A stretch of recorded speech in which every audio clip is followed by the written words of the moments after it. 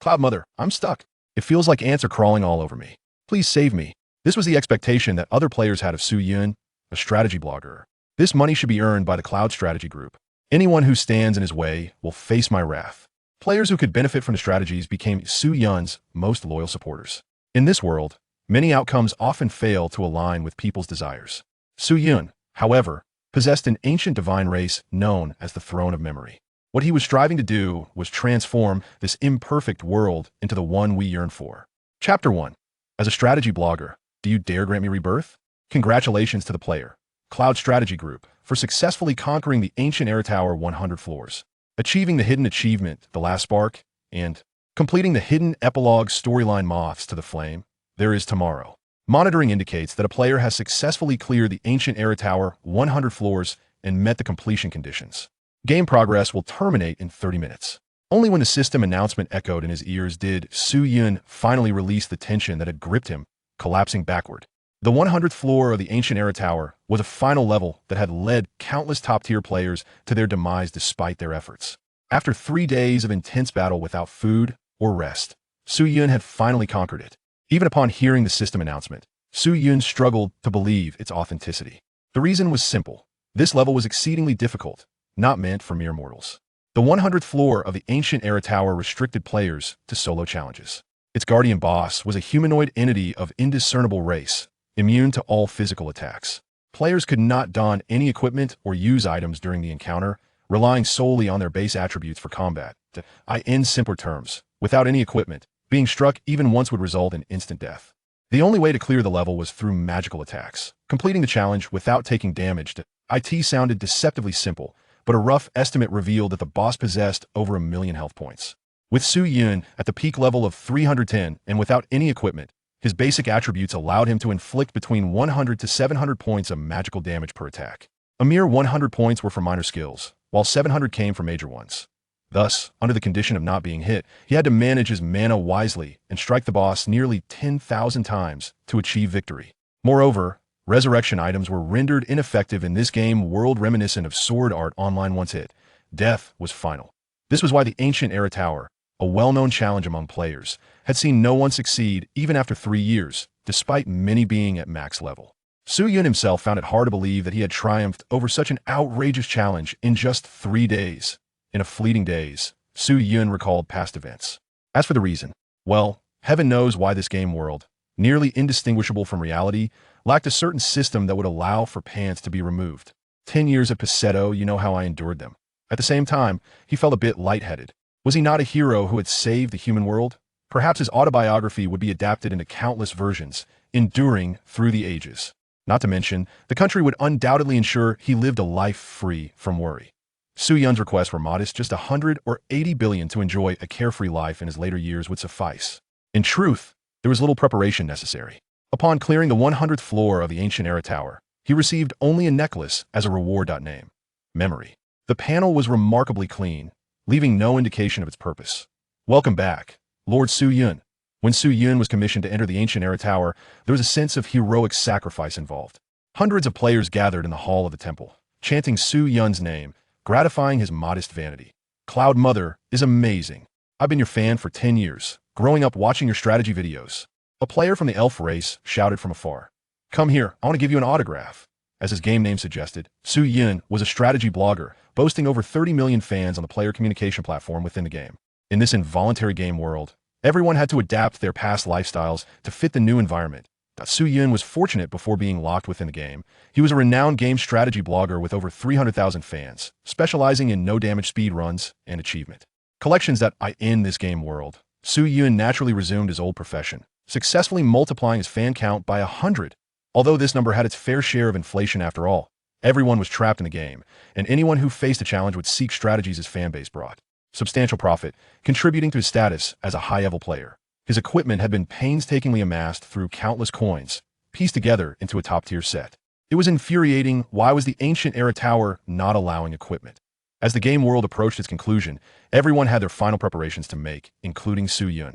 As the countdown to the end of the game reached the final 5 minutes, Su Yun finally extricated himself from the throng of enthusiastic players and found solace in the rendezvous spot outside the first main city, Lannosley, known as the Serene Forest. There, a fair maiden awaited him. Congratulations, I did not fail you. Beneath a towering tree, a stunning woman in a pure white gown stood quietly. This woman was Su Yun's girlfriend. Lu Qingchu.it was at her persistent urging that Su Yun had dared to venture into the ancient era tower for a challenge. Now, Su Yun had come to fulfill that promise. With open arms, he awaited a tender kiss from the maiden. Wasn't this how it was portrayed in the movies? As Su Yun envisioned, Lu Qingchu lowered her head and slowly approached him. To set the mood, Su Yun dutifully closed his eyes. What a winner in life he was. 98789. 3878 poisoned. To Su Yun's shock, the anticipated loving kiss was replaced by a dagger plunging into his chest. Having just conquered the ancient era tower and successfully cleared the game, Su Yun was unarmed, not even possessing items in his bag to prevent the tower from consuming his equipment. Over 100,000 damage points wiped out 4/5 of his health in an instant. What are you doing? Su Yun stumbled back, incredulously staring at Lu Qingchu. This gaze revealed the depths of his despair, that he was not alone. With Lu Qingchu, 4 fully equipped players lurked in the surrounding forest. What do you think? Who would have thought that you would actually clear the ancient era tower when I sent you to your doom? It was not Lu Qingchu who responded, but a man. Wang Zhaosu. Su Yun's eyes widened in rage. Encountering an enemy brought forth a fierce fury. Yet, reality was often harsh, and ideals were but a mirage. 3967 poison. 3765 poisoned. The dagger Lu Qingchu plunged into Su Yun's chest was imbued with a toxic effect. Every 15 seconds, the poison damage would be calculated. Without any equipment, Su Yun relied solely on his basic attributes, possessing less than 130,000 health, rendering him incapable of enduring many rounds of poison damage. It seemed as though he was destined to collapse in the final minute before the game concluded. Having successfully navigated the challenges of the ancient era tower, the game world was on the verge of ending, yet he found himself dying at the last critical moment. How could he accept such a fate? I'm sorry. Not far ahead, Lu Qingchu kept her head down, murmuring words that only she could hear. Why? Give me a reason. Su Yun posed his final question. Why? 3 years ago, it was I who orchestrated Lu Qingchu's approach to you, all for the purpose of ensuring your demise. Who would have thought you would be so difficult to kill? After 3 years, I finally secured this opportunity. Over these years, you have obliterated more than 30 of my resurrection items. Do you have any idea how much I wish for your death? It was Wang Zhaoxiu who responded to Su Yun. However, despite Su Yun being on the brink of defeat, the 4 encircling him, including Wang Zhaoxiu, dared not make a move. Su Yun had instilled fear in them. They were acutely aware that even without any equipment, he still posed a risk. Through Lu Qingchu, Wang Zhaoxiu understood that with Su Yun's basic attributes, the poison and bleed effects would be sufficient to extinguish his life, making any risk unnecessary to In fact, he silently prayed that Su Yun would not retaliate. He did not wish to be killed by Su Yun one last time. That in the game world, devoid of rules, human nature faced a profound trial. An item, a boss, could ignite a massive conflict among players and guilds. Thus, the animosity between Su Yun and Wang Zhaoxiu was born. What a stroke of misfortune. 3 years ago, Lu Qingchu's approach had been orchestrated by Wang Zhaoxiu. Why did Lu Qingchu heed Wang Zhaoxiu's commands? What was their relationship? Su Yun felt a deep sense of injustice. But what was the use of his discontent? In life, when has there ever been a chance for a do-over? As Su Yun succumbed to despair, his peripheral vision caught sight of a solitary figure not far away. It appeared to be a woman, her features obscured. All he could discern was her long hair, fluttering in the breeze. As he glanced at her, she too was gazing back at him. In that moment, time seemed to thicken, and Su Yun found it difficult to articulate what he perceived and felt. For that woman was extraordinary. How to describe her? Unblemished by the mundane. If he were to draw a conclusion based on his experiences of uncovering numerous hidden plots, Su Yun was certain she was not a player, but rather a non-player character NPC. Why was she there? Who was she? A hidden NPC from the tranquil forest? Hey, what are you looking at? Su Yun's peculiar behavior quickly provoked Wang Zhaoxiu, who couldn't help but shout. This was absurd. He still needed to kill Su Yun. So could he not take this seriously? Yet, Su Yun had no time to heed him. Under Su Yun's gaze, the woman slowly raised a hand toward the sky. Her light, airy gesture seemed to be a greeting to Su Yun. Game progress ending, merging with the real world. Suddenly, a system announcement reverberated through the air, not only audible to Su Yun and Wang Zhaoxiu, but to players scattered across the globe in the game world. What did merging with the real world mean? Was something amiss? Before players could ponder the implications, the heavens suddenly split open, tearing the sky into disarray. From those rifts, countless humanoid beings emerged, shimmering with an uncanny aura. Any player who had encountered the floor 100 boss of the ancient era tower would recognize that these beings were indeed the bosses from that level. There were so many that they were beyond counting, a deluge descending upon them. Without granting players a moment to contemplate, these terrifying entities launched an unrelenting massacre. Though this was not a trial within the Ancient Era Tower, it retained certain characteristics immune to physical attacks, and their strikes wholly disregarded player equipment. Effects. In the face of such overwhelming slaughter, resistance became futile. In the end, Su Yun witnessed with his own eyes as Wang Xiaoshu and Lu Qingchu were torn asunder, their bodies dissolving into starlight. This was the epitome of death. Even resurrection items proved ineffective. Then, a tide of humanoid beings surged toward Su Yun like a dark cloud engulfing a city. Yet, at that moment, time began to slow, as if an omnipotent deity had pressed the pause button on the world. In a daze, Su Yun was jolted awake. Cold sweat drenched his back. The recent terror of death left him gasping for breath. After a long while, Su Yun regained his composure amid the chaos. He had not died. What just transpired? Had the bosses from the 100th floor of the Ancient Era Tower emerged to slay the players? Did the end of the game signify that all players were to be killed?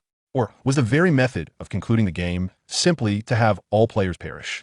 After what felt like an eternity, Su Yun instinctively scanned his surroundings, only to discover he was lying in bed, surrounded by a familiar scene. He was all too familiar with this place. It was his rented apartment before entering the game. The game progression had ended. Was he dead or alive? A tremendous surprise washed over Su Yun. Fortune smiled upon him, sparing him from death.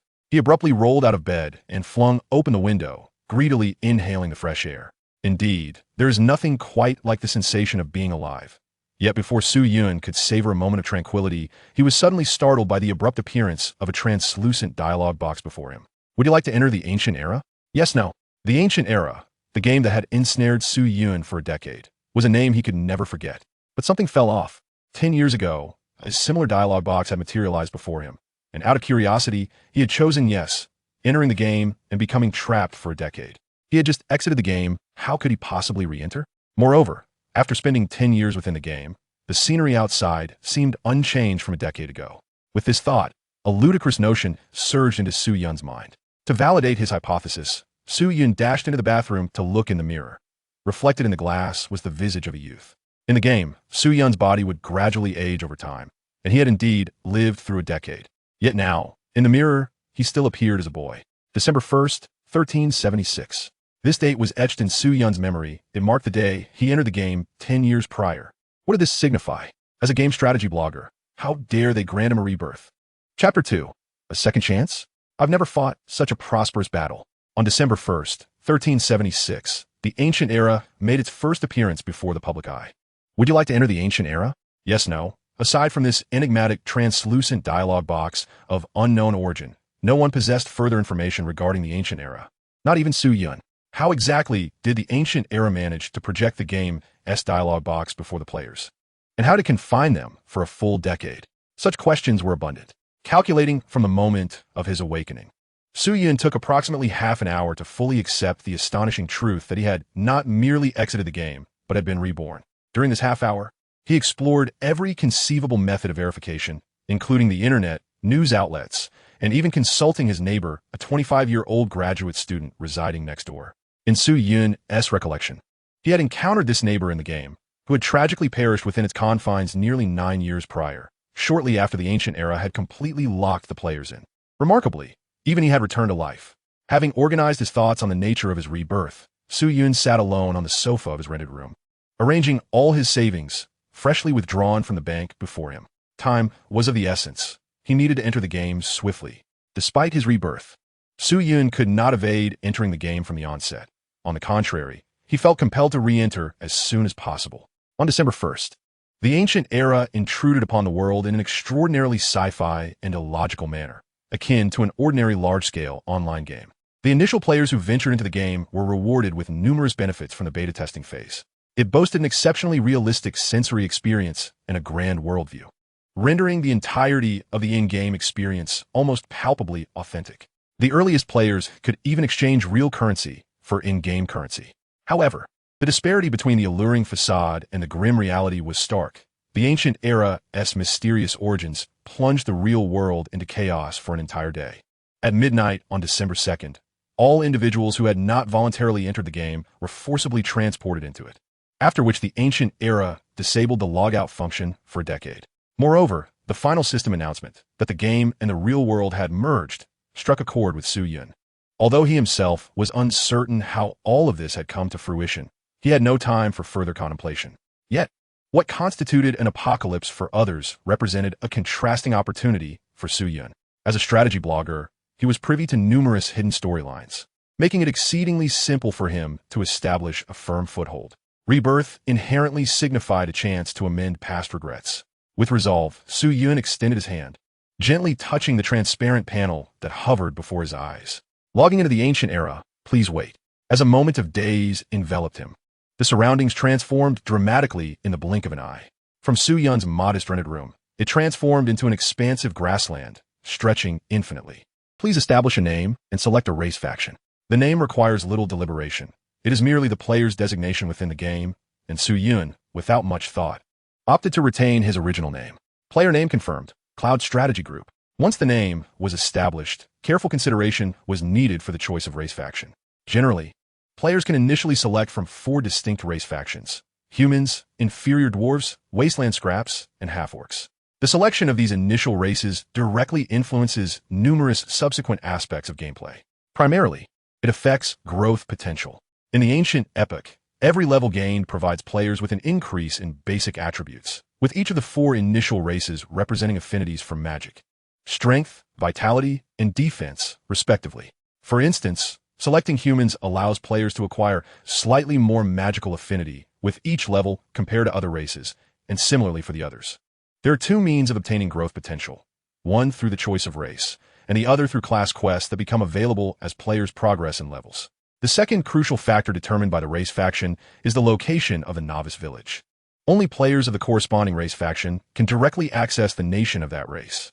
However, there are alternative choices for the initial race faction, albeit at a cost, which is a benefit reserved for players who actively engage with the game on its first day. Detected player, Cloud Strategy Group, possesses currency. Would you like to exchange? Yes, no. Exchange successful. 137, 632, successfully converted to 377 wasteland coins. Upon receiving the notification of a successful exchange, Soo-Yun felt a pang of anguish. This was all his wealth, nearly 140,000, now reduced to a mere 377 wasteland coins. The conversion rate stood at 100 real currency for 1 wasteland coin. Within the ancient epoch, the currency hierarchy is as follows: 1,000 wasteland coins for 1 iron coin, 1,000 iron coins for 1 copper coin, 1,000 copper coins for 1 silver coin, and 1,000 silver coins for 1 gold coin. The gold coin is the most universally accepted currency among players. There exists a further tier of currency. 1 million gold coins can be exchanged for 1 ancient dragon scale. The ancient dragon scale cannot be exchanged for other currencies.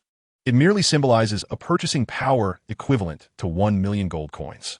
However, few would be foolish enough to use an ancient dragon scale for transactions, as its true value lies not in its purchasing power, but in the basic attributes it enhances simply by possessing it, along with a chance of additional attribute growth upon leveling up.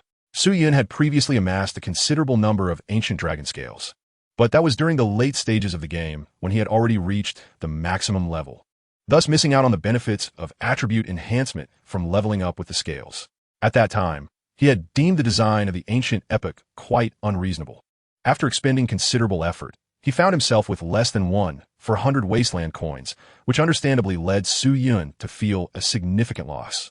Unfortunately, time was limited, and he had no further means to amass wealth. One might consider engaging in online lending, as the obligation to repay seems non-existent. However, the process is rather cumbersome. Soo-Yun had been trapped in the gaming world for a decade, lacking the necessary skills to navigate it, and he could certainly earn more in the time spent playing. With 1377 wasteland coins at his disposal, he was well equipped to fulfill his ambitions. Would you like to use 100 wasteland coins to refresh 1 race faction option? Currently available free refreshes: 3, yes, no. Refresh successful, consuming 100 wasteland coins, redeeming 1 free refresh. Available race faction: inferior elf race, strength 1, sharpness 2, magic affinity 1. Note: every 100 refreshes will update the selection limit. Current progress: 1100. A stroke of fortune. This was precisely what Soo-Yun desired. Although merely an inferior elf, the ability to select the elven realm immediately at the game's onset was of paramount importance. In his previous life, the elf race was affectionately dubbed Mother, as they perpetually provided players with an unending array of quests, Choosing the Elven faction territory at the outset was tantamount to securing an early advantage. The strength of the elf race was not of immediate concern. What mattered was the opportunity to reselect the race faction later in the game, a rare boon for players. This fortunate turn of events had spared Su Yun considerable expense, and with the remaining 1377 Wasteland coins, he could afford a more comfortable early game experience. Previously, Su Yun had been reluctant to invest all his resources into the game, yet now, equipped with a substantial sum, he felt more confident. Do you confirm the race faction, inferior elf race, belonging to the elf race? Yes, no. Su Yun contemplated whether selecting the elf race as his birthplace was indeed the optimal choice. Should he refresh twice more to exhaust his free attempts in hopes of landing on the Night Elf branch? With this thought lingering, he instinctively glanced at his inventory, calculating his available funds. Remaining assets, 15 ancient dragon scales, 236,579 gold coins, 987 radiant silver coins expand. Hu Yun, at a mere glance, he almost doubted his own sight. Hastily, he rubbed his eyes and looked again. Remaining assets, 15 ancient dragon scales, 236,579 gold coins, 987 radiant silver coins expand. Su Yun was utterly astonished. He had not misread the figures. The amount of currency was indeed staggering. It looked all too familiar. During his conquest of the ancient epic tower, Su Yun had emptied his inventory, leaving only the remaining wealth that could not be removed. What he now beheld was the very sum he had retained from that endeavor. How could this be? Could the currency have accompanied him in his reincarnation? It felt as though the ancient epic had granted him a second chance. This unexpected windfall left Su Yun bewildered, yet simultaneously, a bold idea began to take root in his mind. Given his substantial funds, was it not plausible for him to maximize the race faction refreshes? After all, every 100 refreshes would elevate the selection limit. If he were to fully refresh, what initial race might emerge? Su Yun shuddered at the thought. Excluding the ancient dragon scales, he still possessed over 36 million gold coins. Converted to real currency, how much would that amount to? An astronomical figure, indeed. It would likely take the world's wealthiest individual another 1,000 or 1,800 years to merely catch up to a fraction of his fortune. Such a scenario was unprecedented for Su Yun. When had he ever engaged in such a prosperous venture? Chapter 3. The Ancient God-Level Race. Refresh successful, consuming 100 Wasteland coins. Selectable race faction, Night Elf, Strength 2, Sharpness 2, Magic Affinity 2. Note, every 100 refreshes will update the selection limit. Current progress, 28100. After refreshing 27 times consecutively, Su Yun finally encountered the Night Elf faction among the various races. Fortunately, his abundant funds allowed for such extravagance. Otherwise, 1377 Wasteland coins would have been insufficient for his indulgence. However, the Night Elf faction failed to pique Su Yun's interest, as he remained oblivious to the potential races that might materialize if he fully refreshed the initial race factions. As the adage goes, practice is the sole criterion for testing truth. Action speaks louder than words, so he resolved to refresh. Refresh successful, consuming 100 Wasteland coins. Selectable race faction, Wasteland Flesh Dust, Life 4, Defense 2. Note, every 100 refreshes will update the selection limit. Current, 100100. Detected player, Cloud Strategy Group. Refreshing race faction options, 100 times. The selection limit has been updated. Current selectable limit, secondary race. Refresh successful, consuming 100 iron coins. Selectable race faction, Half-Blood Dwarf, Strength 2. Life 2, Defense 4. Note, every 100 refreshes will update the selection limit. Current, 1100, secondary. Upon reaching 100 refreshes, Su Yun did not pause. He clicked once more, causing his coin expenditure to surge from 100 Wasteland coins to 100 iron coins, a staggering increase of 1,000 times. Simultaneously, the growth potential offered escalated from an initial 6 points to 8 points. Refreshing with 100 iron coins, converted to real currency, equated to a staggering 10 million per refresh. How many mines would one need to sustain such lavish spending? If you were to fully refresh the secondary race factions, would that not require 1 billion in real currency? This inflation is indeed severe. In truth, Su Yun had never heard of anyone in his previous life spending exorbitant amounts on refreshing initial races, considering players could reselect their races in the game. Higher races were typically accessible only in the later stages of gameplay. Logically deducing, the Eternal Era likely never intended for players to embark on their journey with higher races, as the advantages they conferred were immense. It seemed the Eternal Era was also concerned with maintaining game balance. However, these considerations were of little consequence to Su Yun at present. He had an abundance of wealth at his disposal. After a brief contemplation, he hastened to squander his riches, for time was limited, and the sooner he entered the game, the more advantageous it would be. Refresh successful, consuming 100 gold coins, selectable race faction, True Dragon Clan, strength 20, life 80. Note, every 100 refreshes will update the selection limit. Current 1100, level 5. Su Yun initially believed that upon reaching the point of consuming gold coins, he had reached the maximum selectable limit offered by the race faction. However, after the 401st refresh, he encountered a level 5 option. Yet the prompt indicated that the refresh limit could still be further elevated. On his first refresh, at level 5, Su Yun was presented with the True Dragon Clan, which provided an impressive growth potential of 100 points. It is noteworthy that prior to his rebirth, Su Yun's last race faction was the Innate Human Clan. Although he was unaware of its corresponding racial faction level, the total growth potential afforded by the Innate Human Clan was merely 46 points, which is less than half that of the True Dragon Clan. This disparity is staggering. Had Su Yun's race faction in his previous life been the True Dragon Clan, he would have surpassed 1 million health even without wearing equipment. Indeed, it is conceivable that the guardian of the 100th floor of the ancient epic tower could not have slain him with a single blow. Furthermore, if the initial race had been the True Dragon Clan, would it imply that he could directly select the territory of the True Dragon Clan in the novice village of his birthplace? The worldview of the ancient epic is vast and incomprehensibly expansive. Not only Su Yun, but no player throughout the entirety of the ancient epic has traversed all the continents in their entirety. In his previous life, Su Yun gleaned only fragments of information about the dragon race from various hidden quest storylines. Firstly, the True Dragon Clan was utterly extinct 50,000 years prior to the game's narrative timeline, and players enter the game more than 50,000 years after the dragon's demise. Within the game, no living dragons are visible, let alone the question of their territories. Su Yun even harbored doubts about whether, upon selecting the True Dragon Clan, he would be born in a location that still harbored remnants of the dragon race, or if he would be the last living embodiment of a fabricated dragon within the entire game world. The former scenario might be manageable. However, the latter would undoubtedly signify a hellish mode of commencement. Nevertheless, Su Yun had no genuine intention of selecting the True Dragon Clan as a starting point. The most fundamental reason being that the True Dragon Clan possessed no affinity for magic. The guardian of the 100th floor of the ancient epic tower was solely reliant on magical attacks, rendering the dragon race, in its presence, no different from a living target. He vividly recalled the harrowing scene when countless guardians erupted from the ancient epic tower to mercilessly slay players. If the annihilation of all players was not the true conclusion of the game, then he must prepare for the resurgence of that very scene. Refresh successful. Consuming 100 gold coins, selectable race faction, Eternal Knight Royalty, Magic Affinity 65, Sharpness 15, Life 20. Note, every 100 refreshes will update the selection limit.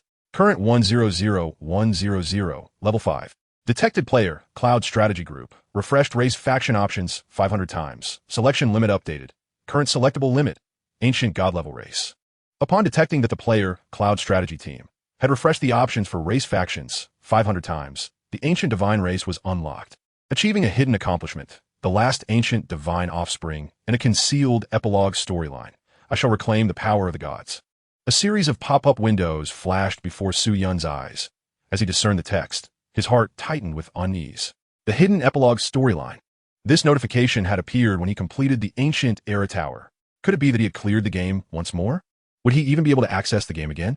Moreover, it required a substantial cost of 10 ancient dragon scales and an item named Memory. It is noteworthy that one ancient dragon scale is worth at least 1,000,000 gold coins. Who, aside from Su Yun, a player who had already completed the game, could afford such an expense? Furthermore, was that Memory not somewhat familiar? It seemed to be the reward obtained upon clearing the Ancient Era Tower. Had that Memory been reborn alongside him? It made sense. If the currency had been reborn, then the item might have followed suit. Yet, something felt amiss. Did this not imply that one must have cleared the 100th floor of the Ancient Era Tower at least once to qualify for unlocking this Ancient Divine race? Consume 10 Ancient Dragon Scales, Memory, Selectable Race Faction, Throne of Memory, Unique, Magic Affinity, 100 Strength, 100 Sharpness, 100 Defense, 100 Life, 100, 12,345. 500. An astounding 500 points of growth potential. It was exceptionally powerful in every conceivable aspect. Do you confirm the race faction, throne of memory, belonging to the ancient divine race? Yes, no. Race faction confirmed. Ancient divine race. Chapter 4. The ancient divine race is quite a scam. Race faction has been confirmed. Ancient divine race. Please select birthplace. As Su Yun selected the ancient divine race, the game pop-up finally progressed to the next step, selecting a birthplace. However, something was amiss. After choosing the race faction, the next step should have been selecting the initial template talent, not the birthplace. In his previous life, Su Yun had entered the game and directly selected the human race faction, and the initial template talent he drew was instant magic. The effect provided by instant magic was that all basic spells required no casting time, allowing Su Yun to accomplish numerous challenging feats and ultimately succeed in clearing the 100th floor of the ancient era tower, with instant magic playing a crucial role. Initially, Su Yun had even calculated the timing of his first entry into the game, aiming to minimize variables to ensure he could precisely draw that talent once more. Eventually, he discovered that he had an abundance of currency, which alleviated his urgency. What was the current situation? Had the ancient divine race consumed his initial talent? Upon contemplating this, Su Yun couldn't help but feel a surge of frustration. Had it not been for the innate talent of instant casting, he would have faced the arduous task of completely overhauling his operational habits. The game system had bypassed the initial talent template extraction, leaving Su Yun with little recourse but to hope that the ancient god-level race would bestow upon him some novel surprises. Or perhaps that the talent template of instant casting would accompany him in this rebirth. In the midst of his brief musings, a colossal projection of a map materialized before his eyes. A cursory estimation revealed that, compared to the game map from the Eternal Era etched in his memory, it was at least tenfold larger. In his previous life, players had the ability to view the game map, albeit with restrictions. Only the areas they had personally traversed would be illuminated on the map. Moreover, only by illuminating the map could they add players from that region as friends. Su Yun, in his pursuit of strategy, had tirelessly roamed the map, visiting countless locales. Yet in retrospect, it seemed that the areas he had illuminated constituted merely 1/10 of the entire game map. But wait, was what he now beheld the complete map? Just how expansive was the game world of the Eternal Era? And why was he capable of perceiving such a vast expanse? Did this imply that he could choose any location on the map as his birthplace? Did the ancient god race lack a designated origin? It was worth noting that, within the game's lore, the dragon race had been extinct for 50,000 years, and Su Yun had never even heard of the ancient god race. The hidden achievements spoke of the last remnants of the ancient gods, making it reasonable that he could not find any kin.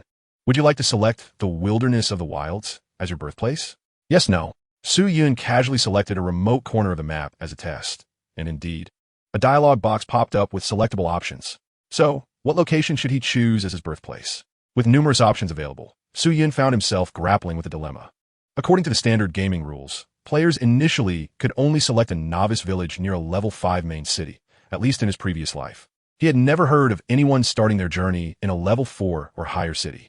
Now that he had unlocked the vast map, his choices were significantly broadened, and he was acutely aware of the locations of several high-level main cities, such as the final level 1 main city, on Aosli. However, he had no desire to select these elevated main cities. The reason was simple. From level 4 onwards, the surrounding monsters began at a minimum of level 60, posing an insurmountable challenge for a player just entering the game at level 1. He might as well go to sleep. If he were to choose a level 1 main city as his novice village, there was no doubt that he could spend an entire year without defeating any of the wandering low-level monsters in the vicinity. After a brief period of contemplation, Su Yun ultimately decided on the territory of the elves, as they were the race with the most quests, and he had long since memorized the myriad of convoluted hidden tasks associated with them. Some benefits were simply too good to pass up. Would you like to select the colorful Illusion Forest as your birthplace? Yes, no. Selection confirmed. Please wait. In the vibrant and enchanting realm of the 7-colored Phantom Forest, a territory belonging to the elven race, there exists a faction of night elves. As a brilliant white light enveloped the expansive grassland along with Su Yun, he found himself, after a fleeting moment of disorientation, amidst a dense forest. The air was rich with the fragrance of moist earth, intermingled with a subtle, acidic scent of decaying vegetation. Beneath his feet lay a carpet of scattered leaves, soft and yielding, as if one might easily sink into the ground with a careless step. Without further ado, Su Yun was far more acquainted with this vibrant forest than he was with his own living room. My goodness, is this still a game? It feels overwhelmingly real. Even a pinch causes genuine pain. Dear friend, pain is certainly not a pleasant experience. I would advise you to lower your sensitivity to discomfort. Should you inadvertently receive a cut, you might faint from the pain. Oh, did you all come here after reading about it online, thinking that the Eternal Epic is merely a game? Indeed, how could one resist exploring such a novel experience? Have you pondered how this game operates? Is it reliant on stimulating brainwaves? Who knows? In any case, it's free. I'm treating this like a vacation. Did you also emerge as a night elf using a free trial? Surely, none of you paid for it, right? You spent 30 nul. Goodness, a wealthy individual. You dare to invest such a hefty sum in an obscure game? Aren't you afraid it might vanish? For a game this realistic, it seems reasonable to spend a little money if it persists in the future. I often splurge in games without keeping track of expenses. Wow, please allow me to cling to your coattails. Oh, affluent one. By the way, what talents did you refresh? Care to share? Do you possess any sense of boundaries? Asking about someone's talents right off the bat is rather presumptuous. Have you noticed how astonishingly realistic everything in this game is, yet for some reason, one cannot remove their trousers? Behold, the original members of the No Pants faction. In my past life, even as Su Yun faced the tower of the Eternal Epic, players were still perplexed as to why one couldn't shed their trousers. Well, Su Yun, too, wished to unravel this mystery. Observing the throng of players engaged in casual conversation around him, he couldn't help but shake his head discreetly. After today, the Eternal Epic would no longer be merely a game. Disregarding the other players still basking in novelty, Su Yun made his way through the crowd toward the gathering of night elves in the distance. Along the way, he took a moment to open his personal panel, ensuring he had not overlooked any vital details. Attribute panel. Name, Cloud Strategy Group. Level, 1 experience points, 0, novice. Race faction, Ancient God Race, Memory Throne. Unique, current adaptation, Night Elf, Ancient God level. Template talent, Memory Throne. Unique, current inherited template talent. None can inherit 0-3, Ancient God level. Class, none. Health points, 11, growth potential, 100 inherited from Memory Throne. Currently lacks memory, unable to possess health points. Feng Rue, 100, growth quality, 100 inheritance of the Throne of Memory. Agility, 30, critical hit rate, 30, critical hit effect, 130, evasion, 30, affiliated with the Throne of Memory. Strength, 112, growth quality, 100 inheritance of the Throne of Memory. Armor penetration, 20, magic resistance penetration, 20, physical resistance penetration, 20, affiliated with the Throne of Memory. Magic affinity, 214, growth quality, 100 inheritance of the Throne of Memory. Magic hit effect, 120, magic strength, 120, affiliated with the Throne of Memory. Mana, 1000, mana recovery efficiency, 200, affiliated with the Throne of Memory. Defense, 207, growth quality, 100 inheritance of the Throne of Memory. Physical resistance, 20, magic resistance, 20, effect resistance, 20, affiliated with the Throne of Memory. Free attributes, 0, 10 free attribute points can be obtained with each level up. Memory from 0-3 can transform into mythic quality memory. Unique. Equipment, 1, Ethereal Blade of Orchid, equipment restriction, level 310, equipment effect, inflicts poison damage upon hit, causing a loss of 5 health from the target's maximum life every 15 seconds. Non-stacking. Affected by magic resistance and defense, cannot be equipped. Throne of Memory restriction. Quality, demigod 8 stars. 2, Beginner's Longbow, equipment restriction, level 1. Equipment effect, none, cannot be equipped. Throne of Memory restriction. Quality, beginner 1 star. 3, Beginner's Chestplate, equipment restriction, level 1. Equipment effect, armor 1. Cannot be equipped. Throne of Memory restriction. Quality, beginner 1 star. Expand the remaining 3 items. Expand.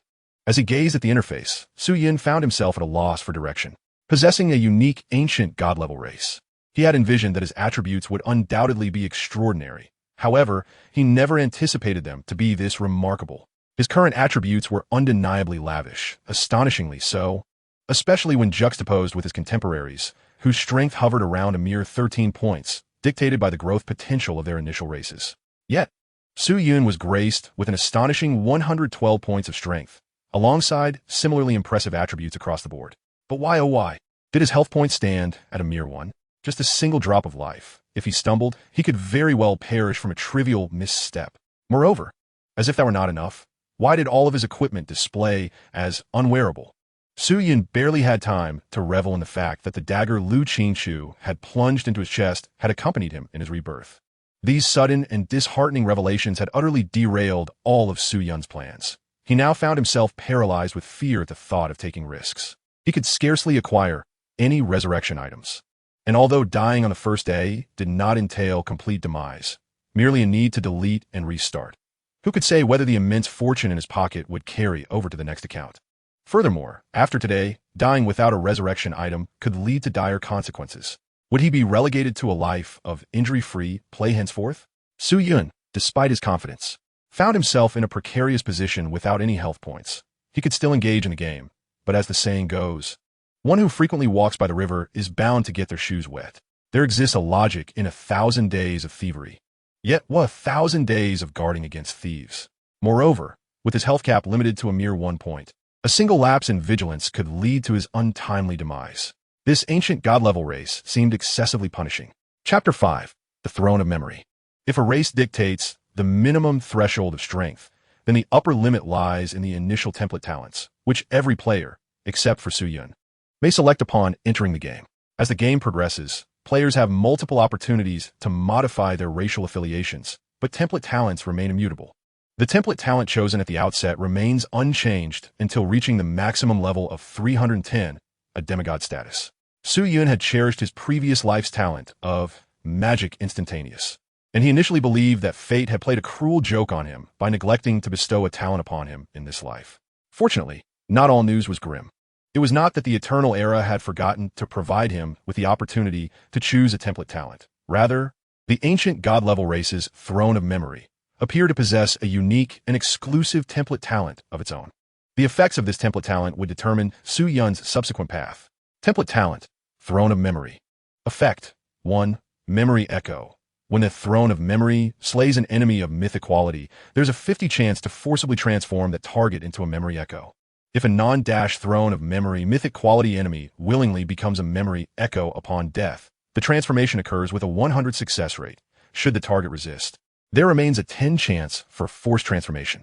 The health cap of the ancient god race's Throne of Memory will encompass the total health cap of all memory echoes. While any memory echo exists, the Throne of Memory cannot be vanquished with its health reduced only to a minimum of 1 point.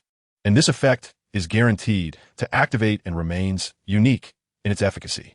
When the unique effect is in play, no other effects that would influence its activation will take effect. Should a memory echo perish while the Throne of Memory survives, any kill effects aimed at the memory echo become nullified, preserving 1 health point, which cannot be further diminished. When a memory echo is subjected to lethal effects that ignore health thresholds, there exists a 50 chance to disregard that effect and the associated damage, if triggered. This effect is guaranteed to activate and remains unique. Should it fail to negate the effect, the memory echo will require a day to resurrect after its demise. The maximum number of memory echoes is determined by the level of the Throne of Memory. As its level increases, so too does the number of allowable memory echoes. Memory echoes will share the growth potential of the Throne of Memory, disregarding any limitations on their own potential. While possessing memory echoes, the Throne of Memory can continuously expend mana to ensure that all attributes, other than health, are shared among all memory echoes in accordance with the total of those attributes. Until the mana is exhausted, the levels of the memory echoes may be freely elevated and will simultaneously rise in tandem with the level of the Throne of Memory, remaining at least equivalent to that level. Current memory echoes, 0-3. 2. Memory Servants. Upon vanquishing an adversarial target, there exists an 80 probability of forcibly converting it into a memory servant. There is no upper limit to the number of memory servants. Yet their actions necessitate the consumption of mana from the Throne of Memory. When the mana of the Throne of Memory is depleted, the summoning of memory servants for combat becomes impossible, as does the continued conversion of new memory servants. The maximum health of a memory servant is at least 50 of the highest maximum health of existing memory servants. If a memory servant's maximum health exceeds this threshold, it remains unchanged. Conversely, if it is below, its maximum health is increased to 50 of the highest maximum health of existing memory servants. Should a memory servant be slain, it requires 1 day to resurrect. The level of the memory servants will rise in tandem with the level of the Throne of Memory, being at least equivalent to it. Current memory servants, 0-3, Remnants of the Past. The Throne of Memory possesses all items held. It can retain memories of 3 items, increasing with level, once per day. When an item's attributes are altered, one may consume a memory retention instance to reacquire that item, with the new item being selectable to operate independently from the original. 4. The Throne. The Throne of Memory can inherit up to 3 template talents freely as its own, with the inherited talents being interchangeable at any time, though a maximum of 3 can be retained.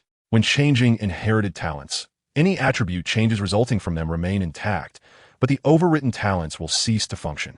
The Throne of Memory may also inherit up to 6 equipment effects, which can be freely swapped, yet a maximum of 6 can be maintained. 5. The Scepter of Memory. Any target damaged by the Throne of Memory can have its memories reshaped, incurring true damage equivalent to 100 of the original damage, ignoring any reduction effects. When the Scepter of Memory is triggered, if this damage is lethal, it disregards the target's immortality lock effect. This effect is guaranteed to hit, ensuring a strike without distance limitations, is certain to take effect, and is exclusive. The Scepter of Memory may be reused on the same target a maximum of 3 times per day, with an overall daily usage limit of 6 times. 6. Pride of the Ancient Gods. The Throne of Memory is unable to don any equipment of lesser quality than Divine Grade. However, any equipment belonging to the Throne of Memory may be freely bestowed upon any memory servant. Equipment items belonging to the memory servants are similarly regarded as possessions of the Throne of Memory. Level: Ancient God Grade, Unique. Upgradable, Upgrade Requirements. Any race reputation, 10 million. Note: the last ember of the gods will reclaim their dominion to illuminate the shroud of eternal night. In a moment of haste, it wasn't until Su Yun perused the intricate effects and attributes of the racial talent, the Throne of Memory, that he realized the folly of his previous impulsiveness. The capabilities presented were so extraordinary, they transcended mere auxiliary enhancements. Is this truly the singular template talent of Ancient God Grade? If Su Yun were to achieve level 310 demigod status while possessing the Throne of Memory, he would even have the confidence to triumph over the 100th floor of the ancient epic tower. At this moment, Su Yun was suddenly engulfed by an intense sensation, as if a great fire had ignited within his chest. It became evident that his plans required significant alterations. However, these modifications were essential to fully harness the extraordinary effects of the Throne of Memories. This meant that he must first seek out at least 3 memories. Yet, where could these memories be found? Those of mythical caliber were far beyond Su Yun's current level of engagement, with a mere drop of blood remaining. Even if he were to convert his potential for health into several thousand drops, he would still be unable to withstand even a breath from such formidable foes. Moreover, he was unable to don any equipment. What then constituted divine grade gear? Su Yun had only ever glimpsed demigod-level equipment at best. Reflecting upon his current advantages and disadvantages, Su Yun could not help but feel daunted by the path ahead. Nonetheless, it was not entirely devoid of possibilities. He ventured to the gathering place of the night elf race, addressing several tall male night elves clad in animal hides. Su Yun's choice of the 7-colored illusionary forest as his birthplace stemmed not only from the abundance of quests typical of the elf race, but also from a crucial factor. Players who chose the Night Elf as their origin would initially receive a main quest set at nightmarish difficulty. In general, quests available to players were categorized into 3 types: main quests, side quests, and hidden quests. Each type was further distinguished by difficulty and star rating. The difficulties ranged from ordinary to elite, challenging, extremely difficult, hellish, nightmarish, and impossible, with the star rating capped at 120 stars. The specifications regarding the difficulty of a quest were not fixed. Rather, the lower the player's level upon accepting the quest, the higher the stipulated difficulty would be. Furthermore, all quests were bound by time limits. Even if players did not engage with the storyline, it would progress automatically. Should the time limit expire without completion, most quests would result in failure, and those that did not would see a significant reduction in difficulty and rewards, thus balancing the experience for a level 1 player accepting a quest versus a level 100 player attempting to complete it. The peculiar aspect of players possessing the identity of mercenaries was one of the few inexplicable anomalies within the ancient epic of this game. Given the passage of time, if Su Yun recalled correctly, this main quest should present an initial challenge of nightmarish 7-star difficulty for players entering the novice village. Logically, it would be impossible for players at this stage to aid the Night Elves in successfully completing it, as the strength of their adversaries vastly surpassed that of newly minted players. Of course, failure in this endeavor was not catastrophic. It merely meant that players in the 7-colored illusionary forest would lack the protection of the main city compared to others. However, this did not apply to Su Yun, for he possessed knowledge of how to accomplish the quest without taking damage, complete it swiftly, gather all collectibles, and achieve the highest rating. Yet, with only a drop of blood remaining, many of these ambitions remained unfulfilled, necessitating preliminary preparations. Of course, what would you like to exchange? Name, Feli. Race, Night Elf. Level, 30, Novice. Class, Archer. Relationship, Friendly. I wish to exchange some totems of resurrection. These totems serve as items that can negate death when a player perishes, making them a true currency among players. Each player can carry a maximum of 3 totems at any given time, with each one representing a life. Su Yun is genuinely concerned that he might succumb before locating each zone. Thus, he must first secure 3 totems before contemplating his next moves. You wish to exchange a totem of resurrection? Are you aware of its value? What do you intend to offer in return? Philly furrowed his brow, his tone tinged with displeasure. In the ancient epic, players without a totem faced certain death. Thus, the value of these totems is even more significant than that of the players themselves. It is not merely Su Yun asking for one. Even a single totem is priceless. No one would willingly trade a totem to players without undergoing a series of arduous quests or establishing a close rapport with certain individuals. At the game's inception, these totems were among the most elusive items to acquire. Aside from the 3 totems bestowed upon each player when the game locks at midnight, acquiring additional totems would necessitate diligently completing quests. However, at present, Su Yun is affluent enough that he does not need to ponder such matters. Is this sufficient for a trade? Su Yun produced a golden coin from his inventory. Philly. With a mere flick of his hand, Philly let out a loud exclamation and soared into the air. This action drew the attention of surrounding players. Yet at this moment, Su Yun had already clenched the coin firmly in his palm. You know I wish to avoid trouble, Su Yun remarked, slightly exasperated. My most esteemed friend, please follow me. After a considerable pause, Philly's demeanor underwent a complete transformation, respectfully inviting Su Yun to accompany him. Chapter 6. There is nothing that cannot be resolved with money. Indeed, even if it is a temporary encampment serving as a novice village for players, it is small yet fully equipped. Su Yun followed Philly through numerous twists and turns, navigating past countless tents until they arrived at a grand tent. Fortuitously, Philly was there to guide him. Otherwise, Su Yun, as a player, would have found it quite impossible to reach this place in such a short time. How should one articulate this? Although players are also of the Night Elf race, they are fundamentally different from the true Night Elves. The narrative background indicates that players reside temporarily in the forest of colorful phantoms as mercenaries. The heart of the Night Elf encampment is not a place that players, who currently share merely a friendly rapport, are entitled to enter. Leader, I am Philly, and I have urgent matters to report. Philly stood upright at the entrance, calling out to the vast interior of the tent. Upon receiving a positive response, he graciously parted the tent flap for Su Yun, who did not hesitate to step inside. The interior of the tent appeared somewhat sparse, with the sole occupant being an elderly Night Elf, the chieftain of the Night Elf clan, Taoru. He was also an old acquaintance of Su Yun, though at this moment, Su Yun was familiar with him while he remained oblivious to Su Yun's identity. Who is this? Taoru furrowed his brow slightly upon seeing that Philly had brought an unfamiliar face. He was not unaware of Su Yun's status, but he couldn't fathom why Taoru would bring a mercenary to his tent. Philly. Taoru. At the sound of Su Yun's words, both Philly and Taoru widened their eyes in astonishment. Taoru glanced at Philly with mild surprise, only to find Philly shaking his head vigorously, appearing utterly unaware of the situation. Philly was eager to inquire of Su Yun. Did you not just say you wish to trade for the death totem? Meanwhile, Taoru wished to ask Philly, why are you so indiscreet? How could you divulge our clan's most significant secrets to an outsider so easily? At this point, the relationship between the Night Elves and the players was merely transactional, lacking any semblance of trust. Su Yun found this all too troublesome. His time was limited, and he had no desire to waste effort, which is why he chose to take the back door directly. What options do you have? Taoru, disregarding the reprimand he had intended for Philly, continued along with Su Yun's line of thought. Head east and travel 50 miles beyond the Rainbow Shadow Forest, where a contingent of paladins from the Free Sanctuary is stationed. With their assistance, it should be sufficient to eradicate the threat posed by the Rainbow Divine Tree. Su Yun did not keep them in suspense, stating plainly. However, with his health reduced to a mere drop, he was reluctant to take excessive risks. If the plan proved unfeasible, he would have no choice but to rely on an alternative. What is this alternative? Naturally, it involved spending money. There was nothing that could not be resolved with sufficient funds. If anything remained unresolved, it simply meant that the expenditure had not been ample enough. Su Yun was currently most affluent in gold coins. The Night Elves could hire players to combat the threat of the Rainbow Divine Tree, and he could simply throw money at the problem by hiring regular troops. Absurd. Our Night Elf clan has remained hidden within the Rainbow Illusion Forest for generations to safeguard our homeland from foreign intrusions. How can we permit outsiders to bring forces into the Rainbow Illusion Forest? What difference would that make from inviting wolves into our home?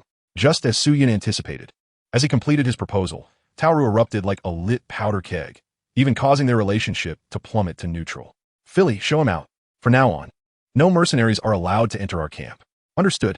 Philly hurriedly moved forward, preparing to escort Su Yun away, genuinely surprised that Su Yun had stirred such a significant debacle. In that critical moment, a coin of exquisite design was tossed from Su Yun's palm, and Taoru instinctively caught it. What purchasing power did a single exquisite coin possess?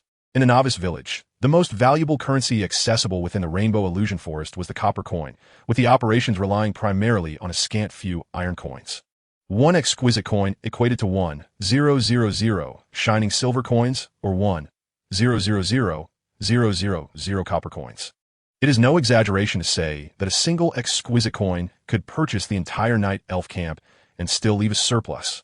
It is hardly surprising that a single gold coin possesses such exaggerated purchasing power in the early stages of the game, which player could possibly afford even one gold coin. Wait. Upon discerning the nature of the item that Su Yun had thrown, Taoru shouted for Philly to halt. A gold coin. This was indeed a golden coin. Was Su Yun's suggestion to hire regular troops truly impractical? Not at all.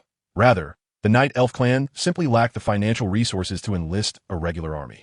It is essential to note that the so-called regular army referred to by Su Yun, the Paladins of the Free Sanctuary, are an established force belonging to the second-tier main city, the Free Sanctuary.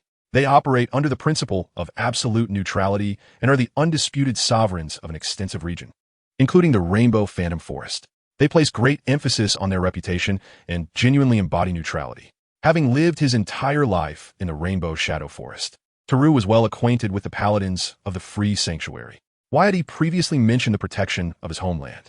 It was merely an excuse born from his inability to afford the services of the Paladins, a desperate attempt to preserve his dignity. Had Taoru possessed the funds, he would have sought the Paladins long ago to invite the Free Sanctuary to eliminate the threat posed by the Rainbow Divine Tree. 3 gold coins should suffice. I shall cover the remaining 2 gold coins as well. I implore clan leader Taoru to set forth immediately. Su Yun, unfazed, produced 2 additional gold coins. Cradled in his palm, before his very eyes, he witnessed the relationship panel displayed to him by Taoru's shift from neutral to friendly, then to intimate, followed by close companionship, ultimately resting at the level of sworn brothers. The nature of the relationship with players directly influenced how they were treated. Beginning from neutrality, the levels ascended to friendly, intimate, close companionship, and sworn brothers, unwavering until death. Conversely, descending levels included hostility, hatred, deep enmity, and a relentless vendetta. Reaching the level of sworn brothers meant that, aside from not being able to compel Taoru to take his own life, Su Yun's request would almost invariably be met with acquiescence. My most esteemed friend, I find myself at a loss for words to express my emotions. It is you. Indeed, you have saved the Night Elf clan. Taoru's eyes brimmed with tears, and he, disregarding any semblance of pride, hurried to Su Yun's side, grasping his hand fervently, expressing his gratitude through a cascade of tears and snot. It is no wonder that Taoru was so emotionally charged. Without the Rainbow Divine Tree, the Night Elf clan was destined for extinction. Su Yun's actions were tantamount to a direct salvation of their race. In the ancient epic, all beings possessed independent personalities and emotions. The primary distinction between them and players lay in their inability to choose to change their racial allegiance. As they spoke, a prompt for accepting a quest finally appeared before Su Yun.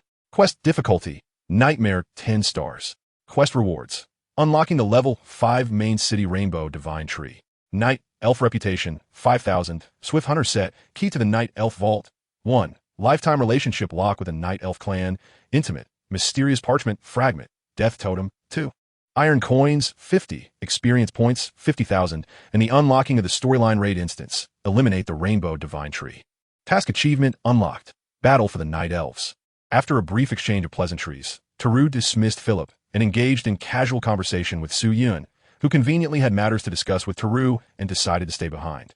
Dear friend, I understand this may seem abrupt, but I must inquire, did you not join us out of desperation? Yet, Why do you possess gold coins? Su Yun was taken aback. When have I ever been in such dire straits? He soon realized that what Teru referred to was likely the narrative background of players as mercenaries. Intrigued by the mention of player backgrounds, he listened intently. Chapter 7. Mastering Magic. In the course of their dialogue, Su Yun pondered how to maximize benefits. He distilled 3 key elements. 1. Flattery. 2. Persuasion. 3. Financial investment.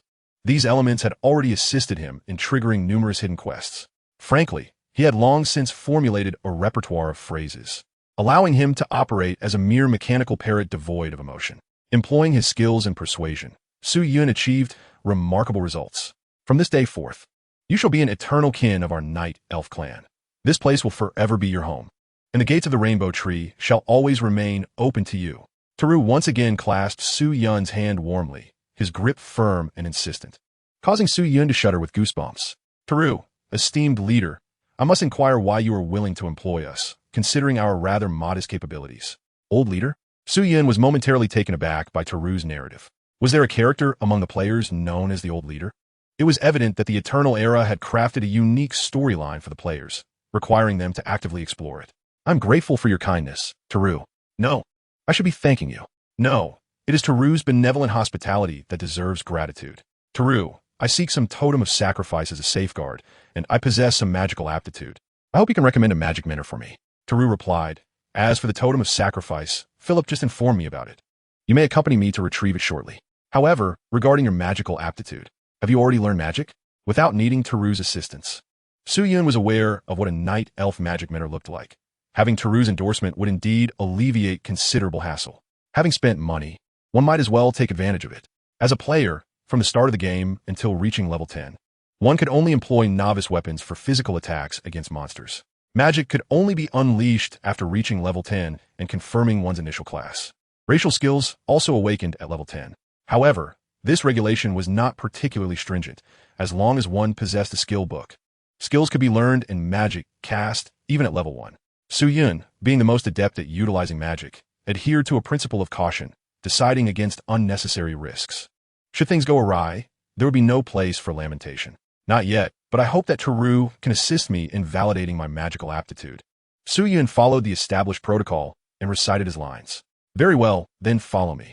Exiting Taoru's tent, Taoru guided Su Yun to meet a wizard of the Night Elf clan. This wizard, of course, was an old friend of Su Yun. Hira, this is our friend. He mentioned to me that he possesses a talent for learning magic. Could you assist him in determining that? Of course, Chief. The profound bond between Chief Taoru and Su Yun brought benefits that extended throughout the Night Elf clan. For instance, at this moment, the Night Elf sorceress Hira did not inquire about the reasons and simply retrieved a crystal ball from her tent, placing it upon a wooden table. Since you wish to learn magic, we must first ascertain your magical affinity. Now, place your hand upon the crystal ball. It will aid you in determining your magical attributes. Without hesitation, Su Yun complied. As Hira had stated, magic is categorized by attributes. Generally, there are 4 types of magical attributes: elemental magic, dark magic, white magic, and chaotic magic. Elemental magic involves the manipulation of fundamental elements, such as fire, water, and lightning. Dark magic typically consists of forbidden techniques, possessing the greatest destructive power, with human mages being the most adept at wielding it. The remaining magical forms are largely classified under chaotic magic, which is the most diverse category. In his past life, as a member of the human faction, Su Yun's magical attributes were categorized within elemental magic, specifically fire and ice. In this life, with the interference of the memory throne, Su Yun was quite curious about how his magical attributes might change. Indeed, they would change. After all, he was the last of the ancient divine race. He hoped there would be no significant disturbances, and fortunately, there were no other players in the heartland of the Night Elves at this moment. 1 second, 2 seconds. As time passed, the crystal ball began to shimmer with twinkling starlight. Red, representing fire magic, and purple, representing lightning magic. Just as Su Yun had anticipated, his magical attributes had indeed transformed. Yet they remained within the realm of elemental magic. Seeing such a result, Su Yun felt a tinge of disappointment. Suddenly, the crystal ball radiated with brilliant light. Even though it was still daytime, with the sun high in the sky, the crystal ball before Su Yun seemed to rise like a radiant sun, a crimson-white light engulfing everything around it. In the player gathering area, as time progressed, the players entering the game had become familiar with the controls. Wielding the longbows gifted by the system, searching for monsters to embark on their journey of leveling up. Is this monster too difficult to kill? With so many of us taking turns shooting arrows, we've barely taken off a sliver of its health after 5 minutes. A small group of 10 or so, armed with novice longbows, took turns shooting at a level 5 beetle. The arrows clanged against the beetle's hard shell, producing a crisp sound. Unfortunately, despite their vigorous efforts, they couldn't even breach the beetle's outer shell. With its armor intact, the beetle naturally proved difficult to damage. This encapsulates the essence of the game, encountering challenges and overcoming them. What to do when unable to pierce the armor? Simply switch to a different target. There is no challenge insurmountable, as long as one is willing to let go. Look, what is that? Players. What has happened? The night elf camp erupted in a cataclysmic explosion. A deafening boom resounded as the last vestige of life flickered away. Only when the crystal sphere shattered beyond repair did the blinding light gradually diminish. Turning back to Tauru and Shira, both of their eyes were bloodshot, scorched by the radiance. Yet they remained wide-eyed in disbelief. What just transpired? A prodigy had emerged, a rare talent in their dark elf lineage. The brilliance emitted by the crystal sphere signified the magical aptitude of the tester. The more intense the light, the greater the magical gift. The luminous display had enveloped the entire dark elf encampment. What could this signify? The sheer intensity of the light had rendered it impossible to discern the specific magical attributes mastered by Su Yun. However, Shira understood that Su Yun possessed elemental magic and an exceptionally high magical talent, which sufficed for her. Chief, do not let him escape. A piercing scream echoed throughout the dark elf camp. Su Yun was taken aback. What do you mean, don't let me escape? He had heard Shira's cry, yet his mind was elsewhere. Achievement unlocked. Introduction to magic. Learned. 1. Awaken Memory Servant. Ancient God Magic. Active skill. The Memory Throne can awaken the slumbering memory servant to fight for it, with effects governed by the Memory Throne talent. Mana cost. Continuous consumption as long as the memory servant acts. When a memory servant exists on the field, additional mana can be consumed to restore any lost health of the memory servant. 2. Memory Eye Spear. Ancient God Magic. Active skill. The Memory Throne can condense a Memory Eye Spear for throwing, dealing true damage equal to one of the maximum health of the target upon impact. This effect can be triggered without needing to hit the target's current position, allowing for a recall of the target's position up to 3 seconds prior. Visible only to the Memory Throne. Mana cost, 15,000 points. 3. Memory Reshape, Ancient God Magic, Active Skill. Mana cost, 0. The recent magical aptitude assessment had granted Su Yun 3 active spells, all of which were ancient god magic he had never even heard of. His heart raced with exhilaration, his hands trembling. Su Yun suddenly realized that his immediate priority, beyond seeking 3 memory servants, was to expand his mana limit. There was considerable room for maneuver here. All the skills of the Memory Throne were fundamentally linked to mana. The initial template talent of the Memory Throne granted Su Yun the right to inherit 3 additional template talents. What did this imply? Su Yun distinctly remembered from his previous life that there existed a player whose initial template talent was infinite mana. If he could locate this player and replicate that template talent, he would be invincible. But where was that person? Chapter 8. Goddess of Vengeance, Seleucia. As the main city remains locked, players are unable to acquire warehouse, and the 3 death totems have reached the limit of what Su Yun can carry in his backpack. Regarding the 3 basic spell books, they consist of Fireball, Lightning Bolt, and Ice Spike, which are fundamental elemental magics. Su Yun had frequently utilized Fireball and Ice Spike in his previous life, becoming rather accustomed to them. On the other hand, Lightning Bolt, being a spell of the lightning attribute, often carries a paralyzing effect, which may prove useful at any moment. Acquiring a plethora of basic spells is largely inconsequential, as they become less relevant in the later stages of the game. Furthermore, Su Yun expended a substantial sum of 600 wasteland coins to purchase 300 potions for restoring mana from Sheila. Despite his initially high mana, the consumption required by skills far exceeds it. When purchasing the mana potions, Sheila earnestly urged Su Yun to remain and learn the art of magic under her guidance. Triggering such a scenario resembles a hidden quest. With sufficient time, his proficiency in spellcasting could be significantly enhanced with Sheila's assistance. However, learning magic from scratch was a daunting task, and Su Yun exerted considerable effort to decline Sheila's generous offer. I am now preparing to set forth for the free sanctuary. Should you have any further requests, feel free to communicate with Philly, as I believe your acquaintances. He can fulfill your needs. After fulfilling Su Yun's request, Chief Taru readied himself to embark towards the free sanctuary. The value of the 3 golden coins was exceedingly extravagant.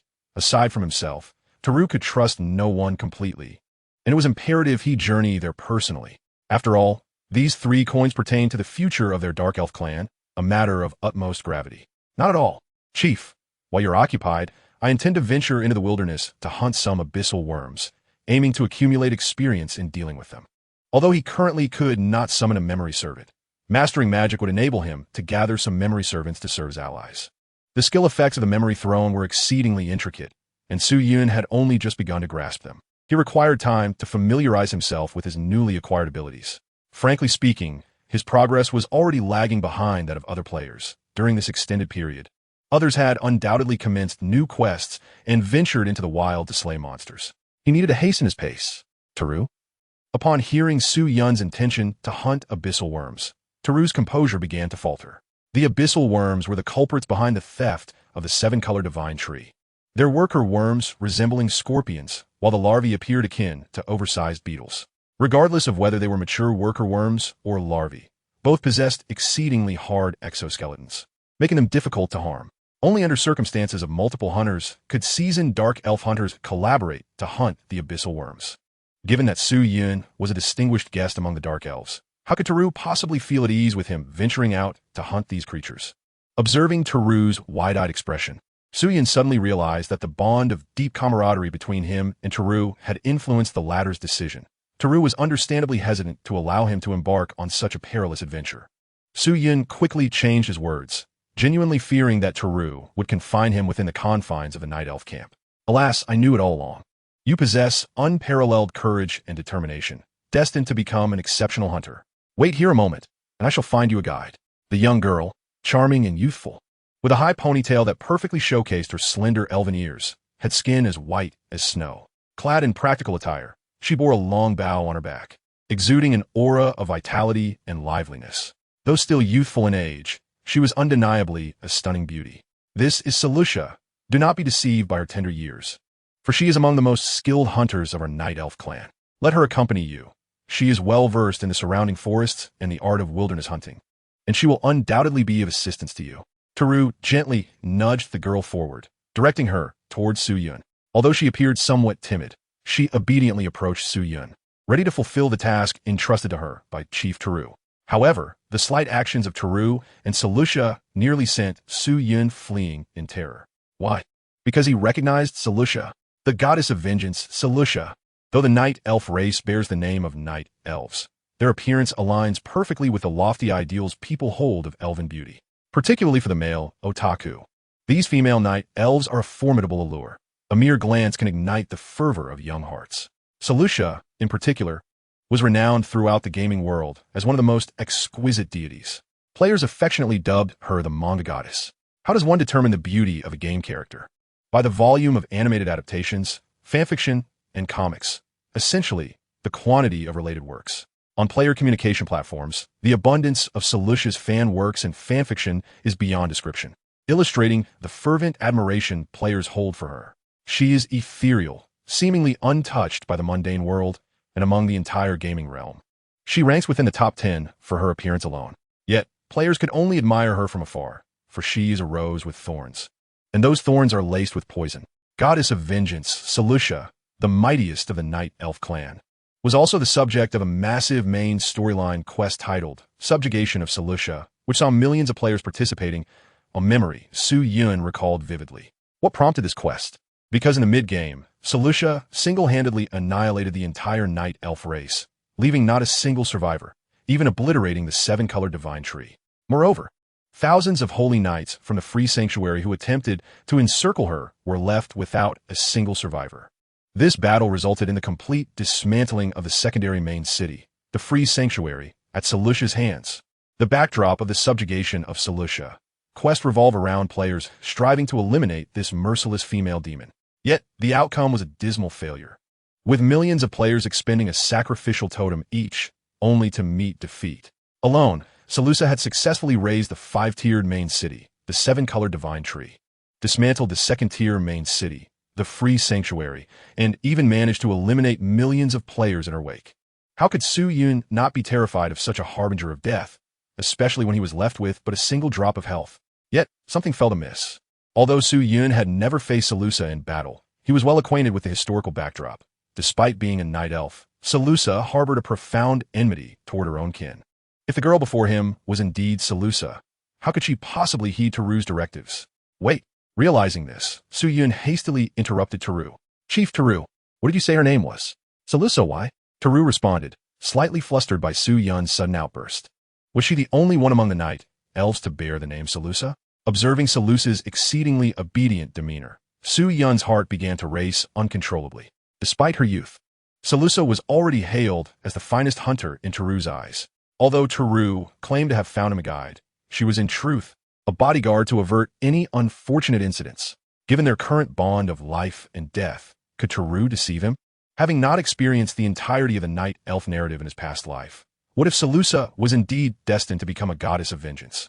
It had not yet completely severed ties with her kin. The more Su Yun pondered, the more exhilarated he became. Salusa, the goddess of vengeance, was undeniably a paragon of mythic quality that had graced the seven-colored illusionary forest. If he could transform Salusa into a memory, it would be an unparalleled leap forward.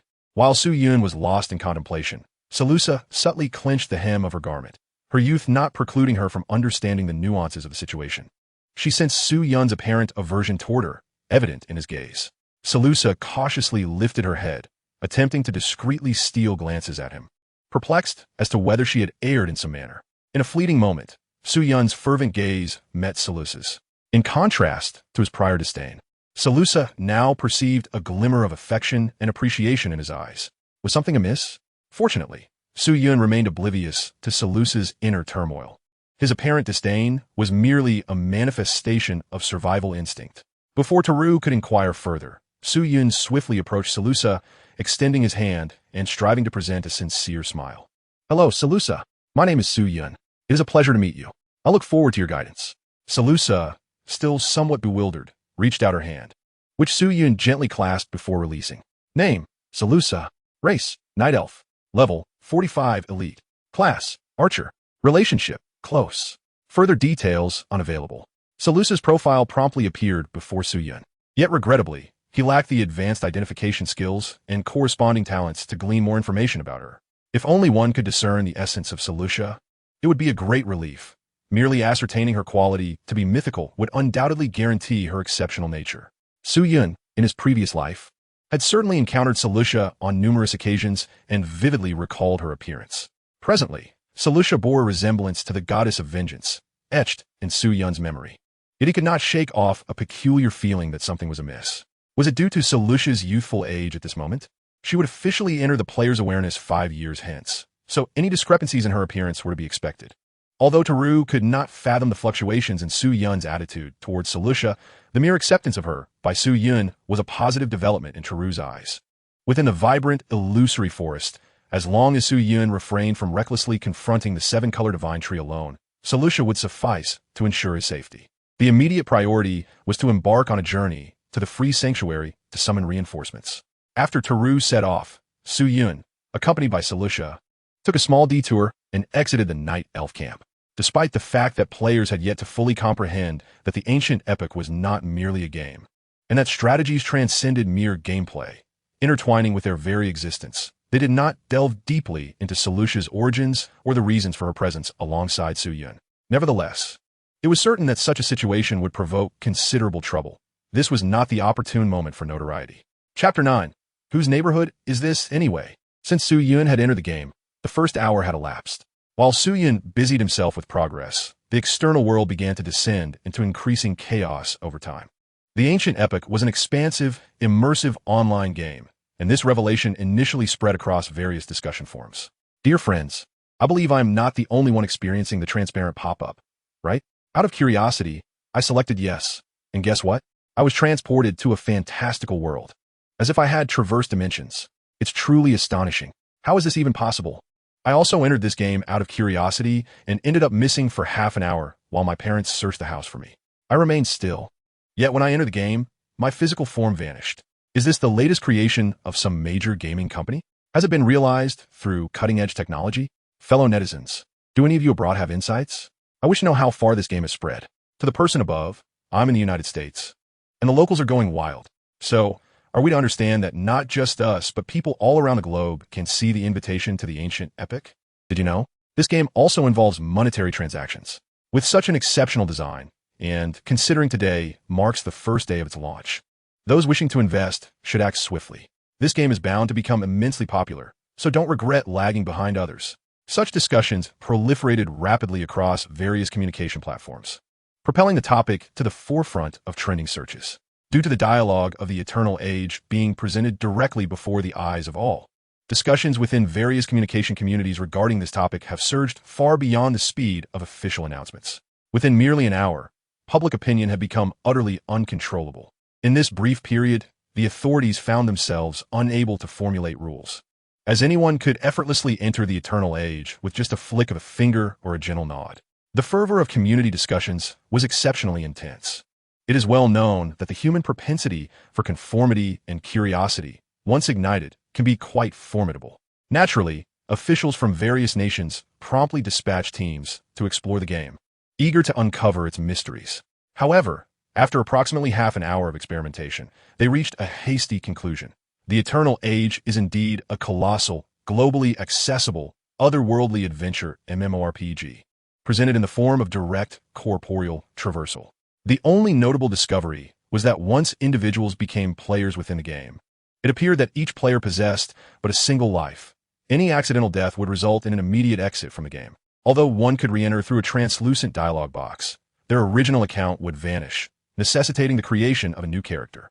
The initial discovery of this phenomenon came from the first batch of players who, eager to level up by defeating monsters, quickly found themselves at a loss. Only players situated in the same region could add each other as friends, and upon the death of a player, their name would turn red on the friends list. The authorities swiftly gathered this information, leading to heightened concern. After an hour of chaos, officials from various countries collectively issued announcements. The lengthy proclamations varied from nation to nation, yet the singular unifying message conveyed from the official perspective to the public was, please do not die easily in the Eternal Age. As the external world descended into disarray, the earliest players began to adapt to the Eternal Age. On the first day of the closed beta, the Eternal Age indeed felt like a monumental shift in reality, boasting breathtaking landscapes indistinguishable from the real world, alongside an extraordinary degree of freedom. By choosing different races and factions, players could experience diverse environments. In truth, the emergence of the Eternal Age had occurred too recently for people to possess a comprehensive understanding of its intricacies. Within a few hours, individuals would uncover even greater benefits of the Eternal Age. For instance, those with physical disabilities in the real world could enter the Eternal Age and experience fully functional bodies. More remarkably, even patients with severe conditions akin to being in a vegetative state could, through external guidance, enter the game and possess a lucid consciousness and healthy body within it. Compared to the chaos outside, the atmosphere within the game remained remarkably harmonious. The players have become exceedingly diverse. Within the span of an hour, they have gradually formed several small factions. Some are wholly devoted to the game, diligently studying strategies for defeating monsters and leveling up, while others incessantly traverse the landscape, attempting to uncover hidden quests. There are also those who enter the game simply to meet their demise, taking advantage of the mechanism allowing them to recreate their accounts after dying on the first day, thereby continuously refreshing their race, faction, and birthplace, ultimately compiling guides to sell at a premium online. In the vibrant realm of the seven-colored Mirage Forest, numerous treasure chests lie hidden, akin to delightful Easter eggs within the game, offering substantial benefits to newcomers. These chests can yield an array of items available within the game, and once a chest has been opened, it vanishes, reappearing on average every 3 to 5 days. The timing of this refresh is not fixed. Some may take longer, while others are quicker. However, the items obtained upon the first opening hold the greatest value. In the context of the seven-colored Mirage Forest, which features the level 5 main city, the seven-color Divine Tree, the chests that are reopened typically yield only scrap coins and low-level equipment. On particularly fortunate occasions, players might uncover a handful of copper coins or some enhancement stones. Nevertheless, throughout the previous life, there remained a dedicated group of players who would scour the entire region for treasure chest respawn points daily, among whom were the fortunate few who experienced a turnaround in their fortunes. Su Yun, of course, recalled all the treasure chest respawn points in the seven-colored Mirage Forest. Given the opportunity to relive his life, it would be remiss not to take advantage of such an opportunity. As for the second point, whoosh, whoosh, 306. The exclamation denotes a critical hit. 139. 2 fireballs, under Su Yun's command, traced elegant arcs before striking a colossal beetle with precision. The flames erupted upon its formidable carapace, the intense heat instantly incinerating the remnants of soil and leaves upon it, producing wisps of smoke. 306. Possessing the terrifying attributes of the Throne of Memory, Su Yun had anticipated that his damage output would be exceedingly high. Yet the actual figure of 306 left him profoundly impressed by the throne's might. It is noteworthy that, to test his skill damage, he had specifically sought out a larva of the abyssal worm, known for its exceptionally hard exterior. At this moment, it could be said that contemporaneous players found it exceedingly difficult to inflict damage upon it. Even those equipped with initial template talents, such as armor piercing, could merely deal a few digits of damage at best. With Su Yun's comprehensive attribute of 100, combined with the Throne of Memory's effects that ignore armor and critical hits, a basic magical skill surprisingly dealt a staggering 306 points of critical damage. This amount far exceeds that of his peers. It is important to note that Su Yun is currently only at level 1, and the foundational values provided by the Throne of Memory are impressively high, with even greater growth potential. If he could elevate his level, even without the means to don equipment, Su Yun would suffer minor setbacks in attributes. However, he would still likely inflict damage far exceeding that of his contemporaries by 100-fold. When engaging with the Tower of Ancient Epics, 100-fold damage would render passage trivial. The mere thought of battling the 100th floor of the tower, where his damage barely registered in the hundreds, overwhelmed Su Yun. It is not merely that his base attributes were too low without equipment. Rather, the magical resistance of the tower was insurmountably high, rendering him incapable of inflicting any real damage. Should he manage to imbue the special attributes granted by the Throne of Memories into the tower, even in the absence of the formidable qualities bestowed by the throne, his spell potency alone, disregarding magical resistance, critical hits, and other effects, would likely propel his damage output into the thousands. With a swift incantation, 2 fireballs obliterated a level 3 abyssal larva's health bar entirely. Accompanied by a piercing shriek, the larva, previously clinging to a tree trunk with its sharp claws, plummeted to the ground, dissipating into motes of starlight upon impact. Killed level 3 abyssal larva. Experience points 66. With just 2 fireballs, Su Yun successfully vanquished an abyssal larva, instilling him with newfound confidence. Although he struggled to adapt to the absence of the instant casting talent, the heightened damage provided him with considerable leeway for error. With ample practice, even if he could not find the memory to restore his health to its maximum of merely 1 point, he would undoubtedly acclimate to a new, unscathed style of combat. After dispatching a wandering abyssal larva in the woods, Su Yun casually collected a dropped shell and placed it in his backpack. Without pausing, he ventured deeper into the forest, entirely oblivious to the incredulity etched on the face of Salusa, who had been trailing him closely. It is crucial to note that Salusa had been tasked by Teru to ensure Su Yun's safety and to prevent him from wandering into perilous territories. However, ever since they had exited the domain of the Night Elves, events had begun to unfold in a manner that Salusa found intolerable. How could it be that a native night elf, within the vibrant and illusion-laden forest of colors, found Su Yun more adept at navigation than herself? The forest of colors is predominantly filled with moss-covered dead trees and a ground littered with decaying branches and leaves. Only a seasoned night elf hunter, through years of experience, could discern direction and danger within such terrain. Salusa, with her exceptional skills, was expected to safeguard Su Yun.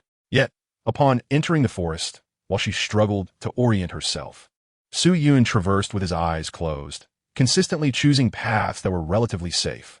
Salusa yearned to inquire of Su Yun, whose domain this truly was. Had he not seldom ventured beyond the camp? This could be excused, perhaps, as Su Yun being innately suited to excel as a hunter in the forest. But why was it that he could effortlessly dispatch the very abyssal larvae that even the bravest night elf warriors grappled with? Though merely larvae, the outer shells of these creatures possessed significant magical resistance. Could 2 fireballs truly suffice to obliterate them? What are you thinking? Hurry up. Suddenly, Su Yun's shout disrupted Si Lu Sha's train of thought. It was only after this call that Si Lu Sha realized Su Yun had already left her far behind. Coming. Si Lu Sha shook her head, momentarily casting aside her disordered emotions, and quickened her pace to catch up. Chapter 10. The Power of Memory Effects.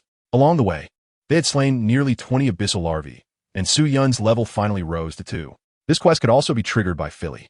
Subsequently, the Night Elves would discover a substance known as geomantic essence, which softens the exoskeleton of abyssal larvae, significantly reducing their defensive capabilities and effectively lowering the quest difficulty.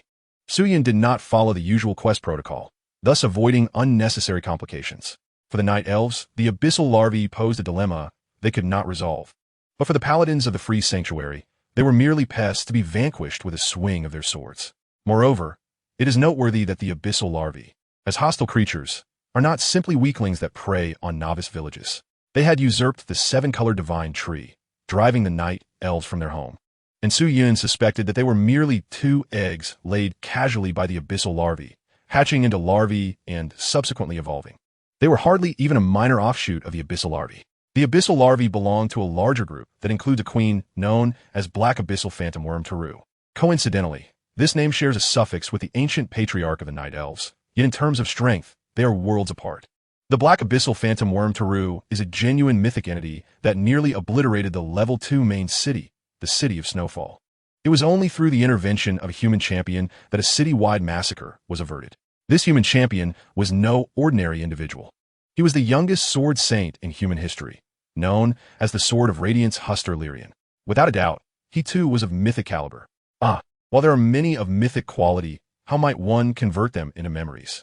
After a brief period of interaction, Suyun suddenly felt he may have misjudged Si Lu Sha. How could a being of mythic quality be so adorably naive? The more he observed her, the more he felt she was distanced from the title of Goddess of Vengeance. Noticing Su Yun's pause, Si Lu Sha lifted her head, somewhat dazed. What is it? Did you find another treasure? By this point, Si Lu Sha had gradually grown accustomed to Su Yun's eccentricities. Is that so? Indeed, another treasure had been discovered. But this time, your assistance is required. Ever since they left the camp, Su Yun had made it clear to Si Lu Sha that, without his permission, she should refrain from acting on her own and remain alert to the dangers around them. Si Lu Sha understood that, as an exceptional hunter, nothing was more distasteful than having another hunter snatch away her prey. Thus, throughout their journey, she had quietly followed Su Yun, content to remain a mere shadow. Hearing that Su Yun required her assistance, Selusha found it somewhat difficult to believe. Why? Because Su Yun's prowess surpassed her wildest imagination. Throughout their journey, every peril they encountered, be it the larvae of the Yuanrong insect or other beasts lurking within the forest, Su Yun effortlessly dispatched with a mere fireball. Only the more formidable adversaries necessitated an additional 2 or 3 fireballs. Could such a rudimentary spell possess such formidable power? This elementary magic, after all, almost had no casting interval. With the extraordinary might of Su Yun's fireball spell, as long as he refrained from provoking the laboring Yuanrong insects or certain powerful beasts that held dominion over specific territories, when this forest could possibly inflict harm upon him. Wait, powerful beasts?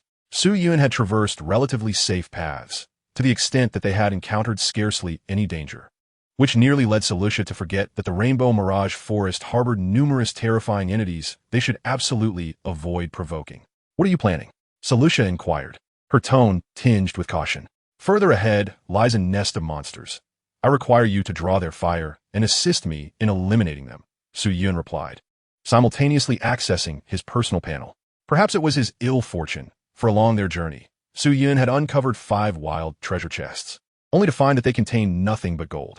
Yet, to claim he was unfortunate would be misleading, as he had also unearthed 10 red copper coins.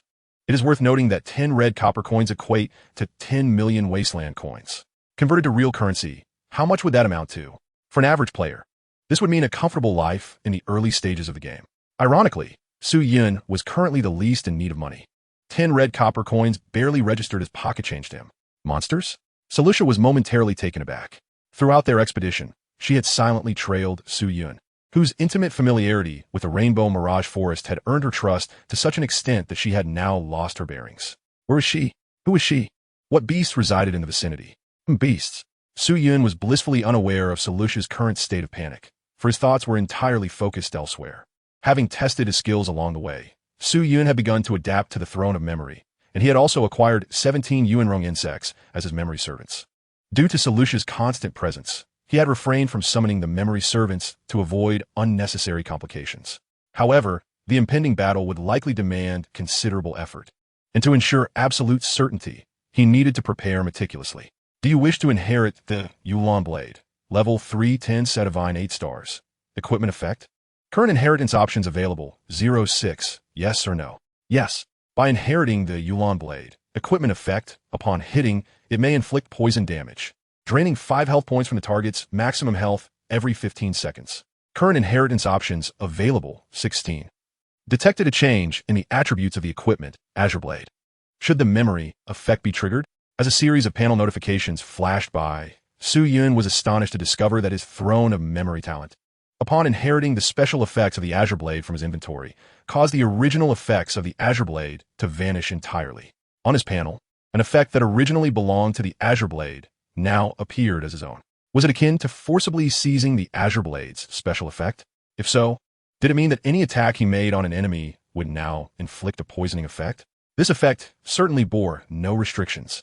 A fireball striking an opponent triggered a poison effect. Was there poison on his fireball? Indeed. After a brief moment of contemplation, Su Yun clicked on the second talent effect prompt. Memory effect triggered.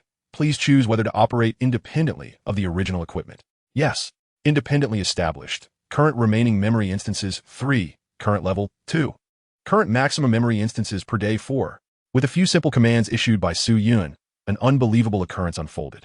The sole Azure Blade in his inventory had astonishingly transformed into 2 blades, one possessing the original poisoning effect and the other devoid of any special effects. Incredible. This feature was overwhelmingly powerful. With a level cap of 310 semi-divine, if each level gained increased the maximum memory instances by 1, and he could trigger memory every day, wouldn't he be able to generate an additional 313 independent items daily upon reaching the maximum level? The potential of this skill was terrifying, offering immense operational space.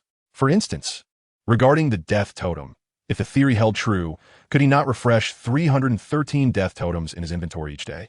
That would elevate his death limit from merely 3 times to 7 times daily at level 2, and ultimately to 316 times daily at maximum level. Moreover, one must remember that items possessed by players can be traded. If he could replicate high-value items, would he not find himself in a position of infinite wealth? Wait, no. Suddenly, Selusha seized Su Yun's arm. Ever since Su Yun had asked her for help in battling the beast, Selusha's mind had been racing, desperately analyzing her current position and the monsters lurking nearby. This process nearly overwhelmed her, but she ultimately deduced the correct conclusion through her experience. Su Yun intended to confront 2 red-striped leopards, 1 male and 1 female. Due to the presence of the abyssal worm, the ecological environment of the colorful illusion forest had suffered immense damage. Most of the wild beasts that once inhabited the forest had either migrated away or met their demise within its depths. The creatures still active in the colorful illusion forest either possessed formidable strength to repel the abyssal worm or had specific skills for self-preservation. The red-striped leopard exemplified the former. They were exceptionally powerful and existed as beings that the Night Elves would not dare provoke lightly. The task entrusted to Daru was to ensure Su Yun's safety. How could she accompany Su Yun on reckless adventures? That would be sheer folly. Chapter 11. Is happiness knocking at the door? Wait, there are other matters at hand. Youth is priceless. Selusha. Just as Selusha intended to stealthily retreat with Su Yun, she witnessed Su Yun unleashing a fireball that soared into the depths of the forest, striking a moss-covered dead tree with precision, causing it to explode with a deafening roar. This is bad. As an accomplished hunter, Selusha was acutely aware that the commotion had undoubtedly alerted the red-striped leopard. There was no chance of retreating unscathed now. She had to restrain the leopard to grant Su Yun a little more time to escape. Selusha felt a pang of regret. Su Yun's apparent familiarity with the forest had severely clouded Selusha's judgment. She had presumed that Su Yun would never provoke such formidable adversaries. Had she known Su Yun would drag her into this perilous escapade, she would never have allowed it to unfold. Regret, however, was of no consequence now. Selusha swiftly unstrapped her longbow, preparing for the impending confrontation. You go ahead, I will hold it off. Selusha accepted the reality with calm resolve, hoping Su Yun would swiftly retreat as she envisioned. Yet, upon uttering those words, Selusha realized that Su Yun was nowhere to be found. Selusha, is something amiss?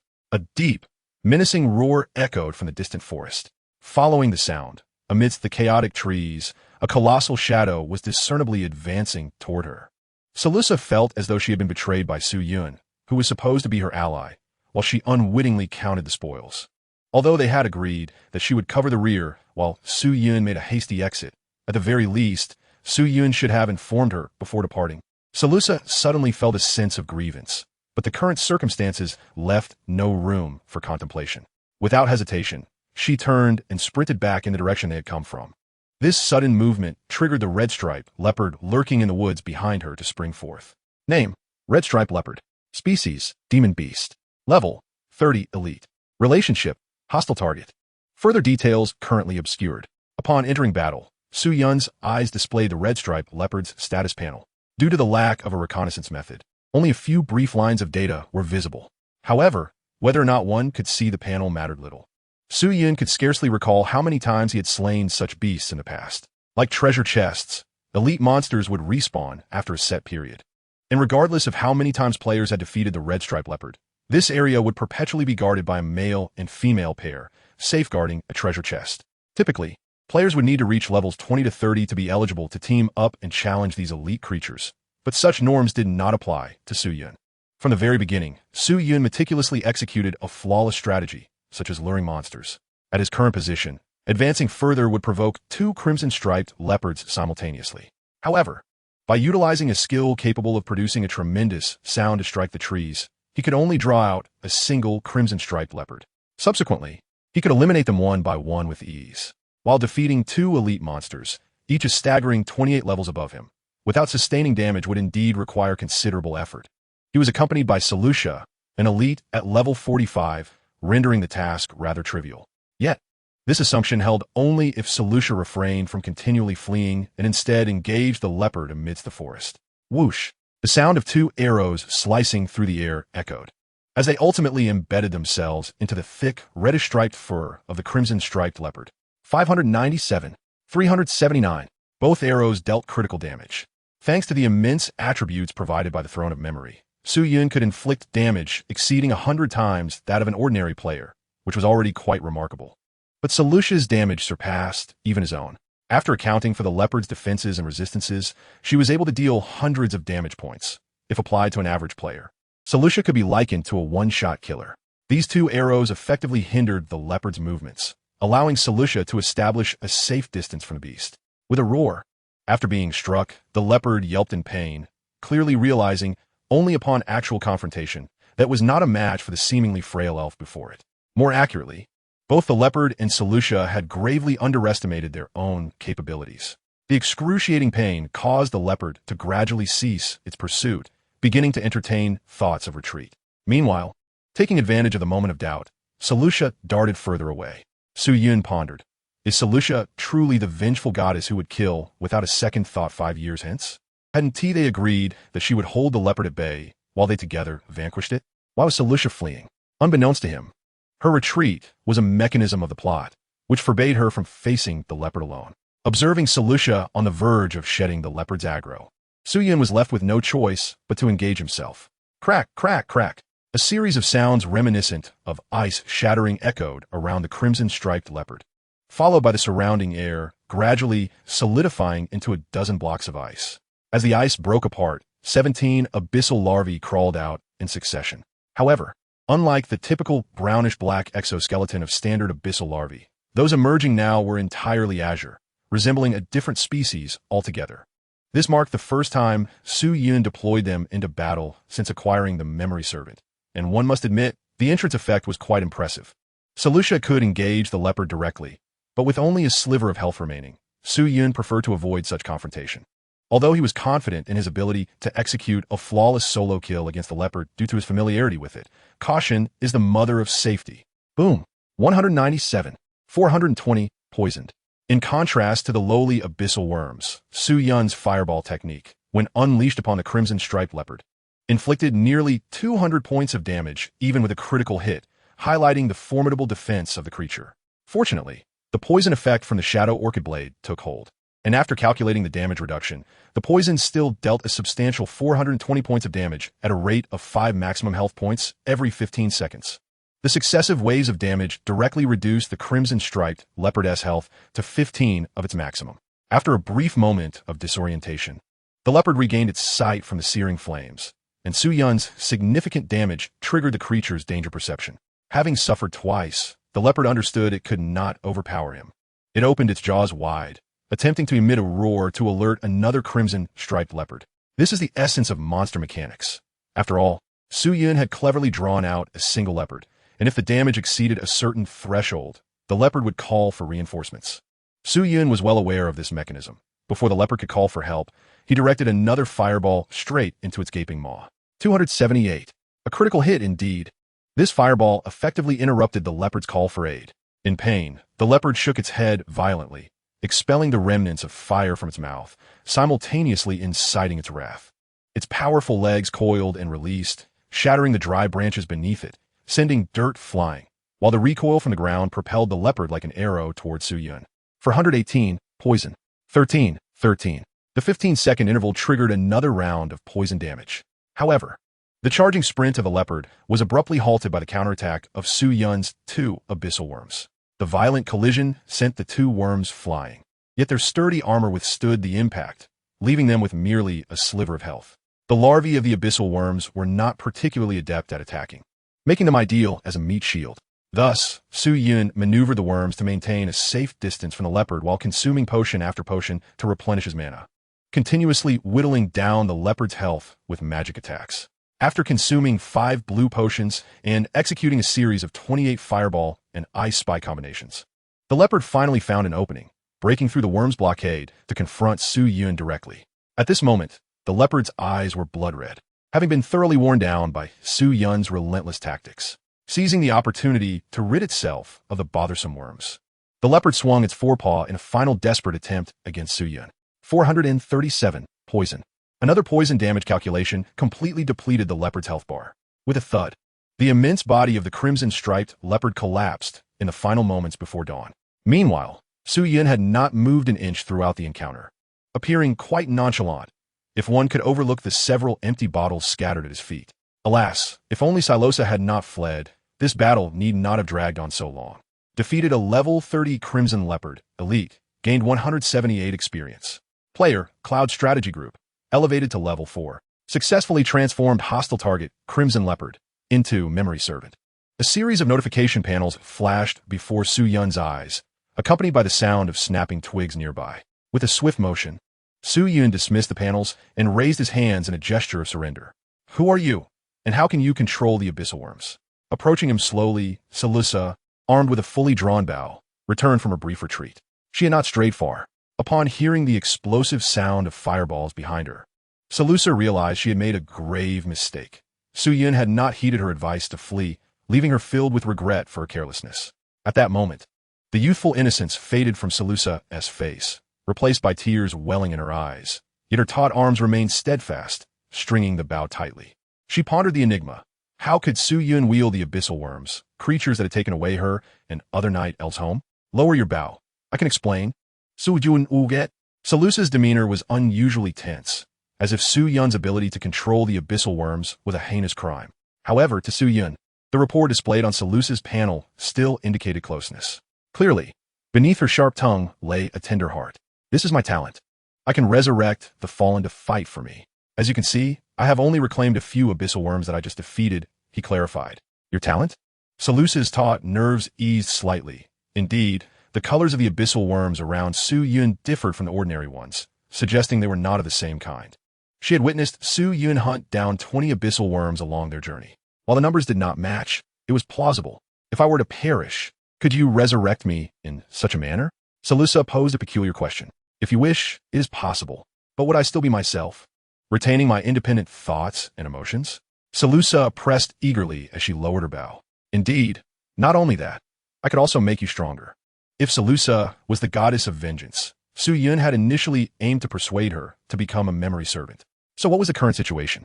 Was fortune knocking at their door? Had Silusa taken the initiative to become his servant? Chapter 12. Silusa esse id quest. How can I trust you? Not only did players possess initial template talents, but nearly all beings in the ancient era were endowed with template talents. For instance, the abyssal worm's template talent resided within their resilient armor. The types of template talents were largely correlated with their racial factions. For example, in the human faction, the most prevalent template talent type was related to magic. The only distinguishing factor lies in the templates and abilities of the same racial factions or antagonistic entities, which are often similar or identical. In contrast, players possess a myriad of diverse template abilities, placing opposing creatures at a slight disadvantage. However, nothing is absolute. Certain high-quality entities, such as the vengeful goddess Silusa, the Black Abyss Voidworm, Taru, and the Radiant Blade, Husterlian, exhibit template abilities that far surpass the majority of players. Indeed, Suyun suspects that they may even possess multiple template abilities. Regrettably, even the most advanced investigative skills cannot fully read the complete attributes of mythic quality beings. Perhaps there exist exceedingly advanced investigative talents that can transcend this limitation, but Suyun has yet to encounter them. It is plausible that they may simultaneously contend with both players and dual threats. Yes, despite their exaggerated intelligence levels, some races are known to detect player anomalies, capturing them for experimentation, among other purposes. Furthermore, individuals like Suyun, who are wealthy, are not immune to robbery. Although Selusha belongs to the same Night Elf race, her intimacy is independent of the Night Elves. If one could enhance their relationship with Selusha, even without investigative abilities, they could unveil more of her attribute information. At that point, one could ascertain whether Selusha's quality is indeed mythic. Do you wish for me to prove it to you? Very well, I shall oblige. What are your other requests? With a subtle wave of his hand, the ground within several meters of Suyun swiftly crystallized into ice. Following this, a massive beastly claw forcefully broke through the icy surface.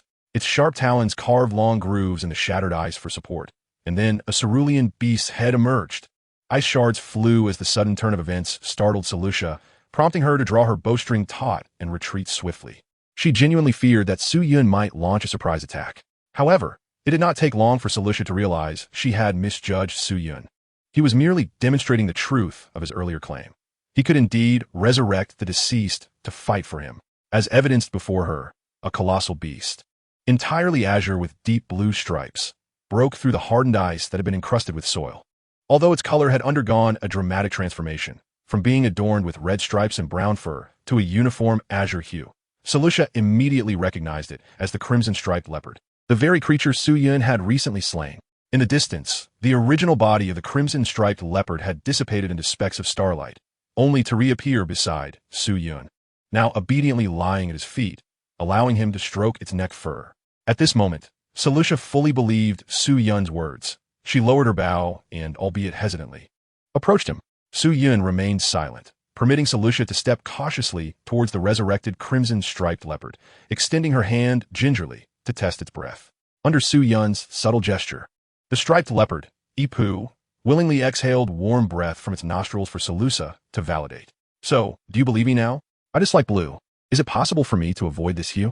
Selusha gazed at the striped leopard, lost in thought, her hands transitioning from tentative probing to gently caressing the creature's fur. Yet, for reasons unknown, Suyun sensed a hidden sorrow lurking in the depths of Selusha's eyes. What is wrong with this girl? Is she truly seeking her demise? Suyun was momentarily taken aback. He distinctly understood that he could summon the deceased to fight for him. Selusha, being a living night elf, clearly did not meet the criteria. Why was she now selecting colors? It should be feasible. Is there something troubling you? Perhaps I could assist. Suyun suppressed his suspicions and began to engage Selusha in dialogue, following the template for triggering hidden quests. It was evident that Selusha possessed undiscovered hidden tasks, potentially related to her eventual transformation into the goddess of vengeance. A mythic quality exclusive hidden task, if successfully completed, would undoubtedly yield extraordinary rewards. This was secondary. More importantly, Suyun might have the chance to obtain his first mythic quality memory. There's no rush. You likely 1T depart from the Rainbow Mirage Forest anytime soon? Clearly, something critical was lacking, causing the failure to trigger Selusha's hidden task. But what exactly was missing? The three essential elements to trigger a hidden task. 1. The relationship must ideally be elevated to intimacy. 2. Carry relevant hidden items. 3. After unlocking the luck and charm attributes at level 10, raise these attributes sufficiently high. The first point was already accomplished. Due to Teru, Selusha's relationship with him was already intimate. As for the second point, it would likely require waiting until the level 5 main city, the 7-color divine tree, was unlocked for clues. Regarding the third point, moreover, if you have any concerns you'd like to share, I'm always willing to be a listener. Just as you guard my secrets, I too shall steadfastly keep yours. Thank you. Roaring. In the forest, a red-striped leopard and a completely azure-striped leopard were fiercely engaged in combat, neither willing to relent. In the distance were Suyun, Selusha, and the remaining 6 abyssal worms, providing range support. It was then that Suyun realized that only by actively drawing aggro would Selusha refrain from running amok. Suyun's output was already considerable, and with the assistance of Ipu and Selusha, It took merely 5 minutes and 3 mana potions for the second striped leopard to be felled under the critical strike of his charged fireball. One must admit, the mana expenditure for Ipu's combat was akin to a stock market crash. It was utterly uncontrollable, continuously consuming mana potions. Su Yun even developed the illusion that he could satiate himself with blue potions alone. 203. Killed a level 30 striped leopard, elite, experience 138. Player, Cloud Strategy Team, has reached level 5. Eliminate the hostile target, the spotted leopard, to successfully transform it into a memory servant. Su Yun had early on made arrangements with Salusa. Once the spotted leopard was critically wounded, Salusa was to cease her attack to prevent her from claiming the kill. After all, only Su Yun's slain targets had the potential to be transformed into memory servants. The spotted leopard's massive body suddenly collapsed, and in its final moments, confusion filled its eyes. The spotted leopard. Why did my husband, after a mere outing, conspire with outsiders to bully me? The spotted leopard passed away with unclosed eyes. Memory servant of the spotted leopard. Master, let us cuddle. Having fulfilled Su Yun's instructions, the memory servant of the spotted leopard licked the blood off its claws and obediently crouched beside Su Yun, gently rubbing its head against his arm. Su Yun thought, sending the memory servant of the spotted leopard to confront the spotted leopard feels rather peculiar. They were once a couple. Yet it seems as though he has become a heartless villain, causing them to turn against each other. Only someone like Su Yun, as a player, would ponder such thoughts. The spotted leopard was indeed one of the many tyrants of the Rainbow Illusion Forest, with numerous night elves having met their demise at its claws. Salusa's elation was evident. Having eliminated the threat posed by the spotted leopard, she clasped her hands together, faced the direction of the Rainbow Divine Tree, and closed her eyes in prayer. Su Yun, thank you. Many night elves have perished at the hands of the spotted leopard, which is fierce and bloodthirsty. Without the protection of the Rainbow Divine Tree, we were genuinely concerned that more of our kin would fall victim to its cruelty. You have helped us eliminate this peril. We are truly grateful. Hidden Quest. Hidden Quest. Console the deceased night elves. Quest objective. Eliminate 3 of the 7 ferocious beasts residing in the Rainbow Illusion Forest. Quest reward. Unlock upon completion. Quest achievement unlocked. Remnants of the past. Quest completion deadline. Before the tragedy occurs. Current quest completion rate. 13. Hidden Quest. Indeed, Salusa harbored a concealed mission. The 7 ferocious beasts, if Su Yun's conjecture is correct, are likely the same 7 treasure guardians that protect the chests, just like the spotted leopard. Even the number aligns. Chapter 13. The Oath Ring of Xianfalu. The hidden quest triggered by Salusa significantly corroborated Su Yun's assumptions. She indeed concealed a great secret. The newly activated hidden quest stipulated a completion deadline. What tragedy must transpire before the task's completion? Is this so-called tragedy the catalyst that transforms Salusa into a remorseless goddess of vengeance? 5 years hence? If the outcome of this tragedy were altered from the very beginning, would Salusa still become the goddess of vengeance? If Salusa ultimately does not become the goddess of vengeance, would her essence still be legendary? A torrent of questions surged within Su Yun, leaving him with an overwhelming sense of burden. How to articulate this? Other matters can be somewhat postponed, but it is imperative to thoroughly investigate whether one can entice Salusa to become a memory. This is of utmost importance. With this thought, Su Yun lifted his gaze toward the heavens, and through the sparse branches at the canopy's apex, he could perfectly behold the sun hanging high above. After a morning of toil, it was now noon. Glancing at the panel, he noted, Satiety 38. It is evident that consuming blue herbs does not suffice for sustenance. Indeed, experience reveals the truth. In the eternal era, players who do not rest for extended periods will experience fatigue, and those who neglect nourishment will encounter hunger, resembling the realities of the physical world. Why resembling? Is it not because the eternal era does not permit one to disrobe? Perhaps to uphold the rationale behind this rule. Even convenience is sacrificed, akin to a pitio that only consumes without excretion. After dedicating some time, Su Yun finally organized all the spoils acquired from slaying 2 scarlet-striped leopards. You have obtained a boiled staff, equipment restriction, level 30, equipment effect, spell power 3, quality, novice 6 stars. You have obtained swift shadow boots, equipment restriction, level 30, equipment effect, movement speed 2, quality, novice 6 stars. You have obtained a venomous ring, equipment restriction, level 30, equipment effect. When equipped, it can additionally apply a poisoning effect to melee weapons. draining 50 health points every 5 seconds up to a maximum of 300 points of poison damage. Quality, Elite 1 star. You have obtained 5 pounds of ribs from the Scarlet Striped Leopard, suitable for cooking. You have obtained 2 sharp fangs from the Scarlet Striped Leopard. You have obtained 5 claws from the Scarlet Striped Leopard. First, from the 2 Scarlet Striped Leopards, a total of 2 pieces of white novice equipment, 1 piece of green elite equipment, along with various materials and ingredients, were dropped. Luck was on his side. Perhaps due to the first kill, he unexpectedly obtained an elite item, although regrettably, Su-Yin was unable to equip it. In terms of equipment, the classification follows rarity, beginning with level, ranging from 1 to 310. With each level increase, the equipment's wearing restrictions and foundational attributes also rise, indicating that level not only restricts wear, but also signifies the rarity of the item. Furthermore, the quality of the equipment serves to distinguish its strength. The hierarchy of equipment quality, from lowest to highest, is as follows: white, representing novice; green, representing elite; blue, representing boss; purple, representing epic; orange, representing legendary; and multicolored, representing demigod. Each quality is further subdivided into 120 stars. The type of creature that can drop what quality of equipment is, in fact, limited. Generally speaking, the rarest equipment that players can acquire from slaying hostile targets is typically of blue boss quality, which is a standard for most players. Higher grades, such as epic and legendary, can only be obtained from specific, rare treasures with a minuscule probability. As for demigod-level equipment, similar to the Yulon blade currently possessed by Su-Yun, it can only be obtained after reaching level 310 and completing the demigod advancement through quests. Perhaps there exists equipment of mythical quality. However, Su-Yun speculates that only by vanquishing a creature bearing a title of mythical quality, such as the Goddess of Vengeance, Shameless, might one have the chance to obtain such an item. It requires players to defeat these titled mythical beings. While it is not entirely impossible, Su-Yun has yet to hear of anyone acquiring mythical quality equipment. Perhaps someone has succeeded, only to keep it hidden exceptionally well. In any case, Su-Yun has never slain a mythical creature and has not pursued this endeavor vigorously. After all, he has completed an extraordinary number of quests, and his entire attire consists of demigod quality gear. According to the talent hints from the Throne of Memories, there should be equipment of divine and even ancient deity caliber beyond his current possession.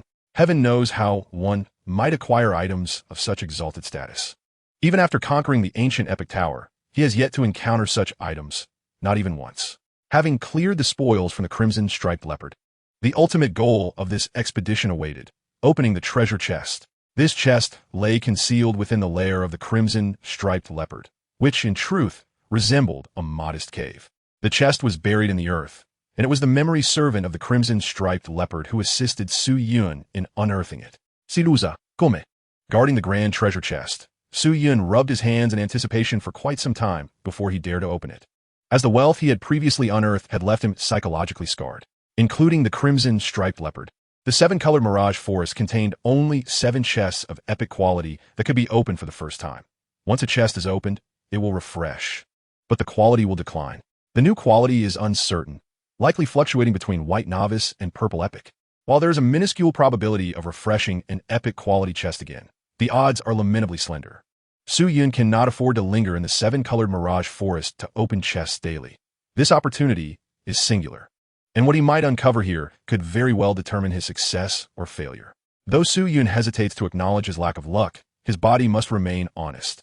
What can one do about bad luck? Simply change the person. Upon Su-Yun's call, Salusa, somewhat dazed, squatted beside him. Another grand treasure chest. Who knows how Su-Yun discerned that a chest lay hidden within the lair of the Crimson Striped Leopard.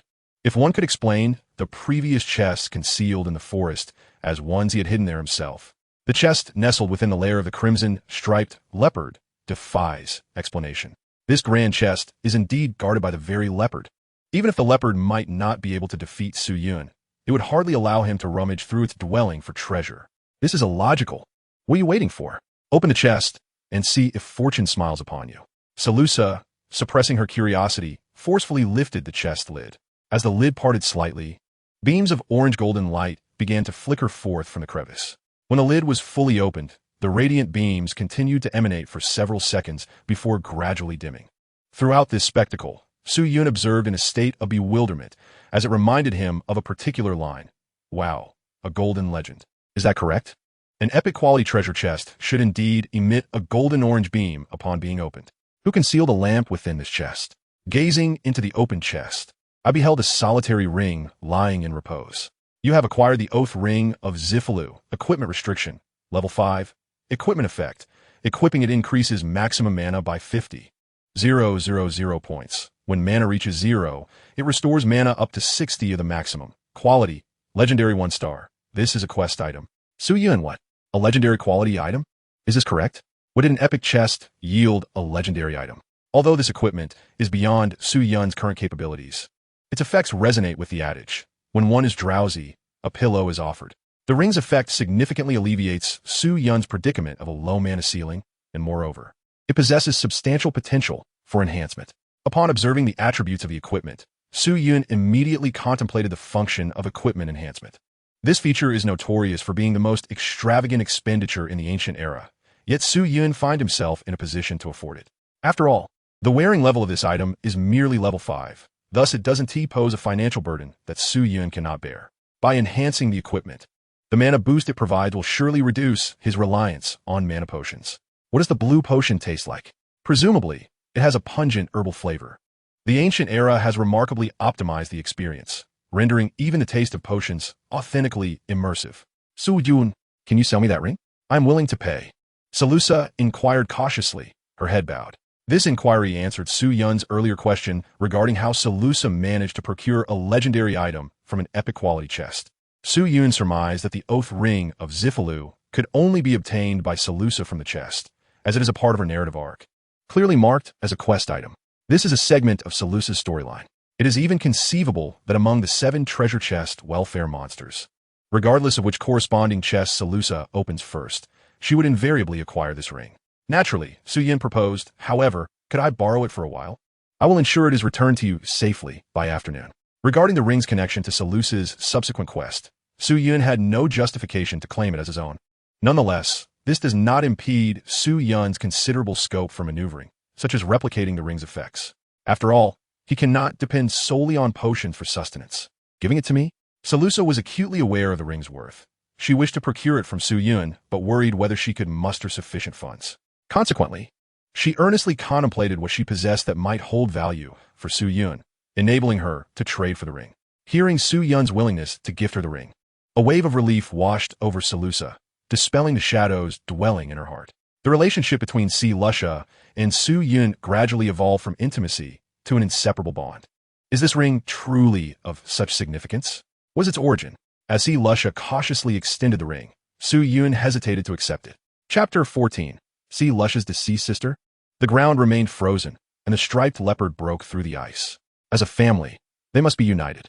Upon being awakened by Su Yun, the striped leopard appeared somewhat disoriented, still in a haze. She first gazed at Su Yun, who seemed solemn and radiant, akin to a brilliant azure sun. This was a scene visible only to the soul servants. Becoming a soul servant forged an indescribable bond of the soul with Su Yun, rendering previous hostilities irrelevant. Moreover, as Su Yun summoned a second female striped leopard, the male striped leopard, previously by Su Yun's side, instinctively crouched behind him, its fur bristling. While soul servants would not harbor hostility toward Su Yun, the same could not be said for others. The female striped leopard raised her plump paw, applying just enough force for her sharp claws to emerge. Male striped leopard, wah. Master, save me, I'm scared. Female striped leopard, traitor, prepare to meet your end. In a swift motion, the female striped leopard lunged towards Su Yun, causing the male striped leopard to flee in terror. Yet, upon reflection, it realized that among the soul servants, Su Yun's side was the safest haven. By the time it contemplated escape, it was already too late. The female striped leopard propelled herself off the ground, soaring over Su Yun. Male striped leopard, a woo, a woo. The male striped leopard emitted a heart-wrenching wail. Female striped leopard, this is what you get for being a traitor, for dyeing your fur, for bullying me. Su Yun, Lusa, Su Yun. Why aren't you intervening as they fight? Su Yun, should I meddle in family matters? Lusha, if you don't intervene, that one below might die again. Is that acceptable? At that moment, Lusha completely believed Su Yun's words. He had the ability to resurrect the deceased to fight for him. Despite the change in color, these resurrected beings possessed independent thoughts and emotions. This realization led to a shift in Lusha's demeanor. She seemed unconcerned about the male striped leopard's fate, knowing Su Yun could bring it back to life. Su Yun, has Si Lusha become somewhat cunning? At this juncture, given Si Lusha's benevolent nature, shouldn't she be more worried about the male striped leopard's safety? The male striped leopard had previously obeyed orders to encircle the female striped leopard, prompting Su Yun to recall a saying. The first sword upon reaching land strikes down the one beloved. Having ascended to land, the male striped leopard secured a stable position, and now the female striped leopard had also reached land, delivering a resounding blow to her beloved. Male striped leopard. Wife, let me explain. Female striped leopard. This is for being a traitor, for dyeing your fur, for striking your wife. Are you implying that you have a sister, and this ring belongs to her? After considerable effort, Su Yun finally managed to appease the female spotted leopard. From now on, they would all be comrades in arms. An internal discord was simply unacceptable. Su Yun could only implore the female spotted leopard to cease her aggression towards the male counterpart. The maintenance of familial bonds would require the male leopard to exert his own efforts. However, after much subtle inquiry, Su Yun was left with a rather trivial piece of information. Salusa indeed had a sister named Siefalu, and the covenant ring was, as the name suggests, hers. What a display of superfluous rhetoric. Further inquiries into other matters yielded no additional revelations, as Salusa was reluctant to divulge any further information. Is your sister also a dark elf? Salusa, is she well? Salusa, she must be quite beautiful, right? Salusa, sister. Salusa responded like a broken record. Every time Siefelu was mentioned, she fell silent. Strangely, Su Yun had never encountered the name Siefelu before. The goddess of the script, Salusa, had a sister. Such significant information, if not concealed for a particular reason, would surely have stirred the player community. The persona of a cold-hearted female assassin pales in comparison to the allure of a sisterly bond for the players. The absence of Siefelu's name in past lives could only imply one thing. Salusa's sister had perished long ago. If that were the case, Salusa's previous remarks about wanting to end her life would make sense. Salusa was likely seeking his assistance to resurrect her sister. But where is your sister? You must tell me. To transform a memory servant, one must slay them personally. Salusa was unwilling to reveal anything, and Su Yun found himself at a loss. Perhaps the progression of the storyline was insufficient and lacked certain pivotal elements. Or perhaps Salusa had yet to fully trust him. At this juncture, other players were becoming visible. On the first day, players generally had little reverence for death. Especially now, death merely meant restarting an account, and many were unafraid of the consequences. Riding 2 spotted leopards was undeniably impressive, and it was likely that some would approach him. Zhang San, where did you catch those leopards? I'll give you 30,000 wasteland coins for them. That's a total of 300,000. I urge you not to be foolish. Li Si, friend, you can keep the leopard and the girl, Salusa, but you may leave. Trust me, you want to make enemies of us. I advise you not to be unwise. Due to the game mechanics, one could not kill such players on the first day, which was a rather terrifying thought. To avoid unnecessary trouble, Su Yun asked Salusa to temporarily cover half her face. After today, such precautions would no longer be necessary. Clearly, after several hours, numerous players had triggered quests and gained the privilege of entering the Dark Elf camp. As Su Yun passed by the tent of the witch Hera, he noticed a male and female player engaged in conversation with her.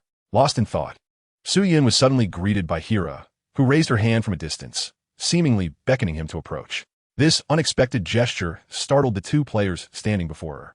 Following Hera's wave, he saw a male player alongside an exceptionally beautiful elven maiden. What a stunning elf! How on earth did this fellow manage to find such a captivating elven companion from a camp? Upon entering the night elf encampment, it was unnecessary for Salusa to conceal her face any longer. Due to limited conditions, she had been using the animal hide draped over her to obscure her features, which offered little breathability. Observing the expressions of the 2 players, it was evident that, despite her youth, Salusa possessed an undeniable allure. One could only imagine how the goddess of the past would captivate players if she were among them. Clearing his throat, Su Yun hastily declined Hera's kind offer and quickly led Salusa away. Hera, puzzled by her shyness, glanced down at her own impressive figure and chuckled softly, realizing that she still had the charm of youth. Enough of this, we must move on, she declared, redirecting her focus to explaining the fundamentals of potions to the 2 players who had finally triggered a quest with her and now had no choice but to continue progressing in their task. Drawing upon his memories from a previous life, Su Yun soon located his objective, a stout, bearded elder elf. Grandfather Ivor. Oh, Little Salusa has come to visit, and she has brought a friend. Who might this be? Nearby, a group of over 10 players crouched by the roadside, eagerly watching the elder elf Ivor with bated breath. These players were dedicated to advancing narrative quests, which had afforded them the opportunity to enter the night elf encampment. Their watchful gaze upon old Ivor was due to his identity as a blacksmith. For players, the most frequent interactions in the early game were with blacksmiths, alchemists, and tavern keepers. A player's strength was inextricably linked to their equipment, making the blacksmith an essential figure in that regard. While the theory was sound, practical application faced challenges. Old Ivor had a notoriously foul temper. Not only was it difficult to trigger a quest, but even attempting casual conversation often resulted in being nearly expelled from the night elf encampment. As seasoned players, they understood the significance of the blacksmith shop without needing further elaboration. It undoubtedly harbored valuable quests. How could they possibly resign themselves to this? Look, another player is approaching the old blacksmith, one player remarked, noticing Su Yun's advance. It won't be long before he is sent packing. Another player expressed sympathy for Su Yun's misguided decision, recognizing that approaching the elder elf, known for his unreasonable temperament, was akin to inviting trouble. This is Elder Ivor. I believe you might need this. Without waiting for Salusa to introduce him, Su Yun took out 10 pieces of the previously collected exoskeletons of the abyssal worm from his backpack. For an ordinary individual, triggering a quest from old Ivor would pose a considerable challenge. But who was Su Yun? In his past life, Ivor, the blacksmith of the night elf race, was notorious for his irritable temperament, well known among the players active around the seven-colored tree. Yet, it was Su Yun who first discovered that Ivor could initiate a series of hidden quests and shared this revelation on the player forum. That strategy video garnered an impressive 3 million likes. Chapter 15, Old Elf Ivor. I truly require these items. Unhurriedly, old Ivor accepted the exoskeletons of the abyssal worm that Su Yun offered. Trigger side quest. Side quest. Ivor's commission. Quest background. You have accepted the commission of Old Elf Ivor. Quest objective. Collect the exoskeletons of the abyssal worm. Quest reward. Wasteland currency, 50. Current quest completion, 105. Completed side quest. Assisted Ivor in collecting the exoskeletons of the abyssal worm, 1. Completed side quest. Assisted Ivor in collecting the exoskeletons of the abyssal worm, 2. A series of quest prompts flashed by. The 10 remnants of the abyssal worm's exoskeleton perfectly fulfilled the requirements for the newly initiated side quest twice. If there were no further matters at hand, it would be prudent to depart swiftly. I sought to experiment with whether these exoskeletons could enhance the defensive capabilities of my armor. These cursed worms were harder than the hammer I used for forging. Despite completing the side quest twice, old Ivor's demeanor showed no sign of improvement. Instead, he issued Su Yun a dismissal. Nevertheless, Su Yun paid no heed to Ivor's words. You might still need this, he remarked, retrieving a sharp fong of a red-striped leopard from his backpack. This is Grandfather Ivor. This is a tooth from the red-striped leopard. Su Yun assisted us in eliminating those 2 red-striped leopards, and we can now venture into the eastern forest for hunting. Salusa timely provided her support. Are you saying he killed those 2 red-striped leopards in the east? Ivor appeared somewhat incredulous. Indeed, Grandfather Ivor. I witnessed it with my own eyes. Su Yun is an exceptionally skilled hunter. Salusa, oblivious to any ulterior motives, seemed to gaze at Su Yun with admiration. Su Yun was momentarily taken aback. He had not anticipated that Salusa would advocate for him in matters of social niceties. Initially, selecting the chest guarded by the red-striped leopard as a starting objective was a strategic decision, as Su Yun was already aware that the materials dropped by the red-striped leopard could trigger numerous side quests within the Night Elf camp, serving as a key to many subsequent plot developments. Similar to the hidden quests with Ivor, players were required to fulfill Ivor's demands without any prior knowledge of the quest objectives. If one was unaware of the strategy, the process entailed disregarding Ivor's instructions and presenting various items to ascertain his needs. For Su Yun, the task was far from cumbersome. He was well aware of what Ivor required and knew how to trigger Ivor's hidden quest with the least amount of resources. Here, Salusa's assistance proved to be quite pivotal, for Ivor harbored doubts about the player's ability to slay the crimson-striped leopard, necessitating verification. Su Yun was also experimenting, hoping that with Salusa as a witness, he could gain Ivor's trust. Of course, if that failed, Su Yun had other means at his disposal. Ivor, skeptical yet intrigued, accepted the sharp fong of the crimson-striped leopard from Su Yun, examining it meticulously. Occasionally, he would run his fingers over the intricate patterns on the fong, or bring it to his nose to inhale the lingering scent. Remarkably similar, this indeed appeared to be a tooth of the crimson-striped leopard. But how could this young knight elf possibly have slain such a creature? How did you manage it? I lured 2 crimson-striped leopards away and, with Salusa's help, managed to hunt them down, Su Yun replied. Little Salusa? You took her to hunt the crimson-striped leopards? Ivor's brow furrowed deeply, his tone suddenly taking on a more severe weight, reminiscent of a once gentle grandfather who, upon discovering someone had taken his granddaughter into peril, felt an urge to fetch a knife from the kitchen. It was akin to the reckless behavior of the fiery-haired troublemaker, though the outcome was favorable. The journey had been fraught with danger. Grandfather Ivor, I am no longer a child. Nonsense. I know you must grow and become an esteemed hunter, but you cannot rush your development. Grandfather Ivor, I do not wish to see a repeat of past tragedies. Salusa interjected, confronting the irate Ivor, a statement that instantly quelled his rising ire. Su Yun observed the exchange closely, noting that Ivor was evidently aware of Salusa's past. Perhaps from Ivor, he could glean information about Salusa's sister, Cephalu. Ah, you have grown. Old Ivor can no longer dictate your life. Ivor shook his head, a touch of melancholy in his demeanor, and the atmosphere turned somewhat tense. It was Su Yun who gently nudged Salusa from behind. Grandfather, I am sorry. Ah, it's all right. I merely wish for your safety and health. Though I am advancing in years, I still consider myself quite robust. If possible, I hope to care for you for many more years to come. Listening to the conversation between Salusa and old Ivor, Su Yun took a couple of steps back, granting them more space. The bond between Ivor and Salusa exceeded Su Yun's expectations, and suddenly, he regretted not having invested more effort in exploring Salusa's backstory in his previous life. If Salusa truly was the goddess of vengeance, then why had she sought to annihilate the entire night elf race? Revenge? Against whom? Trigger side quest. Side quest. Ivor's commission. Quest background. You have accepted the commission from the elder elf Ivor. Quest rewards. Fawn of the crimson-striped leopard, dagger, boots of the abyssal worm, equipment. Current quest completion, 11. In the distance, the players who had been gazing at the blacksmith Yver could no longer remain seated. Not only had Su Yun not been driven away by Yver, but he had also struck up a conversation. How could this be? The Cloud Strategy Group. Several players, upon seeing Su Yun's username, fell into contemplation. It was merely the first day of the game's launch, and yet someone was already crafting strategies? What else could justify such a name? Moreover, this Cloud Strategy Group seemingly had indeed triggered a quest from the blacksmith Yver. How had he accomplished this? One player voiced the question that lingered in everyone's mind. That elven maiden must be crucial to this. A player pointed to the elven companion, Salusa, by Su Yun's side, believing he had discovered the key to initiating Yver's quest. What set them apart from Su Yun? Merely the absence of an elven maiden. The forums had not indicated who among them had entered the game first. They were all first-day players, so what advantage did Su Yun possess? They had been guarding Yver for quite some time, but had not encountered any significant missing items. You all go back to the camp and see if there are any similar elves. I'll keep watch on them. As soon as he departs, I will attempt to trigger the quest myself. A player named Feed the Pig upon sight swiftly assigned tasks to the others and set off. Once the group departed, Feed the Pig upon sight could no longer contain himself and stealthily approached Yver, eager to observe and learn what exactly Su Yun had conversed about with the blacksmith. Young man, Salusa is still quite young. I would prefer you not to take her on any adventures. At this juncture in the narrative, Yver's side quest had seemingly been fully triggered.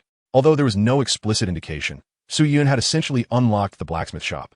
Henceforth, he could attempt to trigger side quests at Yver's forge whenever he acquired materials, requesting Yver to craft them into equipment or items. Had Su Yun been able to don equipment, his immediate priority would have been to gather sufficient materials to forge a complete set of the abyssal worm armor with Yver, an invaluable asset in the early stages. However, for Su Yun, seeking Yver to activate a side quest was not primarily about crafting equipment. Master Yver, I have faith in your craftsmanship and skills. Among the night elves, you are renowned as the finest blacksmith. Yet, I notice that your forging hammer appears quite worn. Might this affect the quality of the equipment produced? With the side quest triggered, any further advancement would necessitate a bit more intensity. As for the condition of Yver's forging hammer, whether it was indeed worn, Su Yun had not observed. He was merely reciting a script. Yver, I have yet to even take the forging hammer out of the tent. How could you possibly know its condition? Indeed, the hammer he was currently using was an old companion, one that had been with him since his early days of forging. But rest assured, I have confidence in compensating for any shortcomings of the forging hammer.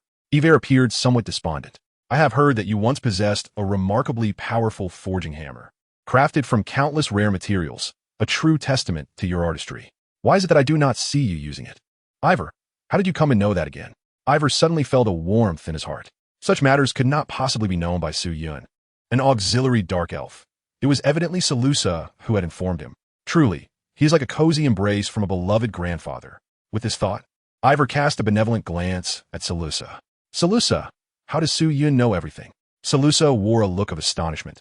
She hardly resembled a comforting presence. Previously, when we withdrew from the tree of many colors, everything was far too urgent, and I lost my forging hammer in the process. Hidden task triggered. Hidden task, the dusty forging hammer. Task reward, series of tasks, unlock upon completion.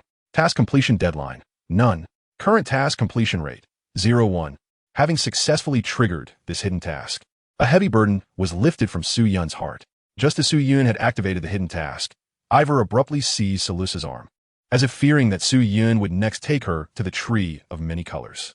As for Su Yun, Chapter 16, was it you who stole the forging hammer? After expending considerable effort, Feed the Pig finally found a discreet corner where he could overhear the conversation between Su Yun and Ivor without drawing too much attention. Feed the Pig. What has he just heard? A knot formed in Feed the Pig's throat. What could this conversation signify? It likely indicated the triggering of a hidden task. Previously, their group of over a dozen had taken turns attempting to extract even a morsel of useful information from Ivor, but to no avail. Although he was still unaware of how the Cloud Strategy Group had activated the hidden task, his past gaming experience indicated that the rewards for hidden tasks were never meager. Especially in the early stages of a game, spending money in the ancient era was prohibitively expensive. It took $100 to exchange for a single wasteland coin, making it impossible for a household without at least 3 or 5 mining operations to afford it. Beyond spending, was there any other way to advance ahead of other players?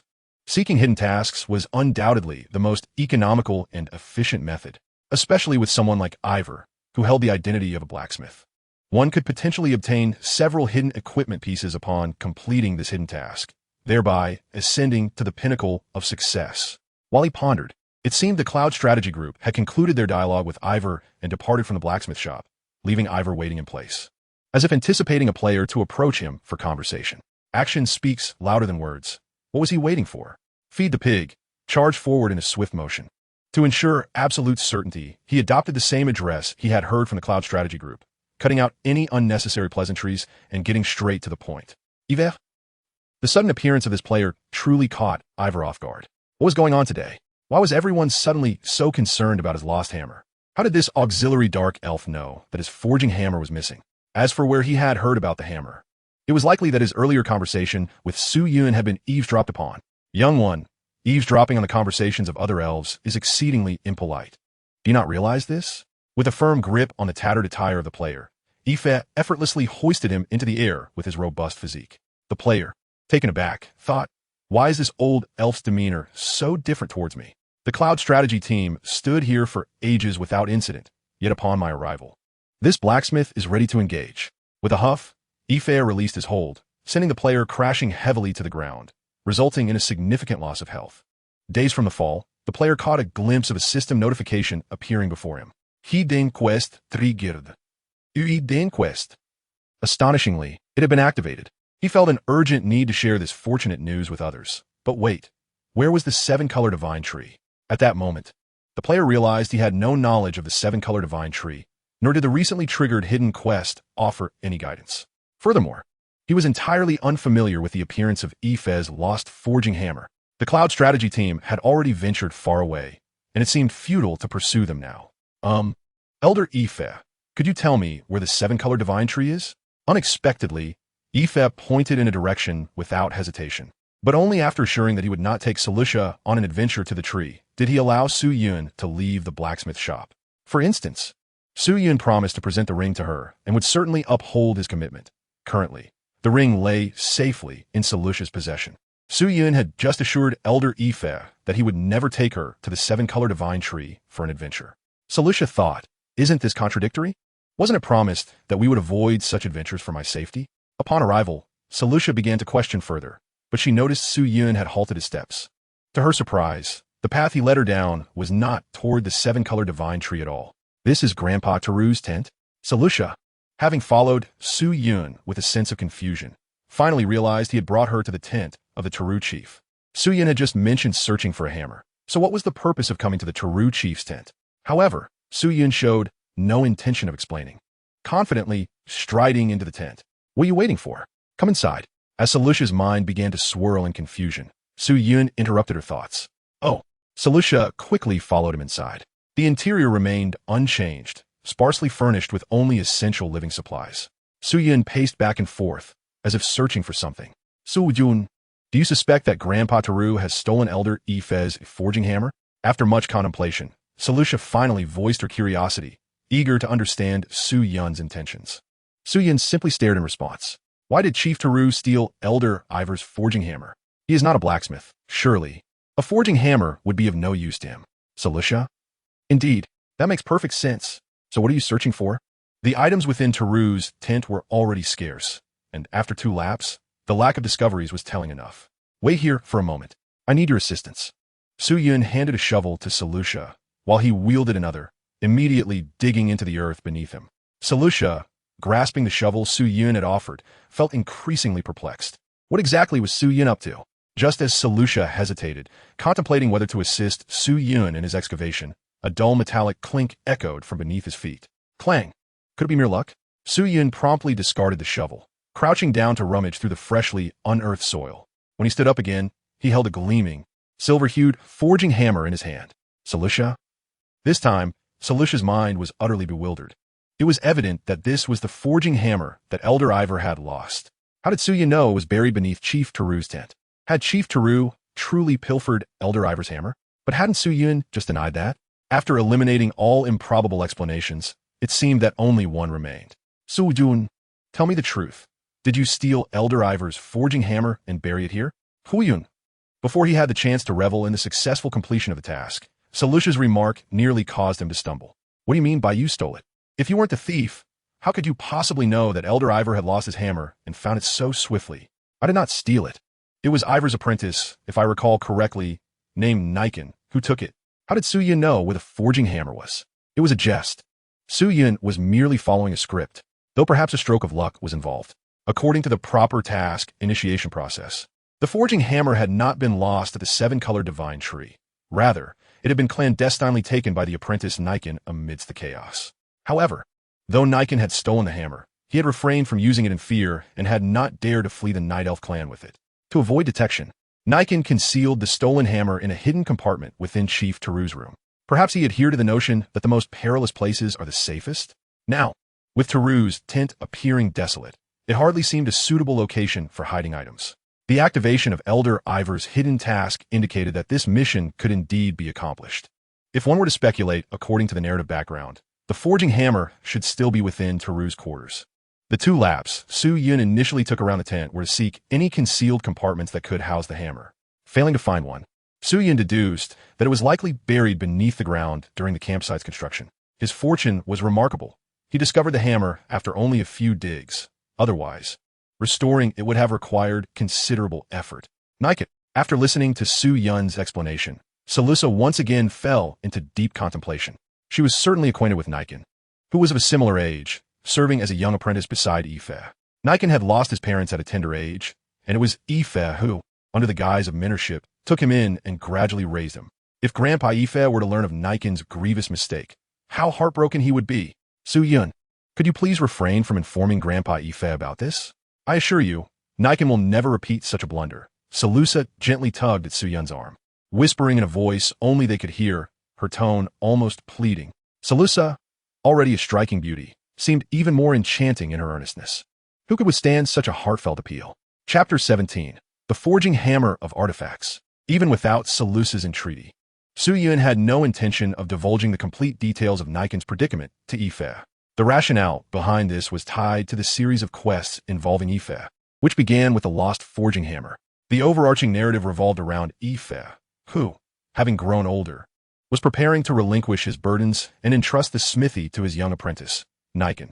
However, Niken was still quite young and immature, requiring the player's assistance to resolve his inner turmoil. Once a player completed this series of hidden quests, the smithy would transition from Ife to Niken, and one would gain a certain level of affinity with Niken, along with some equipment forged by him, as well as a blueprint for an item he had illustrated. This blueprint was quite significant, as it contained the design for a retractable, special wing known as the Wings of the Sky. Wearing the Wings of the Sky would enable players to achieve short-distance flight. However, Niken was currently unable to forge this item. He needed to advance the storyline, stepping out from a Night Elf clan to pursue further training in the High Elf Forest, where the forest spirits resided, at the third-tier main city of Boundless Green Forest. In Boundless Green Forest, Niken would become a preeminent forger among the forest spirits, and at that time, with a blueprint in hand, he could be asked to complete the forging. Due to this narrative arc, Niken was one of the few Night Elves who had escaped the tragic massacre orchestrated by the goddess of vengeance, Salusa. Of course, these matters were for another time. Although Su Yun was not particularly invested in Niken's Wings of the Sky blueprint, it was prudent to avoid actions that could jeopardize the relationship between Niken and Ife. After all, one could never know when Niken's assistance might be needed in the future. Conversely, Salusa's story as the goddess of vengeance piqued Su Yun's curiosity increasingly. Regardless, Su Yun found it impossible to equate Salusa with the cold-blooded goddess of vengeance. Given Salusa's current demeanor towards Teru, Ife, and Niken, how could she possibly be capable of murder? Unfortunately, Su Yun's understanding of Salusa was rather limited. After all, the Night Elf clan was merely a fifth-tier main city. Had it not been for the pursuit of achievements, Su Yun would not have even taken the detour from the human main city. When a massacre at the Seven-Color Divine Tree occurred, Su Yun had already been active in several second- and third-tier main cities, possessing very limited knowledge of the circumstances surrounding the Seven-Color Divine Tree at that time. Rest assured, regarding the origins of the forging hammer, I shall definitely evade the subject. Yet, unexpectedly, Su Yun has accomplished this seemingly insurmountable task. How did you locate my old companion? Ife examined the forging hammer in his grasp. No matter how one looked at it, it was undoubtedly the very hammer he had lost. Ahem, it was merely by chance. It was not left by the Seven-Color Divine Tree, but rather just outside the camp in the nearby forest. Su Yun spoke untruths with his eyes wide open. Ife, are you not overly fortunate in your claims? Is this truly the case? Previously, it was already fortunate enough to have slain the red-striped leopard. Now, you assert that you fortuitously stumbled upon this hammer in the forest? Given the multitude of night elves around, who do not linger in the camp all day, why have none of the others found it? Instinctively, Ife glanced at Salusa beside Su Yun, and upon noticing his gaze, Salusa hurriedly nodded vigorously, as if to affirm, yes, precisely that.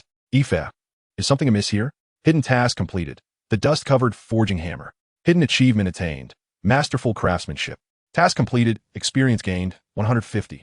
Player Yun Duo Strategy Group elevated to level 7. Main city remains locked. Reputation rewards will be delayed. I shall utilize your equipment to forge for you. With its aid, the quality of the crafted gear will indeed improve. Su Yun surmised that this enhancement was not contingent upon Ife's forging prowess, but rather on the underlying mechanics of the game. This mechanism is exceptionally valuable. It is known that if one gathers sufficient materials, the initial quality of the crafted equipment can reach that of a boss level, and an upward enhancement would yield epic quality. Epic gear is not easily acquired. As long as the equipment's effects are sufficiently potent, it will serve well even beyond level 100. The only lament is that Su Yun cannot don the equipment. Master Ife, I have a modest request. Might you lend me the forging hammer for a time? You wish to borrow the forging hammer? That is acceptable, but do you possess any understanding of forging? I have a rudimentary comprehension, and I would also like to borrow the forging station. Ife furrowed his brow. Su Yun's ability to hunt the red-striped leopard suffices to demonstrate his exceptional talent in hunting, indicating he must have devoted considerable effort and thought to it. However, the energy of an elf is finite, and given Su Yun's youth, how could he possibly find the time to learn forging as well? Take it. After a brief moment of contemplation, Ife ultimately handed the forging hammer over to Su Yun. Name, Ife's forging hammer. Equipment restriction, level 45. Equipment quality, epic 18 stars. Strength, 1976, 30 strength. Sharpness, 590, 10 sharpness. Health, 50063, 80 maximum health. Equipment effect, specialization in crafting profession. During forging, forging efficiency 50. First forging success rate 30. Second forging success rate 15. This is a quest item. The forging hammer of Ife, within the realm of equipment crafting, can undoubtedly be regarded as a divine artifact. Its equipment effects are remarkably potent. Prior to accepting the quest, this hammer, unlike the Oath Ring of Zifalu, merely served as a quest item, devoid of any effects. Su Yun traversed a considerable distance to complete Yife's task, with the sole purpose of borrowing the forging hammer. One must not underestimate the significance of the effect that boasts a 15 success rate for secondary forging. Secondary forging refers to the enhancement of equipment, and a success rate of 15 signifies that the minimum likelihood of successful enhancement is at least 15. Why is equipment enhancement deemed the most financially draining endeavor of the Eternal Era? An item can be enhanced from level 0 to a maximum of 20. However, once it reaches level 10, the success rate plummets to merely 1. To enhance an item from level 19 to 20, the success rate dwindles to an abysmal 0.01, and failure may result in the item shattering completely. With Yife's forging hammer, even enhancements above level 10 can maintain a success rate exceeding 15. The value of this is beyond measure. Enhancing a level 310 demigod quality item requires no less than 50 gold coins for a single level, and the costs escalate exponentially thereafter. A single borrowing could potentially save hundreds or even thousands of gold coins. Had it not been for the talent of the memory throne, Su Yun would have prudently reserved this opportunity for a more suitable item. However, with the memory throne in his possession, such considerations became unnecessary. As the saying goes, "Your forging hammer is splendid. It is now mine. Slusa, may I borrow your ring?" Slusa, upon seeing the gleaming hammer in Su Yun's hand, suddenly felt a pang of regret. What was Su Yun intending to do with the ring? Yet, upon reflection, she recalled Su Yun's earlier promise to return the ring to her in pristine condition. Moreover, the ring was inherently meant for Su Yun. Despite her reluctance, Slusa handed the ring to Su Yun, watching him enter Yife's tent with both the ring and the hammer. "What troubles you, little Slusa?" Yife, perceptive to Slusa's hesitation, inquired gently. "I miss my sister," she replied. Their conversation fell into a brief silence, as Yife, not knowing how to comfort others, placed his warm hand gently atop Slusa's head, hoping to impart a measure of warmth. "Do you wish to inherit the effect of Yife's forging hammer, level 45 epic? 18 stars. Current inheritance available, 16. Yes, no. Effect of Yife's forging hammer has been inherited. Crafting profession. Specialized blacksmith. Forging efficiency 50. Primary forging success rate 30. Secondary forging success rate 15. Current inheritance available, 26. Upon acquiring the hammer, Su Yun's first action was to replicate its effects. It was not that he wished to forego enhancing the hammer. Rather, this forging hammer constituted his primary weapon, and the Eternal Era mandates that players must attain a level 3 crafting profession in blacksmithing to unlock enhancements for primary weaponry. However, he could seek the assistance of a blacksmith, such as Yife, for enhancements. However, in terms of game mechanics, there are numerous restrictions on the blacksmith's enhancement capabilities. For instance, while Yife assists players in upgrading their gear, he cannot benefit from the effects of his own forged hammer and is unable to elevate equipment beyond level 5.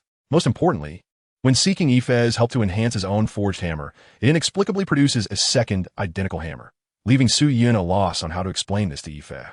Detected alteration in equipment, Yife's forged hammer, attributes should the remembrance effect be triggered. Current remaining remembrance attempts, 7. Current level, 7. Daily remembrance limit, 9. Current remaining remembrance attempts, 6. Current level, 7. Daily remembrance limit, 9. After a series of operations, Su Yun successfully transformed his single hammer into 3. He returned 1 to Yife, while retaining the other 2 for himself. The hammer was obtained through deception. Next, he would turn his attention to the ring of Salusa. Due to the influence of the throne of memory, in truth, he could not enjoy any of the equipment effects or attribute enhancements. Moreover, if it weren't for the fact that this hammer was a quest item, Su Yun might have struggled to lift it due to insufficient wear level, considering merely its weight. In simpler terms, although the forged hammer possesses attributes and can be equipped in Su Yun's hands, it is no different from an ordinary hammer. Nevertheless, having it is better than lacking it. After all, one cannot rely solely on a hand hammer for enhancements. Chapter 18, Server-Wide Announcement. There are 2 methods for equipment enhancement. The first involves players defeating monsters or completing quests, which yield various forms of mineral resources. These resources are the enhancement stones of the Epoch of Eternity, categorized into 5 levels based on their type and rarity. Generally, to enhance a piece of equipment, one must prepare an adequate amount of enhancement stones corresponding to the pre-enhancement level. As players progress into the later stages of the game, they typically adapt to the Epoch of Eternity, as they can freely trade among themselves. With sufficient funds, acquiring enhancement stones is not particularly challenging, given the vast player base. However, in the early stages of the game, especially since the Epic of Eternity had just launched half a day prior. Su-Yun struggled to gather enough enhancement stones to upgrade his gear, let alone other players. Thus, the only remaining option for Su-Yun was the second method of equipment enhancement, directly using currency for upgrades. In the Epic of Eternity, all forms of currency, be it wasteland coins or ancient dragon scales, are akin to different models of batteries according to the narrative. While batteries store electric energy, money stores a certain amount of ley line energy. This ley line energy, encapsulated within the currency, is utilized for enhancing equipment, specifically manifested in the improvement of attributes and effects. However, in contrast to enhancement stones, the direction of enhancement through currency is uncontrollable, with a maximum enhancement level of 20. Unlike enhancement stones, money cannot selectively enhance a specific attribute. The greater the chaos, the lesser the potential gains. After all, due to the diverse attributes and qualities, players possess varying foundational attributes across their 5 dimensions. Within the equipment attributes section, one might encounter inscriptions such as Ivor's forging hammer, strength 30. This 30 signifies an additional attribute that enhances the foundational attribute by 30, predicated on the base attribute. If a player's base strength is 1,000 points, equipping Ivor's forging hammer bestows an extra 1976 points, culminating in a total strength of 1,1976, 3,276 points. Should a player focused on strength channel their enhancements towards this singular attribute, the final value could indeed soar even higher. While reinforcing equipment with currency is both costly and cumbersome, Su-Yun, unable to don such gear, remains indifferent to these concerns. Do you wish to enhance Zifalu's Oath Ring? Current success rate 115, consuming 20 wasteland coins? Enhancement successful, Zifalu's Oath Ring 1. Detected change in equipment attributes, Zifalu's Oath Ring. Trigger, memory effect. Current remaining memory uses 5. Fortunately, unlike primary weapons, rings can be enhanced without the need for a blacksmith. With a success rate exceeding 100, there is little to deliberate. Following the enhancement, Su-Yun successfully acquired the ring, ready to return the independently enhanced ring to Cilicia shortly. Upon inspecting the equipment attributes, the mana cap increased from 50,000 to 50,500, and the mana recovery rate, when at 0, rose from 60 to 61. Ding, ding, ding. A succession of 6 strikes propelled the ring from level 5 to level 7. Starting from level 5, it necessitated the expenditure of colored coins, with level 6 requiring 50 and level 7 demanding 75. At this juncture, Su-Yun had escalated the equipment attributes to a maximum mana of 74. 500 and a mana recovery rate of 74. Levels 1 to 5 saw an increase of 1 across all attributes with each enhancement, and every 5 levels yielded an additional attribute boost. From levels 5 to 10, each increment provided a 2-point boost to all attributes. Su-Yun's objective was indeed level 10. He possessed ample funds and feared no depletion, yet the limited memory uses left him uncertain about proceeding further. Do you wish to enhance Zifalu's Oath Ring? Current success rate 45, consuming 100 colored coins? Clang. Enhancement failed. Clang. Enhancement failed. Clang. Enhancement failed. Su-Yun, uncertain as to why, 3 successive attempts at a 45 success rate resulted in a waste of 300 colored coins. Was there something amiss? Clang. Enhancement failed. Another 100 colored coins down the drain, and Su-Yun finally dared to conclude that a significant issue had arisen. But where could the problem lie? Thankfully, below level 10, even upon failure, the equipment would not shatter outright. Otherwise, no matter how many memories are preserved, they may not withstand Su-Yun's extravagant usage. Gazing at the ring that lay quietly on the forging table, Su-Yun suddenly recalled Cilicia. Previously, Cilicia had opened epic treasure chests, unveiling legendary items, which Su-Yun assumed was merely a game mechanic. Just a moment ago, upon seeing Cilicia's aggrieved expression, Su-Yun abruptly understood that while he was merrily tinkering with Cilicia's ring and forging hammer, Cilicia outside might be on the verge of breaking down. Upholding the admirable virtue of realism, Su-Yun took the ring and exited Ivor's tent. As he stepped out, he immediately spotted Cilicia, head bowed and silent, alongside Ivor, who was scratching his head in confusion. It seemed that Cilicia had heard the footsteps and mechanically lifted her head, her eyes vacant and lifeless. Truly on the brink of cracking. "Senior, if your head itches, go wash it," Ivor exclaimed. "What do you mean itching?" He knows Cilicia is thinking about her sister and doesn't know how to comfort her. "Here, you can have it back now. But I still have some matters to attend to." Su-Yun gently raised his hand, revealing the ring that had originally been replicated through memory preservation, unchanged in any way. "Take it." Su-Yin placed the ring into Selusha's hand and turned to leave, though not before giving her hand a reassuring squeeze. What is this? A touch of fortune. A dark face is indeed deadly. Who wishes to be an unfortunate rat in Africa? Returning to the forging table, Su-Yin retrieved another 100 gold coins. Clang, clang, clang. With 3 consecutive strikes, the ring astonishingly ascended to level 10. Su-Yin was taken aback. Does Selusha truly possess a talent for luck?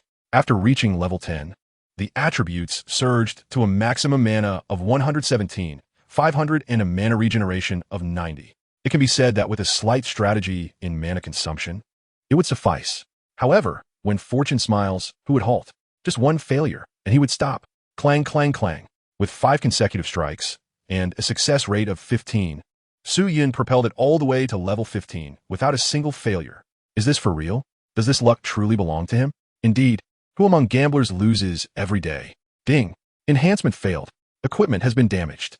A rotten potato simply cannot withstand flattery. Just as Su-Yin began to fantasize about reaching level 20, reality dealt him a sharp blow. Thankfully, there was still an opportunity to reconsider. Consuming a memory preservation, Su-Yin pondered over the level 15 ring. Should he continue? Having come this far, to stop now would be akin to ants crawling all over him. After much contemplation, Su-Yin exited the tent once more. At that moment, Selusha's gloom had long dissipated. Ivor wondered, how did Su-Yin manage to cheer up Selusha? Should I learn from him how to comfort my granddaughter? Under Selusha's astonished gaze, Su-Yin firmly grasped her hand once more. A touch of fortune, a touch of fortune. Please do not hold it against me. Grandfather Ifu, what does to bask in the aura of others mean? Ifu. How would I know? With the added blessing of Selusha, Su-Yin promptly wielded the forging hammer. Would you like to enhance Cephalu's Oath Ring? Current success rate 151, consuming 200 gold coins. Would you like to enhance? Would you like to enhance? Enhancement successful. Cephalu's Oath Ring level 20. Detected a change in the attributes of equipment. Cephalu's Oath Ring. Would you like to trigger the memory effect? Remaining memory attempts 3. Achieved hidden accomplishment. A spendthrift. Achieved hidden accomplishment. The pinnacle of equipment. Detected that player, Cloud Strategy Group, has successfully enhanced the equipment, Cephalu's Oath Ring, to level 20, triggering a server-wide announcement. Would you like to hide the name and equipment attributes? Until the server-wide announcement prompt appeared before Su-Yin, he could hardly believe it. He had indeed managed to forge the ring to level 20 in one go. With a success rate of 15, the equipment had shattered once. Can you believe that? Do not hide the name, hide the equipment attributes. Opportunities to trigger a server-wide announcement are rare, and Su-Yin did not wish to miss this chance for fame, as he needed to prepare for his fan base and future plans. Server-wide announcement. Player, Cloud Strategy Group, has successfully enhanced the equipment, hidden, to level 20. Receiving a reward, Achievement Points 1. Since this achievement is the first to be triggered on the server, an additional reward, Achievement Points 2, is granted. After a considerable time had passed, more than 100 million players worldwide had chosen to enter the Eternal Era for various reasons. As the server-wide announcement prompt appeared before each player, the player community erupted. What the heck? Which deity is this? The server just opened, and they have already enhanced their equipment to level 20. How did they manage that? Wait, have you all figured this out? Where's the equipment enhancement feature unlocked? Upstairs at the main city blacksmith shop. Today is the first day the server is open, and many blacksmith shops in the main city are locked, likely requiring a quest to unlock. Currently, only the blacksmith shop in the western water city of the human main city is unlocked, where players can spend money to ask the blacksmith for enhancement. For initial novice equipment, enhancing to level 1 requires 5 wasteland coins, amounting to 500 in currency. Level 2 requires 5 or coins, totaling 500,000. Level 3 requires 5 red copper coins. Calculate the cost yourself for higher levels, which will likely multiply. Goodness upstairs. If level 2 costs 500,000, then how much does level 20 require? Is the world's richest person playing this game? Even the world's richest cannot afford that much. Did you not notice their name? Cloud Strategy Group. This person specializes in strategies. Although it is unclear how they discovered the game strategies on the first day, even with money, the world's richest could not possibly afford level 20 equipment. Seriously? Aren't you all curious about what the achievement points 12 awarded are? I haven't seen any corresponding introduction in the game. It seems that it has yet to be unlocked. This game has numerous convoluted aspects and lacks a manual. One might peruse strategy forums. Perhaps someone has uncovered relevant guidance. Why bother with strategy forums? Does the Cloud Strategy Group have an account? Have they posted any strategies? Look at them. They're the first player to trigger a server-wide announcement on the very first day. Chapter 19. How did the Cloud Strategy Group achieve this? Su-Yun, of course, understands the impact of a server-wide announcement, but that does not deter him from allowing it to ferment. Ultimately, he plans for it to culminate before the game locks tonight. In this new life, some opportunities must not be squandered. After level 20, the Oath Ring of Zi-Fi Lu has transformed its skill effects. Equipped effect.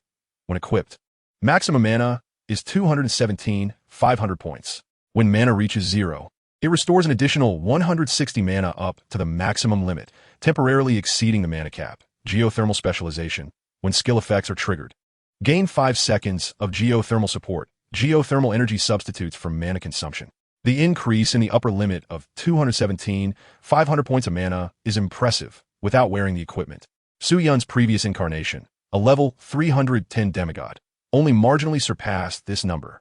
The numerical enhancement appears exaggerated, and the quality of the Oath Ring of Zi-Fi Lu is indeed legendary. Its wearing restriction remains at level 5.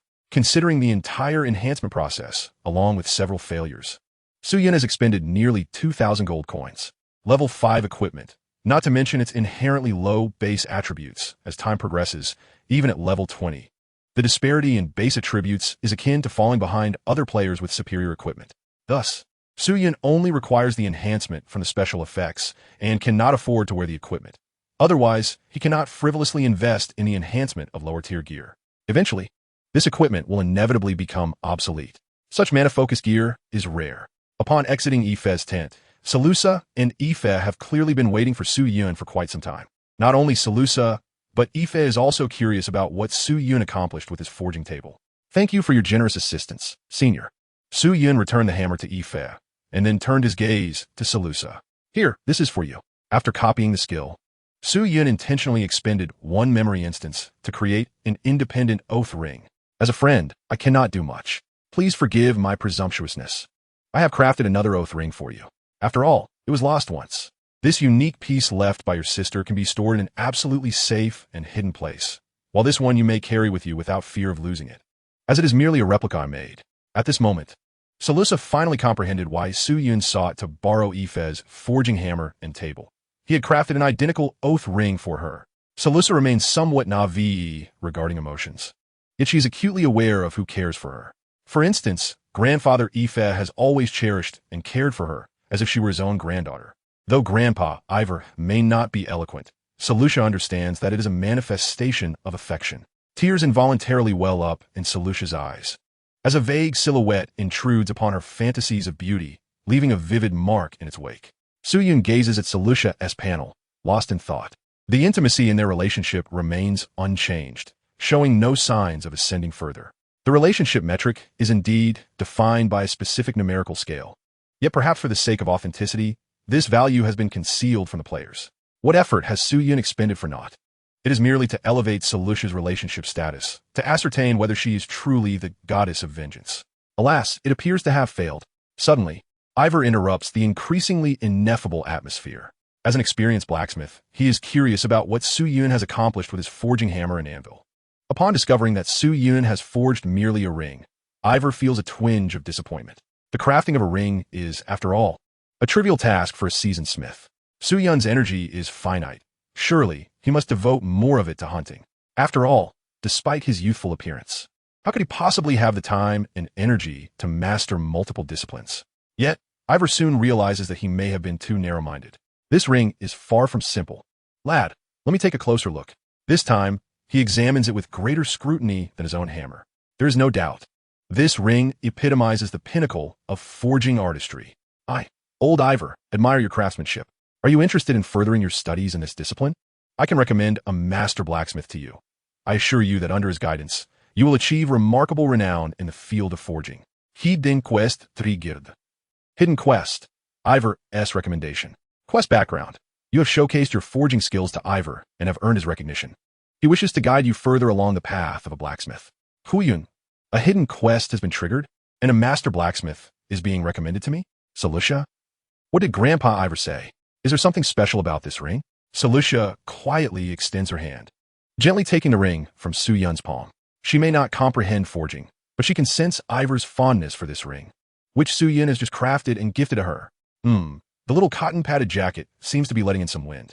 Meanwhile, having accepted the hidden quest from Ivor, they hastily assembled a task force, spending some coins to do so. Along the way, they forged ahead, overcoming obstacles and challenges, and finally caught sight of a city seemingly constructed from grand trees in the distance. It is evident that this is the seven-color divine tree that Ivor spoke of. The seven-color divine tree, just by its name, suggests the presence of hidden quests that cannot be overlooked. Perhaps this is the very stronghold of the Night Elves, and they're the first players to witness this majestic city. In that moment, all the struggles seem worthwhile. With hearts racing and hands trembling, the group of adventurers rushed towards the seven-color divine tree.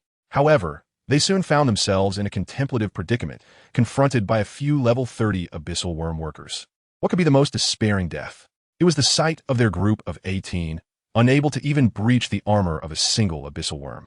The novice archer's arrows merely bounced off the creature's exoskeleton, inflicting no damage whatsoever. The commotion of their futile combat soon attracted more abyssal worms, and thus their fate was sealed. The Cloud Strategy Group had wreaked havoc. How could one complete this hidden quest at such a brisk pace? It was no wonder that despite their haste, they had never caught up to the Cloud Strategy Group along the way. It turned out they hadn't even been there. The outcome was a complete annihilation of the 18, and the player, feeling utterly defeated, realized he would have to start anew. Suddenly, a ringtone pierced the air. It was a message from a fallen comrade. Clearly, this was a summons for retribution. Hey, did you hear? The Cloud Strategy Group just triggered a server-wide announcement. They have enhanced a piece of equipment to level 20, the first in the server, earning them 3 achievement points. The player was bewildered. What on earth? The Blacksmith Ephez's hidden quest concerning the lost forging hammer had been achieved by the Cloud Strategy Group, allowing them to enhance an item to level 20. Since the inception of the Eternal Era, this player had been actively engaged in the community and had certainly seen other posts discussing the exorbitant costs of enhancing equipment. How could the Cloud Strategy Group possess equipment of level 20? On the very first day of the game, completing quests to the point of death could not possibly yield such wealth, and spending money was out of the question. Even the world's richest could not afford the outrageous exchange rates of the in-game currency. Eliminating all impossible explanations, the only conclusion remained. The Cloud Strategy Group had successfully completed Ephez's hidden quest and received the corresponding reward. That reward was an item enhanced to level 20. The player sank despondently into his couch, his phone slipping from his grasp and crashing to the floor. What had he missed? An item of level 20. How much was it worth? In his eyes, the Eternal Era was a game of revolutionary significance, destined to become a global phenomenon. A server-wide announcement regarding a level 20 item, if sold to a knowledgeable, wealthy individual, could easily fetch hundreds of millions. He had missed at least 100 million. How had the Cloud Strategy Group accomplished this? Could they possibly contend with those damage-ignoring abyssal worms? The Cloud Strategy Group, with this thought, the player hastily retrieved his fallen phone and began to scour the internet for any mention of the Cloud Strategy Group. The moniker Cloud Strategy Group unmistakably indicates their intention to create gaming strategies, despite an unwillingness to admit defeat to the Cloud Strategy Group. The desire to understand the loss became overwhelming.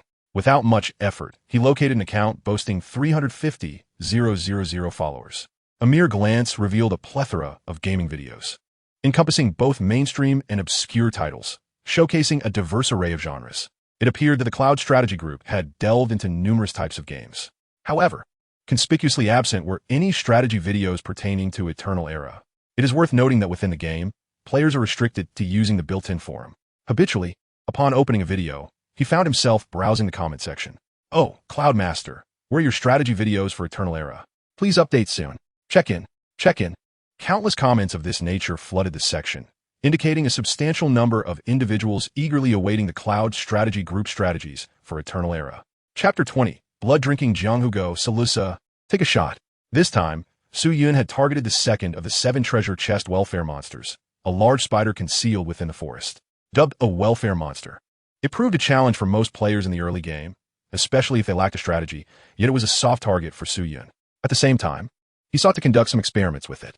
In the distance, Salusa gazed at the enormous spider, which was twice the size of the red-striped leopard, lost in contemplation. On their journey, when Su Yun directed the red-striped leopard to take a wide berth, Salusa sensed something amiss. Having learned from their previous reckless foray into the red-striped leopard's territory, Salusa was now wary of following Su Yun blindly. Throughout their trek, she exerted considerable effort to navigate the forest, imagining Su Yun barreling through the thickets, potentially provoking some formidable forest overlords. To her astonishment, Su Yun's command led them directly to the territory of the giant spider. Name, giant spider. Race, insectoid. Level, 30 elite. Relationship, hostile target. Remaining details not visible. In comparison to the red-striped leopard, the giant spider was far more insidious and ferocious. Its territory was an unassailable domain among the night elves. Had Su Yun not been beside her, Salusa would not have lingered even for a moment. Indeed, she would never have dared to approach the giant spider's lair. The massive figure of the giant spider was swarming with countless smaller spiders. For Salusa, the terrifying visage of the giant spider was a living nightmare, one that could rouse her from slumber in sheer fright. Now, Su Yun was asking her to shoot an arrow at the giant spider. Was this truly wise? Do you genuinely have a plan to defeat it, Su Yun? Have no fear, Salusa. We have collaborated successfully once before. I trust you, just shoot it once, and I will handle the rest. Under Su Yun's coaxing, Salusa nocked an arrow, taking advantage of the moment when the colossal spider was unaware and released it with precision. The arrow traversed the thick webbing surrounding the creature, akin to steel cables, ultimately striking the enormous head of the mother spider. A staggering 5,031 points of damage. In a single shot, Salusa had obliterated 9/10 of the colossal spider's health bar. Su Yun observed intently.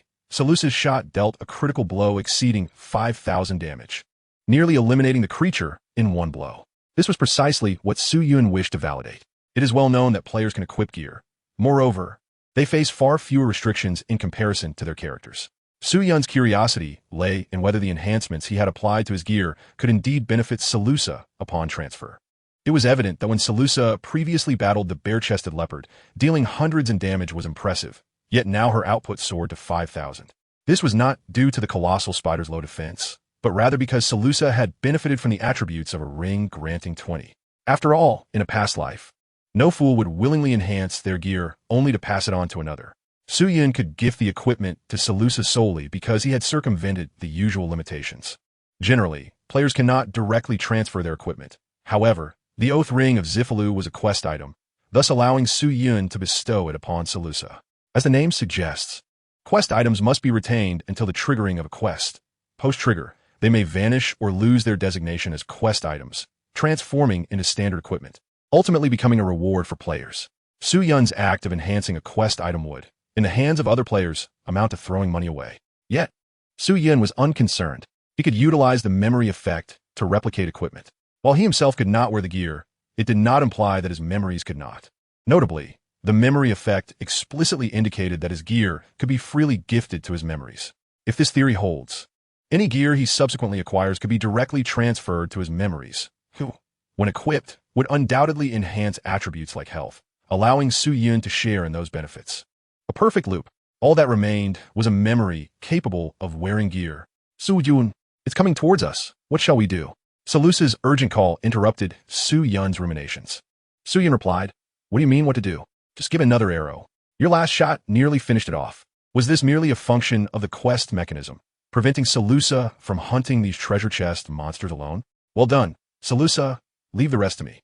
With a gentle wave of his hand, a fireball coalesced in his palm. Without Salusa, a necessary ally in applying strategy, how would one approach the challenge of slaying the colossal spider? With fire. In truth, the silky hairs of the colossal spider, along with the multitude of tiny spiders upon its back, are exceedingly flammable. A mere spark is sufficient to render the mechanism by which the colossal spider unleashes its offspring half ineffective. With a single fireball cast by Su Yun, flames erupted fiercely around the colossal spider. The tiny spiders, tightly clustered, were unable to escape. The burning damage surged, with the colossal spider's already scant health dwindling further. Each instance of burning damage signified the demise of a tiny spider, many of which Su Yun successfully transformed into memories of servants. Had it not been for Salusa's arrow, which stripped 5,000 health points from the colossal spider, the burning would not have been lethal, but it would have cleared away the bothersome tiny spiders, allowing Su Yun to confidently kite the severely weakened colossal spider without sustaining harm. At that moment, the colossal spider writhed in agony, desperately attempting to rid itself of the burning tiny spiders with its 8 sharp legs and acute mandibles. Without waiting for the burning damage to resolve, Su Yun unleashed 3 more fireballs, combining them with poison damage, and swiftly delivered the final blow during a brief interval in the Colossal Spider's burning mechanism. Defeated level 30 Colossal Spider. Elite. Experience points, 106. Player, Cloud Strategy Group, has leveled up to 8. Although Su Yun had captured numerous tiny spiders, the 80 chance of capturing the large spider failed to yield results. Su Yun, you haven't resurrected the Colossal Spider, have you? Solutia gently tugged at Su Yun's sleeve, expressing her aversion to the spider's unattractiveness.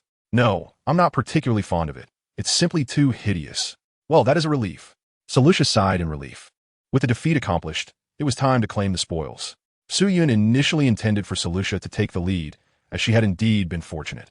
However, she adamantly refused to approach, despite the colossal spider having dissipated into shimmering starlight. Reluctantly, Su Yun took matters into his own hands. You have obtained 3 pounds of colossal spider silk. You have obtained 2 venomous fangs from the colossal spider. You have obtained 80 venom from the colossal spider. There was little of significance to discuss, just some equipment and exclusive materials from the colossal spider. The main event, however, lay with the treasure chest. Summoning the tool leopard, Su Yun exerted considerable effort to extract a treasure chest from the remnants of the spider's web. Solutia always found it fascinating how Su Yun had a knack for discovering treasure chests. Under Su Yun's eager gaze, Solutia opened the epic treasure chest, and then there was nothing more to follow. Devoid of luminous effects and equipment, the treasure chest lay empty. Su Yun. This outcome validated Su Yun's conjecture. Regardless of which treasure chest Solutia opened, guarded by the welfare monster, the result would invariably yield the legendary equipment. The Oath Ring of Siefelu. Having already obtained it once, future chests would, naturally, yield nothing else. Yet Su Yun felt a pang of sorrow. Would the next refresh of this chest still count as its first opening? This time, the treasure monster was a great serpent residing in a mountain gorge. Solutia had become somewhat numb. She even speculated whether Su Yun intended to subdue some formidable overlords of the forest to transform them into allies. Indeed, Su Yun possessed the talent to resurrect the deceased, and it appeared that hunting down strong adversaries was the swiftest path to augmenting one's power.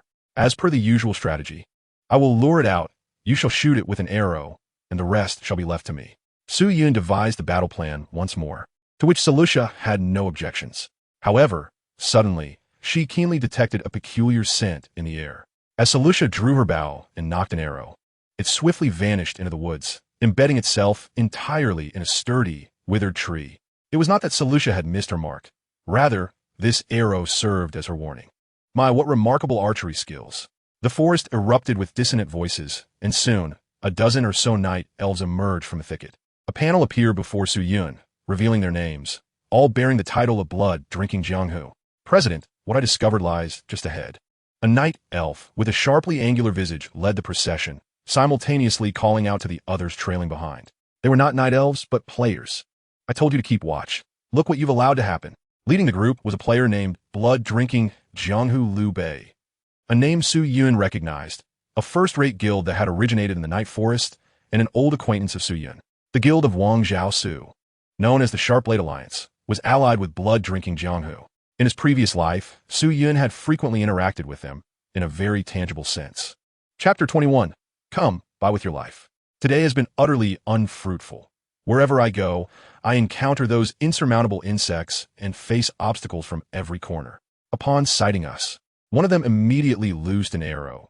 Do you think this matter can simply be brushed aside? From a distance, a player named Blood-Drinking Tiger shouted in a croaky voice towards Su Yun's direction. Clearly, the very individuals Su Yun most wished to avoid. Zhang San and Li Si were abundant in the guild Blood-Drinking Jianghu, easily found in great numbers. The leader, blood-drinking Jianghu Liu Bei, was a second-generation heir in the real world, rumored to hail from a wealthy family. To what extent he was wealthy, Su Yun did not know, but he was aware that he was perpetually surrounded by a throng of subordinates, engaging in petty matters of robbery and territorial disputes, which were trifles to them. In the 3 months since the launch of the game, the most notorious incident surrounding Blood Drink Jianghu involved a small guild that, after attempting to seize territory from Blood Drink Jianghu, found themselves besieged by hundreds of its minions in the main city, too frightened to venture outside. Ultimately, every member of that small guild met their demise in the ensuing conflict. Being trapped in the main city was akin to being obstructed from a vital spring. Despite the numerous side quests that refreshed daily, Their experience gain paled in comparison to those grinding in the wild, leading to an ever-widening gap in strength, compounded by their numerical disadvantage. Such occurrences were not uncommon in the ancient era. Today marked the inaugural day of the ancient era's launch, and it was only on this day that one could encounter Blood Drink Jiang, who rode north in the wild, accompanied by merely a handful of subordinates. As the members of Blood Drink Jiang Hu drew closer, Su Yundan responded with a smile. What do you intend to do? Pay up if you have the means. Suddenly, the sharp-nosed minion leading the group shouted, President, look at his name, Cloud Strategy Team. Only then did the leader, Blood Drink Jiang Hu, rode north, truly raise his head to regard Su Yundan with his full attention. The Cloud Strategy Team had recently triggered a server-wide announcement, obtaining a piece of 20 equipment. You were the one who just triggered the server-wide announcement? Blood Drink Jiang Hu rode north, inquired, as his companions scrutinized Su Yundan, seemingly searching for clues in his appearance. None among them knew what a 20-piece of equipment looked like or its attributes, yet Su Yundan was clad in nondescript cloth garments, devoid of any enhancements, not even donning a novice set. Were it not for the ancient era's prohibition against name duplication, Blood Drink Jiang Hu rode north would hardly have wasted his time here. How could such a poorly outfitted player possibly be the revered figure who had just sparked a server-wide announcement? Surely, it must be a fool attempting to imitate a deity's name. It is I. To everyone's astonishment, Su Yundan not only did not deny it, but boldly affirmed it. Su Yundan, do you know them? As the atmosphere grew increasingly tense, Salusa leaned closer to Su Yundan, whispering in a voice only they could hear. The Dark Knight elves present were all mercenaries from external factions, and within their ranks, competing for prey was strictly forbidden, especially near the territory of the withered forest boa. Originally, Salusa intended to suggest a retreat with her arrow, but now, she sensed palpable hostility emanating from these Dark Knight elves. Yes, we are old acquaintances. You know me? Blood Drink Jiang Hu rode north, narrowed his eyes slowly. Of course, I am the president of Blood Drink Jiang Hu. That simplifies matters greatly. Name your price for the equipment that triggered the server-wide announcement. He continued, Oh, and her as well? This must be a hidden quest, so include her in the deal. Blood Drink Jiang Hu rode north, extended his hand, pointing towards Salusa beside Su Yundan. Upon closer proximity, he realized that the female elf accompanying the Cloud Strategy Team was not a player, but rather, how could there be one in such a desolate wilderness? Throughout the entirety of the Night Elf clan, he had yet to witness anyone venture beyond the confines of their encampment into the wild. Coupled with the renown of the Cloud Strategy Group, it was evident that he had inadvertently triggered a hidden quest, hence the unexpected following. In the eyes of Blood Drinking Jiang Hu rode north, the recognition from the Cloud Strategy Group simplified matters considerably. Although his reputation within the industry was not particularly stellar, those who knew him would invariably grant him a modicum of respect. Should anyone dare to withhold such courtesy, it could only lead to dire consequences. President, how impressive. This young lady is truly captivating. Why not acquire her for the enjoyment of the brothers? The sycophantic lackey, with a grotesque expression, rubbed his hands together in a most distasteful manner. This remark instinctively prompted Salusa to grasp Su Yun's sleeve, not out of fear, but rather out of revulsion. She had long heard of the exorbitant prices set by the president of Blood Drinking Jiang Hu. She wondered if the rumors held any truth. Su Yun surveyed the throng of a dozen or so individuals encircling him and, with a smile, inquired about their intentions. He had eluded Zhang San and Li Si all morning, not out of fear, but because these players were invincible on the first day of the game. In his past life, he had ample opportunities to eliminate Wang Zhao Su completely, yet his own mercy had led to a tragic conclusion. Su Yun was unaware of which main city Wang Zhao Su had chosen as a starting village. After all, the world map of the Eternal Era was vast. However, if he were to let his old adversary slip away now, it would be a squandered opportunity bestowed upon him by fate. Young man, it seems you have lost your bearings. Our president is benevolent and willing to pay for your equipment and quests. Should you dare to inflate your prices, rest assured, I shall not hesitate to sever your limbs and feed them to the bothersome insects of the forest. The rumors were indeed true, but his generosity was reserved for friends. Whether one qualified as a friend depended on the fairness of their offer. Having endured a day of misfortune, he was astonished by the sudden turn of luck that led him to stumble upon the Cloud Strategy Group, freshly heralded by a server-wide announcement. This announcement had propelled the Cloud Strategy Group into the limelight, and many sought to uncover which main city he occupied and what starting race he had chosen. Most importantly, they hoped to chance upon acquiring that coveted item that had triggered the server-wide notification. His fortune was indeed remarkable, as he fortuitously encountered a solitary member of the Cloud Strategy Group. He had his sights set on that level 20 equipment. With each member of the Cloud Strategy Group isolated, he felt no trepidation about their escape. Should they be amiable, he was willing to part with a modest sum to procure both the hidden quest and the equipment. If they proved obstinate, he would not hesitate to eliminate members of the Cloud Strategy Group for their loot. In the Eternal Era, death meant the deletion of one's account and a fresh start, with all belongings lost upon demise. As for whether they could contend with the Cloud Strategy Group, blood-drinking Jianghu Road North had initially harbored concerns, given that the Cloud Strategy Group possessed the sole item in the entire server that had triggered a server-wide announcement. Yet, upon facing them, his apprehension began to dissipate. At the very least, he had yet to discover the hidden feature allowing players from the ancient era to don equipment. Observing the Cloud Strategy Group, none adorned a single piece of gear. Could they possibly contend against the formidable equipment he had procured at great expense for a multitude? The sole aspect to be wary of was perhaps the presence of those shadowing the Cloud Strategy Group. The fairness of my demands hinges upon your interpretation. If you seek equipment and quests, you may certainly acquire them at the cost of your life. The Blood Drink Jianghu Collective? In an instant, the crowd believed they had misheard. They never anticipated that the Cloud Strategy Group would genuinely wish to engage them in battle. If they won't concede, let's all charge at him and crush him. With a rallying cry, Blood Drink Tiger drew forth a rust-stained great sword from his waist. This very blade had been procured for 2 million from the Night Elf clan, and each member possessed one. He refused to believe that the Cloud Strategy Group could muster such cash to purchase equipment. Blood Drink Tiger rushed forward, closing in on Su Yun, and aimed a powerful slash. However, before the massive sword could connect, a flurry of azure ice particles suddenly emerged before Su Yun. Following closely was a fully blue insect that burst forth from the ice, colliding head-on with the great sword. The sword sent the insect flying, simultaneously displaying a substantial damage figure. Blood Drink Tiger? What was that creature? The unyielding insects of the forest? How could it have emerged to shield Su Yun from a strike? Countless questions flashed through his mind, but before he could discern an answer, a new wave of ice particles surged between him and Su Yun.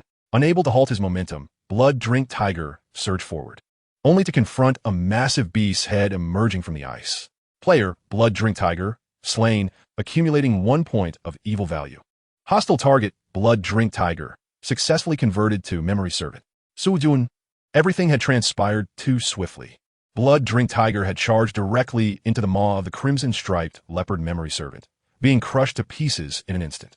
Slaying a player accumulates evil value, and with such value, one cannot enter the main city. Su Yun was well aware of this. If his health had been sufficient, he could have allowed the enemy to strike him first. In the wild, attacking other players transforms them into hostile targets, and killing a hostile target does not accumulate evil value. However, Su Yun had but a sliver of health and could not withstand any damage. He had no choice but to act decisively.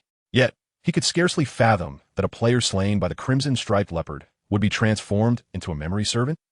Was it not the case that memory servants could only be created from monsters?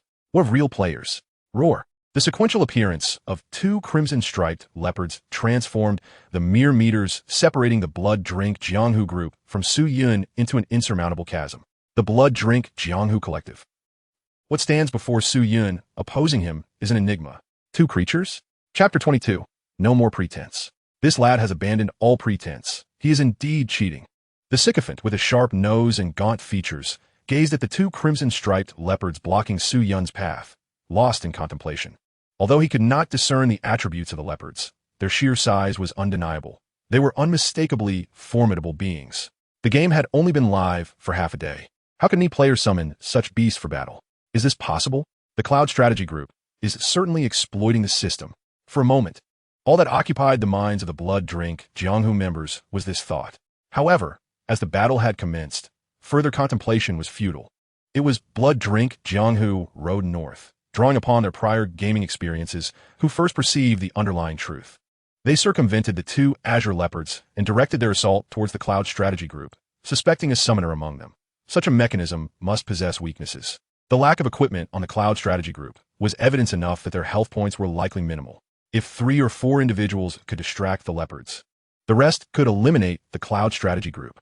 Excluding Blood Drink Tiger, who met his demise at the leopard's jaws, the others quickly dispersed, with 5 among them drawing bows, preparing to engage Su Yun with ranged attacks. Meanwhile, Blood Drink Jianghu rode north, having formulated the battle plan, positioned himself at the rear of the group, and cast a fiery glare towards Su Yun. His eyes burned with fury since combat had commenced. It would be a fight to the bitter end. Yet, in a moment of distraction, Blood Drink Jianghu rode north, beheld Su Yun raising his hand behind the two azure leopards. In the next instant, a fireball coalesced in Su Yun's palm, expanding in Blood Drink Jianghu rode north, as line of sight. Before he could react to the realization that this was a skill distinct from physical weaponry, it was already too late to evade. 896. Nearly 900 points of damage obliterated Blood Drink Jianghu rode north, as health bar, leaving but a sliver remaining. A critical hit of 896. Is this even plausible? Observing the other guild members dealing a mere 12 points of damage, Blood Drink Jianghu rode north, fell into deep thought. Yet predominantly, he felt a surge of relief. It was evident that the 20-level equipment must have augmented the Cloud Strategy Group's explosive damage output. Thankfully, his health was substantial, allowing him to survive the fireball unscathed. After merely half a day since the game's launch, who could fathom where the Cloud Strategy Group had acquired such skills? Having narrowly escaped, Blood Drink Jianghu rode north, resolved to retreat, seeking refuge behind his comrades. Even if the Cloud Strategy Group possessed skills, they must surely be bound by certain limitations. He remained unwilling to accept that they could wield such a plethora of seemingly cheat-like abilities. It must be noted that within the half-day since the launch, he had already spent millions in the Ancient Epic. Apart from the Cloud Strategy Group's apparent advantages, the Ancient Epic treated all players equally, maintaining remarkable balance. Even with substantial monetary investment, one could not attain equipment that was excessively superior to that of others. Or did the Cloud Strategy Group have to be an exception? Countless thoughts flitted through his mind. Yet before Blood Drink Jianghu rode north could take action, a substantial number materialized before his eyes. 47. Poisoned. He barely had time to consume a restorative potion when the poison damage completely depleted Blood Drink Jianghu rode north, as health bar. Blood Drink Jianghu rode north. Poison? Where did this poison damage come from? From the onset of battle to his demise, he had only ingested a fireball cast by Su Yun. Could it be that the fireball was poisoned? As his health reached zero, a blinding white light erupted instantly. Alongside this radiant glow appeared a spectral figure resembling an angel. Bathed in the light, Blood Drink Jianghu rode north, vanished in an instant. A death totem. Su Yun was taken aback, realizing that Blood Drink Jianghu rode north possessed a death totem. The reason for his disappearance was likely due to his setting the resurrection point of the totem near the Night Elf tribe's encampment. However, now at the Night Elf tribe's camp, another beam of white light manifested out of thin air. As the light waned, Blood Drink Jianghu rode north, emerged from it. Cursed Cloud Strategy Group. Revived by the Death Totem, Blood Drink Jianghu rode north, immediately accessed the settings interface, eager to locate the customer service or reporting options. The Cloud Strategy Group had eliminated him with a single skill, triggering poison damage. They were not even attempting to conceal their cheating. With so many outrageous skills, he could somewhat comprehend one or two being effects attached to level 20 equipment, but the likes of the Cloud Strategy Group were utterly beyond his understanding. Having perused the settings interface for but a moment, Blood Drink Jianghu rode north, furiously closed it. If there were a customer service feature, he would have discovered it long ago. After all, within just half a day of the game's launch, he had invested over 100 million. Given such expenditure, he expected not only dedicated customer service, but even clarity on which company owned the ancient era. Cursed! Blood Drink Jianghu rode north, angrily discarded the sword he had purchased for 2 million. The death totem had cost him a staggering 50 million, exchanged for 500 iron coins, and it was the sole one he had acquired from a night elf. In fact, had he not spent a fortune on a plethora of equipment from that individual, the totem would never have been sold to him. Such a vast sum wasted. How could he possibly accept that? Cloud Strategy Group. Blood Drink Jianghu rode north, silently resolved that he would assemble a cadre of professional players to infiltrate the game. A dozen would suffice to confront the Cloud Strategy Group. But he would rally hundreds, even thousands. He refused to believe that the Cloud Strategy Group could remain unvanquished. In a fit of rage, Blood Drink Jianghu rode north, seemed to hallucinate a fireball materializing before him, growing ever larger from the same angle. 896, 47, poisoned. The damage calculations once again obliterated Blood Drink Jianghu rode north, as health bar. This time, he found himself devoid of a second sacrificial totem to ignite. This was certainly not an illusion, but rather a manifestation of Su Yun's memory throne, talent, the Memory Authority skill. It possesses the extraordinary ability to disregard distance constraints, ensuring a guaranteed hit on a target he has previously inflicted damage upon, dealing an equivalent of 100 true damage per instance. Eliminated player, Blood Drink Jianghu, Road North, accruing 1 point of sin value. Eliminated hostile target, Blood Drink Jianghu, Road North, successfully transforming them into an elder servant. Within the main city, players are unable to inflict any harm upon one another, which elucidates why the act of blocking spring water is frequently observed in the ancient epic. The temporary encampment of the Night Elves, however, does not qualify as a main city. Thus, 2 players engaging in combat within the camp would inevitably attract the Night Elves' wrath. Nevertheless, the Memory Authority explicitly states that it ignores the effects of undead bloodlocks. With the demise of Blood Drink Jianghu, Road North, the remaining members of the guild seem to lose their backbone, scattering in all directions. Let us split up. The Cloud Strategy Group has an advantage. We may not be able to defeat him, but with our numbers, he might not be able to pursue all of us, shouted a player with a sharp visage, abandoning his companions to flee. Faced with such chaos, Su Yun found himself at a loss, as the battlefield was too tumultuous, and he lacked confidence in evading the erratic assaults. Just as he contemplated retreating, his companion Salusa drew her bow, loosing an arrow toward the player with the sharp features. 8,039. In an instant, that player was reduced to a constellation of shimmering particles. Su Yun, I'm protecting you. Salusa, undeterred, continued to fire, each arrow claiming another victim. Thus, the once escaping members of the Blood Drink Jianghu Guild, numbering over a dozen, were swiftly dispatched by Salusa's relentless onslaught. It was only thanks to Su Yun's urgent casting of 2 fireballs that he managed to secure 2 kills amidst Salusa's prowess. In the real world, what did you say? You were all killed by that one beside the Cloud Strategy Group? In a disheveled office, Liu Bei held a phone in one hand, listening to the reports of his subordinates, while the other clutched a laptop that was now severed in 2, connected only by wires. Now, he was confronted with even more bewildering news. His subordinates had all fallen to the hands of the female elf beside Su Yun. That elf was capable of attacking players? Yes, I witnessed it clearly. She shot an arrow at me, inflicting over 8,000 critical damage. What did you say? How much? Over 8,000? Liu Bei? One person can inflict over 8,000 damage on a player? Call and have them create 500 account for the Night Elf race. I refuse to believe I cannot vanquish him. Enraged, Liu Bei hung up the phone and issued a command to the transparent interface before him to enter the game.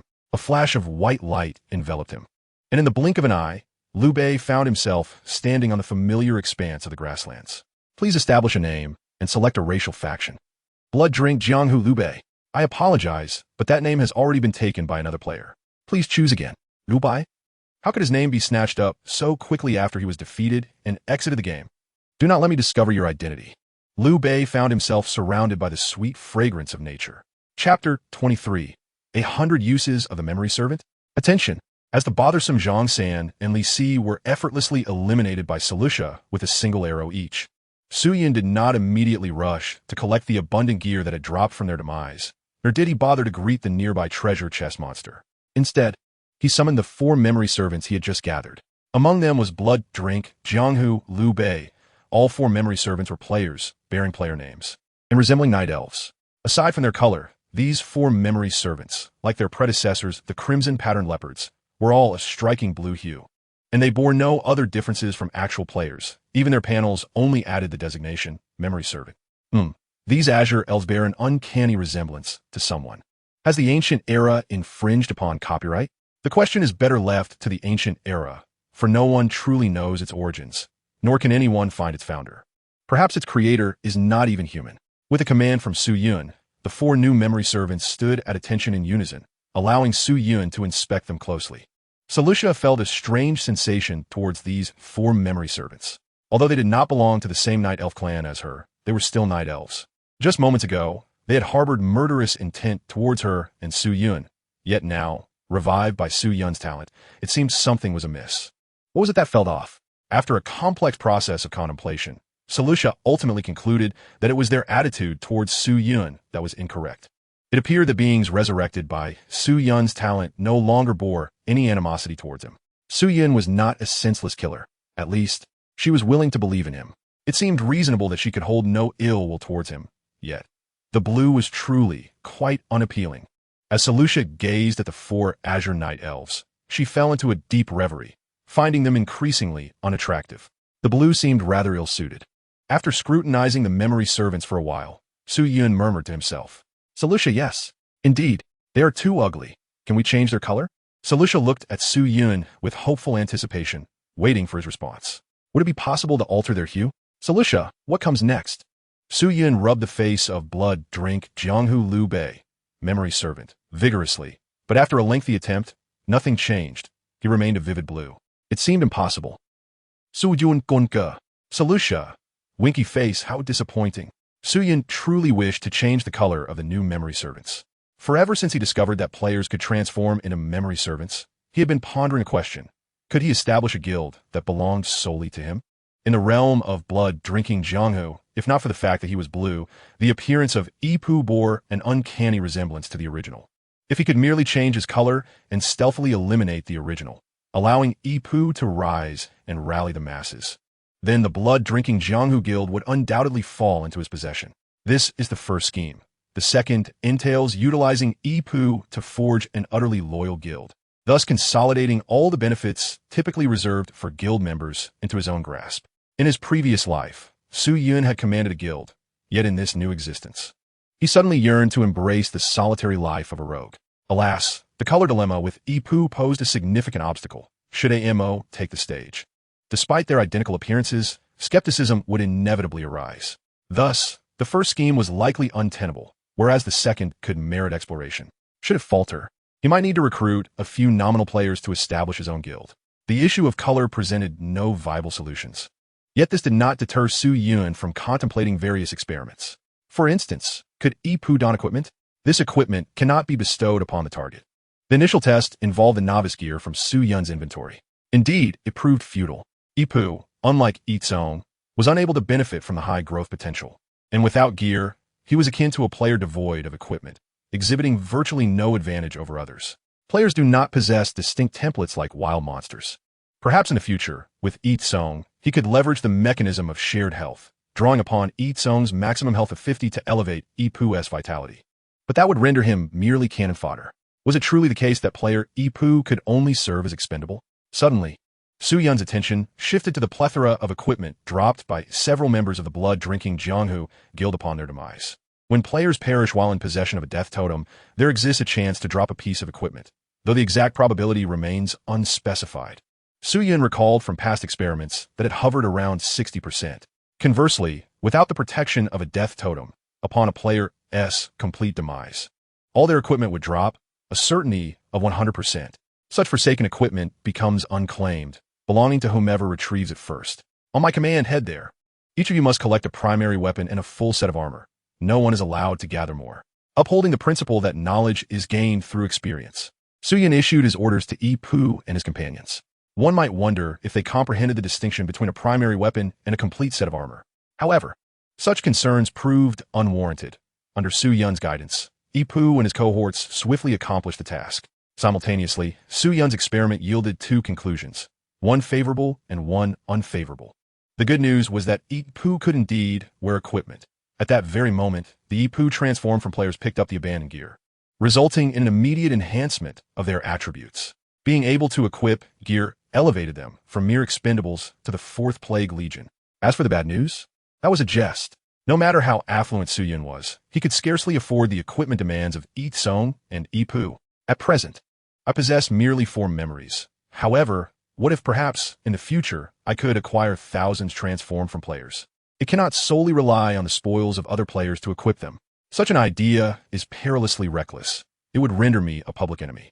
Consequently, it appears that the more unobservant Zhang and Li become, the more beneficial it is for me. Over a decade within this virtual realm, a considerable number of players have perished at my hands. Although I wish to assert that most of the time, I am but a puppet of circumstances, I can hardly deny this truth, and I have grown somewhat desensitized to it. Nevertheless, I hope to retain my core essence. At the very least, I do not wish to become a merciless slayer, indiscriminately taking innocent lives. By the way, can you wear equipment? After examining the 4 new memories, my attention shifted to 2 red-spotted leopard memories. As memories, can the armed leopards be explored? If the red-spotted leopards could don equipment, they would be living weapons. Go! Retrieve that. Under my command, one of the red-spotted leopard memories clumsily picked up the massive sword that the initial blood-drink tiger wielded. After a brief struggle to find balance, the leopard managed to steady itself. Indeed, it could hold the sword in its mouth. However, the panel attributes remained unchanged, akin to my wielding of Ifrit's forging hammer, visually appealing yet utterly ineffective. All right, put it down. It appears I overestimated the situation, despite both being memories. Distinctions must be made between wild creatures and players. With my permission, the red-spotted leopard promptly discarded the giant sword and approached me, seemingly eager for praise. I discerned that this was a male leopard.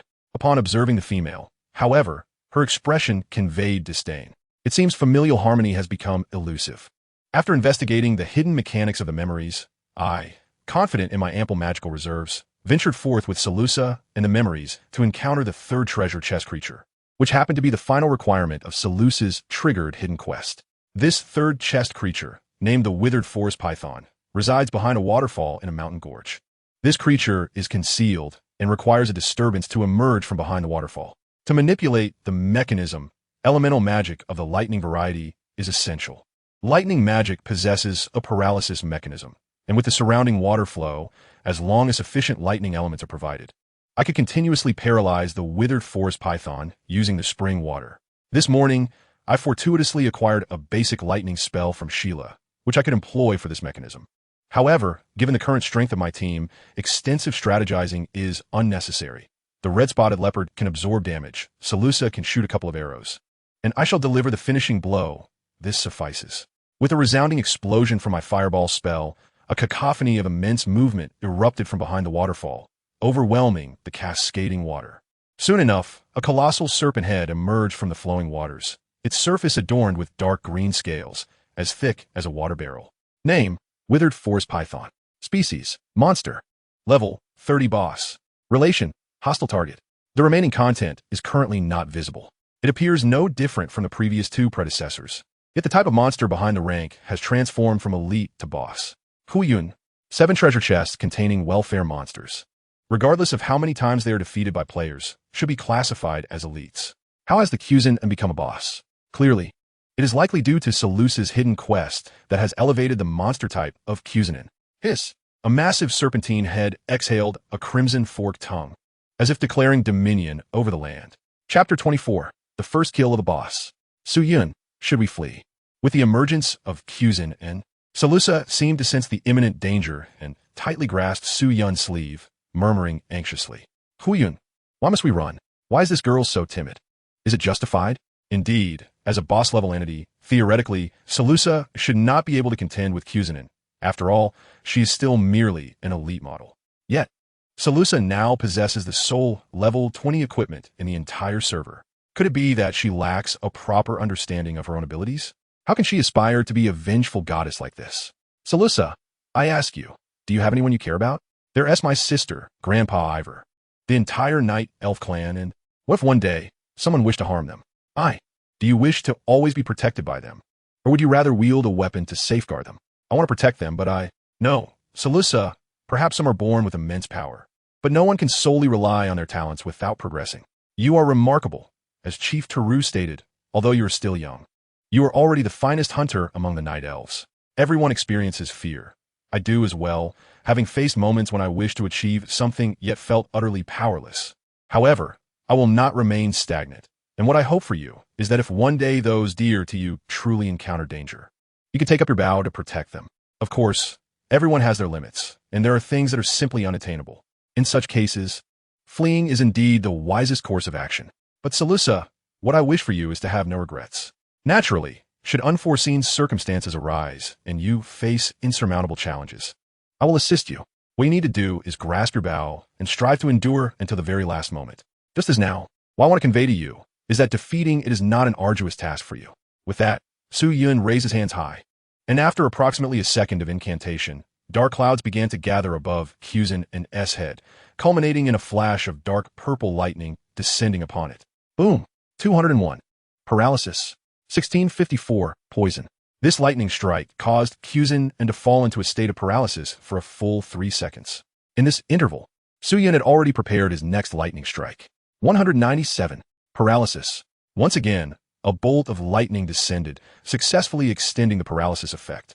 Seemingly influenced by Su Yun, Salusa nocked an arrow, seizing the opportunity while the withered forest python was incapacitated.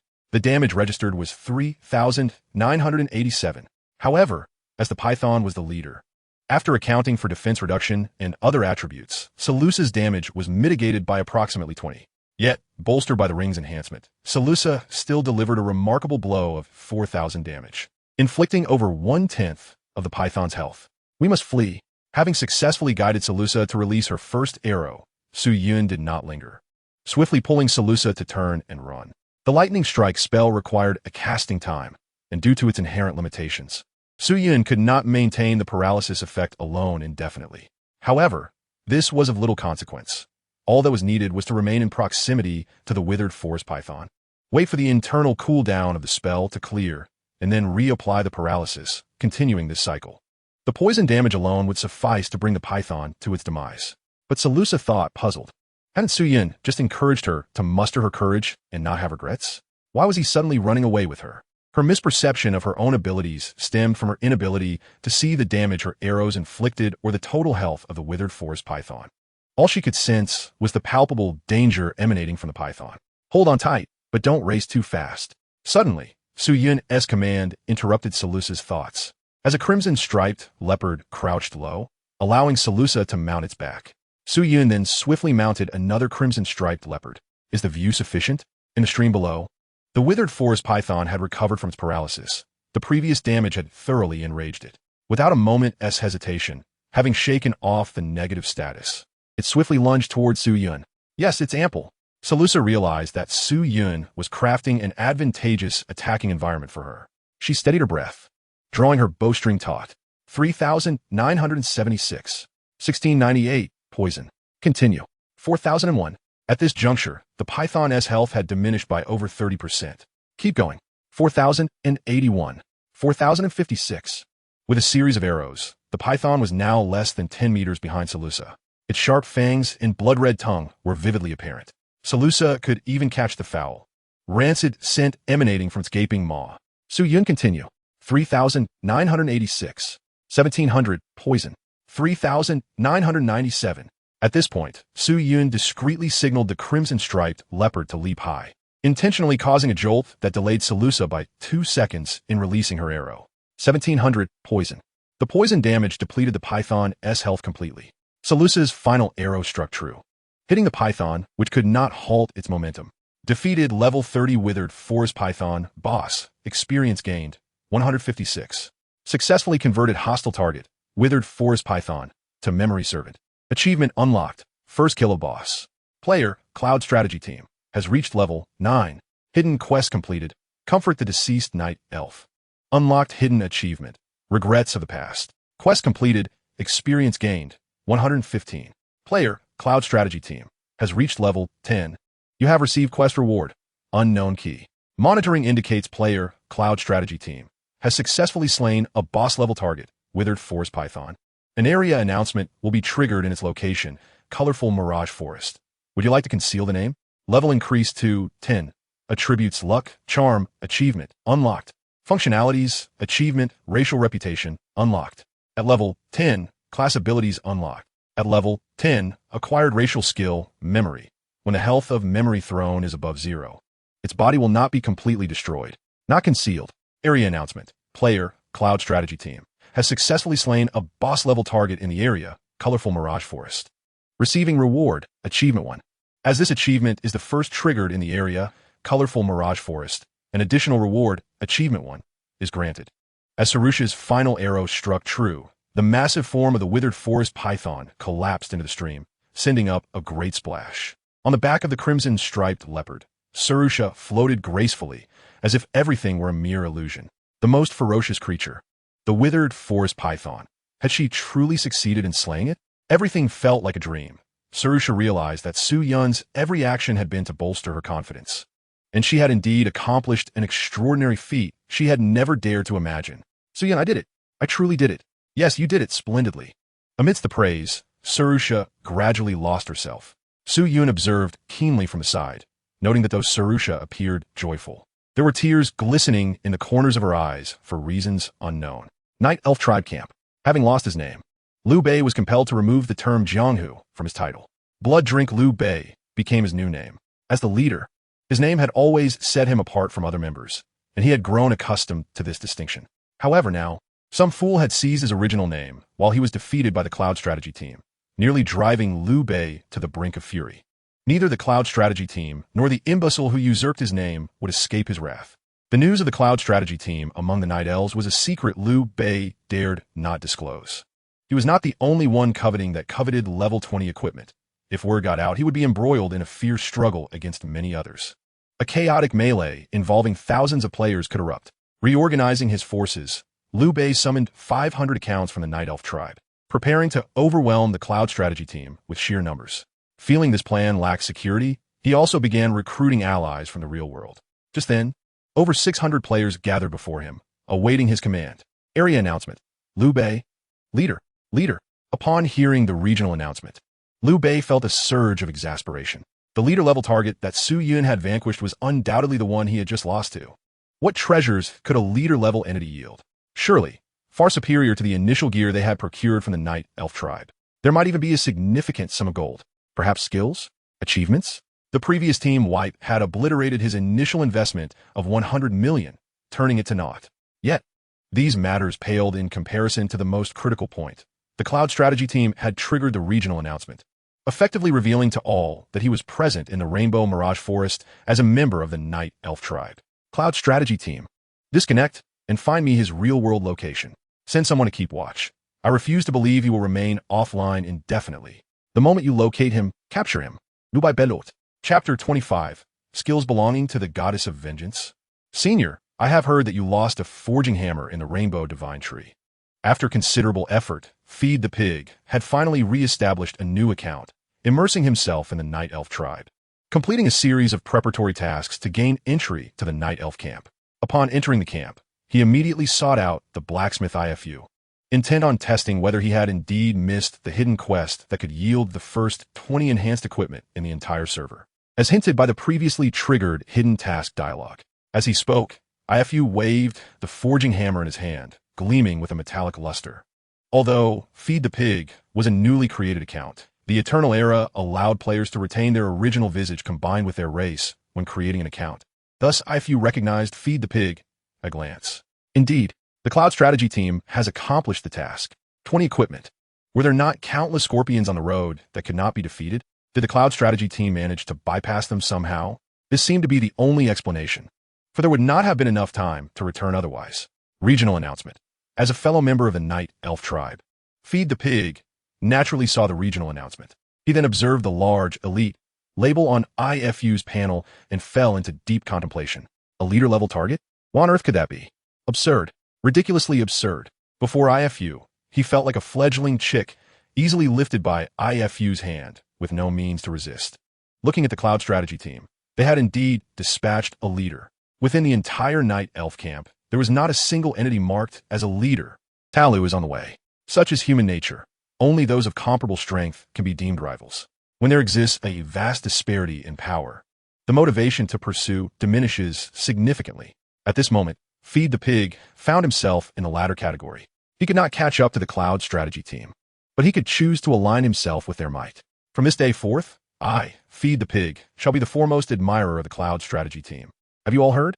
The revered Cloud Strategy Group has once again achieved remarkable success, having slain a boss-level target and triggered a regional announcement in the Rainbow Mirage Forest. The esteemed ones are in the Rainbow Mirage Forest? Or might that be? Thank you for the invitation. The Rainbow Mirage Forest is a novice village accessible only to the Night Elf race. Alas, I must delete my account and start anew to pay homage to the esteemed ones. What does boss level mean?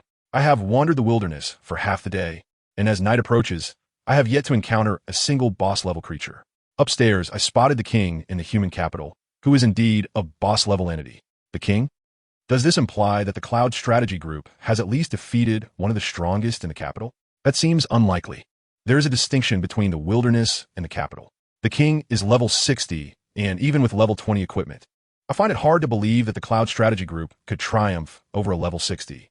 Friends, I have just witnessed the esteemed one firsthand. The esteemed one's level 20 equipment was acquired through a hidden quest. I too received this hidden quest, but I was unable to complete it. As I encounter a horde of monsters that could not be harmed, I must also venture to the Rainbow Mirage Forest. Perhaps following the esteemed one will yield some rewards. Glancing at the forum, a sense of pride welled up within. Behold, this is what it means to be esteemed. By the brook, after a day of toil, Suyun's hunger had reached its nadir. He resolved not to linger in the wilderness any longer. Having cleared the spoils of the withered forest python, he needed to prepare for the game's closure at midnight. First, he examined the equipment dropped by the withered forest python. This time, Suyun had learned, opting not to collect it himself, but instead allowing his companion, Ifu blood-drinking Jianghu, rode north, to do so, as he could view the specific attributes of the equipment on Ifu. Suyun even bestowed upon him a name, Road North 1. Road North 1 had amassed 3 pieces of equipment, including a longbow with a level 30 restriction and a 5-star boss rating. Upon inspecting the other items, it appeared they were all suitable for Salusa. A bold idea began to take shape. What if he could eliminate Ifu and claim the equipment for himself? The gear dropped by the withered forest python could not be collected by Salusa. Firstly, it was not a quest item, and secondly, Suyun had slain the creature, granting him rightful ownership of the spoils. If he wished to gift the equipment to Salusa, he would have to resort to a clever ruse. Come, Silusa. Shoot an arrow at Road North 1. Once the equipment was collected, Road North 1's mission would be complete. Salusa? Why? How shall I explain? Traditionally, the Night Elf race has instructed her to only shoot arrows at foes. The revived spirit has no hostility towards her and remains loyal to Suyun. Can this truly be considered an enemy? There is no time for questions. Hurry. Oh, 8003. With over 8,000 in critical damage, Road North 1 was obliterated, leaving no trace behind. The equipment lay scattered across the ground, confirming that the gear worn by the player could indeed be obtained through defeating foes. Come, let us don these items and see how they fare. Salusha, bewildered, selected 3 pieces from the ground at Suyun's insistence. A pair of leg guards, a helm, and a longbow. Like Suyun, she was clad only in garments devoid of any attributes, her original longbow being the swift longbow, which bore a level 15 restriction and was classified as an elite 1-star item, a mere quest item. Better than nothing, indeed, Suyun mused, eager to test the damage output. He summoned another player, Ipu, known as Tiger 1. The damage dealt was 8,267. The new gear certainly enhanced the damage, albeit marginally, as the gains from a level 20 enhancement were quite remarkable. Suyun directed the other Ipu players to collect the remaining gear, instructing them to hold on to it until Tiger 1 and Road North 1 resurrected the following day. Once the equipment was gathered, Suyun turned his attention to the other spoils, intrigued to discover their nature. You have obtained the snake fang of the withered forest python. You have obtained 5 scales of the withered forest python. You have obtained 5 pounds of python belly meat, suitable for cooking. You have acquired the skill book, Celestial Feather Meteor, of legendary quality.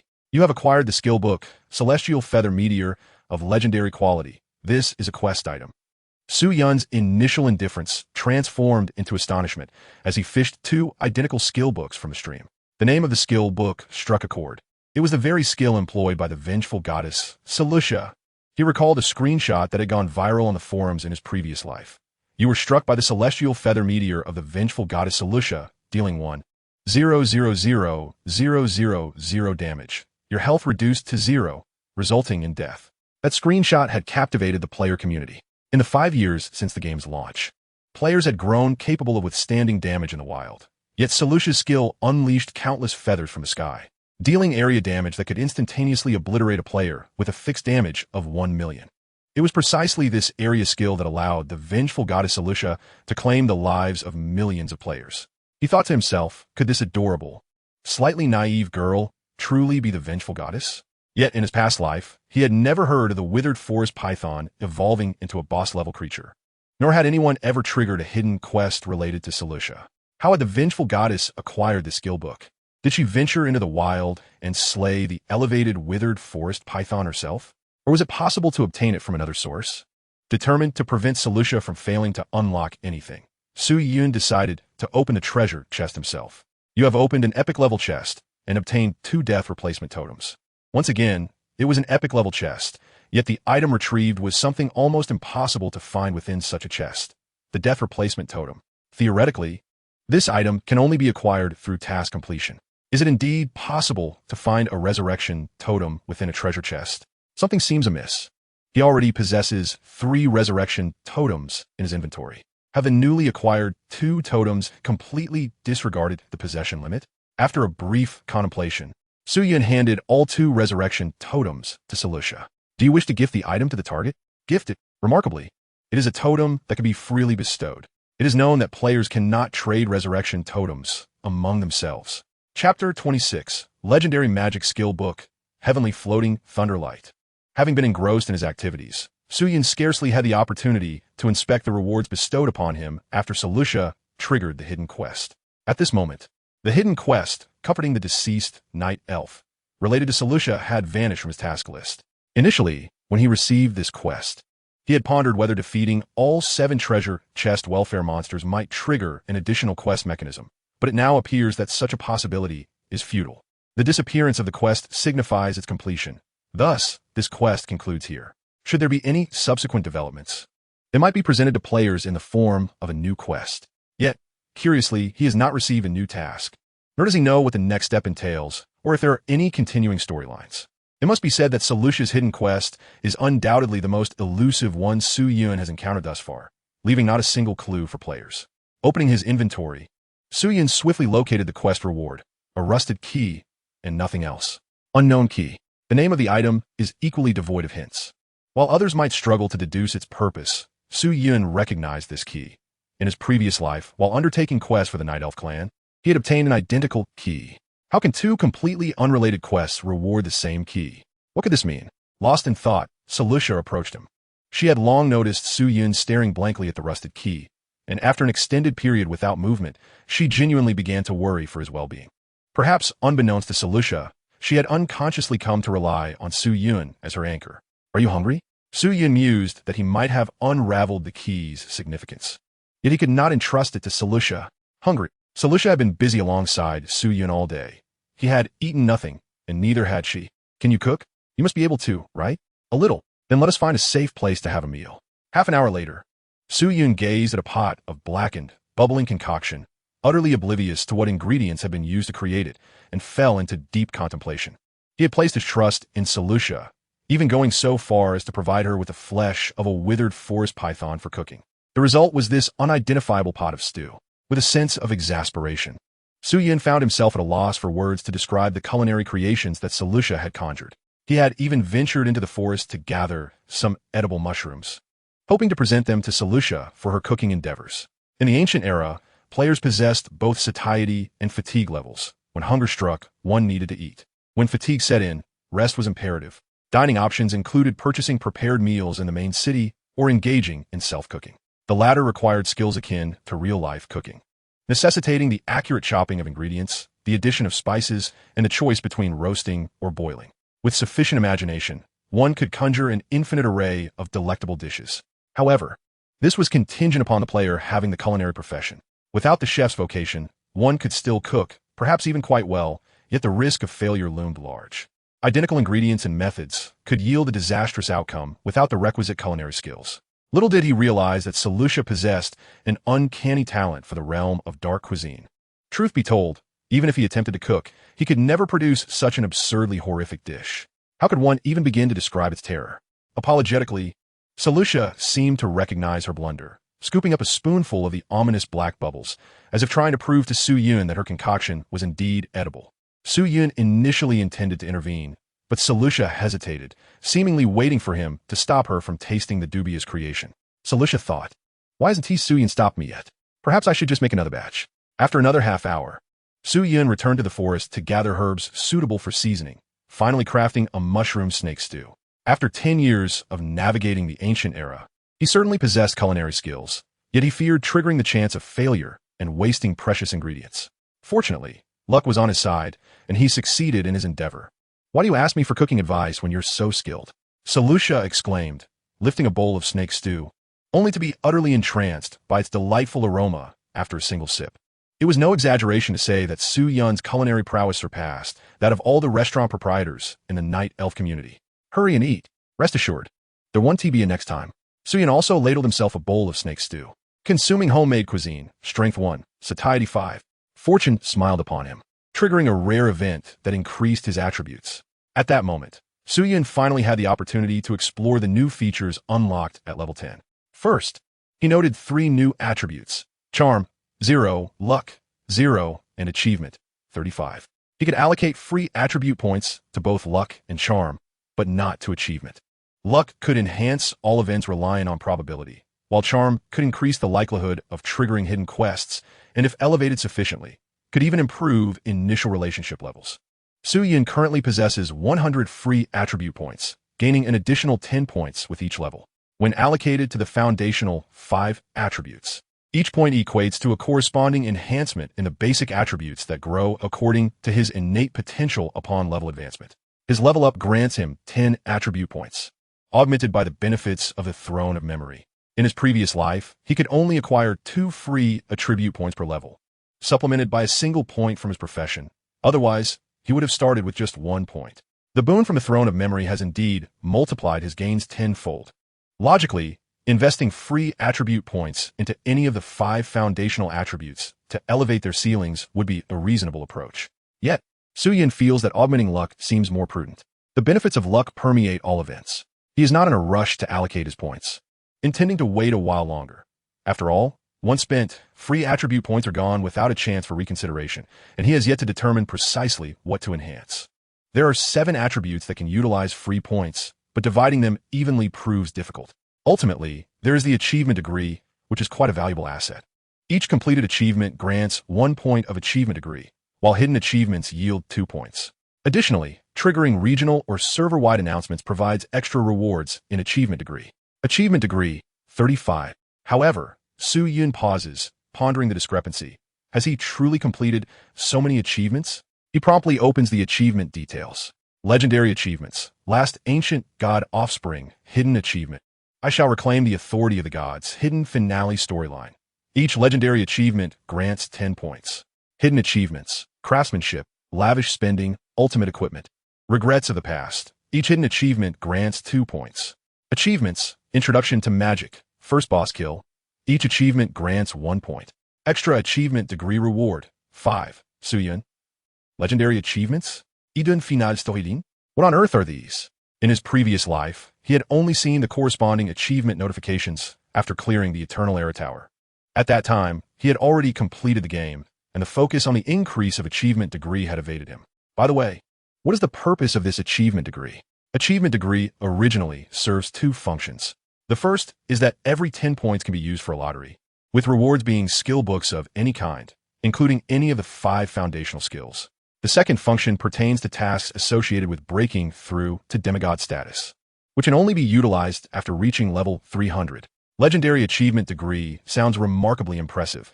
It cannot possibly be equivalent to ordinary achievement degree, can it? Achievement degree can be used for a lottery. Reward is a skill book. Current available achievement degree, 15. Each lottery will consume 10 points of achievement degree. Huyun, wasn't it 35? How has it diminished to 15? Goodness, legendary achievement degree is even inferior to ordinary achievement degree. Salusha, let us shake hands. Is it time to bask in some luck? What a prescient guess.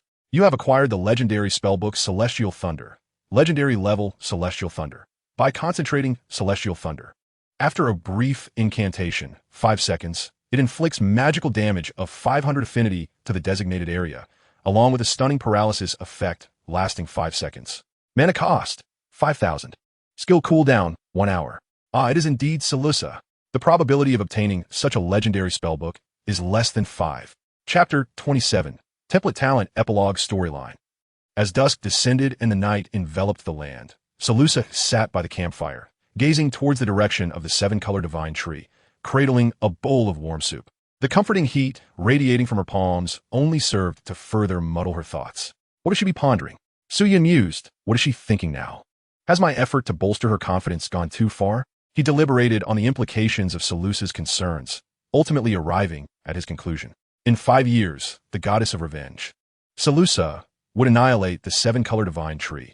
Thus it was prudent to act contrary to her thoughts.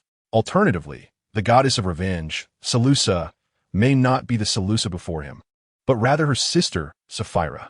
Soo-Yun, having spent considerable time with Salusa, felt an undeniable disparity between her and his memories of the goddess of revenge. They bore a striking resemblance, yet Salusa seemed to lack a certain elegance or aura.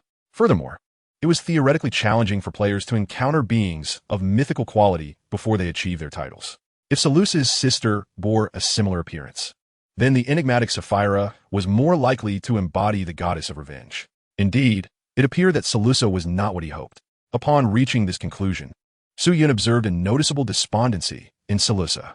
Habitually, he offered words of comfort, yet they elicited no response from her. She remained lost in her thoughts, seemingly entrapped in an inescapable reverie. Su Yun, fixated upon Seleusa, recognized her altered state. It was akin to triggering a hidden storyline. Was this correct? Contemplating this, he quickly assessed his circumstances. Relying solely on himself, he would require several more days to progress adequately enough to complete the main quest independently. After all, he had but a single drop of blood, rendering his margin for error exceedingly slim. You may use legendary achievement points for a lottery. Rewards include racial skill books. Current available legendary achievement points, 20. Each lottery will consume 10 points. Su Yun had kept the player system panel open, and it was at this moment that he inadvertently triggered an option, prompting the system to present him with a notification. Legendary achievement points. Indeed, this item proved to be of great utility, in contrast to the ordinary rewards of 5-dimensional skill books. The reward for legendary achievements is none other than a race-specific skill book. If it were someone else, they might hesitate to seize this opportunity, waiting for a chance to upgrade to a more potent racial affiliation. However, he has no such qualms. What he possesses is the unique, ancient god-level memory throne.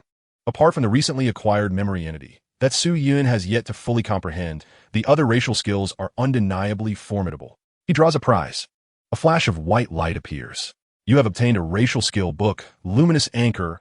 Luminous Anchor consumes mana to solidify a luminous anchor. While the anchor is present, you may choose to deploy it. If deployed, all events within a 10-meter radius have a chance to be delayed by up to 0.5 seconds. Once deployed, it cannot be moved, and only one luminous anchor may be active at any time. If not deployed, the luminous anchor can be designated to a single target. Upon consumption, it will mark that target and randomly select one of their template talents for Memory Throne to know. This effect can be used up to 10 times per day for a single target, with a permanent limit of 2 uses.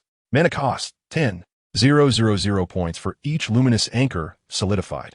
You have obtained a racial skill book, Memory Exchange. Memory Exchange. Memory Throne can arbitrarily exchange positions with one memory servant. Mana cost, 10,000 points. Skill cooldown, 12 hours. With 20 points of legendary achievement, Su Yun has drawn 2 racial skills. Although they may not seem particularly offensive, there is no doubt that both newly acquired skills are remarkably potent in their mechanics. Especially the first skill, Luminous Anchor, which allows the extraction of a target's template talent. While it merely reveals the talent, the operational potential of this skill is immense. It is crucial to note that Su Yun's Memory Throne template talent grants him the ability to inherit 3 other template talents. However, the template talents possessed by players are not visible to others, making replication and inheritance impossible. Su Yun had refrained from inheriting other template talents due to this limitation, initially believing it to be a system flaw. Now it appears there are indeed other racial skills that can be synergistically employed. Though this racial skill seems to impose many restrictions, theoretically, each player should possess only 1 template talent, rendering the maximum 2 uses largely unnecessary. The limitation of permanent use up to twice for a single target seems to be a constraint designed for mythic quality beings like Goddess of Vengeance, Seleusa. And now, without a moment's hesitation, the instant he acquired the Luminous Anchor, Su Yun expended the 10,000 points of mana to solidify 1. Knowing the 2 template talents Seleusa possesses would provide him with sufficient insight to ascertain her mythic quality. A delicate, light blue ship anchor materializes out of thin air above Su Yun's palm. Having utilized Luminous Anchor, currently extracting data on the template talents possessed by the target. Total number of template talents, 8. Template talent, epilogue plotline, effect, significantly harder to perish, and when the epilogue plotline is triggered. The abilities mastered by this character will inevitably manifest in some form, including but not limited to puppets, earthlings, undead, corpses possession. Hu Yun. Upon witnessing the total number of template talents held by Seleusa, Su Yun immediately sensed something amiss. 8 template talents. Could it be normal to possess such a plethora? Reflecting carefully, what peculiar effects resembling template talents did Seleusa exhibit? With a stroke of fortune, all her attacks seemed to result in critical hits. Absurd. Indeed, he had been overthinking. Su Yun suddenly felt as if he had stumbled upon a royal flush. He had just hypothesized that Salusa might not be the goddess of vengeance. But it now appeared that, even if she were not, she undoubtedly embodied a mythical caliber. It was indeed fortuitous that he had chanced upon her. Glancing again at the template talent belonging to Salusa, the epilogue plotline. What an astonishing revelation. In essence, this template talent guarantees that its possessor will survive until the final stages of the game, even upon death. They will reappear in some extraordinary form, such as a puppet or an undead. Clearly, this template talent was not something a mere player could wield. Is it not fitting to rename this template talent as the protagonist halo? The whereabouts of the goddess of vengeance, Salusa, after annihilating the 7-color divine tree and millions of players, remains one of the game's greatest enigmas. However, regarding the template talent Salusa possesses, it seems implausible that the player's main quest to subdue Salusa could genuinely succeed. Undoubtedly, the true goddess of vengeance, Salusa, must also possess this template talent. Chapter 28. I perceive great fortune in you. May it assist me in regaining divine power. Salusa, there is something I have pondered for quite some time, and I now feel it prudent to share it with you. Salusa, what is it? Salusa cautiously inquired. It was not her intention to be so cautious, but since earlier, Su-Yun at her side seemed to have transformed into a sprite. How to articulate it? She had just recalled her sister. Everyone harbors secrets, and she too had hers. That fleeting moment of distraction had indeed led her to overlook the cause of Su-Yun's change. Did Su-Yun already know something? Why could Salusa not cook? In truth, she had been an orphan of the Night Elf clan since childhood. Whether it was grandfather Ife or Chief Teru, their kindness towards her was undeniable, and she had long regarded the Night Elf clan as her true family. Yet, her only true blood relative was her sister, Zifalu. Though her sister was of a similar age, she was far more mature, having become a hunter and gradually imparted knowledge about the perils of the 7-colored illusory forest to her. However, at that time, Salusa believed that with her sister present, she needed to learn nothing at all. Whether it was her sister or the entire Night Elf clan, she was always well protected in their presence. Her sister's culinary skills were exceptional. Though perhaps not quite on par with Su-Yun's, they surpassed the offerings of the former Rainbow Tree restaurant by leaps and bounds. All she had to do was quietly wait by as her sister cooked. Back then, she thought cooking was rather trivial, for she had witnessed her sister's craft firsthand. She was convinced that if she were to try her hand at it, she could certainly succeed, until the tragedy of the Rainbow Tree unfolded, separating her from her sister temporarily. In truth, Salusa had never disclosed this to anyone, yet she could distinctly sense her sister's condition, akin to a form of telepathy. Her sister was still alive, albeit her presence growing increasingly faint. There remained a glimmer of hope. However, her sister constantly conveyed a sense of danger, urging her to keep her distance from the Rainbow Tree. This psychic connection allowed only limited information to be perceived. The Rainbow Tree had been overtaken by the abyssal worms, and Chief Teru had led the clan to safety. Everything transpired with alarming suddenness. Even now, Salusa was uncertain about what her sister truly wished to communicate. Aside from the imminent peril, perhaps those around her were also in jeopardy. The time her sister could spare for her might be dwindling. Do you believe that there are omnipotent deities in this world? Sidufa. I believe. Huyun. Wait, why are you deviating from the script? Is it really that easy to accept? In my eyes, both you and your sister are akin to omnipotent gods. Salusa murmured softly, her voice barely above a whisper, yet Su-Yun heard her distinctly. This remark left Su-Yun somewhat perplexed. Nonetheless, for the sake of Yi-Tsong, he mustered the courage to continue speaking. In truth, I am the omnipotent deity. In this world, there is no being capable of escaping my grasp, regardless of who they are. Even if true gods exist, they must answer to me. As Su-Yun spoke, he extended his hand towards the heavens. Puff! Salusa stifled a laugh, realizing that Su-Yun had discerned the shadows in her heart and was attempting to cheer her up. Thank you, I feel much better. Su-Yun, what do you mean you feel better? Isn't something off here? Well, the thing is, I possess divine power, but due to certain circumstances, I have been sealed away and require the assistance of a night elf blessed with great fortune to break free. What is wrong here is that for Yi-Tsong's sake, I, Su-Yun, am willing to go to any lengths. A night elf with great fortune? What does that even mean? This. Su-Yun feigned solemnity, forming a seal with his fingers, occasionally glancing skyward and then down at the ground. After a moment, he gazed at Salusa with a weighty expression. Ah, my dear, beautiful elf, you are exactly the night elf I have sought for so long, the one endowed with great fortune. Sidufa. Me? There is no doubt. I have never been wrong. It's you. As long as you are willing to assist me, I shall regain unparalleled divine power.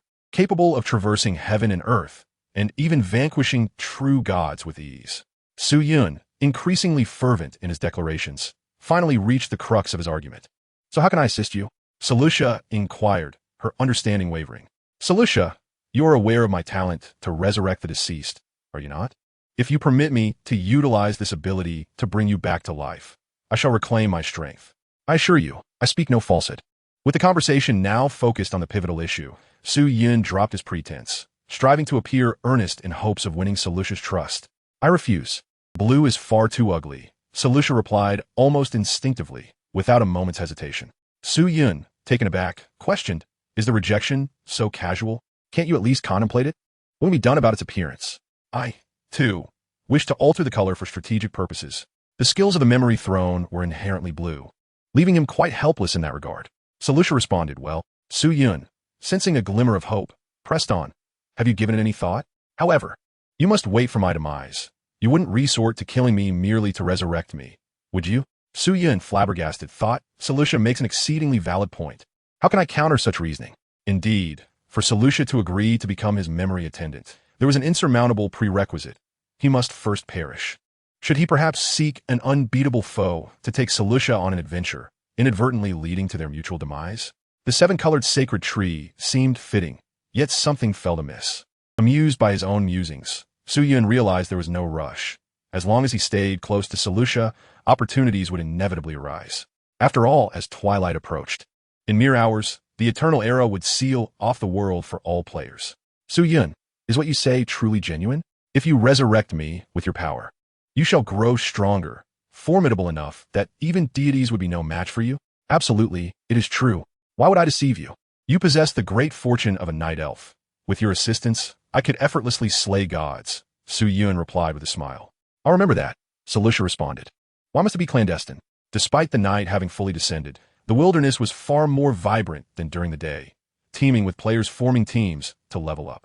If it were merely ordinary players, that would suffice, but as Su Yun passed the group, he overheard a rather alarming conversation. "What has the Cloud Strategy Group done to incur the wrath of blood-drink Jianghu? Thousands are scouring the forest for them. Who knows what this is called? A bounty? Anyone who discovers a member of the Cloud Strategy Group is rewarded with 500,000. I've never seen such a sum. I almost hope to stumble upon them myself, so I can report and claim that reward." Upon hearing this, Su Yun quickly concealed his face. Chapter 29. Introduction to Sorcery Level 10 marks the first significant milestone for players. It is at this juncture that the majority of game functions finally commence. Su Yun made significant progress throughout the day, even managing to capitalize on several hidden quests to expedite his ascent, ultimately achieving level 10 on the very first day. Barring unforeseen circumstances, this advancement should suffice for the leading players to catch up within a day or two. Upon reaching level 10, the immediate priority is to swiftly finalize the choice of profession. The profession system in the ancient era is relatively intricate, initially distinguishing between primary professions and life professions. The primary profession offers greater assistance in combat, and enhancing one's primary profession through advancement will also augment growth potential. However, it should not be assumed that life professions lack utility in combat. For instance, only a blacksmith, as a life profession, possesses the qualification to independently enhance all equipped gear to level 20, though not everyone can afford such enhancement, as lacking sufficient enhancement stones can lead to the destruction of several thousand gold coins for a single low-level item at level 20, making it one of the most financially draining activities in the ancient era. In his past life, Su Yun occasionally found himself too lethargic to eat, opting instead for a sustenance potion crafted by an alchemist, a mere vial sustaining him through an entire day's caloric needs. Players who dwell in the wilds understand the true value of this potion, albeit its steep cost. The variety of life professions is vast. In fact, there is no definitive count of how many life professions exist within the ancient era. Even until Su Yun conquered the Tower of the Ancient Era, there were individuals who discovered new life professions through hidden quests. Unfortunately, one can select a maximum of 2 life professions, and while there is an option to reselect, previously acquired levels in that profession will not carry over. Consequently, upon choosing a new life profession, one must begin anew in terms of leveling. Initially, Su Yun considered both blacksmithing and surveying as his options. Blacksmithing is primarily aimed at enhancing equipment, and while he himself cannot equip items, both his servant and assistant can. Moreover, he can benefit from attribute enhancements through the equipment worn by his assistant. making blacksmithing quite significant in completing this loop. Conversely, the surveying profession offers the highest tier of identification skills in the game. Upon reaching level 5, a surveyor can comprehensively read the attributes of nearly all monsters above level 90 in the ancient era, excluding those of mythic quality like Salusa. The remaining 10% pertains to principal characters that appear in hidden quests and narratives, whose information is deliberately concealed. This sounds formidable, especially since some hidden quests necessitate the skills of a surveyor. However, the potential is also capped. For instance, the newly acquired racial skill, Light Anchor, allows Su Yun to directly extract template talent information from Salusa, something a surveyor cannot accomplish. Indeed, life professions are complex, and primary professions are equally intricate. The primary profession primarily revolves around 5-dimensional attributes, such as magical affinity, which corresponds to the wizard class. Depending on the innate magical types that players possess, they can further delineate into elemental wizards, white mages, black mages, and chaotic mages during their second advancement. In the third advancement, players can also uncover hidden professions based on their choices during the first and second advancements. Certainly, that is a matter for another time. For Su Yun, transitioning to a new profession offered little choice. In his previous life, players had concluded that only a magician could conquer the 100th floor of the ancient epic tower. Where have you all been? I scarcely saw you at the camp all day. In pursuit of completing the initiation ritual for magicians, Su Yun took advantage of a rare interval after which Sheila had just attended to a batch of players, seeking her out once more with Salusa by his side. Mentor Sheila, I have come to undertake the magician's trial, Su Yun recited from script. Sheila responded with surprise, the magician's trial? Did you not just learn the use of magic today? The high level of intelligence can sometimes be a hindrance. Sheila had only handed Su Yun the magic skill book that morning, and here he was by evening, ready to transition into a magician. In Sheila's worldview, this was difficult to accept. The initiation into being a magician is not a trivial matter. Is this what genius looks like? Su Yun's display of magical talent in the morning was indeed unprecedented in Sheila's experience.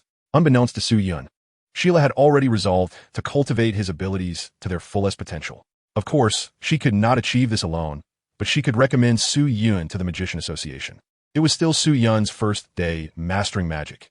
Everything required a methodical approach. Once he had honed his ability to cast spells and completed the initiation trial, Sheila intended to discuss his recommendation with him. She envisioned personally escorting Su Yun to the Magician Association, allowing the esteemed members to witness his extraordinary talent. Sheila had anticipated everything well, but she did not expect Su Yun's progress to be so swift, achieving it in merely a day. No, the day was not yet over. It was merely half a day. Mentor Sheila, I believe I possess a natural aptitude for spellcasting. I have already mastered the use of magic, and am ready to complete the magician's trial. What else could Su Yun do but continue reading the script? Faced with Su Yun's self-nomination, Sheila fell into a momentary silence. Indeed, a genius ought to be exceptional. Being too ordinary could obscure one's talents. However, such rapid advancement was not necessarily a good omen. Magic requires a solid foundation to ensure long-term progress. Humility and patience are of utmost importance. Very well. Since that is the case, I shall conduct your initiation trial. However, you must promise me that should you fail, you will remain here under my tutelage for a few days until I deem you capable of passing the magician's trial. Sheila genuinely hoped Su Yun would shine brightly in his magical endeavors. Agreed. Splendid, then follow me. Sheila opened the tent and stepped inside first. Yet, oddly, standing behind Sheila, Salusa beheld only a pitch-black void within the tent, devoid of light or Sheila's presence, as if behind the tent lay an endless abyss. Come, Salusa. She is inviting you to enter with me. Su Yun was certainly aware of Sheila's intentions, as he was the first to step into the tent. Like Sheila, upon entering, he vanished into the profound darkness. What's happening? Salusa exclaimed. Trusting in Su Yun, she hurriedly took a few steps and rushed into the tent, only to find herself not in Sheila's tent, but in a foggy, unfamiliar environment. Su Yun and Sheila were not far from her, gazing into the distance. And beyond the mist, nothing was visible. The ground beneath her feet felt peculiar, almost soft, reminiscent of walking through a forest where one steps on a carpet of fallen leaves and mud. So, little Salusa, are you intrigued by magic? Sheila inquired with a smile, noticing Salusha's bewildered expression. How profound. At this moment, they found themselves in a place known as the Misty Realm, a trial scene specifically designed for the assessment of mages. According to the story's backdrop, the Misty Realm was a barrier or domain created by the Mage Association to filter talent. Players could not learn it, only master it. It was indeed a game scenario. Yet it bore a rationale that was quite elaborate. Chapter 30. The Grand Mage, Cambertur. Here lies the Misty Realm, the first station one must traverse to become a mage, a place that has witnessed the birth of countless great sorcerers. Sheila, speaking to herself, began to elucidate the background of the Misty Realm to Su Yun and Selusha. Watching Selusha's curious demeanor, Su Yun refrained from interrupting Sheila's narration. As a strategy blogger, he could recite Sheila's lines by heart. So, little Selusha, are you interested in becoming a mage? After a lengthy discourse, Sheila finally concluded her explanation, while Su Yun, listening beside her, was nearly dozing off. No, Selusha was not a mage, and Sheila's attempt to entice her into becoming one was akin to casting pearls before swine. Sheila, having exerted considerable effort, found it surprising how readily Selusha declined. All right then. Su Yun, are you prepared? With Selusha unwilling, Sheila naturally would not press her, instead shifting her focus back to Su Yun. Yes, Mr. Sheila, I am ready. Let's begin. With Sheila announcing the start, numerous fog bubbles of varying sizes suddenly emerged in the Misty Realm, surrounding Su Yun in every direction. A total of 100. Yet, Su Yun paid no heed to these fog bubbles. He raised his hand and cast a fireball spell. A minute later, as he launched fireballs with unerring accuracy, Sheila fell into deep contemplation. Remarkably, it seemed that Su Yun had not even glanced at the specific locations of the fog bubbles as they appeared. The intra-level task for a mage was to proficiently release spells and strike the misty targets generated within the Misty Realm. Simultaneously, it is noteworthy that all players encounter fixed target locations upon completing the introductory assessment of their first transition. For Su Yun, this initial task was so effortless that he could accomplish it with his eyes closed. In his pursuit of crafting a strategy guide, he meticulously memorized the positions of each fog bubble, creating a tutorial video for players to practice independently. Su Yun's prowess was astonishing. As he swiftly dispatched all the fog bubbles, Selusha clapped enthusiastically, her admiration for Su Yun unabashed. Hira, is this correct? Is this truly feasible? Su Yun, on his very first day of magical studies, managed to reach such a level of proficiency in merely half a day? How long did it take him to complete the 100 fog bubbles? 68 seconds? That amounts to less than a second per fireball. Although the casting interval for fireball spells is brief, it should not be wielded with such efficiency. Hira questioned herself, realizing she could not match Su Yun's speed, and yet she was already a seasoned sorceress. Hira, has the trial concluded? Hira, indeed, the trial has ended, yet why does she feel such reluctance? There remains one more challenge. With a gentle wave of her hand, Hira summoned a chilling light from the depths of the mist. Almost immediately, a colossal figure emerged from the fog. Only when it fully materialized did Su Yun recognize it as a crimson-patterned leopard composed of mist. He could even see its status panel. Name, Crimson-Patterned Leopard between the mists. Race, Beast. Level, 20 Elite. Relationship, Hostile Target. Remaining information is concealed. Su Yun, what? Is this right? For a magical entrance assessment, when did it become necessary for players to confront an elite monster? Is it a Crimson-Patterned Leopard? Selusha also observed the transformation within the mist. Oddly enough, it seemed to her that the leopard had already been vanquished by Su Yun and had been reborn as a companion. Yet, there was still another crimson-patterned leopard here. Hira, Su Yun, utilize your magic and attempt to defeat it. If you succeed, you will have passed the magical entrance examination. Hira, I shall not let you escape this time. Regardless of the circumstances, I will ensure you remain here. Witnessing Su Yun's display talent, Hira was resolute in not allowing him to develop unchecked. He must be expedited to the Sorcerers Association immediately. Su Yun, is this some hidden plot? Crimson-patterned leopard between the mists roar. The leopard let out a roar, but did not charge at Su Yun, seemingly awaiting the player to make the first move. Aware of Hira's cunning, Su Yun found himself at a loss for a better strategy. However, the crimson-patterned leopard born from the mist dared to wait for him to attack first. He would not hold back.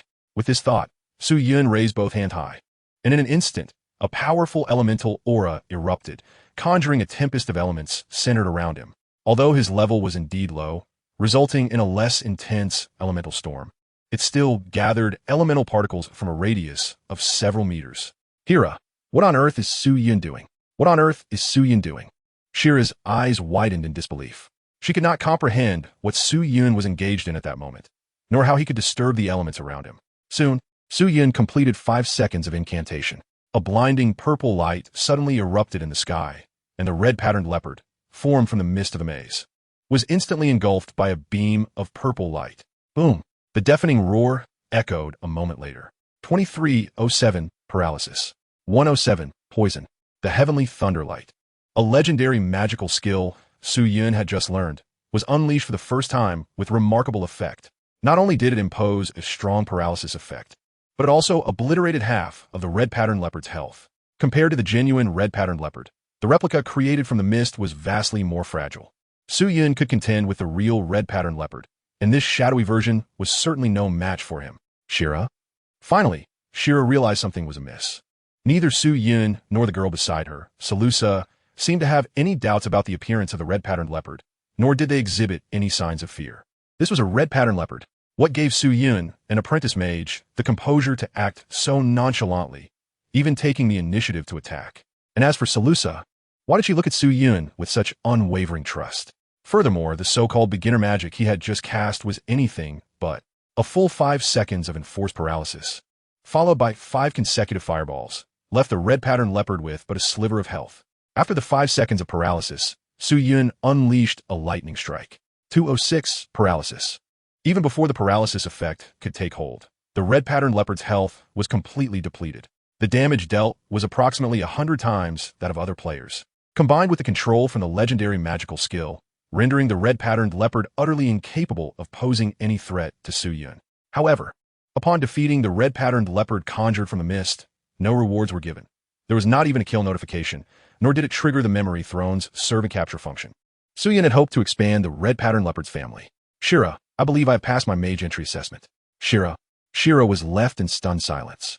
Yes, Su Yun had completed the assessment. But was this right? What justified Su Yun's success in the assessment? Shira, it has been a long time. Suddenly, a voice, aged and unexpected, broke the silence. Salusa instinctively turned towards the source, only to see the black mist coalesce into the form of an elderly human. Old master, when did you arrive? I was here before the battle began. Young man, you are quite impressive. The old man turned his gaze towards Su Yun, his eyes revealing an unmasked recognition of Su Yun's magical talent. The elderly figure before Su Yun did not present a status panel, for he was not present in his true form, nor was this a trial created by the mist of a maze. Chapter 31, Forbidden Magic. Shira, who is this? According to past experiences, the Grand Sorcerer Campbell's appearance at this moment is undoubtedly tied to a hidden plot. To advance the storyline, Su Yun feigned nonchalance and inquired with Sheila about Campbell's identity. Allow me to elucidate. I am a court magician named Campbell, and I was previously Sheila's mentor during her studies at the Mage Association. Sheila, I presume he is the student you mentioned you would recommend to me earlier? Indeed. Clearly, the commotion caused by his testing of magical attributes had triggered the hidden narrative, prompting Sheila to report the results to the Mage Association. Much like the hidden quest initiated by Ivor, he wishes to introduce him to a master blacksmith. I believe so. As a novice magician, he possesses remarkable talent in manipulating magic. Do not be anxious. I am here to bestow upon you the qualification of a junior magician. Every student who enters the Misty Realm and excels will undergo this process. Campbell's tone was gentle as he conveyed his intentions, seemingly aiming to foster a closer relationship with Su Yun. Su Yun remained silent, listening intently as Campbell spoke nonsensically with his eyes wide open. You, a grand sorcerer, bestowing the qualification of a junior magician? I was unaware such a scenario existed. How many junior magicians are born each day? Are you able to manage that? Su Yun, you should address him as mentor. Unbeknownst to him, Sheila had quietly approached Su Yun's side, subtly signaling the importance of the moment. This was an exceptional opportunity to enter the Mage Association, and with Campbell personally guiding Su Yun, he would undoubtedly progress further on his journey as a magician. Greetings, mentor. Seizing a favorable opportunity is wise. Su Yun had no reason to decline. He was also curious about Campbell's true intentions for this visit. Ha, splendid. Then you shall be my student. Welcome to the Mage Association. Su Yun thought. Is he implying I will directly join the Mage Association? The Mage Association, originating from the human faction, is the most extensive gathering place for magicians, transcending mere human confines. Their presence is felt in every corner, except the wild wastes. Compared to racial factions, the Mage Association serves as a secondary faction, a grand organization encompassing numerous races. Joining the Mage Association is not inherently detrimental. Indeed, it grants unimpeded access to the territories under its auspices. However, his level was still too low. He was not yet ready to leave the novice village. Once his level increased, he could venture to places even without the Mage Association. Moreover, the Mage Association mandates weekly tasks, which can be cumbersome if neglected. Not every player who chooses the magician profession joins the Mage Association. Su-Yun had done so in his past life, but later withdrew, finding it too troublesome. Your name is Su-Yun, correct? Would you be willing to accompany me to the city of Shishua to study magic? City of Shishua? That name sounds quite familiar. The main human city that was nearly obliterated by the abyssal voidworms is indeed the kingdom of Shishua, where the sword saint, known as the Sword of Light, resides. Remarkably, he has only reached level 10, yet Cambert is already attempting to persuade him to venture to the secondary main city. My apologies, Minter, but the seven-color divine tree remains under the thread of the void worms, making my departure inconvenient. Su-Yun firmly declined Cambert's kind offer. Venturing to the secondary main city at this juncture would plunge his gaming experience into a nightmarish mode, not to mention that the matter concerning Salusa remains unresolved. Upon hearing Su-Yun's resolute refusal, the previously quiet Salusa let out a sigh of relief. Very well, then. We shall wait until you have dealt with the voidworms first. Su-Yun interjected. Even after handling that, I have no desire to go. The young lady referred to by Cambert was, of course, Salusa. With Cambert observing closely, Su-Yun felt compelled to remain diplomatic, for he had no intention of offending the formidable archmage before him, even if he chose not to join the Mage Association. Cultivating a relationship with Cambert could yield significant advantages. As for Cambert's intentions to take him away, such notions were utterly unfathomable. Su-Yun exchanged a reassuring glance with Salusa, and the brief bond they had cultivated eased her anxious demeanor considerably. Does the Minter have something he wishes to discuss privately with me? Su-Yun finally inquired. His curiosity piqued as Hira led Salusa away from the misty realm. Indeed, and I hope you will keep what I am about to disclose confidential. Cambert's face, entirely composed of dark mist, bore a hint of amusement. Su-Yun's intrigue regarding Cambert's true purpose for being there only deepened. I have heard that today marks your first encounter with magic. Do you comprehend the essence of magic? The essence of magic? I'm unaware. I would appreciate the Minter's enlightenment. In truth, Su-Yun knew the answer. The essence of magic is the manipulation of magical elements.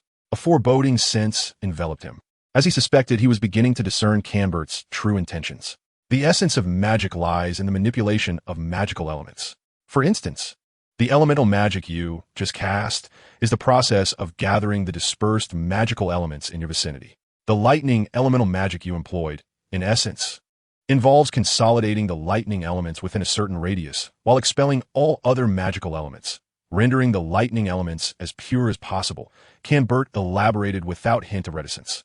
Su-Yun's apprehension intensified. Are you aware of the limits of magic? Indeed, you have guessed correctly. It is only upon truly mastering the manipulation of magical elements that one can unleash the forbidden spells that exist solely in theoretical feasibility. This time, Su-Yun did not await Cambert's conclusion and proactively articulated the answer to the query. Is it? Cambert responded, his intrigue growing. You claim today is your very first encounter with magic. How can you possibly know the answer to this question? Is it reasonable? Is it scientific? How do you know? I once stumbled upon an ancient tome of magic, its pages inscribed with enigmatic words. Alas, that book has been lost. Lost. What was the title of that tome? And who was its esteemed creator? There was no cover. I only found half of the grimoire. A barrage of inquiries plunged Campbell into a deep reverie. He now harbored concerns about the extent of knowledge his new pupil had gleaned regarding forbidden spells from that book. Chapter 32. The Thieving Ship. When the hidden quest revealed itself, Su-Yun was engrossed in the main storyline and thus evaded participation, narrowly escaping calamity. Why was it considered an escape from disaster? According to the narrative's backdrop, the Mage Association sought to recruit a cadre of sorcerers. A recruitment effort extending beyond mere players to encompass anyone bearing the title of mage. For players, this recruitment manifested as a hidden quest, offering substantial rewards. The outcome, however, was disastrous. The prototype of the forbidden spell they had created exploded, resulting in the demise of over 90% of the participants, leading to a narrative kill where even the sacrificial totem failed to protect them. Campbell was not there to bestow favors, but to demand his life. This was indeed a treacherous vessel. What else did that grimoire document? Su-Yun wove all his past experiences into the narrative, seeking to sever any notion Campbell harbored about coaxing him into researching forbidden magic, lest he unwittingly seal his own fate. After listening to the fabricated ancient tome Su-Yun recited, Campbell fell into prolonged contemplation. Who could have predicted that Su Yun had fortuitously discovered a tome dedicated to the intricacies of forbidden spells with such meticulous detail? Was this reasonable? It was hasty. He should have allowed Sheila to subtly test the waters first. But now it was too late. Campbell understood that Su Yun had articulated his thoughts with clarity, and he was apprehensive about the lurking dangers. Moreover, he could not compel Su Yun to wager his life on the feasibility of forbidden magic. You are right. It is indeed perilous. In an instant, Campbell appeared to age a decade, gently patting Su Yun on the shoulder. You have passed the entry examination for the mage profession. Mage profession unlocked. Current status: novice mage. Profession unlocked. Magical affinity, growth potential, 10 free attribute points, 1 for each level gained. Achievement unlocked. Entry into the mage profession. You have joined the Mage Association. Faction. Current contribution: 0. Current faction reputation: 0, equivalent to racial faction reputation. Player, Cloud Strategy Group, has successfully completed the entry examination for the mage profession. As this achievement is the first of its kind in the entire server, a server-wide announcement is triggered. Do you wish to hide your name? Server announcement. Player, Cloud Strategy Group, has successfully completed the entry examination for the mage profession, triggering a reward, achievement points, 2, as the first in the server. As night deepens, the fervor among players intensifies. Within a mere day of its launch, billions across the globe have ventured into the ancient era, eager to uncover its mysteries. It is undeniable that within this realm, everything appears indistinguishable from the real world. One can feel warmth, experience authentic tactile feedback when touching objects, feel pain from injuries, and hunger from neglecting sustenance. It seems less a game and more an alternate reality. Many have long grown weary of the monotony of everyday life, and the ancient era seems to have dropped a colossal stone into their tranquil, uneventful existence, stirring up tumultuous waves. Who could resist embarking on a fantastical adventure in another world? However, the game's overwhelming realism has turned into a nightmare for those unfamiliar with gaming. Can someone tell me how to defeat a level 3 wild monster? I need to find some equipment. Which main city are you in? If you don't mention it, how can others assist you? The initial gameplay in every main city varies completely. I don't even know which main city I'm in. Such queries from novices are commonplace. Server announcement. Player, Cloud Strategy Group. While many are still deciphering the first steps of the ancient era, the second server announcement ignited an explosion of excitement within the player community. Oh my god, what is a profession? Who is this deity? I just reached level 2, and he has already unlocked a profession? The person above, you must be new. This is the second time this deity has triggered a server-wide announcement. Second time? What was the first? The first time, he obtained the server's first level 20 enhanced equipment. Does the game even have an equipment enhancement feature? It's that Cloud Strategy Group again. He must be cheating. It's only the first day. Who knows how he unlocked his profession? News is spreading online. P.S. In the colorful Phantom Forest, the Night Elf Novice Village. Jealousy has distorted my visage. Is anyone forming a party to take him down? Blood Drink Jianghu is guarding him in the colorful Phantom Forest with thousands of players. To trigger another server announcement under such circumstances is truly admirable. Interested parties, press 1. 111. Where's the Lady S main city? Damn, I'm a guy. Sister, interested parties, press 1. Guys are fine too. Those who noticed the server announcement also included Blood Drink Liu Bei, who had spent hours searching for Su Yun in the forest. Where can one unlock a profession? Where has he gone? After aimlessly wandering in the woods for several hours, no one was more eager than him to find the Cloud Strategy Group. President. He is probably at the camp. Generally, such profession tasks need to be triggered in the main city. Su Yun, however, had no time to concern himself with the chaos unfolding outside. He simply wished to escape quickly, as he had other arrangements to attend to. Minter, if there is nothing else, I shall take my leave. Ah, wait a moment. Although you may be reluctant to venture into the perilous realm of forbidden spells, I am nonetheless prepared to impart some foundational knowledge. With a grand gesture, Campbell summoned a vast expanse of dark magical energy before him. This is dark magic, the most potent form of sorcery, often deemed perilous by many. However, the crux of its danger lies in the heart of its wielder. What I intend to teach you is the proficient guidance of magical energy, which proves beneficial across all categories of magic. Before Campbell, dark magic swiftly coalesced, and in the next instant, a beam of light surged into the mist, creating a significant rupture in the dense fog surrounding us. So, are you eager to learn? As he spoke, Campbell suddenly noticed something peculiar. Within the mist, where magical energy was already abundant, the residual dark magic he had just unleashed began to autonomously converge towards Su Yun, defying his control. Chapter 33. Eyes filled with a thirst for advancement. Master. So, what do you think? Are you keen to learn? Or do you have any inquiries regarding the arcane arts? Feel free to consult me. Su-Yun thought to himself. He wished to depart. Had Campbell been present in his true form, Su-Yun would not have been in such a hurry to leave. After all, as a grand sorcerer, any morsel of knowledge or equipment Campbell might share would be an immense boon to him. However, in the Misty Realm, Campbell was merely a projection, unable to provide anything of real value. Indeed, he might not even trigger a quest. The very fact that he had yet to present Su-Yun with a hidden task, despite mentioning a journey to the city of Shishua, served as the clearest evidence of this. Engaging with Campbell was akin to fishing with a long line for the greatest reward. Everything appears to be in order, and I am aware that one cannot bite off more than they can chew. If the opportunity arises, I shall seek your guidance in the future, Master. If there is nothing more, I shall take my leave. Su-Yun had no desire to linger, but just as he made to depart, Campbell seized his arm. Ahem, hold on a moment. Allow me to share some techniques for utilizing magic. As Campbell spoke, he discreetly began to manipulate the surrounding stray magical energies. Upon discovering that the residual magical energy from his dark magic was instinctively gravitating towards his promising student, Campbell conducted a small experiment. It was as if Su-Yun possessed an innate affinity for magic. This revelation filled Campbell with great excitement. His presence in the mist was, in fact, due to the stagnation he encountered in his research on forbidden spells. A grand sorcerer requires years of immersion and adaptation to magic to achieve any notable success. And he was no exception. Nearly a century had elapsed since he first encountered magic. A century of unwavering dedication had etched magic into his very being, as it had for other grand sorcerers. Yet, what forbidden magic truly necessitated was not the wisdom of those bound by ancient spells, but rather a sorcerer who boldly forges a unique path from the outset. From the very beginning, he was a mage learning to master the arcane arts. He had certainly seen the message from Sheila, yet he did not delve into its contents. He merely understood that Sheila intended to introduce a student to him. What captivated him about Su-Yun was the application of magic demonstrated while conjuring the crimson-striped leopard amidst the battle in the midst of confusion. Now, reality seemed to present Campbell with an even greater surprise. At this very moment, he fortuitously encountered a student with an innate affinity for magic.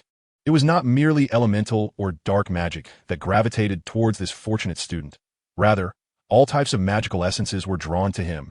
With a little guidance, it was entirely possible that he could unlock the secrets of forbidden magic. One must understand that forbidden magic entails the coercive manipulation of various magical essences, causing them to collide and ultimately unleash unparalleled destructive power.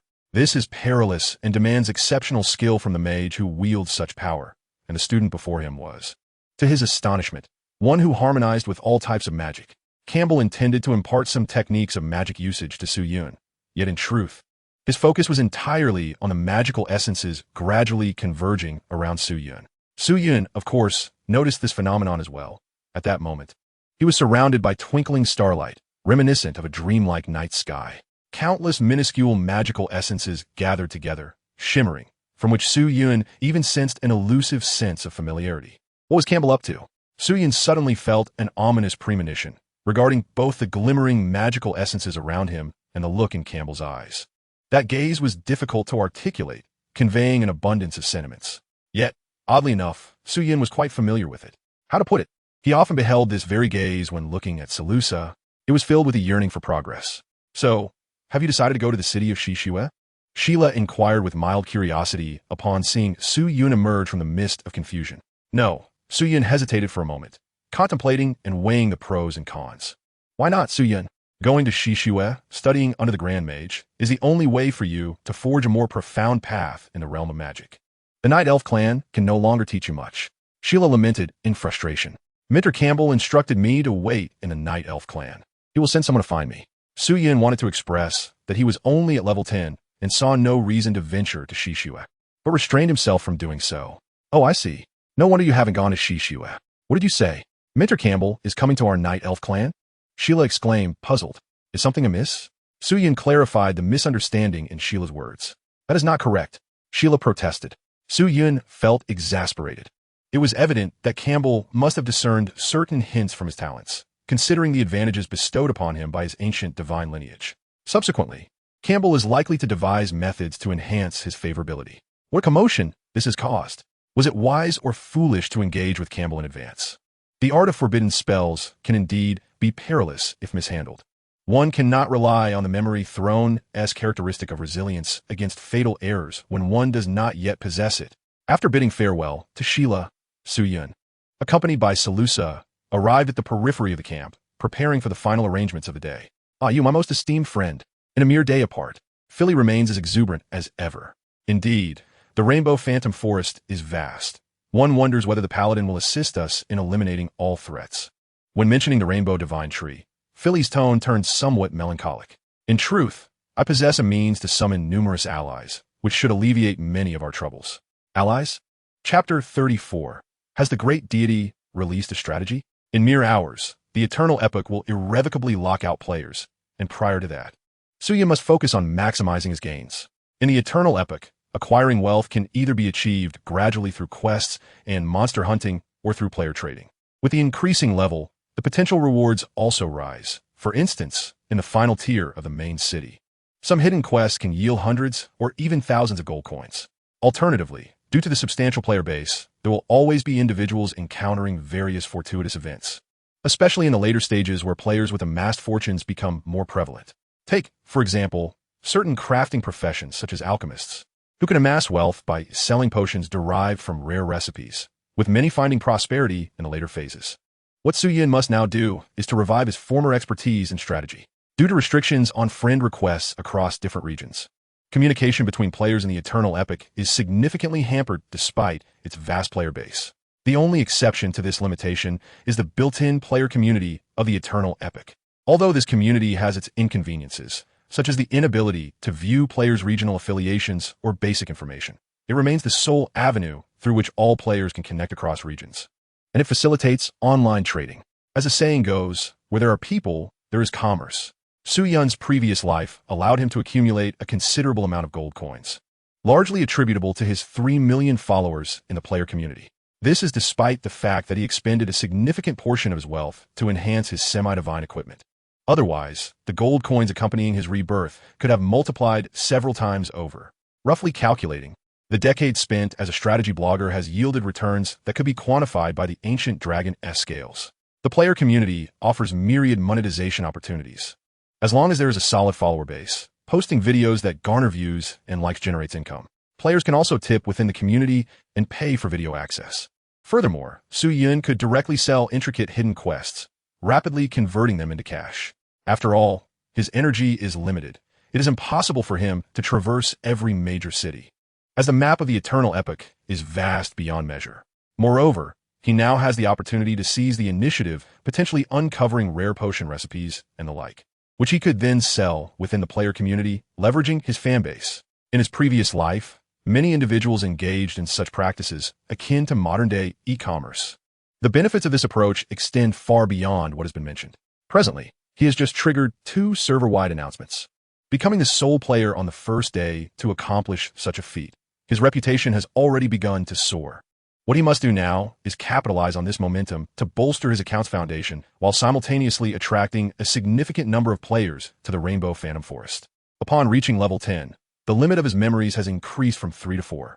At this moment, Su-yun has yet to secure his first memory. Even if Salusa counts as 1, he still requires 3 more. It is possible that in the future, this deficit may only grow. While mythic quality items or hostile monsters may be challenging to find, it is not entirely impossible. In fact, if the total number of players in a given area is sufficiently high, there lies a probability of spawning worlds beyond the main storyline. The world may also include mythic quality entities. Is there a master who can teach me how to play? There are pitfalls everywhere. I've been in the game for 2 hours and can't even leave the novice village. Me too. I have no idea how to level up. I can't defeat a single wild monster outside the novice village. Team up. Find a group to guide you through. Haven't you heard that strength lies in numbers? Is that reliable? I rolled a great talent, but I've heard that if I die, I lose it. I certainly don't want to take that risk. Is there no safe and swift upgrade method? There is, brother, there is. I have 8 such methods. You might as well wash up and sleep. Dreams have everything. Wow. Everyone quickly search for the Cloud Strategy Group. They have released a video. The Master has released a video. I'm going to check it out right now. Everyone hurry to see. It's truly outrageous. Outrageous? What is so outrageous? At this moment, Feed the pig upon sight, who had been intensely browsing the internet, suddenly noticed the shift in community sentiment. In an instant, many within the community began discussing the cloud strategy group, and he, as their most ardent fan, was the last to discover it. A master has released a video? What sort of video? Out of curiosity, Feed the pig upon sight promptly searched for the cloud strategy group, and soon, an account with a staggering 30,000 followers appeared before him. The account contained only 3 videos. The first was free for anyone to watch, titled The Correct Way to Play Eternal Epic, while the other 2 required payment. Driven by curiosity, Feed the pig upon sight did not first view the free video but instead opened the third one. This video requires 1 gold coin to unlock. Feed the pig upon sight. 1 gold coin? What on earth is that? Only then did Feed the pig upon sight realize that this video, requiring 1 gold coin for access, had a title. Methods for obtaining level 20 equipment, unlimited attempts. Each individual has a chance to acquire, yet opportunities are limited. It is advisable to consider acquiring strong equipment in the later stages. Such a lengthy title. Quite absurd. Isn't it? The illustrious strategy group, Cloud, has shockingly transformed the method for acquiring level 20 equipment into a guide video for public release. And it's a possibility available to everyone. Is this reasonable? Is it even scientific? 1 golden coin. Is this truly a form of currency? Have the experts abandoned trading with wasteland coins and iron coins? At this moment, the player, feeding the pig, could only lament his lack of funds. Filled with curiosity about the actual method for acquiring this level 20 enhanced equipment, the first paid video was inaccessible. Thus, with a heart full of trepidation, Feeding the pig clicked on the second paid video. He yearned to discover what absurdities the expert had shared as a paid offering. This video requires 1 wasteland coin to unlock. 1 wasteland coin? He had that. Without a moment's hesitation, Feeding the pig promptly paid the required amount. As the video unlocked, he was greeted by a fantastical realm shrouded in thick mist, with numerous mist bubbles floating about. The video was presented from a first-person perspective, depicting what appeared to be fireballs striking the mist bubbles. What was this? Coming to his senses, Feeding the pig then glanced at the video title. Introduction to the Mage Profession. Complete Guide to Level 100. This type of guide, astonishingly, was sold for merely 1 wasteland coin. Chapter 35. From Leaving the Novice Village to Guaranteed Advancement in Profession.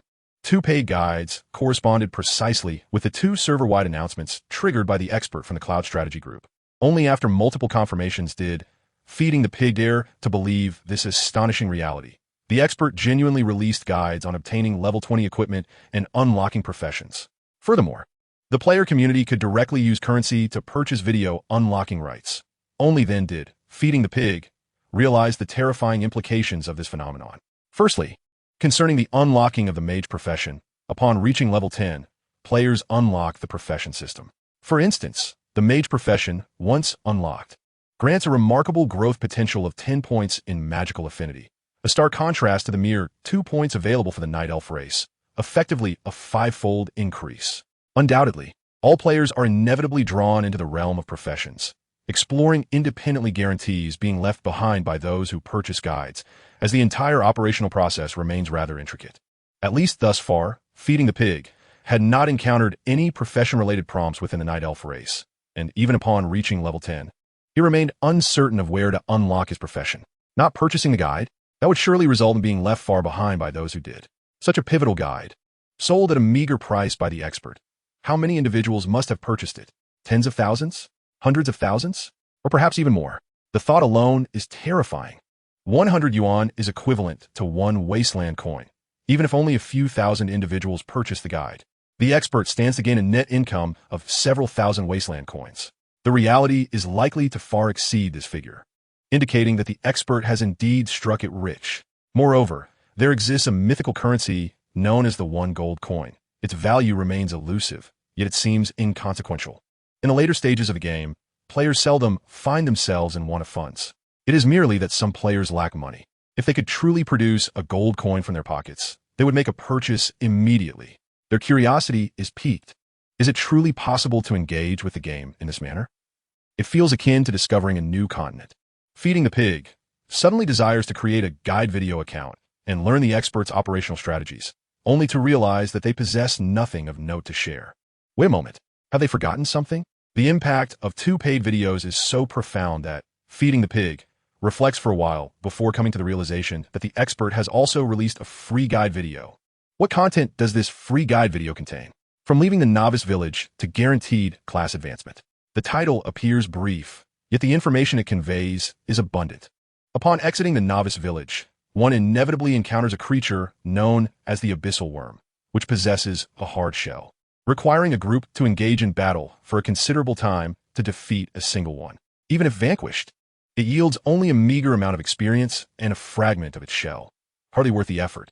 However, a novice quest does exist, calling for the hunting of abyssal worms. But the rewards for that quest are minimal, making it far more efficient to undertake quests within the Night Elf encampment for quicker leveling. As for guaranteed class advancement, the threshold for unlocking a class is level 10, which equates to being guaranteed a level 10 status. It seems they have grown numb to the excitement. As Feeding the Pig opens the free guide, the first thing that catches their eye is a screenshot of a task labeled Main Quest, complete with task background and introduction. Gazing at the dense array of task rewards, Feeding the Pig once again finds themselves lost in thought. Does this game truly feature main quests? They have ventured to the 7-color divine tree and have indeed met their demise along the way. Is this truly a main quest? The task video presents a first-person perspective along with a dialogue. Without explanation, it proves somewhat difficult to comprehend. Scrolling down, Feeding the Pig quickly encounters a wealth of guide information beneath the video. It advises against submitting the abyssal worm's shell for the novice quest, suggesting instead to visit the blacksmith, Ife, to complete a hidden side quest and request that he forge it into equipment. It also suggests utilizing the initial novice bow and arrows to obtain weapons such as heavy swords and hammers from the Night Elf tribe, as these heavy weapons can potentially break the abyssal worm's armor.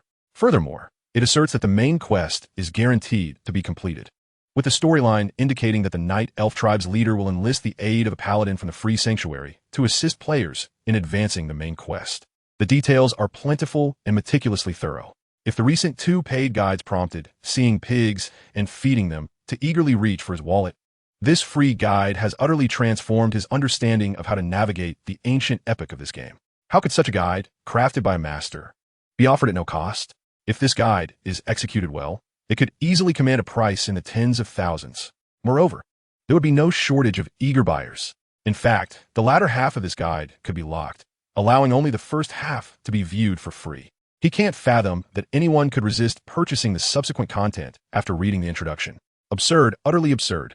How did the master come to grasp the intricacies of this game? Absurd, my friends. Have you all seen the guide video released by the Cloud Strategy Group's master? No more words. I'm heading to the Night Elf tribe right now. In other novice villages, I can't even get out the front gate. Indeed absurd. How did the master uncover these guides? Have any of you in other novice villages discovered the main quest? This should be the major storyline. It must exist in every novice village, right? Stop thinking about it, my friends. Even if other novice villages have the main quest, if you find it a day later, your progress will lag behind everyone else's by day. Hurry to the Night Elf tribe to secure your position. Once the master's guide is fully disseminated, who knows how many players will flock there? President, what shall we do? Among those who have also viewed the guide video is Blood Drink Road North, who has been tirelessly searching for Su Yun. Road North gritted his teeth as he uttered this statement. He never anticipated that the Cloud Strategy Group could produce a plethora of hidden guides that were so easily overlooked. And that level 20 equipment, astonishingly, could be acquired by everyone. Does that not imply that this item is not a rare artifact? If that is the case, why doesn't the Cloud Strategy Group sell the equipment to him? Chapter 36, A Shift in Style. To entice other players to willingly part with their money for guides, there lies a depth of knowledge within that realm. Main quests, whether lengthy or brief, will ultimately be discovered by players. Su Yun merely created a time differential, offering a slight shock to novices who had yet to grasp the game on its first day. This serves not only to establish a strong foundation for his account and garner sufficient popularity for subsequent maneuvers, but also to attract more players to the colorful Phantom Forest while the game remains freely accessible offline, in hopes of determining whether the world could be unlocked.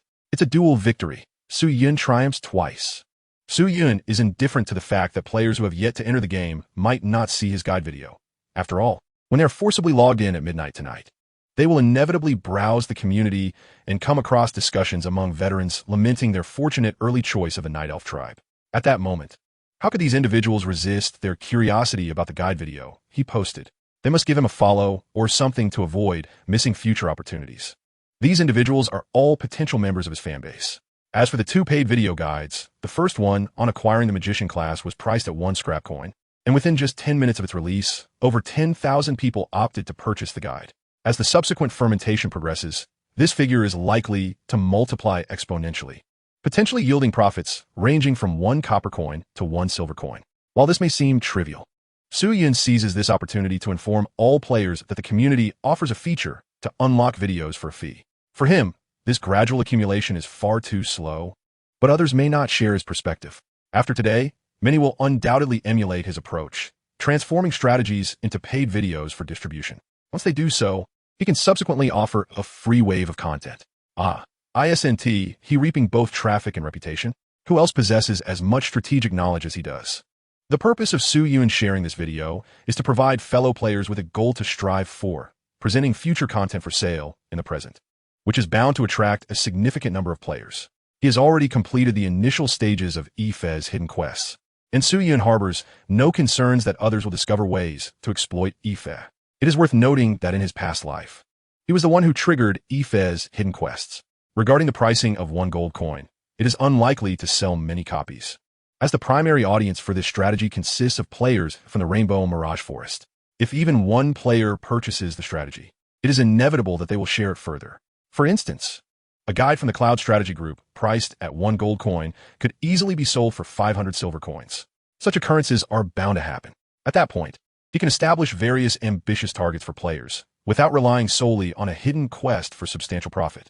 With the strategy video completed, Su Yun felt an immense sense of relief. Haste makes waste. Having prepared adequately, he is now ready to rest. Speaking of which, he realized he had not slept for nearly 4 days, having endured 3 days in the Eternal Epic Tower, and then pushing through an additional day of progress post-resurrection. Although his fatigue level might not have reached 0, the mental exhaustion was nearly overwhelming. Salusa, I need to sleep for a bit. Can I entrust you with a task? Su Yun murmured wearily, his eyes half closed. As soon as his back touched the lounge chair, a wave of drowsiness surged over him, almost overwhelming his resolve. He genuinely feared that as soon as he fell asleep, Salusa would trigger a hidden plot. All right, what do you need? Salusa, noticing Su Yun's fatigue, agreed without fully understanding the reason. We will rest here tonight. Do not leave the tent. If you need to go out, wake me immediately. Okay. Repeat what you just promised me. We will rest here tonight. In his dreams, Su Yun could not help but marvel at his own endurance. For continuous days of wakefulness, who could rival him? He had indeed transcended the ordinary. Fortunately, Teru had granted him access to the tent, or else he would have struggled to find a particularly safe resting environment. Whether in Teru's tent or the room of the 7-colored divine tree, no player could enter without Teru's consent. With Teru absent from the camp, the tent was secure, as Su Yun drifted into slumber. For the other players in the Eternal Epic, this night was destined to be one of wakefulness. Remote archers lure monsters while those wielding heavy weapons shatter shields. Senior Ife, please assist me in forging equipment. Alas, why are the abyssal insects so scarce in this forest? With Su Yun's strategy, the scenery of the 7-colored illusion forest has abruptly transformed. Players, once unable to escape the novice village, now find themselves in a situation where there are not enough abyssal insects to go around. Numerous players, brandishing their greatswords, are eager to hunt the abyssal insects, only to discover that there is not a single solitary insect to be found within a 500-mile radius. The term solitary here refers not to the absence of individual abyssal insects, but rather to the lack of insects unaccompanied by other groups of players nearby. Senior Ife, please assist me in forging equipment. After a lengthy wait in line, I finally encountered Ife. Who would have thought that to trigger the blacksmith Ife's quest, one must directly present the shell of an abyssal insect? What was the suffering he endured that morning for? Was he merely greedy for food? Here, I shall wait in line. Ife hardly glanced at me. Who could have anticipated that by nightfall, there would be an endless throng delivering shells to him? Is this correct? Those also deep in thought were Filey and Shira. Mentor Shira, I wish to test my magical aptitude. A long queue had also formed beside Shira, as those with magical talent could claim a corresponding introductory spellbook from her. Who would choose weaponry when one can wield magic? Patience, everyone. Please queue one by one. Shira's voice was completely drowned out by the crowd. Of course, the busiest of all was Filey. Brother Filey, I shall fight for the Night Elf clan. All Filey had to do was agree. Very well, warrior. Filey mechanically repeated the same phrase. Su Yun claimed to have a method to persuade the external Night Elves to assist him, yet did not mention that all external elves would come forth. I shall fight for the Night Elf clan. Ah, very well, warrior. Reality left Filey with little space for contemplation. Chapter 37. Departure to the Seven-Colored Divine Tree. As the saying goes, a game is truly enjoyable when played by many. Thanks to Su Yun's strategy, within mere hours, the Night Elf clan became the most populous novice village among players. The atmosphere was vibrant, filled with the sounds of drums and firecrackers. The key factor remained the overwhelming crowd. As midnight approached, the area surrounding the camp remained densely packed, nearly impossible to navigate. In contrast to the new players who had just shifted to the Night Elf clan after watching Su Yun's strategy video, the earlier arrivals were nearly exhausted. I suppose I should wait a bit longer. I have work to attend to in the morning. I must return to my mundane existence. Ah, being busy is preferable. Ha. You rascal, stop with the frivolities. I truly need to log off and rest. See you tomorrow. Having previously logged off once. Feeding the pig still had a bit of fatigue left. Observing his friends logging off, he prepared to put in some secret effort, burning the midnight oil. I shall outpace them. Suddenly, a beam of white light appeared before him, gradually fading to reveal yet another novice joining the Night Elf clan. How lively it is! Upon encountering the unexpected, I couldn't help but exclaim. The Night Elves realm was indeed on the brink of collapse. Where exactly am I? Amidst a bewildering outcry, countless beams of white light flickered into existence, each signifying a player. At this moment, our already strained sanctuary was further exacerbated. What? The server has crashed again. In the midst of my wandering thoughts, I stumbled upon a peculiar revelation. Among the thousands of white lights, several players were not at the initial level of one. What could this possibly mean? Suddenly, my arm was seized by someone, and only then did I realize that it was my friends who had just logged off. What is happening? I was on the verge of sleep. How did I log back in automatically? Where is this place? Have I been transported to another world? I wasn't in an accident. Hey, can't you all press the log out button? The log out button is unresponsive? How can that be? I just logged off. Instantly, the already crowded spawn area erupted into chaos. The earlier players who had voluntarily entered the game were left utterly perplexed. After a prolonged period of confusion, it seemed that the game was indeed unresponsive to log out attempts. Where are the customer service representatives? What about the administrators? Is the game malfunctioning? Stop pondering. We've been searching for customer service all day. If we could find them, would we still be waiting here? But I have work tomorrow. What if I'm late and get my pay doc? What is this place? Why am I here? Are you even human? What is your situation? This is the prismatic phantom forest of the ancient era. Didn't you come here after reading the great guides? Ancient era? Is that the transparent dialogue box that appeared out of nowhere during the day? What do you mean by that? You don't know. Wait, let me sort this out. I never clicked that dialogue box. In fact, I intentionally ignored it all day. Then how did you end up here? Friends, I have a bold notion. Have you never wondered how the transparent dialogue box of the ancient era was realized? How can one enter the game without any device? Are you suggesting that this is likely not a game at all? Precisely. And have you forgotten? This game has no death count. Dying would lead to account deletion and logout. If anyone is brave enough, why not test whether death here means logout or actual demise? Wait, I just received a prompt stating that I have claimed 3 death totems. Does anyone know their purpose? You have them too? You all have them. Morning arrived. After a dreamless night, Su Yun finally replenished the sleep he had lost over recent days. Reward claim, Death Totem 3. As he opened his eyes, the first thing that greeted him was a game pop-up. Su Yun hurriedly opened his inventory, and, upon confirming that the number next to the Death Totem was 6, he let out a sigh of relief. After all, Su Yun had yet to experiment with whether the memory effect could replicate the Death Totem. He was genuinely concerned that the system might consume his Death Totem. As of today, the ancient era was no longer merely a game. Every player was granted 3 Death Totems as a mandatory gift from the ancient era. 3 Death Totems equated to 3 lives. Once they were exhausted, death would become irrevocable. At present, the main city remained locked, and there were no warehouses available. Su Yun found himself in a unique position, utilizing the 3 Death Totems that were forcibly bestowed upon him to bypass the possession limit, inherently granting him 3 additional lives compared to others.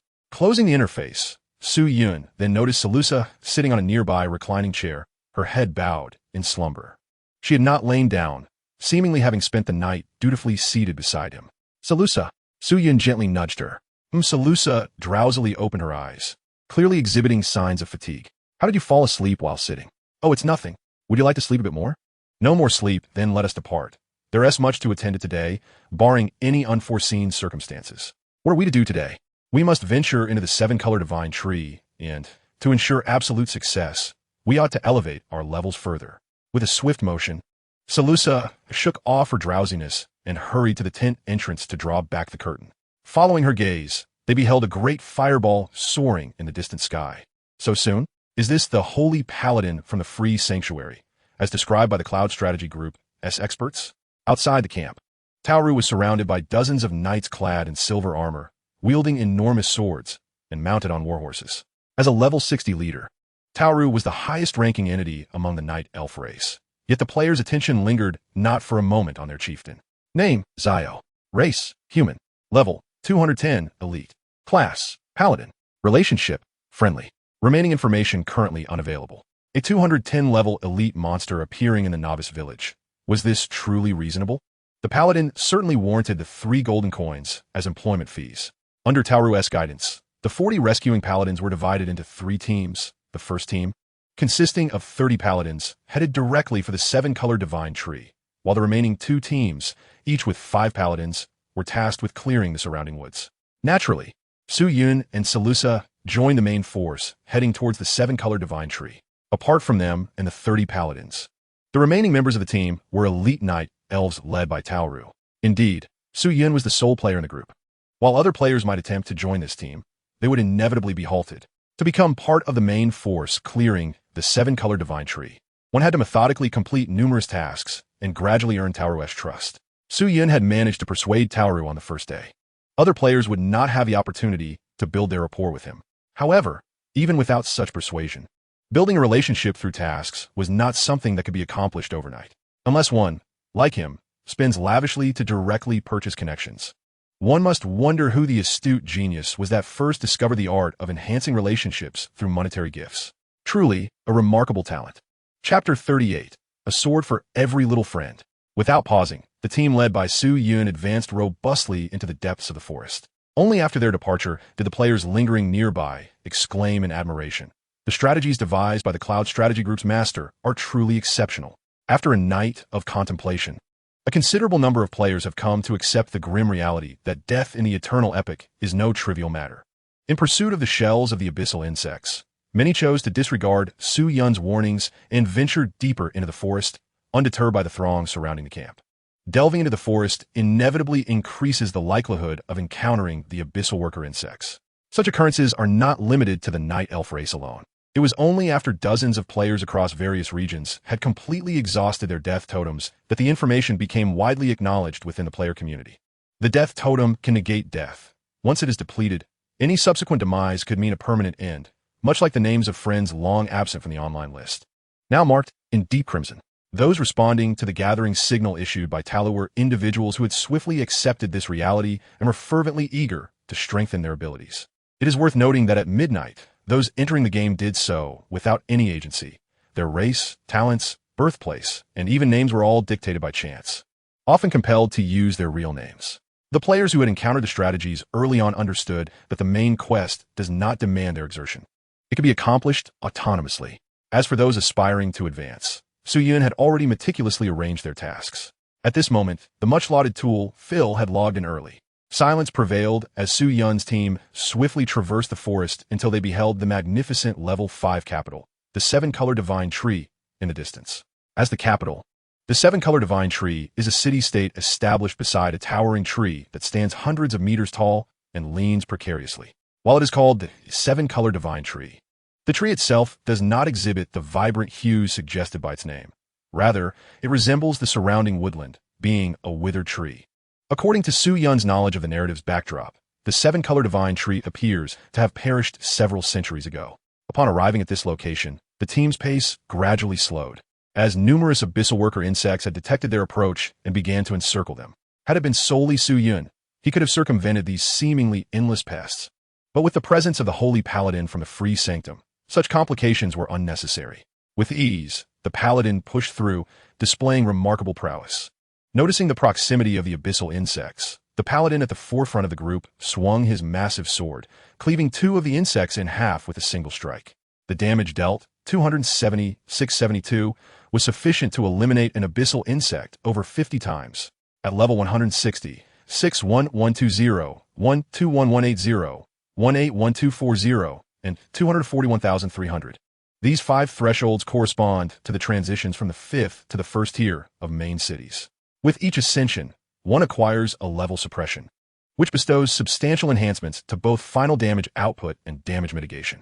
With this level suppression, a level 210 paladin effortlessly cleaves through a level 30 abyssal worm as if it were mere fodder. It is precisely for this reason that Su Yun resolutely abandoned the notion of defeating a paladin to recruit it as a memory servant. Even the percentage-based poison damage effect from the demigod-level equipment, the Azure Orchid Blade, proves ineffective after accounting for damage reduction. Under the might of the paladin's colossal sword, claiming a kill becomes a futile endeavor. Su Yun can only strive to unleash fireballs and strike as many encroaching abyssal worms as possible. 276. 270,085.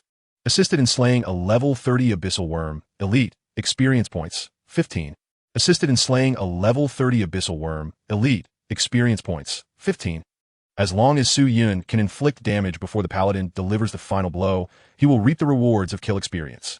To maximize his share of kill experience, Su Yun is fully engrossed in casting fireballs. Player, Cloud Strategy Team, has reached level 11. Assisted in slaying a level 30 abyssal worm, elite, experience points, 135. Just as the first wave of onslaught commenced, Su Yun ascended a level through his opportunistic experience gain. Those 3 golden coins were indeed well spent. Logically, hiring external assistance invariably incurs a loss.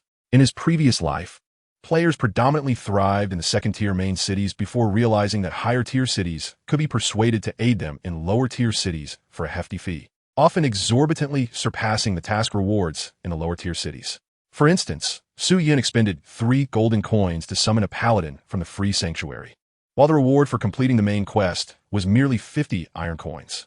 Aside from Su Yun's innate advantages, who could afford such a price? Nevertheless, this does not diminish Su Yun's sentiment that the expenditure was truly worthwhile.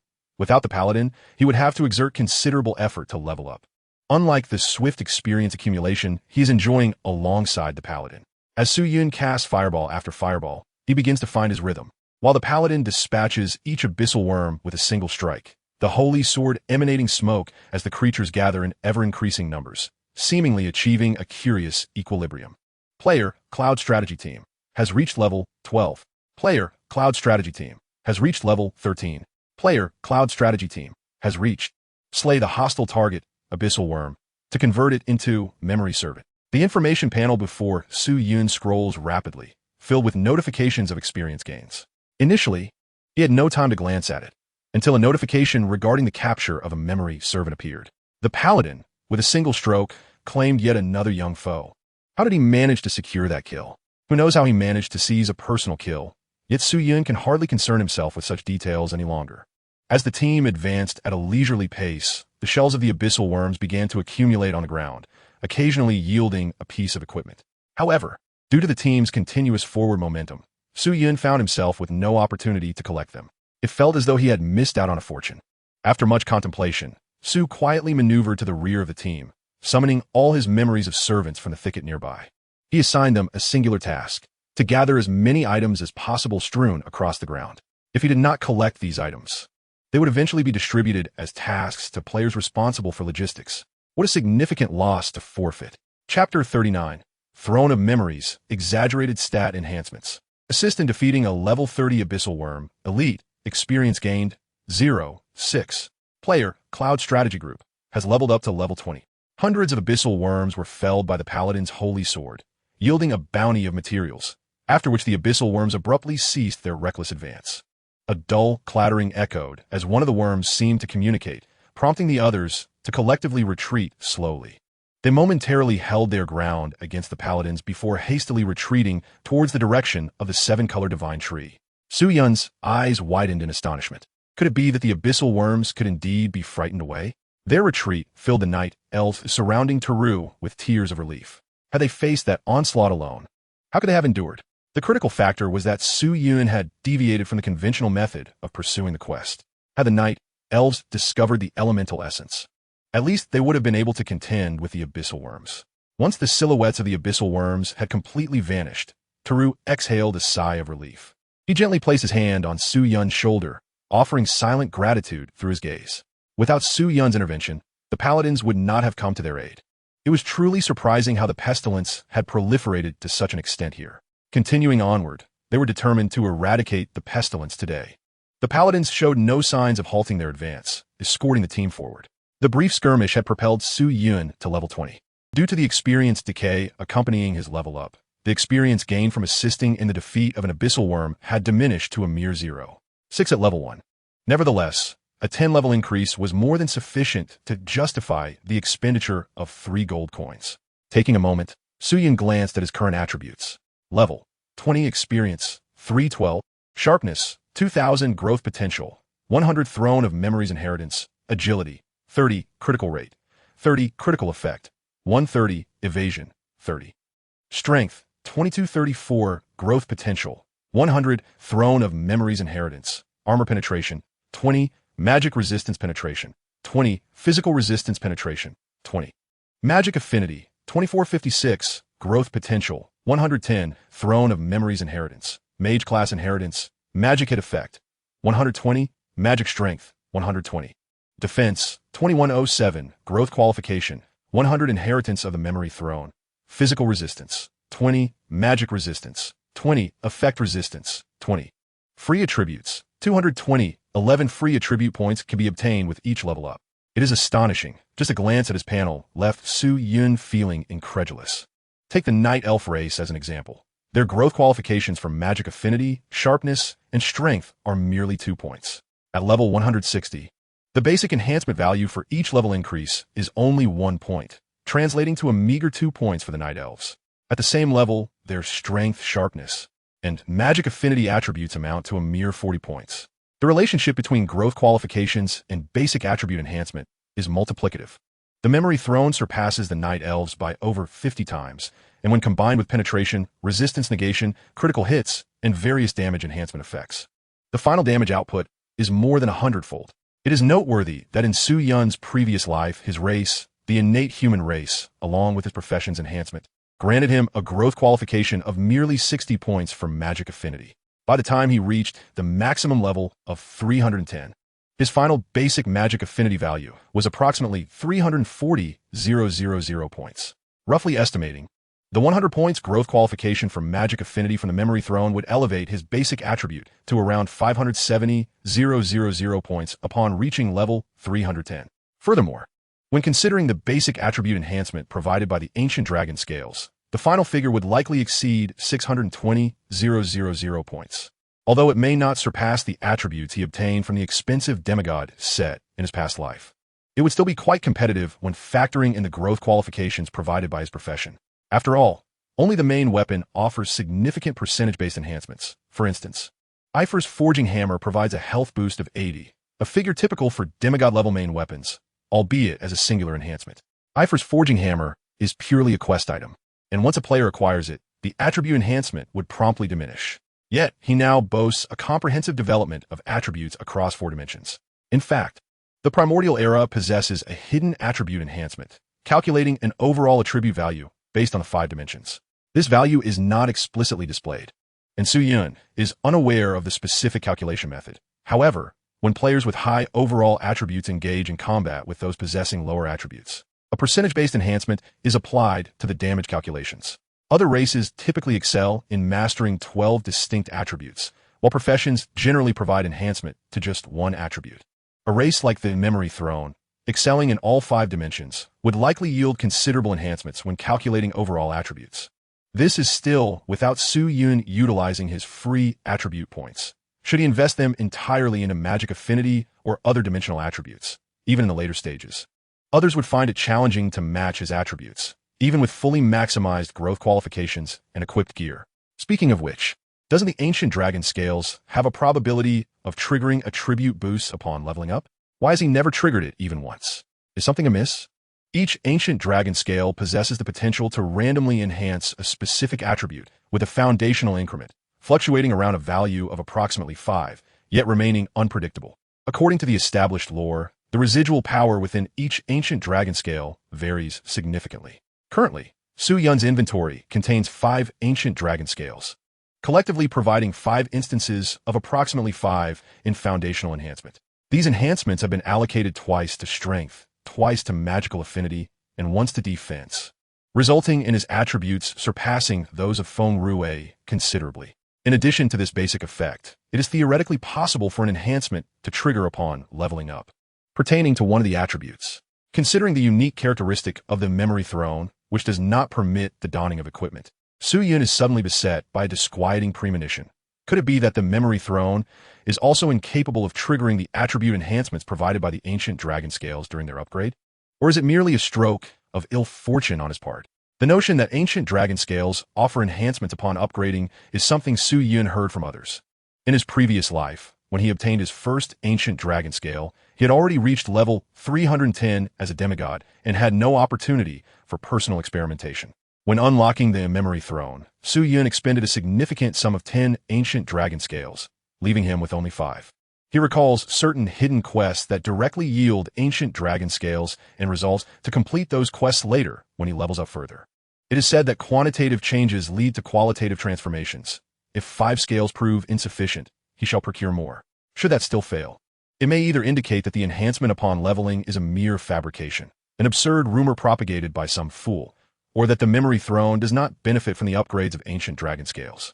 Chapter 40. Direct Assault on the Dragon's Lair. The team advanced steadily until they reached the 5th level main city, the 7-colored divine tree, without encountering further resistance from the abyssal insect. It was as if the abyssal insect had been cowed by the holy knights.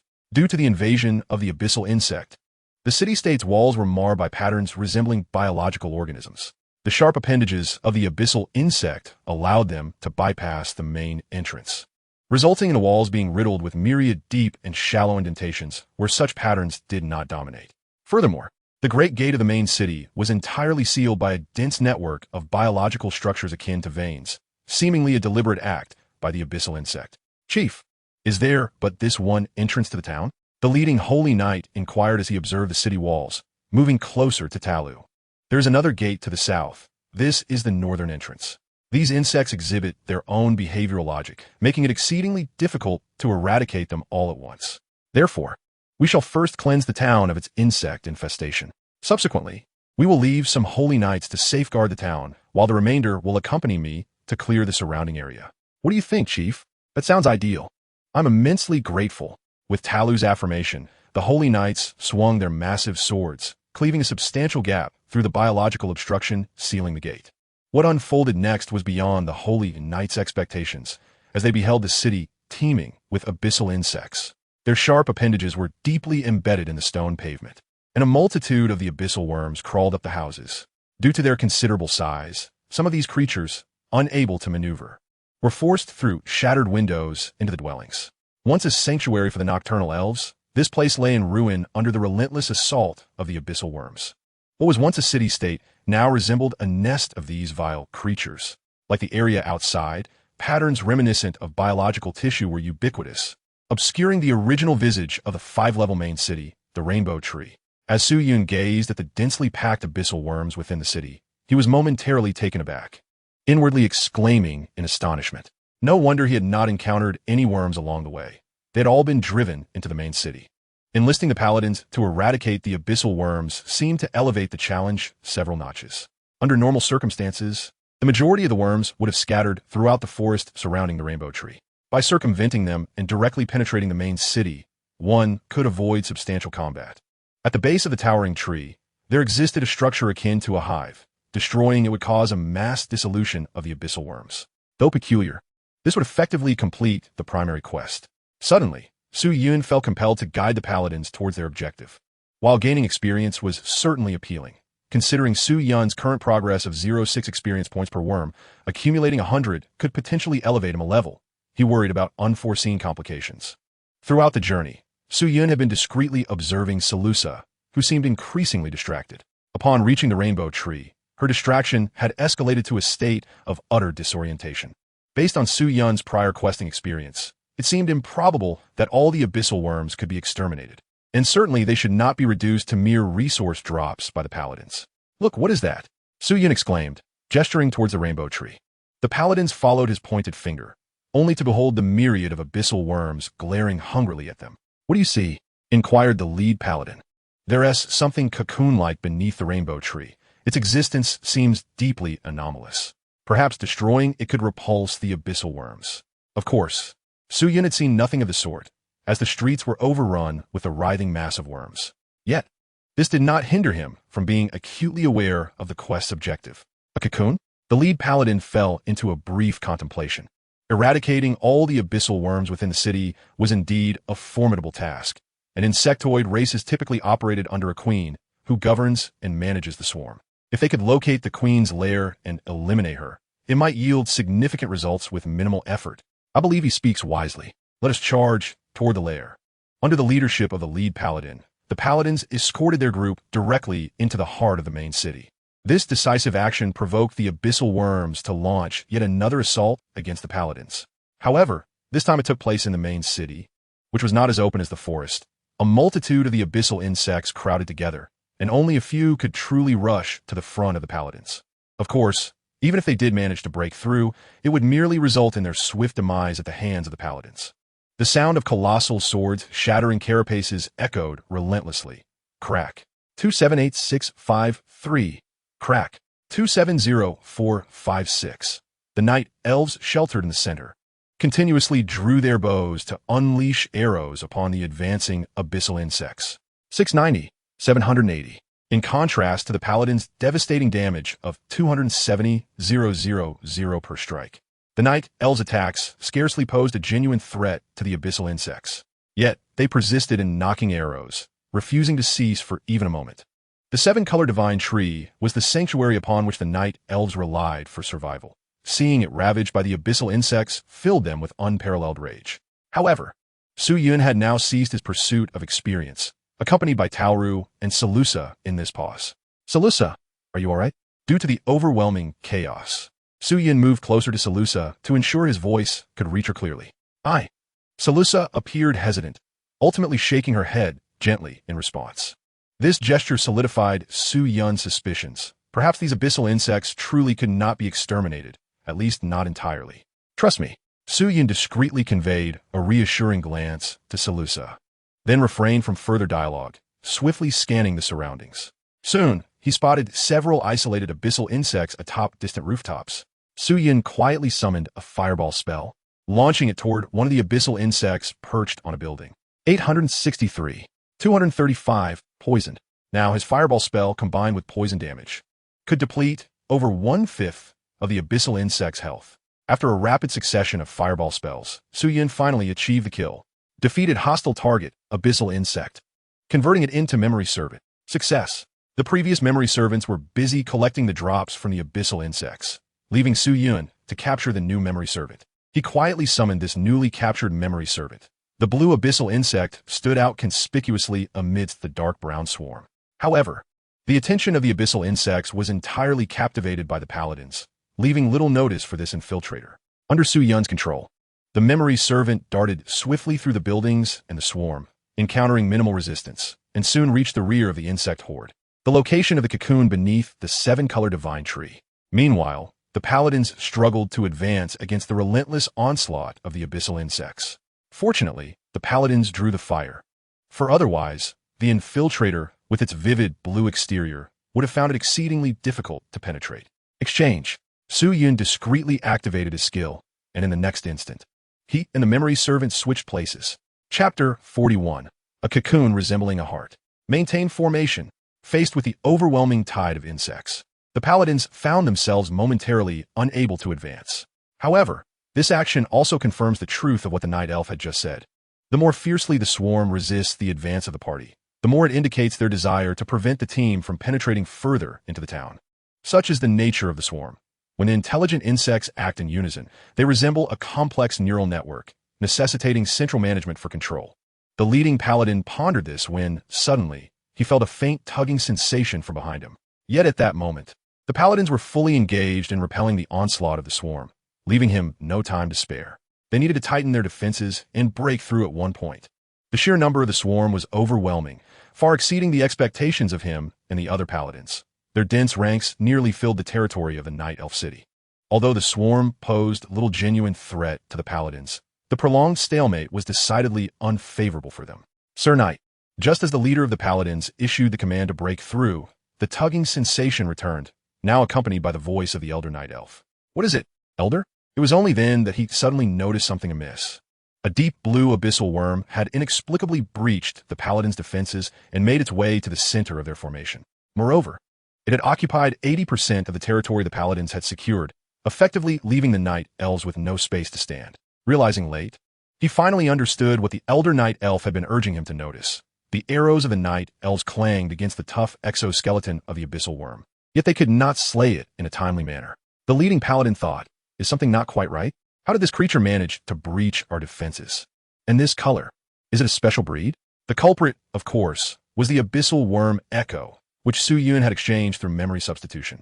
It had replaced Su Yun's position, its massive form nearly displacing the surrounding night elves from the formation constructed by the paladins. The abyssal worm Echo possessed intelligence. It was aware that Su Yun had swapped it, especially in such an urgent situation, which was perilous. If it were not careful, it could end up cleaved in two by a paladin's sword. It wished to escape, but found itself unable to do so. The abyssal worm Echo raised its large pincers defensively before its eyes, trembling on the ground. If possible, it hoped the paladins would overlook its presence. Silrusa, however, recognized it as the resurrected abyssal worm brought back by Su Yun, yet she could say nothing. She had made a pact with Su Yun, and his ability to resurrect the dead was a secret between them. She could not reveal to the other elves and paladins that this abyssal worm was, in fact, a friend of Su Yun, for that would lead to even more incomprehensible explanations. But was something not quite right? Why was the resurrected abyssal worm here? And where was Su Yun? The leader of the paladin's mind raced as he observed the impenetrable formation established by the other paladins, struggling to comprehend how this intruder had slipped through their defenses. The near disaster of a system failure was averted when he swiftly struck the abyssal worm in half with his sword. Is anyone injured? The numerous night elves exchanged bewildered glances, each as perplexed as the other. The mere appearance of this abyssal worm had nearly terrified their souls away. It was life-threatening. While none of them had sustained injuries, it seemed they were missing a companion. Of course, he noticed that Su Yun was nowhere to be found. Su Yun was their savior, the beacon of hope for the night elf clan. When had they lost a companion? Had he entered the city? Yes. He had just been here moments ago. Just moments ago? The captain, a paladin, quickly surveyed the group of elves and soon realized that it was the night elf who had recently informed him of the worm infestation in the city center that had vanished. Gazing at the densely packed abyssal worms around them, the paladin fell into deep contemplation. Clearly, Su Yun had not only entered the city, but had also been employing magic, leaving a profound impression on the night elf. Yet now, the elf was missing. Was he doomed? Simultaneously, Su Yun, utilizing his memory displacement, successfully broke through the encirclement of the abyssal worms and arrived directly beneath the prismatic tree. One must acknowledge that such long-distance teleportation skills as memory displacement were considered divine abilities in the ancient era, especially the zero-delay teleportation of memory displacement. If it were to be recorded in a skill book, it would fetch astronomical prices from players in the late stages of the game. His 10 points of legendary achievement were indeed well spent. Alas, the abyssal worms were likely to meet their demise under the paladin's sword. In a brief moment of contemplation, the last line of defense guarding the cocoon had detected Su Yun due to his scent. In contrast to the paladin's utter confusion, the abyssal worms were equally incapable of comprehending the intricate situation. Their small brains were nearly overheating. It could be said that under the protection of the abyssal worms, the defenses were impenetrable. Not even a fly could infiltrate. However, how could their minuscule brains fathom that Su Yun possessed the cunning combination of an insider's knowledge and sleight of hand? The instant he teleported, Su Yun located his ultimate objective, a towering cocoon standing 7 to 8 meters high. Strangely, this object differed from what Su Yun recalled. Having completed the quest to cleanse the prismatic tree numerous times, Su Yun knew that this so-called honeycomb-shaped cocoon should have been desiccated, akin to a fully dried fruit, easily punctured with a weapon, creating a gaping hole. It had a mere 50,000 health points and no defensive capabilities whatsoever. One could say that as long as players could defeat the abyssal worms guarding it, the cocoon would be theirs for the taking. But now, what lay before Su Yun's eyes was something resembling a heart. It was covered in dense, vein-like biological tissue, reminiscent of what had just been used to seal the city gate, albeit with thicker veins on the cocoon. The intricate network of blood vessels not only enveloped the cocoon, but also adorned the vibrant 7-colored divine tree, as if the cocoon had sprouted veins and intertwined with the tree. Upon closer inspection, one could even discern the entire cocoon, reminiscent of a heart, pulsating gently. Su Yun, what is happening? Could it be that this cocoon is in fact alive? In my previous life, the players delayed too long, causing it to perish, and now, merely the second day of the ancient epic's opening, it still thrives? Chapter 42. Has the Grand Mage come to the rescue? As the abyssal insects tasked with guarding the cocoon surged towards him in a chaotic swarm, Su Yun could no longer afford to hesitate, regardless of the cocoon's current state. It must be destroyed. In the brief moment of doubt, Su Yun had already begun to channel the celestial thunderbolt, and now, the 5-second incantation was nearing its conclusion. Centered around Su Yun, the elemental forces of lightning erupted with fervor, darkening the sky. In the next instant, a blinding violet light descended from above. 13756, paralysis. 3089, poison. Boom. The deafening roar of thunder erupted, quickly drawing the attention of the paladins breaching the outskirts of the main city. The direction of the thunder seemed to originate from the very heart of the city. Su Yun, hearing the thunder, Seleuce's tense demeanor eased slightly. Just moments ago, Su Yun had urged her to trust him, and in the blink of an eye, he vanished, transformed into a blue abyssal insect. Seleuce was unaware of Su Yun's intentions, yet she sensed that he had once again grasped the secret buried deep within her heart. However, she did not wish for him to take such risks. A single celestial thunderbolt shattered the heart-like cocoon's health bar. Health, 3, 315, 550, 0, 0, 0. This aligned perfectly with Su Yun's recollections. The cocoon possessed only 50,000 health points and exhibited remarkably low defense, nearly 0. With Su Yun's current magical affinity of 2,400 and the 500 damage multiplier of the celestial thunderbolt, after accounting for the cocoon's defenses and his magical penetration effects, he dealt an impressive 13,000 damage without a critical hit. Even the poison damage, calculated after defense reduction, surpassed 3,000.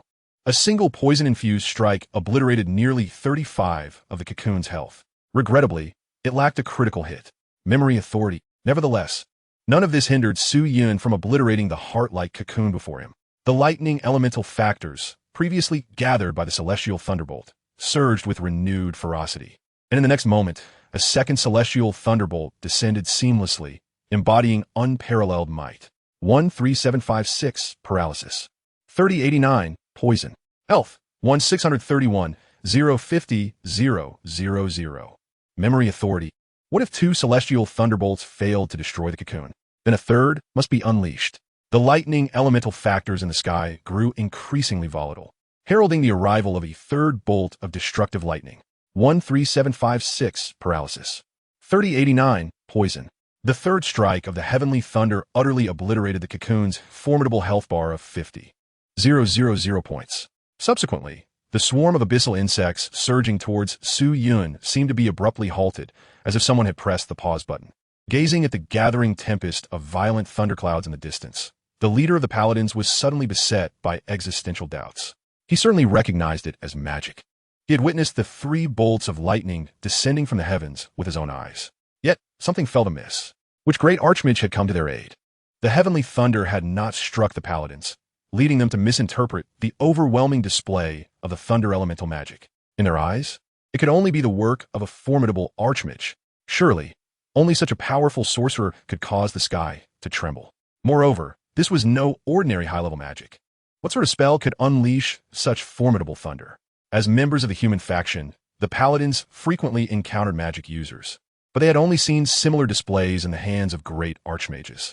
Commander, it must be a great archmage come to our rescue. Let us hasten to assist. This sentiment rang true. Charge with me. The leader of the paladins raised his holy sword, yet an unsettling feeling lingered. Why did it seem as though the relentless onslaught of the insect plague had suddenly come to a standstill? Eliminate hostile target Black Abyssal Spawn to convert it into memory servant. Achievement unlocked. Fought for the Night Elves. Quest completed. Experience gained 415.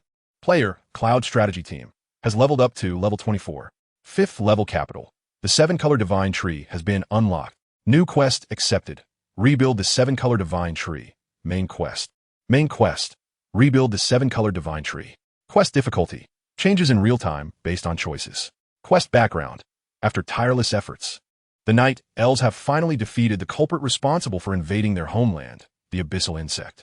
However, after prolonged occupation, the 7-color divine tree lies in ruins.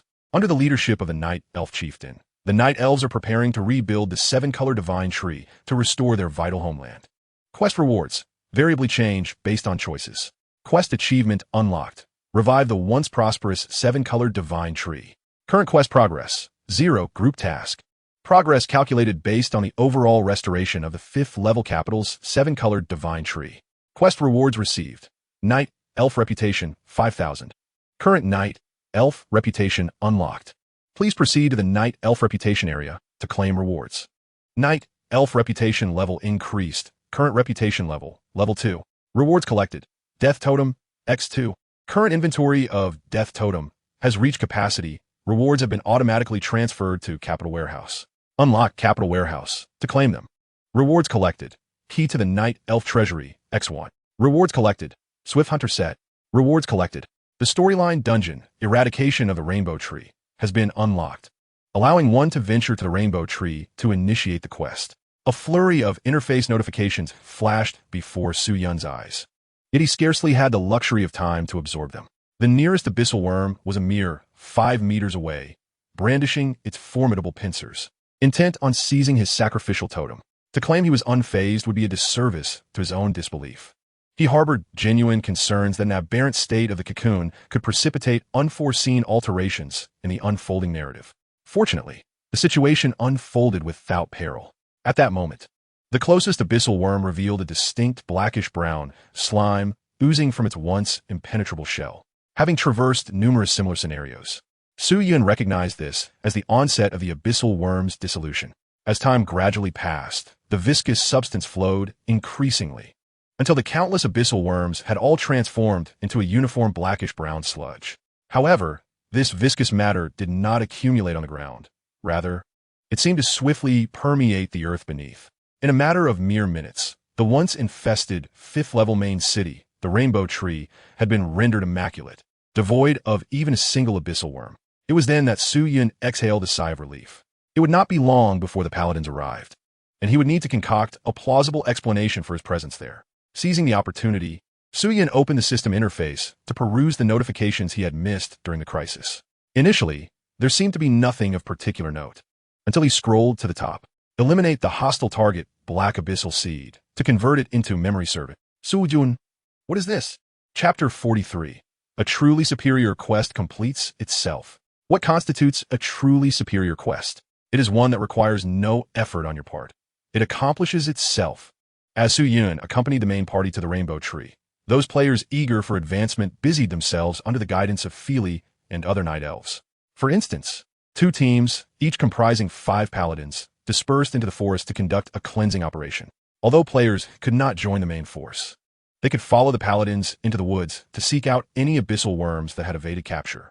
The larvae of the abyssal worm had long been eradicated by players due to Su Yun's strategy. Yet, the adult abyssal worms were elite monsters at level 30. And even amidst throngs of players, those who contributed to the cooperative effort against the abyssal worms could still gain over 5 experience points. Players who truly grasped and accepted that death equated to an end were filled with a burning desire for advancement. To grow stronger was to survive. The 2 teams surged into the forest, initially encountering several solitary abyssal worms, which the leading paladins dispatched with ease. However, it was not long before the forest was devoid of any abyssal worms.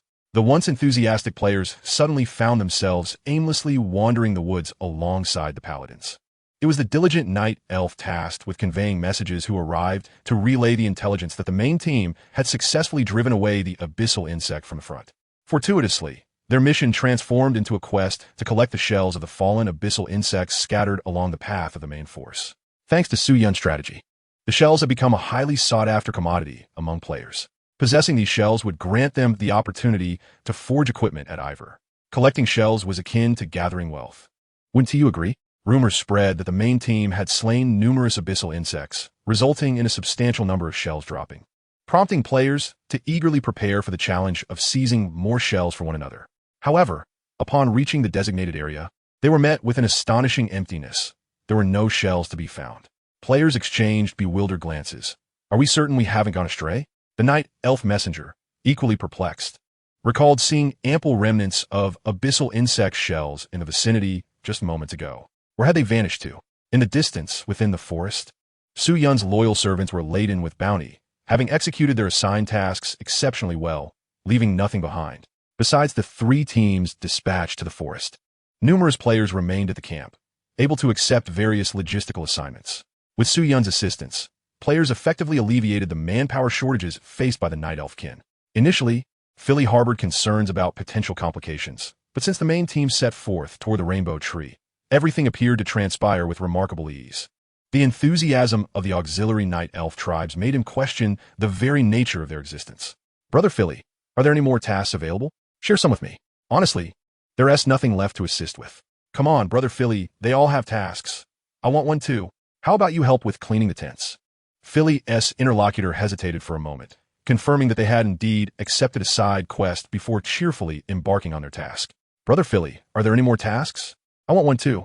Philly, I'm overwhelmed. I simply cannot keep up. Suddenly, a collective system notification popped up before the busy players, perfectly coinciding with the moment Su Yun destroyed the cocoon.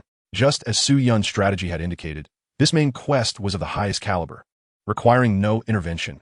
It would complete itself. Wow, this main quest truly completes itself. How wonderfully convenient. I was initially skeptical of the guide provided by the master, but upon witnessing the paladin this morning, something felt amiss. How strange it is for a game to offer such generous tasks. What level are you all? The quest just completed, and I shot up to level 13, gaining a full 10 levels, along with an entire set of equipment and 2 sacrifice totems. The other rewards are plentiful, though I haven't had the chance to examine them closely yet. I reached level 12. No wonder the Master's guide titled it From Leaving the Novice Village to Guaranteed Career Advancement. It truly did guarantee it. I just woke up and can immediately embark on the mage career quest. I arrived just a moment too late. The line in front of Shira's tent had already extended for hundreds of people, and I was left behind. Wait, has your main quest already been completed? Indeed. Did you not accept the quest? I belong to the human race. How could the strategy for the Cloud Group be released for such a short time and already be completed?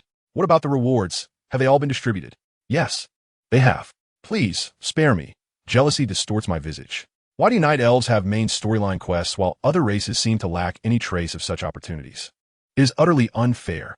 Enough. The Cloud Group is formidable. I must admit, I suggested that you should follow the Great Ones to reap the rewards. For those poor souls who did not choose the Night Elf race, behold a small shock. Main quest. Rebuild the 7-color divine tree.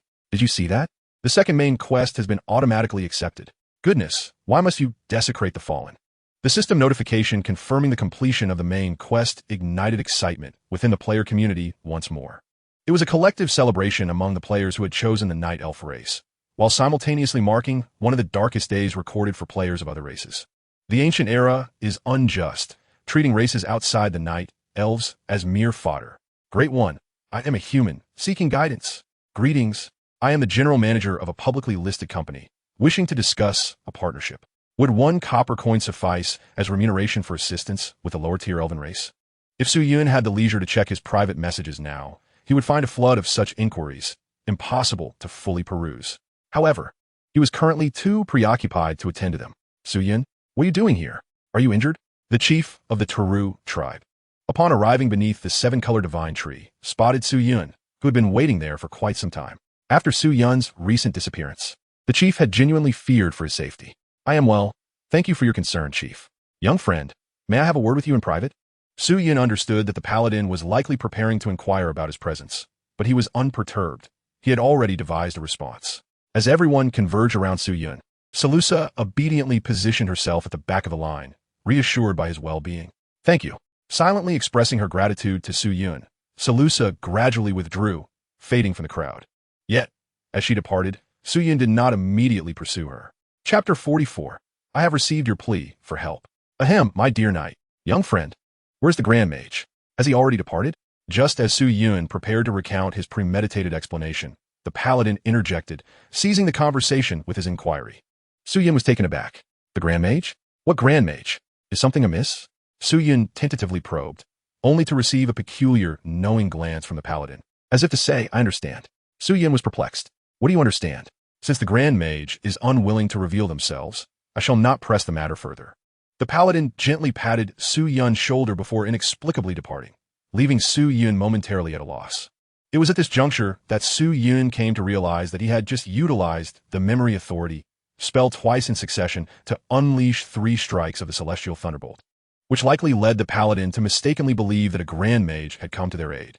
Indeed, the continuous release of 3 Celestial Thunderbolts had amassed a concentration of thunder elemental particles far beyond his current ability to control. Given that the Celestial Thunderbolt is a legendary magical skill, it is only reasonable that the paladin might misinterpret this situation.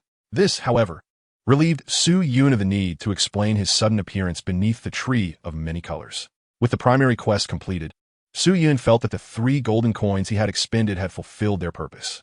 Next, the paladins would likely confer with Teru regarding subsequent arrangements.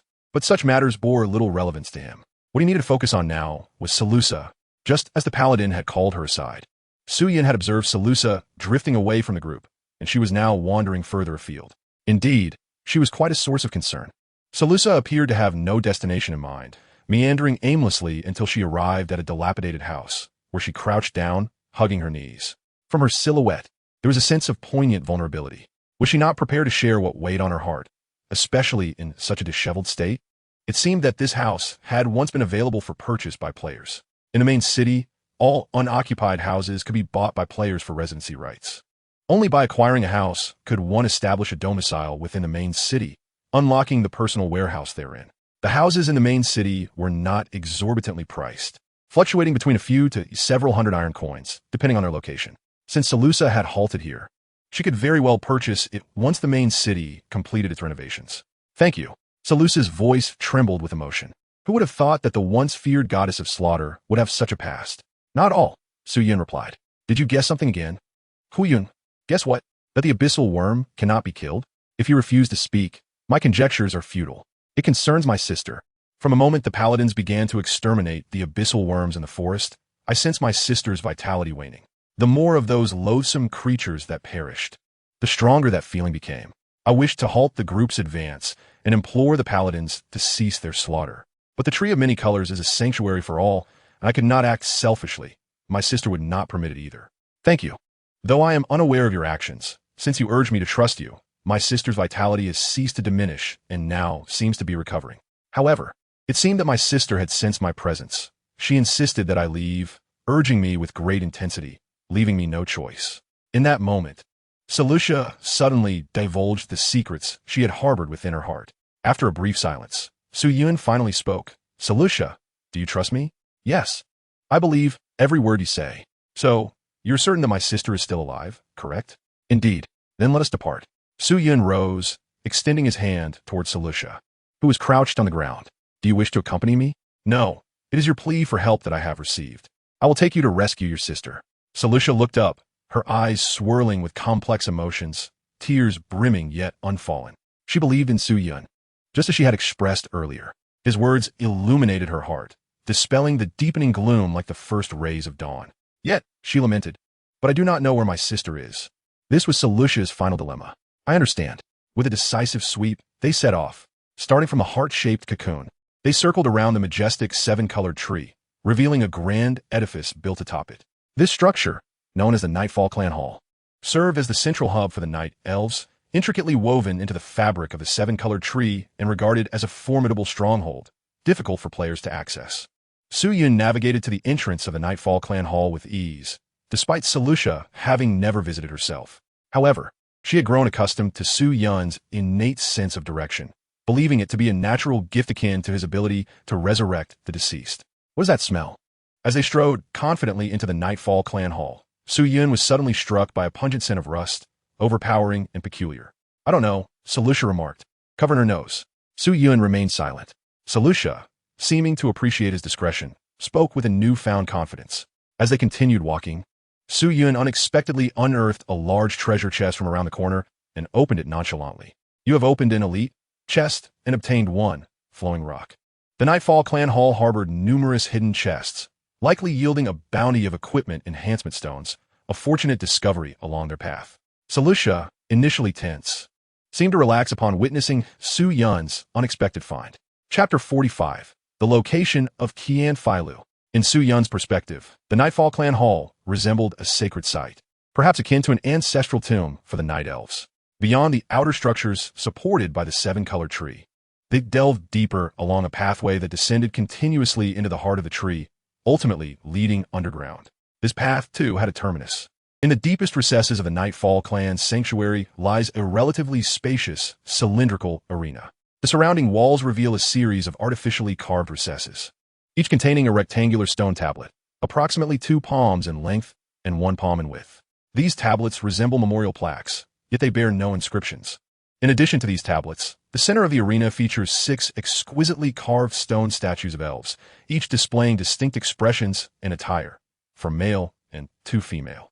Although Su Yun was unaware of the nature of the tablets adorning the walls, he recognized that the 6 statues were well documented in historical texts. They corresponded precisely to the 6 ancestors of the Night Elves who, centuries ago, discovered the 7-color divine tree and led their kin in establishing a homeland for the Night Elves beneath its boughs. Throughout their journey, Selusha remained dutifully behind Su Yun, understanding that the Nightfall clan's sanctuary was a sacred place. However, her concern for her sister overshadowed any regard for clan rules. Upon encountering the 6 statues, Selusha obediently halted, clasped her hands together, and murmured prayers beseeching forgiveness for their trespass. Once Selusha completed her act of reverence, Su Yun approached the statues with measured steps. The 6 statues were indeed significant, each capable of rotating independently. By adjusting their orientations, one could unlock a total of 6 concealed pathways leading to various destinations. In his previous life as a strategy blogger, Su Yun had dedicated time to traversing each of these hidden routes. 5 of the paths culminated in dead ends, while the final one was a perilous trap that would result in instant demise. The cause of death was poison, inflicting a fixed damage of 100,000 per second, an insurmountable challenge for any player. It wasn't until Selusha, in her previous incarnation as the vengeful goddess, obliterated the 7-color divine tree that all 6 hidden paths were completely buried, preventing Su Yun from ever witnessing the end of that last treacherous trail. However, this was inconsequential. Their current objective did not involve the fatal route. Under Selusha's slightly astonished gaze, Su Yun slowly rotated the statues, each facing outward. With a thunderous sound reminiscent of rolling boulders, he quickly pulled Selusha back to a safe distance. One of the female Night Elf statues began to move autonomously, revealing an inclined hidden path. Selusha's expression conveyed her confusion. While she had come to accept Su Yun's uncanny navigational prowess, something felt amiss. Previously, when the 7-color divine tree had not been overrun by the abyssal worms, the Nightfall clan sanctuary was only accessible on the night of the full moon. Led by their chieftain, Talu, along with elves who had made significant contributions to their kin, such as hunting ferocious beasts in the forest or performing widely acknowledged acts of kindness. The criteria for contribution are not fixed. In fact, each individual who enters the Night Vale clan to pay homage to their ancestors is elected through a collective vote. Selusha's contributions are indeed sufficient for her to gain entry into the Night Vale clan. Yet Grandpa Ife insists that the clan is too damp and advises her to wait until she matures further before attempting to enter. Consequently, Selusha has never set foot in the Night Vale clan. Moreover, she is certain that Su Yun could never have entered the Night Vale clan either, given Su Yun's contributions. Having slain the crimson-striped leopard, the reborn giant spider, and the withered forest python, he undoubtedly possesses the qualifications to enter the Night Vale clan now. Selusha believes no one among the Night Elves would contest this. However, as it is Su Yun's first time entering, how could he possibly know that there are hidden passages within the clan? Selusha, why are you dawdling? Come along, she thought, becoming increasingly perturbed. By then, Su Yun had already reached the entrance of the hidden passage. Noticing Selusha lagging behind, he called out to her, "Oh, I'm coming." Selusha hurried to catch up. Following the dark passage, they traversed a narrow path that descended until Su Yun halted before a heavy stone door. "If my guess is correct, we should be here," Su Yun announced, stopping in front of the stone door while retrieving an unknown key from his backpack, one that had previously belonged to Selusha as a reward for completing a hidden quest.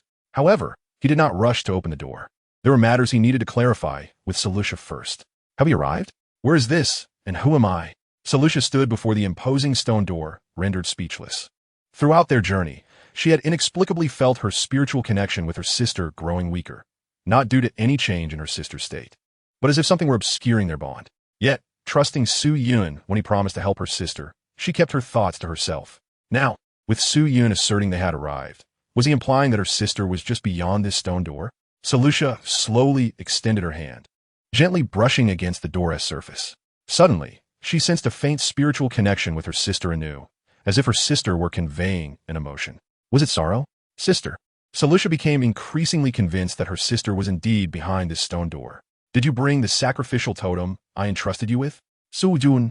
She seems to be right behind the door. I know, Su-Yun replied, his expression grave. The thought of her sister, Zifalu, momentarily disconcerted Solutia. But upon seeing Su-Yun's serious demeanor, she quickly steadied herself. I have it. I've kept it with me all along. Good. Protect it well. If the opportunity arises, slip one to your sister and ensure that you keep the other with you at all times. Do you understand? I understand. Sarusha, from this day forth, your life may undergo a seismic transformation. In due time, the familial bonds you have painstakingly built may also be subject to upheaval. Nevertheless, from the moment you step through that door, everything must adhere to my directives. If you place your trust in me, I shall undoubtedly assist you in rescuing your sister. Are you capable of this? I am. Sarusha did not comprehend the intent behind Su-Yun's words, yet she recognized the gravity with which he spoke. Very well. A dull sound echoed as the key turned, but it suddenly became stuck halfway. Chapter 46. Memories Like Surging Tides. Upon completing the hidden task to comfort the deceased night elf, Su-Yun was rewarded with an enigmatic key, one he had previously acquired through another quest in his former life. At that time, he had scoured the main city's seven-color divine tree, determined to discover the key's purpose. Fortune favored the diligent, and eventually, Su-Yun uncovered the key's true application, the stone door before him. However, upon opening the door, he encountered only an expansive, empty space devoid of reward. Acquiring this unknown key once more from Sarusha, Su-Yun surmised its connection to her sister, Sephiru. In his past life, he had missed the pivotal moment to activate Sephiru's storyline, perhaps because she had perished by then. With a soft click, the key was fully turned by Su-Yun. Releasing it, he attempted to push open the stone door, which, to his surprise, yielded to his efforts. Yet, before he could fully open it, a cascade of system notifications materialized before him. You have triggered a hidden main storyline quest. You have triggered a hidden epilogue subplot quest. Main quest, the first attempt to awaken the ancient god. Quest difficulty, impossible. Quest background. You have inadvertently stumbled into a vast conspiracy, one far beyond your capacity to confront. A perilous endeavor. Quest reward, to be determined by the progression of the narrative. Minimum requirement for completion. Survive until the end of the storyline. Achievement unlocked. Witness to the attempt to awaken the ancient god. Hidden epilogue subplot quest. Choose one of 3 offerings to the ancient god. Quest difficulty, impossible. Quest background. All matters pertaining to the ancient god are forbidden and shrouded in mystery. Quest reward, to be determined by the progression of the narrative. Achievement unlocked, the untouchable taboo. Warning, you have triggered hidden epilogue subplot quest. Please proceed with caution, as the trajectory of this quest will directly alter the narrative landscape of the Eternal Era. Su-Jun. He hastily halted his hand that was pushing the stone door, only resuming movement after thoroughly reading all the system notifications. Inwardly, he exclaimed, "Goodness gracious! What was that phrase again?" I simply must express my astonishment. Su-Yun had long anticipated this moment, for Sarusha, the goddess of vengeance, possessed qualities of mythic grandeur. He had grown accustomed to the fact that the use of the death substitute totem was prohibited in this scenario, much like the task involving the creation of forbidden spells within the Eternal Era Tower. None of them allow the use of the death substitute totem. Moreover, all primary quests associated with mythical qualities possess such absurd settings. The quest to vanquish Salusa has led millions of players to perish, each relying on a substitute totem, all due to this narrative focus mode. What, then, is this hidden finale storyline? Su-Yun has only encountered it twice, once upon conquering the ancient Era Tower, and once upon unlocking the ancient god-level race, the Throne of Memory. It is no wonder that Salusa possesses a template talent called Finale Storyline. She harbors a hidden quest tied to the Finale storyline. But what does awakening an ancient god entail? With the Throne of Memory in possession, Su-Yun is acutely aware that it is the last remnant of the ancient gods. Who, then, wishes to awaken the Throne of Memory? He is the Throne of Memory. Can he choose to feign slumber? Presently, the most pressing issue is that Su-Yun has only 1 point of health remaining. There is no need to ponder.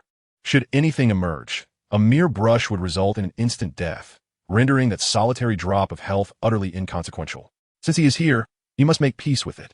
After a momentary hesitation, Su-Yun musters his strength and fully pushes the stone door open, revealing the scene beyond. The sight before him bears little divergence from his recollections. Behind the door lies a vast, enclosed space, with walls adorned with torches and a massive brazier suspended above for illumination.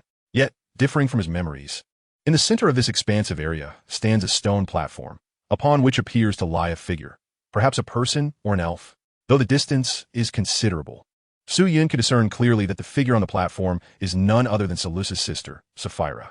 However, Sapphira's condition is far from favorable. At first glance, it is difficult to discern, for she has lost all semblance of humanity. Her skin is withered and sallow, reduced to mere skeletal structure. At her abdomen, a long cord woven from hundreds of veins is visibly embedded, one end deeply inserted into her body, as if siphoning her essence, while the other extends upward. Following this cord upward reveals a heart-like cocoon suspended above, remarkably similar to the dark abyssal creature Su Yun previously vanquished, albeit in a diminutive form.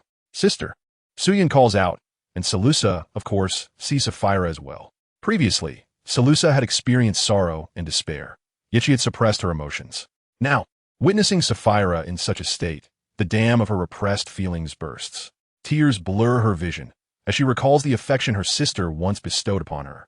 Sister, I gathered all of this from a forest. The soup will surely be delightful. But much of this cannot be consumed. Sapphira responds with a bittersweet smile, accepting the fruits of Salusa's labor from the afternoon. Sifting through the inedible portions, she manages to concoct a pot of mushroom and wild vegetable soup. Delicious. Your culinary skills have improved, sister. As Siefelu gradually lost herself amidst the praises of Salusa, she remained acutely aware that she was, in fact, not skilled in the culinary arts. It's truly delicious. Sister S cooking is far superior to that of any restaurant. Salusa, however, was unconcerned with such trivialities. She only knew that her sister would forever indulge her whims without question. When the countless abyssal worms assailed the seven-colored divine tree, it was Siefelu who stood resolutely before Salusa.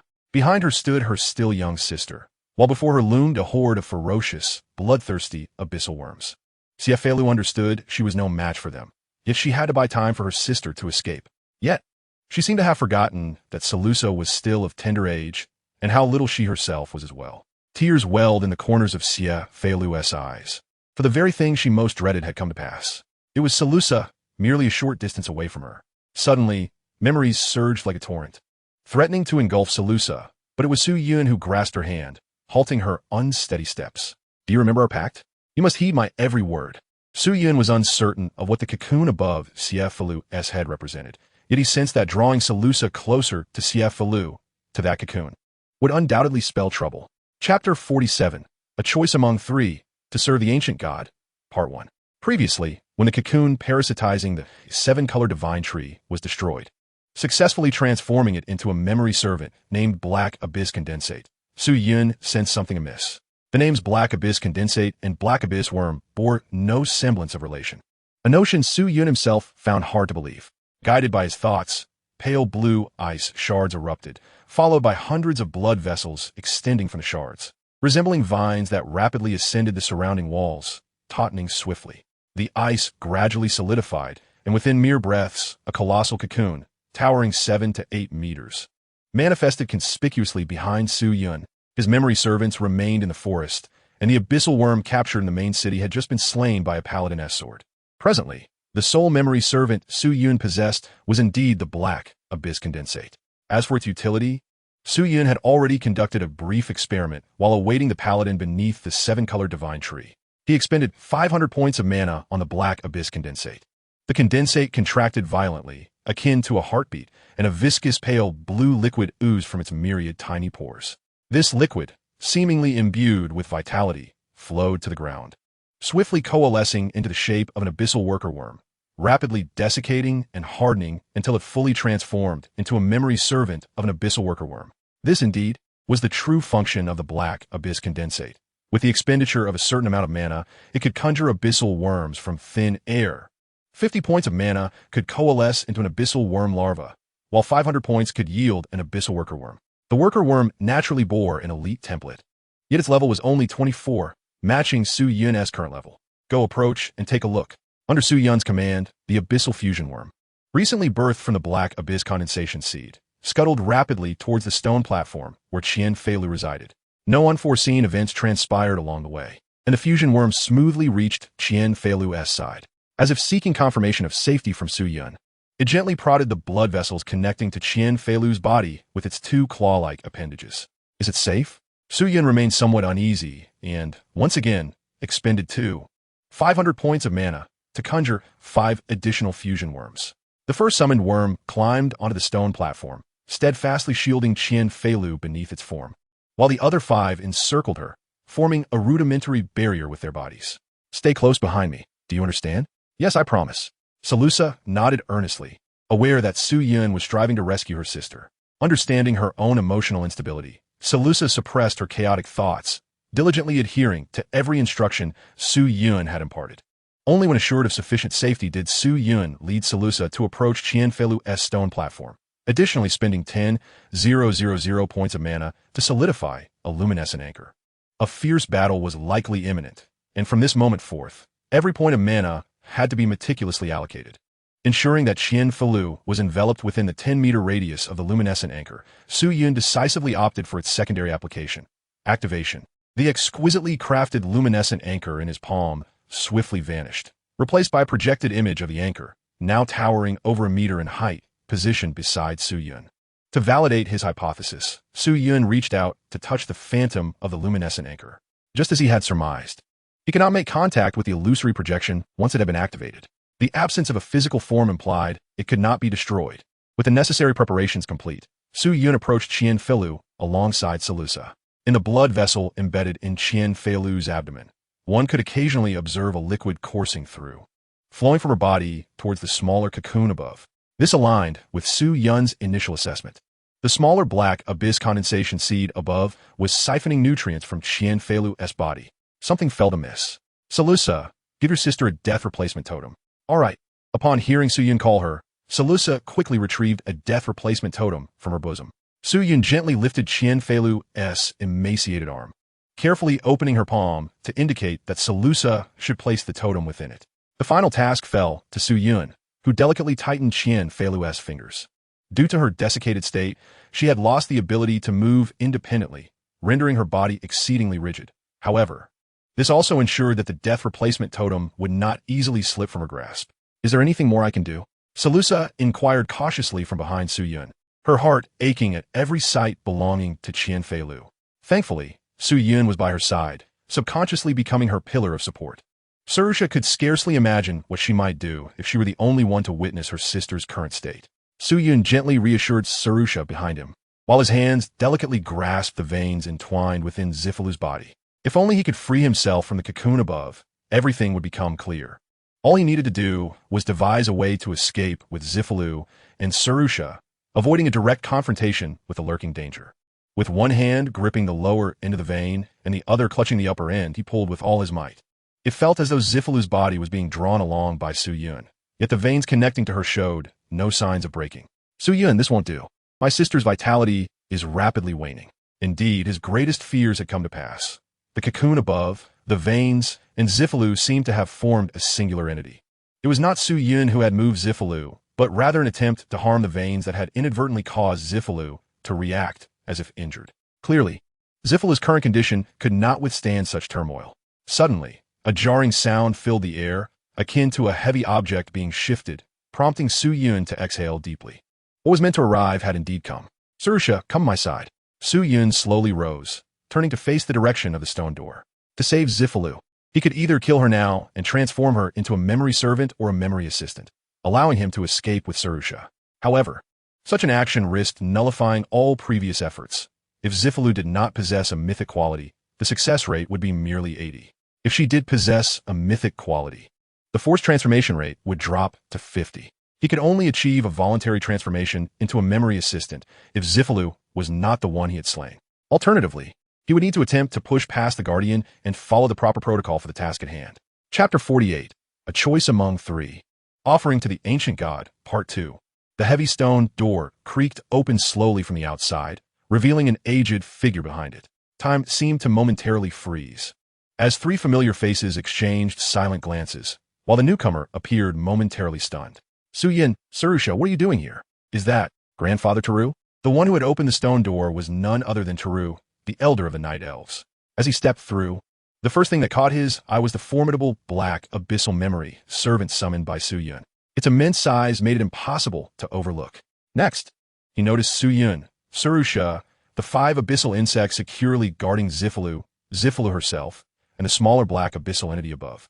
The sheer volume of information rendered Teru silent for quite some time before he dared to speak. Grandfather Teru. Surusha stammered, eager to explain the circumstances surrounding her and Su-yun's plight. In the heart of Salusa, beyond Su-yun and her sister, figures like Teru and Ife, the beloved patriarchs of the Night Elves, hold paramount significance.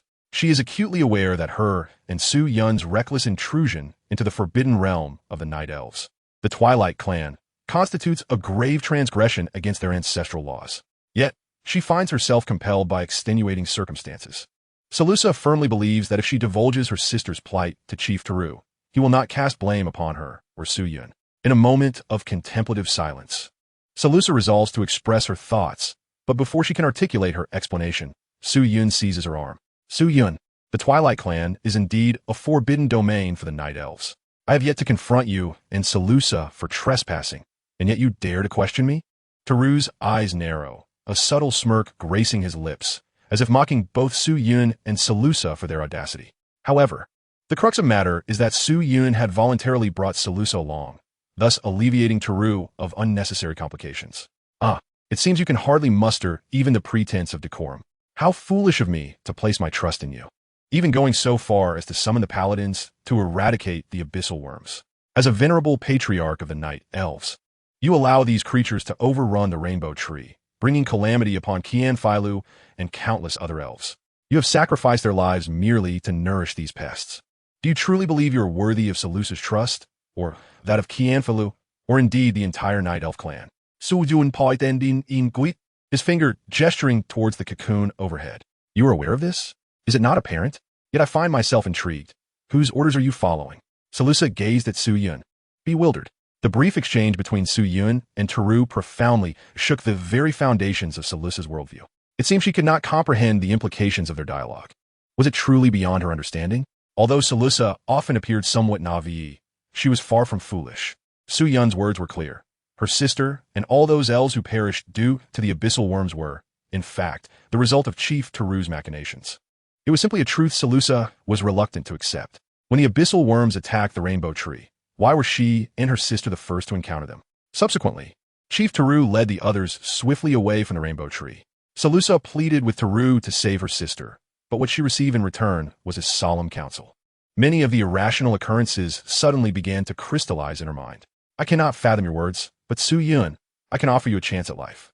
If you choose to feign ignorance, to leave without a trace, I can act as though I have never laid eyes on you. Let me go. How benevolent of you. But what of Salusa? She must remain. And if I refuse, I would not advise such a course of action. This is my final act of mercy. I trust you will not squander my goodwill. With a grand gesture, Teru summoned a staff adorned with ancient runes, which materialized in his grasp. As Teru spoke, he advanced step by step towards Su-yun. Name, Teru. Race, Night Elf. Level, 60, Leader. Profession, Sorcerer. Relationship, Life and Death Confidant. Remaining details are currently undisclosed. Su-yun's 3 golden coins still exerted their power, and Teru's health bar was revealed, yet their bond remained one of utmost intimacy. Salusa, at times, life unfolds in such a manner. We cannot foretell the future, nor possess the gift of prophecy. There exist individuals cloaked in the guise of sheep, yet they can be more merciless than wolves, blending into our midst, making discernment exceedingly difficult. I comprehend that the betrayal by a loved one strikes you deeply. I too have encountered similar tribulations. However, there are certain matters I still wish for you to undertake personally. My capacity to assist you may be limited, yet I remain by your side, a steadfast support. I do not wish for certain experiences to become haunting specters in your future. Suddenly, Su-yun seemed to grasp the rationale behind Salusa, the goddess of vengeance, in her previous life, seeking to utterly annihilate the 7-color divine tree and massacre the entire Night Elf race. Betrayed by her most trusted leader and having endured the loss of her sister, Su-yun could only imagine the profound impact these events had on Salusa. Yet, would Teru's transgressions incite Salusa to loathe the entire Night Elf race? It appeared that some crucial information was still lacking. Su-yun wondered, did I err in some way? Faced with Teru's unabashed murderous intent, Salusa hesitantly inquired. She could not fathom why Teru would treat her and her sister thus, especially when they had committed no wrong. You have done nothing amiss. The true fault lies with those wolves in sheep's clothing, which are difficult to discern by mere appearance. I understand now. Tears streamed down Salusa's face as she drew back her bowstring. The arrow's tip aimed directly at Teru. Ha ha, it seems you have relinquished hope for survival, he mocked. Relationship, hostile target.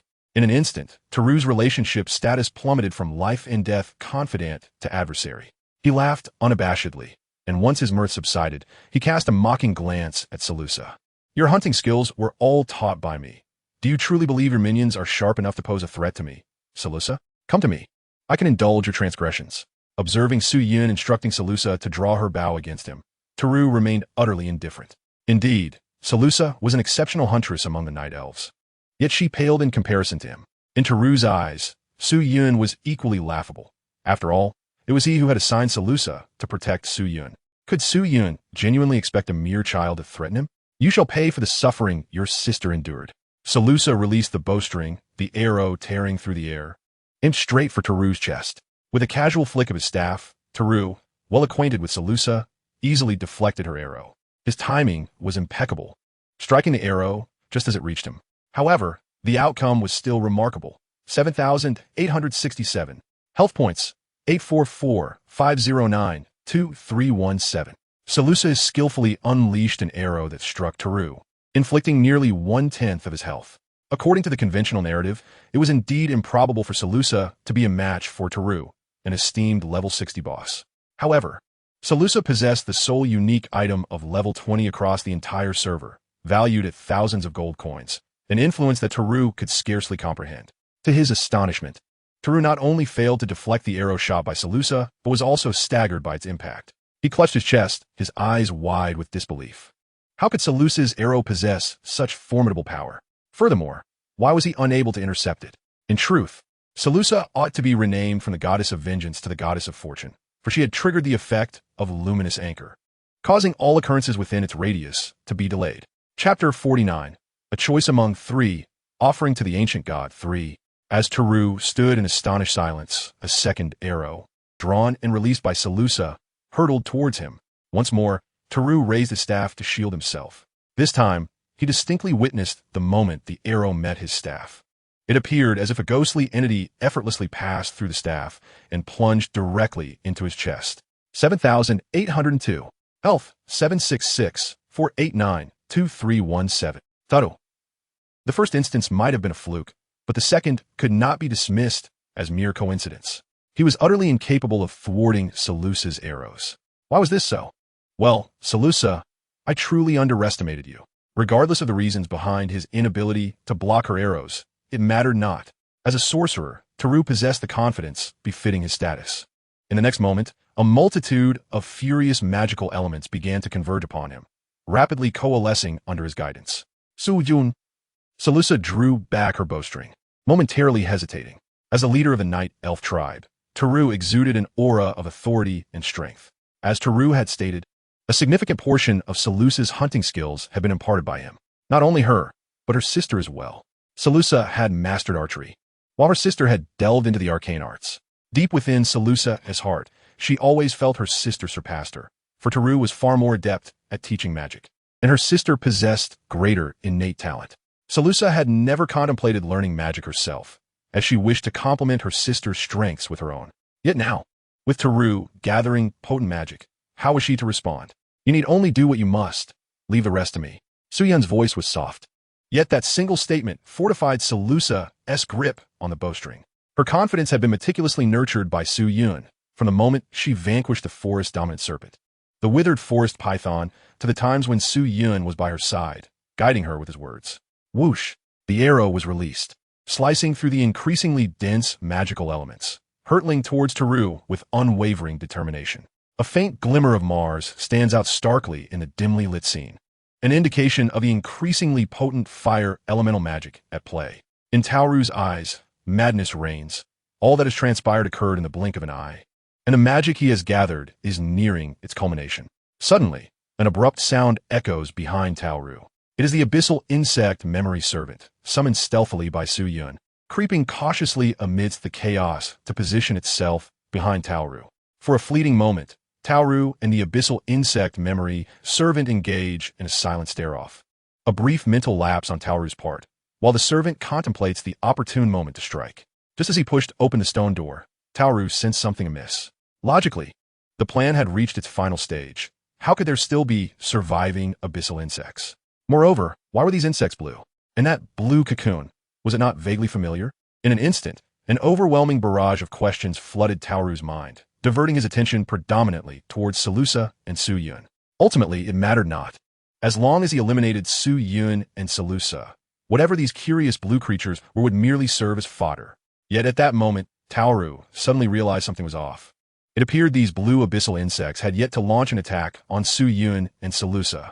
In a flash, an abundance of information surged through Taoru's mind. And seizing this opportunity, the abyssal insect clamped its pincers tightly around Taoru's staff. Taoru. The abyssal insect memory servant. Master, I have succeeded. With all its might, the servant fervently waved its claws. I shake, I shake, I shake. After seizing the staff, the servant's legs propelled it into a hasty retreat, executing a rapid 180-degree turn without losing momentum. Taoru. As he watched the abyssal insect retreat further, realization dawned upon him. This creature had stolen his staff. Can you believe it?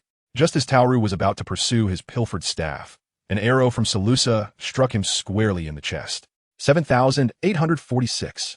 Another critical hit, reducing Taoru's health to a mere 68,802 points.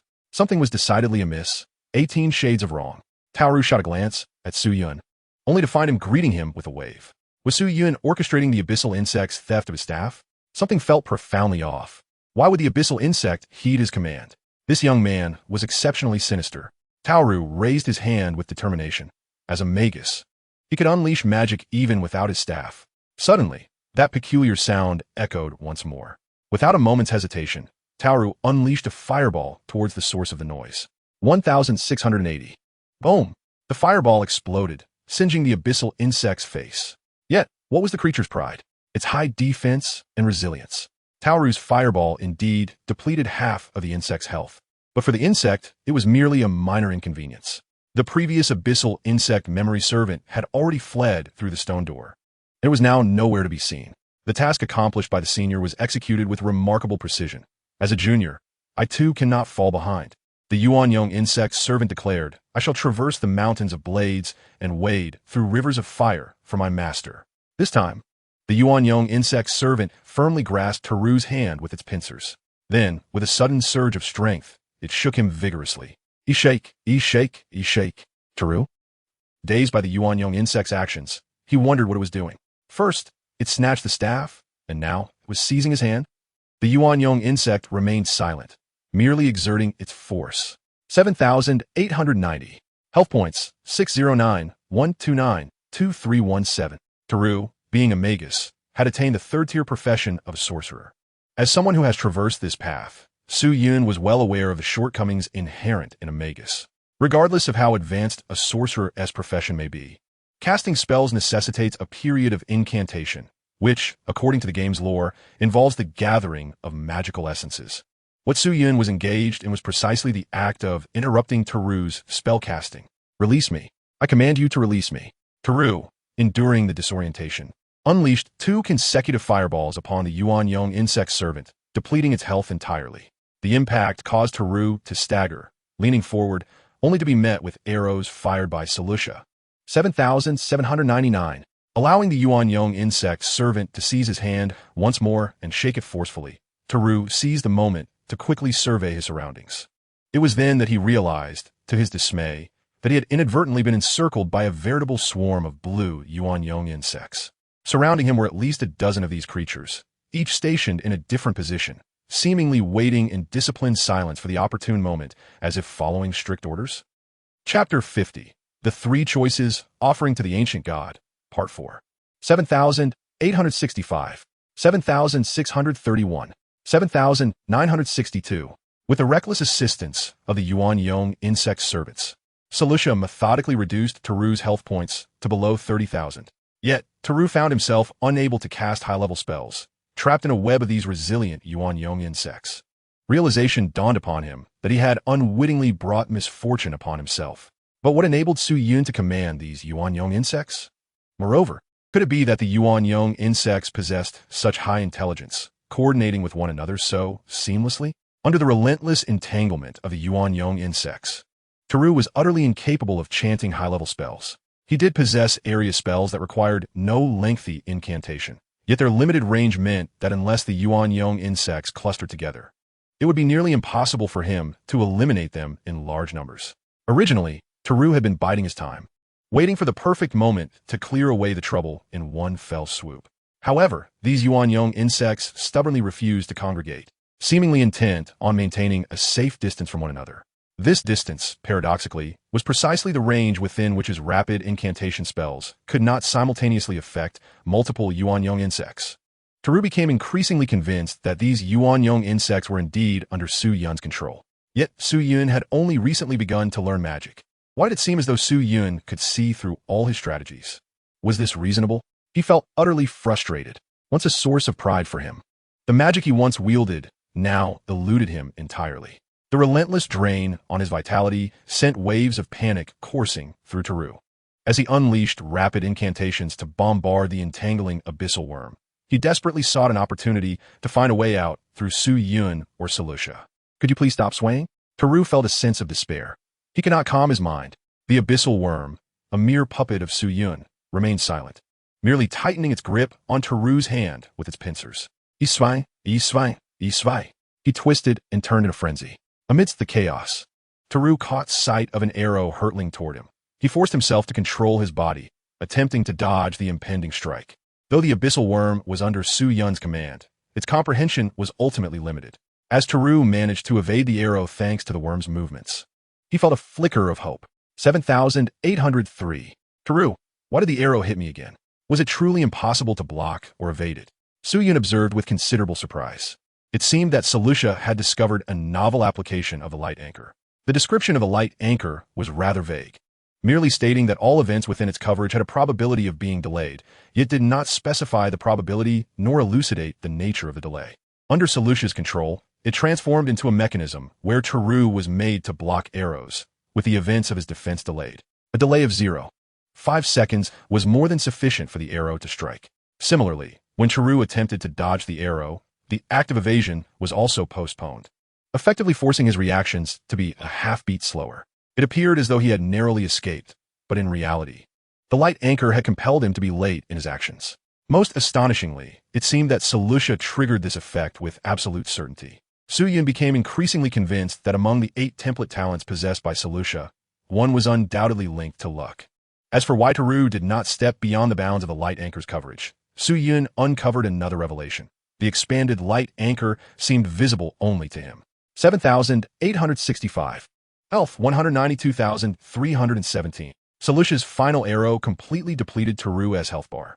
It was not merely a matter of narrowly hitting a threshold. Teru had been forced into a scripted state of reduced health. All right, Selucia, leave the rest to me. Su Yun intervened, halting Selucia, whose grip on the bow trembled. It was only when Su Yun's voice reached her ears that she slowly lowered her quaking hand.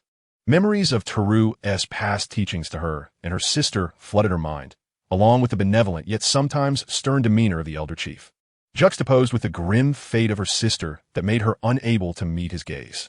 Selucia had been guided towards growth by Su Yun. She required time. However, there was no doubt that after today, Selucia would mature rapidly. Teru, who compelled you to undertake these actions? In Su Yun's grasp, a fireball surged forth. Teru, possessing a mechanism that restricts health, also had his means to negate this constraint. Yet at present, he found himself ensnared within the hidden finale storyline. As a novice village chief, Teru could hardly be deemed an ultimate adversary. Otherwise, the challenge of this seemingly insurmountable quest would lose its gravitas. Su Yun was eager to discern what lay ahead, so he could make judicious decisions in advance. Teru knelt upon the ground, clutching his chest and gasping for air, his torso having been riddled by Sarus's arrows, each striking true to its mark. Why? Why must I fail? Your archery skills were imparted by me. We were merely a step away from victory. What was this nonsensical chatter? Had the plot been forcibly triggered? This final step, ancient god. I willingly offer my life to you. Teru slowly raised his head, his gaze fixed upon the cocoon above Zifalu, and Su Yun immediately sensed ill intentions brewing. I reject your offering. The fireball spell was hurled forth by Su Yun. 2178, 4107, poisoned. Health, 192,317. The fireball would not vanquish Teru. Yet Su Yun still possessed the memory authority to disregard the health restriction. However, at the last moment, a deluge of known information flooded Su Yun's mind. Black Abyss Void Insect, Teru, the ruling insect of the abyssal merging swarm of mythic quality, had nearly obliterated the secondary main city, Shishua, before ultimately being slain by the Sword of Radiance. The title of the finale storyline quest was Choose One of Three, Offerings to the Ancient God. In the epics of antiquity, quest titles were not arbitrarily chosen. Choose One of Three perhaps indicated that only one of the three significant figures present could ultimately survive as an offering to the ancient god. It bore an uncanny resemblance to the art of nurturing poison. Sarusa undoubtedly counted as one, and Zifla might also be included, but who could the third be? If all went as expected, the similarly mythic abyssal merging insect, Black Abyss Void Insect, would be the only worthy contender to stand alongside Sarusa. The presence of three mythic entities certainly justified the daunting nature of the task. Yet, due to his past experiences, Su Yun was aware that both the Goddess of Vengeance and Black Abyss Void Insect would manifest in the future. Thus, it was highly probable that Sarusa in a previous life had been granted an opportunity for escape due to certain circumstances, only to return 5 years later, engulfed in boundless hatred, to drown the seven-colored divine tree. After careful deliberation, Su Yun chose to halt the activation of memory authority. If his conjecture held true, Black Abyss Void Insect, Teru would prove infinitely superior to Black Abyss Void Insect, Zifalu. Simultaneously, Su Yun pondered the possibility of confronting this genuine, mythic quality entity. Could he gamble on the chance to eliminate it while it was still newly hatched and relatively weak, transforming it into a memory essence? Such an opportunity was rare indeed. Gently, Su Yun grasped Sarusa's arm, drawing her behind him. To alter the outcome of the Choose One of Three, it was imperative that all three pivotal figures make their appearances. Certainly, slaying a mythic quality entity would undoubtedly pose a formidable challenge. However, when circumstances appeared dire, Su Yun might consider forcibly seizing Xiefelu and making a hasty retreat with Salusha. This would be a last resort, perhaps influenced by Teru's words. The cocoon above suddenly contracted violently, reminiscent of a heartbeat. Subsequently, several elongated tendrils, woven from blood vessels, emerged from the cocoon. One of these tendrils plunged directly into Teru's chest, while the others successively pierced the bodies of numerous abyssal insect servants nearby, as if siphoning nourishment from their forms. Su Yun had intentionally left these abyssal insects behind, aiming to alleviate some of the pressure on Xiefelu. Chapter 51, A Choice of Three, Offering to the Ancient God, Part 5. Since the Eternal Era was entirely sealed off, locking out all players, the vast majority experienced a profound sense of what it meant to face an apocalypse. The new living environment proved challenging for many, especially outside the main city, where a slight misfortune could result in being slain by wild monsters. The Eternal Era was far from welcoming to them. Yet, for the players of the Night Elf race, their morning had been nothing short of exhilarating. They had encountered elite level 210 paladins emerging in the novice village. Was this even reasonable? The main quest was an absolute boon, requiring no effort on their part as it progressed autonomously. This was remarkably convenient. Why was there only one class for transitioning to a mage? To become a mage, one had to endure a queue of thousands. Can you believe that? We too shall have a main city. Just because you have one doesn't mean we don't. Assisting the night elves in relocating to the main city comes with quest rewards. Overwhelmed, they found themselves unable to keep up. The tasks were endless. Heavens! How could the night elf main city be in such a state of disrepair? What? You want our help to rebuild it? That will incur additional costs. Are you saying that the construction of the main city is entirely based on quest rewards? Did someone really obtain a totem of sacrifice just for clearing rubble? No one better compete with me. I want to be first. Extra. Building houses grants totems of sacrifice. The night elf race was simply extraordinary. By the way, where's the esteemed member of the Cloud Strategy Group? The prosperity of the night elves is attributed to the silent efforts of those who bear the weight of progress for them. This is a consensus among the night elf players. Many eagerly anticipated further strategies from the Cloud Strategy Group, pondering whether there were any hidden mechanics in the main quest of aiding the city's construction. However, as players searched diligently, delving deep into the layers surrounding the level 5 main city's 7-color divine tree, no one had truly encountered the Cloud Strategy Group. At this moment, a common question arose among them. Had their revered Cloud Strategy Group fled? Regional announcement. World Boss Black Abyssal Insect has appeared at the 7-colored Divine Tree. Server-wide announcement. World Boss Black Abyssal Insect has appeared in the 7-colored Phantom Forest. Main quest triggered. Main quest. Eliminate the Black Abyssal Insect. Quest difficulty. Impossible. Task background. In the midst of an enigmatic conspiracy, a perilous entity has emerged from the deepest abyss, a void that threatens to erode everything in its path. Task reward. Subject to the progression of the narrative. Minimum task requirement. Survive the encroachment of the abyssal insect. Achievement unlocked. The gaze from the abyss. Warning. You have entered narrative focus mode. The item, Death Substitution Totem, is now ineffective. Players? What have they witnessed? A world-class boss? What on earth is this? Gradually, the players from the Night Elf race realized the whereabouts of the Cloud Strategy Group. No wonder they hadn't seen the esteemed figure all morning. The deity was indeed up to something grand for the Night Elf players. Oh no, the Death Substitution Totem is ineffective. What shall we do? What do you mean, what shall we do? Run. Our highest level is only around 10. How can we possibly take on a world-class boss? Can't you see the Death Substitution Totem can't be used? No, I think you might have misunderstood the implications of this narrative focus mode. If interpreted literally, it suggests that we can all participate in the assault on the world-class boss by consuming a single Death Substitution Totem. Dying wouldn't matter, as it would merely result in the consumption of the totem in a task failure. Are you implying that we could leverage our numbers to overpower the world-class boss? Precisely. The world-class boss is announced both regionally and server-wide. If we manage to defeat it, the rewards would undoubtedly be staggering. And surely our esteemed figure is already strategizing how to conquer it. We must lend our support. Wow, your reasoning is quite compelling. But that raises a question. Where's the world-class boss located? Players? While some players anxiously pondered their survival, others quickly thought of seizing the opportunity to turn a bicycle into a motorcycle. Yet, it dawned on the players that none of them seemed to know where the world-class boss would appear. Unlike the server-wide announcements, regional announcements tend to provide more detailed information. The world-class boss manifests at the main city's 7-colored Divine Tree. However, as they gazed upon the ruins of the main city, players were inevitably lost in contemplation. Something felt amiss. So where was the world hidden? The system notification that sparked intense reactions among the players did not escape Su-Yun's attention. Although he had anticipated this moment, witnessing the emergence of the abyssal insect still caused him to inwardly exclaim, "Goodness!" He had initially believed that the level 5 main city's abyssal worm was merely a minor offshoot of the abyssal worm species, resulting from a couple of worm eggs casually hatched on the roadside, gradually evolving over time. Who could have foreseen that the king of the abyssal worms was nestled within the very core of the 7-colored Divine Tree? Defeat Salusa. Su-Yun indeed did not participate, but he had personally experienced the guardian of Shishue King City. At that moment, the player's objective was to hold off the abyssal void bug while awaiting rescue. Fortunately, the abyssal void bug lacked significant area damage capabilities, allowing the players to endure until the Sword of Illumination arrived to assist. Name: Abyssal Void Bug, Chaos Entity. Race: Abyssal Condensation, Mimetic Insectoid. Level: 60 World Boss.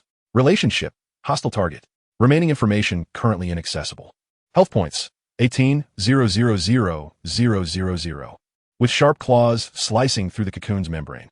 A humanoid creature, pale throughout, emerged from the ruptured cocoon, gazing down at Su-Yun with an imposing presence. In their mutual stare, its pale exoskeleton rapidly weathered, shifting from a light hue to a deep brown. Upon completing this transformation, Su-Yun could even glimpse a metallic sheen reflected upon its exterior. The difficulty of this seemingly impossible task was not exaggerated in the slightest. Although the name may seem peculiar, the newly hatched Abyssal Void Bug, classified as a chaos entity rather than the Abyssal Void Bug Talu, was undoubtedly the culprit that nearly led to the annihilation of Shishue King's city. This creature, born with the innate template of a world-class boss, boasted a staggering 1.8 million health points, nearly 20 times that of a standard boss-level Talu. Under normal circumstances, should it escape, every creature within the Rainbow Mirage Forest would likely become its prey. Faced with a world boss possessing 1.8 million health points, Su-Yun felt a twinge of anxiety, but more predominantly, he was exhilarated. A level 60 mythical quality world-class boss was something he had never encountered at such a low level in his previous life. If he could vanquish it, his first echo would be within reach. This was the closest Su-Yun had anticipated coming to possessing an echo. Chapter 52. Choose one of 3. Offerings to the Ancient God, Part 6. Elite, Boss, and World Boss are essentially variants of template talents. The effect of the elite template talent is a tenfold increase in all basic attributes. Similarly, the boss and world boss templates yield 20-fold and 30-fold increases, respectively. At level 160, each level gained enhances health points by 50, while the other 4 attributes increase by 1. With 8 million health points, excluding special bonuses or penalties from equipment, such as ancient dragon scales. One can deduce from the attribute formula that the Abyssal Void bug possesses a health growth potential of 20 points. However, the true strength of the Abyssal bug race lies in its defensive capabilities. Su Yun estimated that if the Abyssal Void bug had a growth potential of 30 to 50 in defense, its defensive stat would reach astronomical figures. With 1 million in defense, would he be able to inflict any damage? Currently, as long as the Abyssal Void bug did not flee, it would likely prove even more formidable than anticipated. After a brief moment of eye contact, the Abyssal Void bug shifted its gaze towards Salusa, who stood behind Su Yun. Its compound eyes rotated rapidly, clearly harboring ill intentions. Su Yun instinctively pulled Salusa further behind him to shield her from its sight. Should he attempt to defeat the Abyssal Void bug, Salusa would be unable to participate, distracting him in the process. Salusa, I am here. Salusa's grip on Su Yun's arm trembled slightly, an inexplicable shiver emanating from the depths of her soul, overwhelming her to the point of feeling a sense of suffocation. It was at this moment that Salusa comprehended the true essence of the danger her sister had been conveying to her. Yet the closer she drew to the truth, the more her heart ached. She found it hard to fathom the burdens her sister had shouldered on her behalf. Later, you take your sister and keep your distance. I will handle this. Remember, do not attack it. Avoid provoking its hatred towards you, understood? Su Yun's gentle admonition once again anchored Salusa's resolve. Indeed, Su Yun was by her side. As long as Su Yun was there, she felt capable of anything. I will remember. The cocoon had already birthed the king worm, and a long, vein-like tether connecting to Xian Feilu's body had severed and fallen away. Yet perhaps due to the assistance of the Abyssal Memory Worm's minions in alleviating the pressure of providing sustenance, both Xian Feilu and Talu were still alive, albeit barely clinging to life. To create a relatively safe environment for Salusa and Xian Feilu, a fireball spell surged forth from Su Yun's hands, launching towards the Abyssal Void Worm, with battle imminent. Boom! The fireball exploded against the Abyssal Void Worm's tough exoskeleton, sending sparks flying. The special effect appeared quite impressive. But the damage? A mere 2. Just as Su Yun had anticipated, the exaggerated defense of the Abyssal Void Worm meant that, after calculating his magical affinity, he inflicted only 2 points of damage. This was still a critical hit, for without it, he would have dealt only 1 point. The damage reduction mechanism of defense was not a simple addition or subtraction, but rather a proportional decay based on the defense value. Su Yun's magical affinity was so vastly inferior to that of the Abyssal Void Worm that he could barely inflict any damage. Moreover, this 1 point was only possible after accounting for his magical strength, penetration, and a series of enhancement attributes provided by the Memory Throne. If it had been another player without penetration, they might not have dealt even a single point of damage. Well, as long as he could ensure no damage was taken.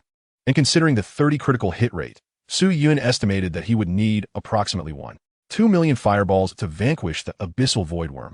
After all, who wouldn't dream big? 23080 poisoned. As Su Yun contemplated the feasibility of unleashing 2 million fireballs in succession, an unexpected surprise occurred. Su Yun, the poison damage has been calculated? Having encountered Talu, the Abyssal Void Worm, before, he knew it was immune to control effects, which meant it should also be immune to all status effects, including poison damage. This was something Su Yun had anticipated. Yet, why had the poison damage been accounted for? The unexpected joy left Su Yun in disbelief. If poison damage could be calculated, then 2 million fireballs would only need to endure for approximately 1,200 seconds. Although the poison damage, calculated after accounting for the defensive capabilities of the Abyssal Void Worm, only amounts to approximately 23,000 points, the poison's effect, occurring every 15 seconds, will soon lead to the demise of the Abyssal Void Worm. The creature did not evade Su Yun's fireball spell, allowing it to explode upon contact. Its innate keen perception hinted that the dark elf before it was indeed a formidable threat. Yet this sense of danger was nebulous. Newly hatched, it was still in a state of confusion. As Su Yun probed its limits, the worm too tested Su Yun's resolve. If its instinctual awareness of danger were accurate, the Abyssal Void Worm would flee without hesitation, driven by the primal urge for survival. However, after intentionally being struck, it exhibited a moment of bewilderment. Had it misjudged the situation? Why did the Dark Elf's attack feel so feeble? From whence did this sensation of danger arise? After a brief contemplation, the abyssal void worm concluded that its perception was flawed. Having just been born, its senses required time to acclimate. Suddenly, with a thunderous roar, the cocoon beside it burst open, and the remnants of the cocoon began to slowly peel away, transforming into countless delicate blood vessels. These vessels appeared almost sentient as they rapidly spread throughout the vicinity, weaving a barrier upon the surrounding walls in mere seconds. Even the initial stone door was completely sealed off by these vessels. Su Yun, pondering what to do if the abyssal void worm attempted to flee, was unexpectedly delighted. The abyssal void worm had actively sealed the surrounding space. This resembled a defensive maneuver, akin to hiding. Once awakened, it would close off the scene. Su Yun suddenly felt a surprising synergy with the abyssal void worm. Fearing its escape, it had directly sealed the exit. Gazing at the translucent wings of the abyssal void worm fluttering in midair, Su Yun gave it a thumbs up. With a poison damage of 23,000. If you're not running, then you truly are something. Salusa, find a place to wait with your sister. I shall avenge her. With the abyssal void worm diving down, Su Yun pushed Salusa towards the stone platform where Qian Feilu awaited. In this brief moment, he invested all 264 of his remaining free points into his luck attribute in a single breath. Luck, 264. Notification, luck value has reached 200 points. Salusa had discovered new tricks with the activated luminous anchor. Su Yun himself could hardly believe his eyes. To enhance the margin for error and ensure the luminous anchor favored him, he took a bold gamble, going all in, 264 free points, equivalent to what would require at least level 132 for other players to accumulate. In his previous life, Su Yun had never made such a substantial investment in luck, nor had he heard of anyone so fervently devoted. Yet, he understood that anything related to probability could benefit from the augmentation of the luck attribute. Chapter 53, A Choice Among Three, Offering to the Ancient God, Part 7. In a previous life, in an effort to seize traffic and garner more followers, even after the Black Abyss Void insect, Teru had been vanquished by this Sword of Illumination. It continued to be an active presence among players for an extended period. This phenomenon was largely due to the collective analysis of numerous strategy bloggers, including Su Yun, who meticulously studied hours of recorded gameplay by players. Upon reflection, they pondered whether, without this Sword of Illumination, the players alone could have defeated this mythic tier foe. After a month of deliberation, Su Yun, alongside a strategy blogger known as Vanilla Little Cookie, was the first to release a guide, compiling a comprehensive monster compendium regarding the Black Abyss Void insect. The insect's primary attack methods were categorized into 3 distinct types, each determined by the proximity of its aggro target. The first method occurs when the aggro target is more than 30 meters away from Black Abyss Void insect, Teru. Upon crossing this threshold, the insect unfurls its wings and swiftly approaches its target in flight. This attack is the most challenging to counter, as its aerial agility surpasses human reflexes. After all, one can scarcely argue that flying is not faster than running. The second method transpires when the target is positioned between 10 to 30 meters.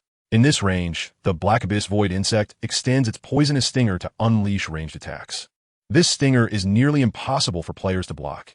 If one fails to evade, it can pierce through multiple players in a single strike, much like skewering a string of candied hawthorn. However, within this distance, if players can anticipate the insect's stinger's upward motion, evasion becomes feasible. Lastly, within a mere 10 meters lies the most perilous range. Here, the Black Abyss Void insect, relying on its formidable defense and attack power, plunges into the throngs of players, akin to a tiger among sheep, devouring its prey with ease. Of course, this scenario only arises after its health has been sufficiently diminished.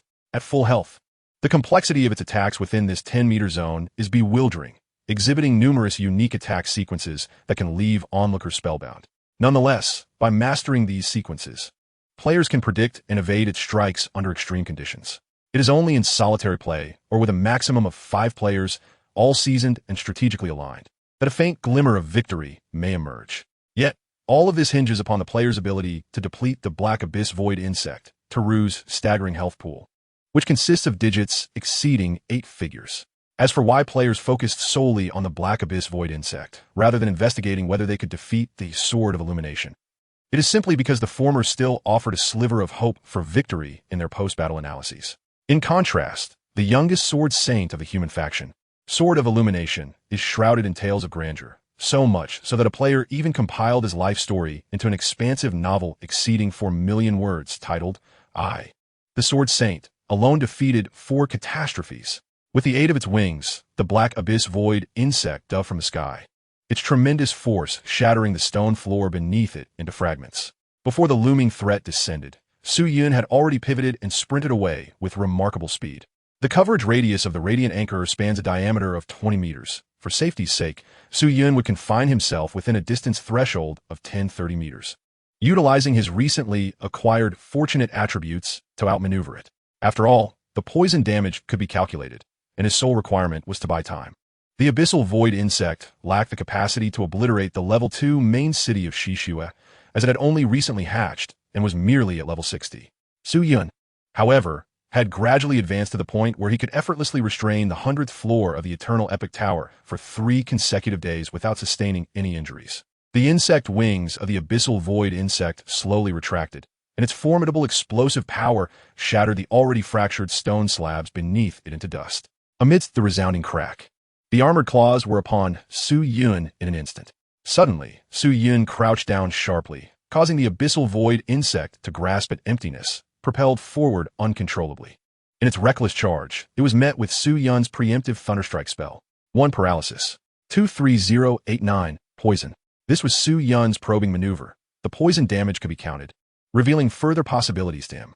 Just as Su Yun anticipated, the Thunderstrike hit successfully, momentarily paralyzing the abyssal void insect. Its limbs twisted at unnatural angles, but it quickly broke free from the paralysis. Yet, as it turned once more, it beheld a massive cocoon, resembling a heart, materializing beside Su Yun. After expending 500 mana points, the abyssal condensation violently contracted, releasing a viscous liquid that solidified before Su Yun into a memory servant of the abyss. The abyssal void insect gazed at the approaching memory servant with puzzlement, unable to comprehend why this creature was not under its control. Under Su Yun's command, the memory servant exhibited a hint of panic, sensing the imminent danger posed by the abyssal void insect. With a resounding thud, the claws of the abyssal void insect crushed the hardened exoskeleton of the memory servant, the sheer force causing the stone floor beneath to crack with intricate fissures. 88,075. With a single effortless strike, the abyssal void insect depleted the memory servant's health. However, to Su Yun, all his probing attempts had been fulfilled. It wasn't a loss. Fortune had a high ceiling, and if it wasn't utilized now, there would be another opportunity in the future.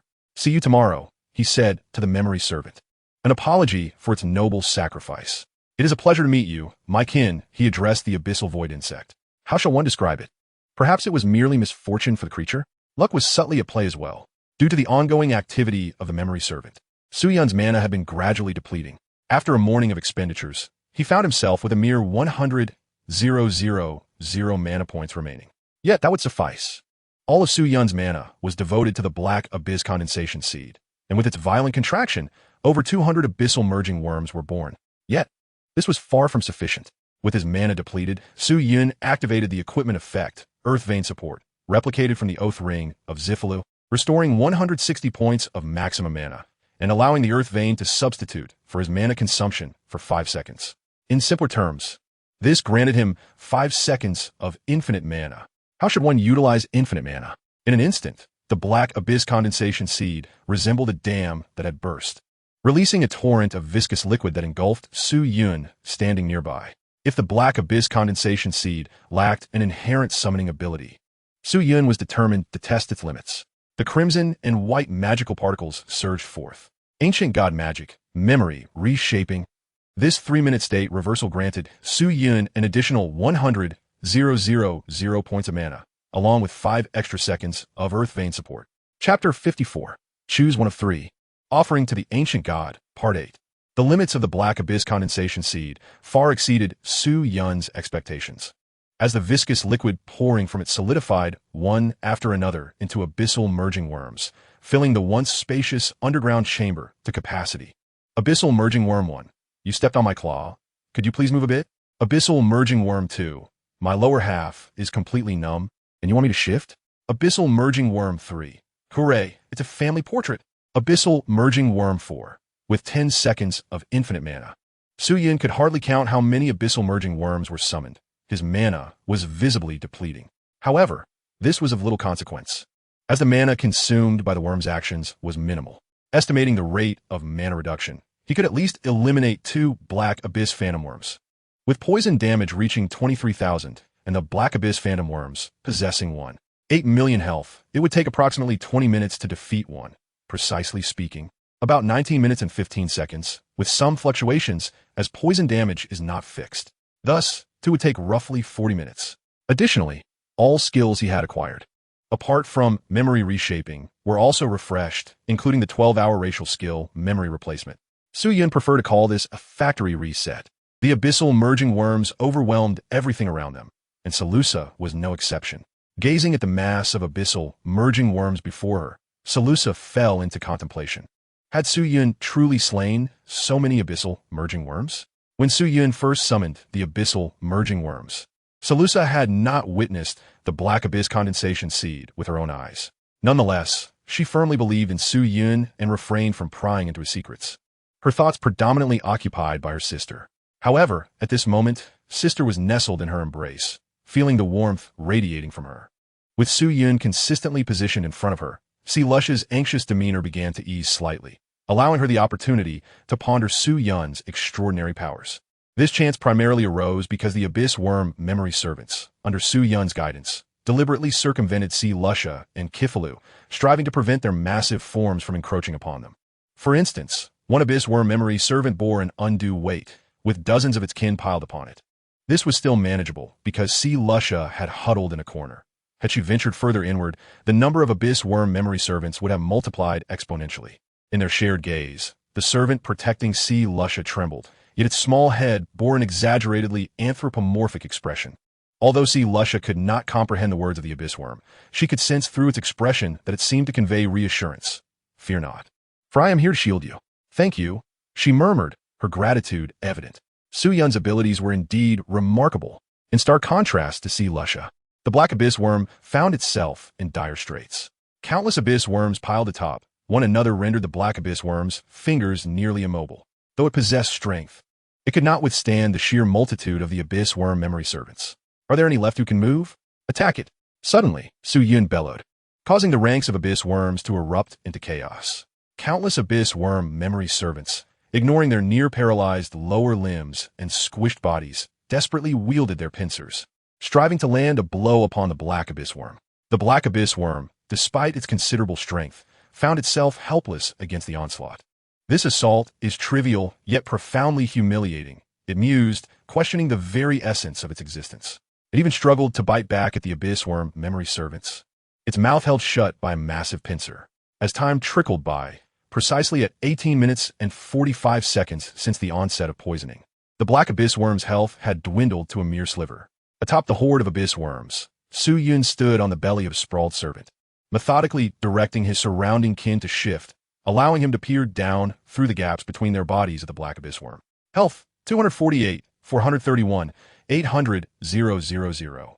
With just 2 more poison damage calculations, he would achieve his goal. His heart raced, and his hands trembled in anticipation. The waiting felt interminable. These final 30 seconds passed as if they were years. 22, 976, poison damage. 28, 133, health recovery. Health, 30001800000. Su Yun, has the blood been locked?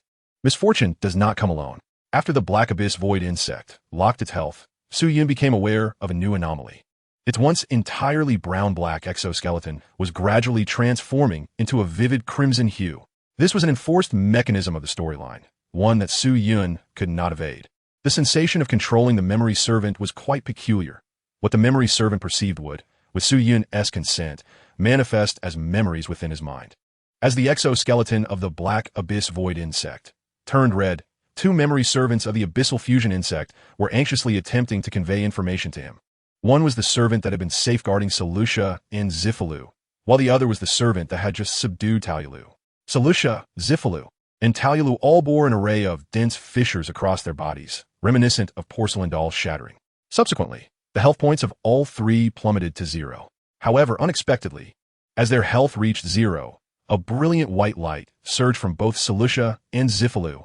Enveloped by this radiant glow, The fissures adorning Selucia and Zifalu's bodies vanished in an instant, and when the light dissipated, they had returned to their original state.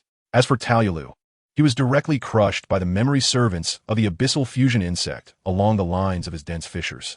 Long before, upon opening the death totem from the chest guarded by the withered forest python, Su Yun had realized that these two death totems, which he could freely bestow upon Selucia, were undoubtedly significant, likely vital quest items. Thus, he had instructed Selucia to give one death totem to Zifalu while ensuring she retained the other. It proved that, despite the restrictions imposed by the storyline focus mode preventing players from utilizing death totems, these two totems still functioned, negating the deaths of Selucia and Zifalu. But something felt amiss. According to the natural progression of the plot, Selucia and Zifalu were destined to perish. Zifalu's demise was understandable, but how could Selucia also be implicated? Moreover, when Selucia arrived here in her previous life to rescue her sister, did she also possess these two death totems? If so, did she realize that one totem had to be given to her sister? Thus, was this the reason for Zifalu's death? And what if she and T brought them? How had vengeful goddess Selucia ultimately survived? Something was not right. Su Yun suddenly felt he was perilously close to the truth, yet still lacked the most crucial information. Death had inexplicably denied you beneath the memory servants. The black abyss void insect suddenly spoke, but curiously, it was the voice of Talulu. Su Yun had no prior knowledge that the black abyss void insect could speak. Instinctively, Su Yun lowered his head, and indeed, he saw the display indicating that the name of the black abyss void insect had transformed into black abyss void insect Talulu. 0. Special state. Immune to poison. In the next 15 seconds, black abyss void insect Talulu had become immune to the effects of poison. How shall I put it? It bears some resemblance to the black abyss voidworm, whose chaotic essence has indeed undergone a form of death. Yet it possesses a second life. This second life being black abyss voidworm, Teru. Moreover, upon the activation of this second life, it appears to have become entirely immune to the effects of poison. Su Yun, by what right does black abyss voidworm, Teru, attain immunity to poison? Fortunately, Su Yun acted swiftly. As the memories of the servants faded, he happened to witness black abyss voidworm, Teru, attempt to bite, only to find nothing but air. But why is this so? Can Teru bestow such intricate abilities upon the black abyss voidworm? Su Yun promptly dismissed this hypothesis. The only plausible explanation is that these abilities do not originate from Teru or the black abyss voidworm itself, but rather likely stem from the mythic quality beings. Zifalu or Selucia, chapter pinjishon pinch, all me deity, e vow unto thee. The death of the death replacement totem for players signifies the end. This holds true as well. However, the death replacement totem in players' inventories, aside from certain special circumstances, such as the narrative focus mode, is generally guaranteed to function effectively, regardless of the totem's origin. Each one represents a single life. A maximum of 3 death replacement totems can be stored in one's inventory, while personal warehouses impose no such restrictions. By setting the resurrection point of the death replacement totem in the main city, and utilizing the life-locking mechanism granted to players by the main city, it can be said that, theoretically, players can be reborn an infinite number of times before completely exhausting their death replacement totems. Yet, according to the worldview of the ancient era, the death replacement totem merely signifies a reverence for life. Not every totem allows its bearer to be resurrected. Once players unlock the first-level main city, the lost city of Lon Aosli, an additional phrase appears in the description of the death replacement totem. Those blessed by the world shall find that death shall yield to them. Although there are no explicit documents to confirm this, players are well aware of the underlying truth as they progress into the later stages of the game. The so-called narrative focus mode is not a mechanism targeting players by the ancient era, but rather a temporary deprivation of the unique blessing from the world, necessitated by the storyline. This blessing is something the ancient era has never possessed. Selucia, gradually awakening, Selucia realized that she had inexplicably lost consciousness moments ago. What just transpired? Sister, Su Yun. She recalled that it was Su Yun who brought her to rescue her sister. How could she have been so dazed at such a critical moment? With her thoughts clarified, Selucia hurriedly surveyed her surroundings. The first sight to catch her eye was Su Yun's silhouette. Yet for some reason, it seemed as though she could sense a faint familiarity emanating from further away. Excellent. It seems my intuition was correct. This was the voice from the depths of Selucia's heart, a spiritual resonance with her sister that had suddenly found its voice. Sister, what lies in the distance that evokes such warmth? Su Yun felt an inexplicable lack of coordination in his limbs, akin to a novice driver venturing onto an unfamiliar road. More precisely, the black abyss void insect resembled a hollow shell, as if someone were manipulating its body from within. To Su-yun, the current black abyss void insect appeared as a mere target, posing no threat whatsoever. This was a mechanism imposed by the narrative. Unless he could directly cleave through the remaining 30,000 health points of the black abyss void insect, the notion of vanquishing it was absurd. Yet, how could one possibly sever 30,000 health points? Sister. Suddenly, Seleucus' exclamation disrupted Su-yun's thoughts. Is that you, sister? The subsequent words left Su-yun somewhat perplexed. What did she mean by, is that you? Even more confounding was that, in response to Seleucus' cry, the black abyss void insect seemed to freeze, immobilized in place. Time elongated, teetering on the brink of stasis, amplifying even the faintest sounds. A slight sobbing could be heard from Seleucus' direction, while the area near the black abyss void insect echoed with what resembled the sound of bones clashing. Sister, I beg you, do not leave me. Seleucus' voice trembled. Suddenly, the black abyss void insect spoke once more, but this time it emanated a deep, muffled feminine tone. The speech was halting and stuttered. Strangely, Su-yun was certain he had heard that voice somewhere before. But where could it possibly be? I told you to run as far away as possible and not to seek me out, yet you still cannot ease my mind. The black abyss void insect tilted its head, displaying a distinctly perplexed expression. The owner of this voice must belong to the goddess of vengeance, Seleucus. I do not demand anything of you, sister. Please do not abandon me. It continued, her soul is formidable, and it seems to be extinguishing me. It is perilous. I shall take it far away. Listen, Seleucus, do not follow me any longer. I shall love you eternally.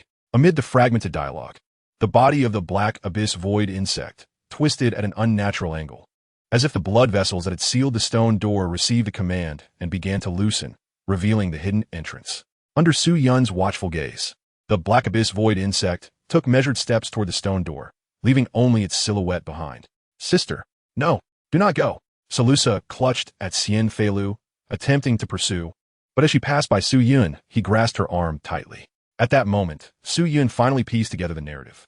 In her previous life, Seleucus had come here to rescue her sister, likely without the death totem. The black abyss void insect possessed the ability to directly kill Seleucus and Xianfei, yet Xianfei seemed to have a capacity akin to soul transference. 5 years later, the goddess of vengeance, Seleucus, consumed by boundless fury, obliterated the seven-color divine tree and decimated the entire night elf race, a sister driven to madness by the loss of her sibling.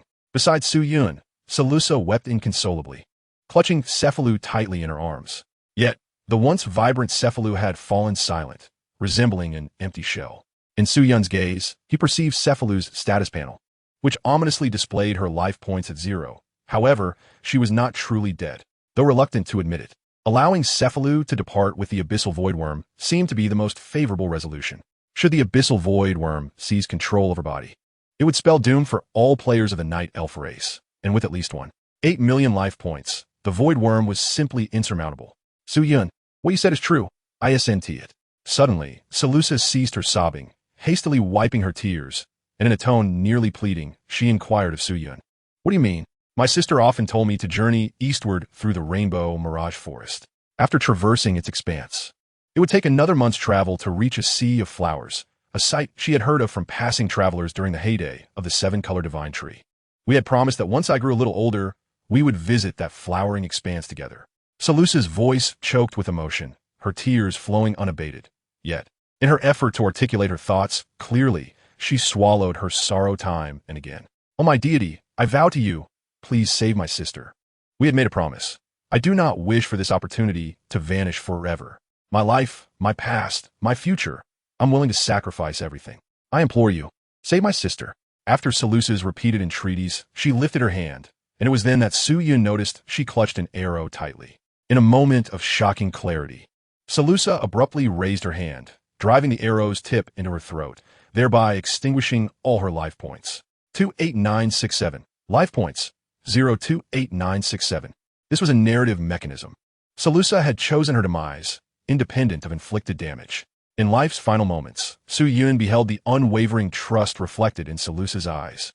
Your life belongs to you.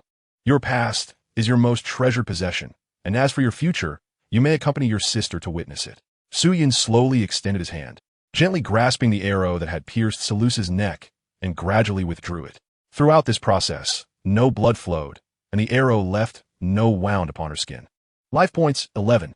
Life points, 28,967. Life points, 3134356, 3134356. Hidden epilogue quest achieved. The kin of memory. I have received your wish. Suyin reached out, tenderly wiping away Seleucus' tears. In the next instant, his figure vanished, replaced by the abyssal worm memory servant, the very entity that had snatched the ancient staff of Teru and fled. Abyssal worm memory servant, 0. Having been exchanged, it appeared momentarily dazed. Yet upon witnessing Seleucus' tear-streaked face, it grasped the gravity of the situation. The Yuanyong insect swiftly raised its pincers, clutching within them the staff belonging to Teru. Seleucus understood. It seemed to convey, "This is for you, do not be sorrowful." Instinctively, she attempted to wave her hand in refusal, only to discover that her palm was not blue. Chapter 56, A Call to Death. One faction advocated that a sacrificial totem equated to a life, and their highest level was merely around 10. How could they possibly confront a world-class leader? Escaping was paramount. Yet, in reality, they had not fled far, merely seeking a safe haven within the Rainbow Phantom Forest while remaining vigilant to the updates on the player forum. Everyone was acutely aware that the world-class leader, the Black Abyss Phantom Insect, was rumored to have manifested at the main city's 7-color divine tree. But as of now, there had been no sign of it. Equally absent were the true divine strategists of their Night Elf clan, the Cloud Strategy Group. The implications were all too clear. It was evident that the divine beings were engaged in strategizing how to confront the world-class leader. While they were reluctant to risk a sacrificial totem on provoking the Black Abyss Phantom Insect, they still yearned to indulge in the bounties alongside the divine beings. The strategies of the divinities primarily targeted the Night Elf clan, and players from other races were now filled with regret, a literal interpretation of their sentiments, serving as the best testament to their plight. Another faction emphasized the importance of participation. The very title of a world-class leader was synonymous with a chance to defy fate. Even if they could not prevail, merely qualifying for the main quest, subduing the Black Abyss Phantom Insect, would yield rewards, a boon in itself. Yet, those remaining in the main city were equally anxious. Despite traversing a considerable distance, they had yet to catch even a glimpse of a single strand of the Black Abyss Phantom Insect. Meanwhile, the Night Elf clan continued their usual activities, constructing homes and transporting goods, devoid of any sense of impending danger. This led players to question whether the system had indeed malfunctioned. Where was the world-class leader? The Black Abyss Phantom Insect? In truth, the players remaining in the main city held some assurance. For the elite 210-level paladin was still stationed at the city gates. Some players had also noticed the Nightshade clan, but it was a forbidden territory for the Night Elves. Any approach would result in expulsion. The expulsion was far from cordial. Those who ventured too close would indeed be met with arrows from the Night Elves. If they were to refrain from approaching, they certainly did not wish to be shot at. A player named Another Cup for Whom stealthily circled around, and as he neared the Nightshade clan, he was promptly discovered and driven away by 2 Night Elves wielding bows. He muttered in discontent, both indignant and curious as to what lay within the Nightshade clan that warranted such stringent protection. "I just want to take a look, I mean no harm." While being ushered away by the Night Elves, Another Cup for Whom stood on tiptoe, peering towards the Nightshade clan. Suddenly, at the entrance of the Nightshade clan, a silhouette of a Night Elf appeared, seemingly having materialized from nowhere. Alas, did you not proclaim that no one, save for the chieftain, is permitted entry? Then who might that be? The Night Elves responded with incredulity. Had they truly allowed someone to slip inside? A deity? By the heavens, it is indeed a deity. Suddenly, Another Cup to Feed let out a piercing scream, one of the few who had encountered the Cloud Strategy team, having fortuitously crossed paths with them while lying in wait at the blacksmith Ivor's side with Feed when you see a pig. The distinctive garb of the Cloud Strategy team is unmistakable. After that exclamation, Another Cup to Feed turned and fled, feverishly typing to Feed when you see a pig as he ran. Another Cup to Feed.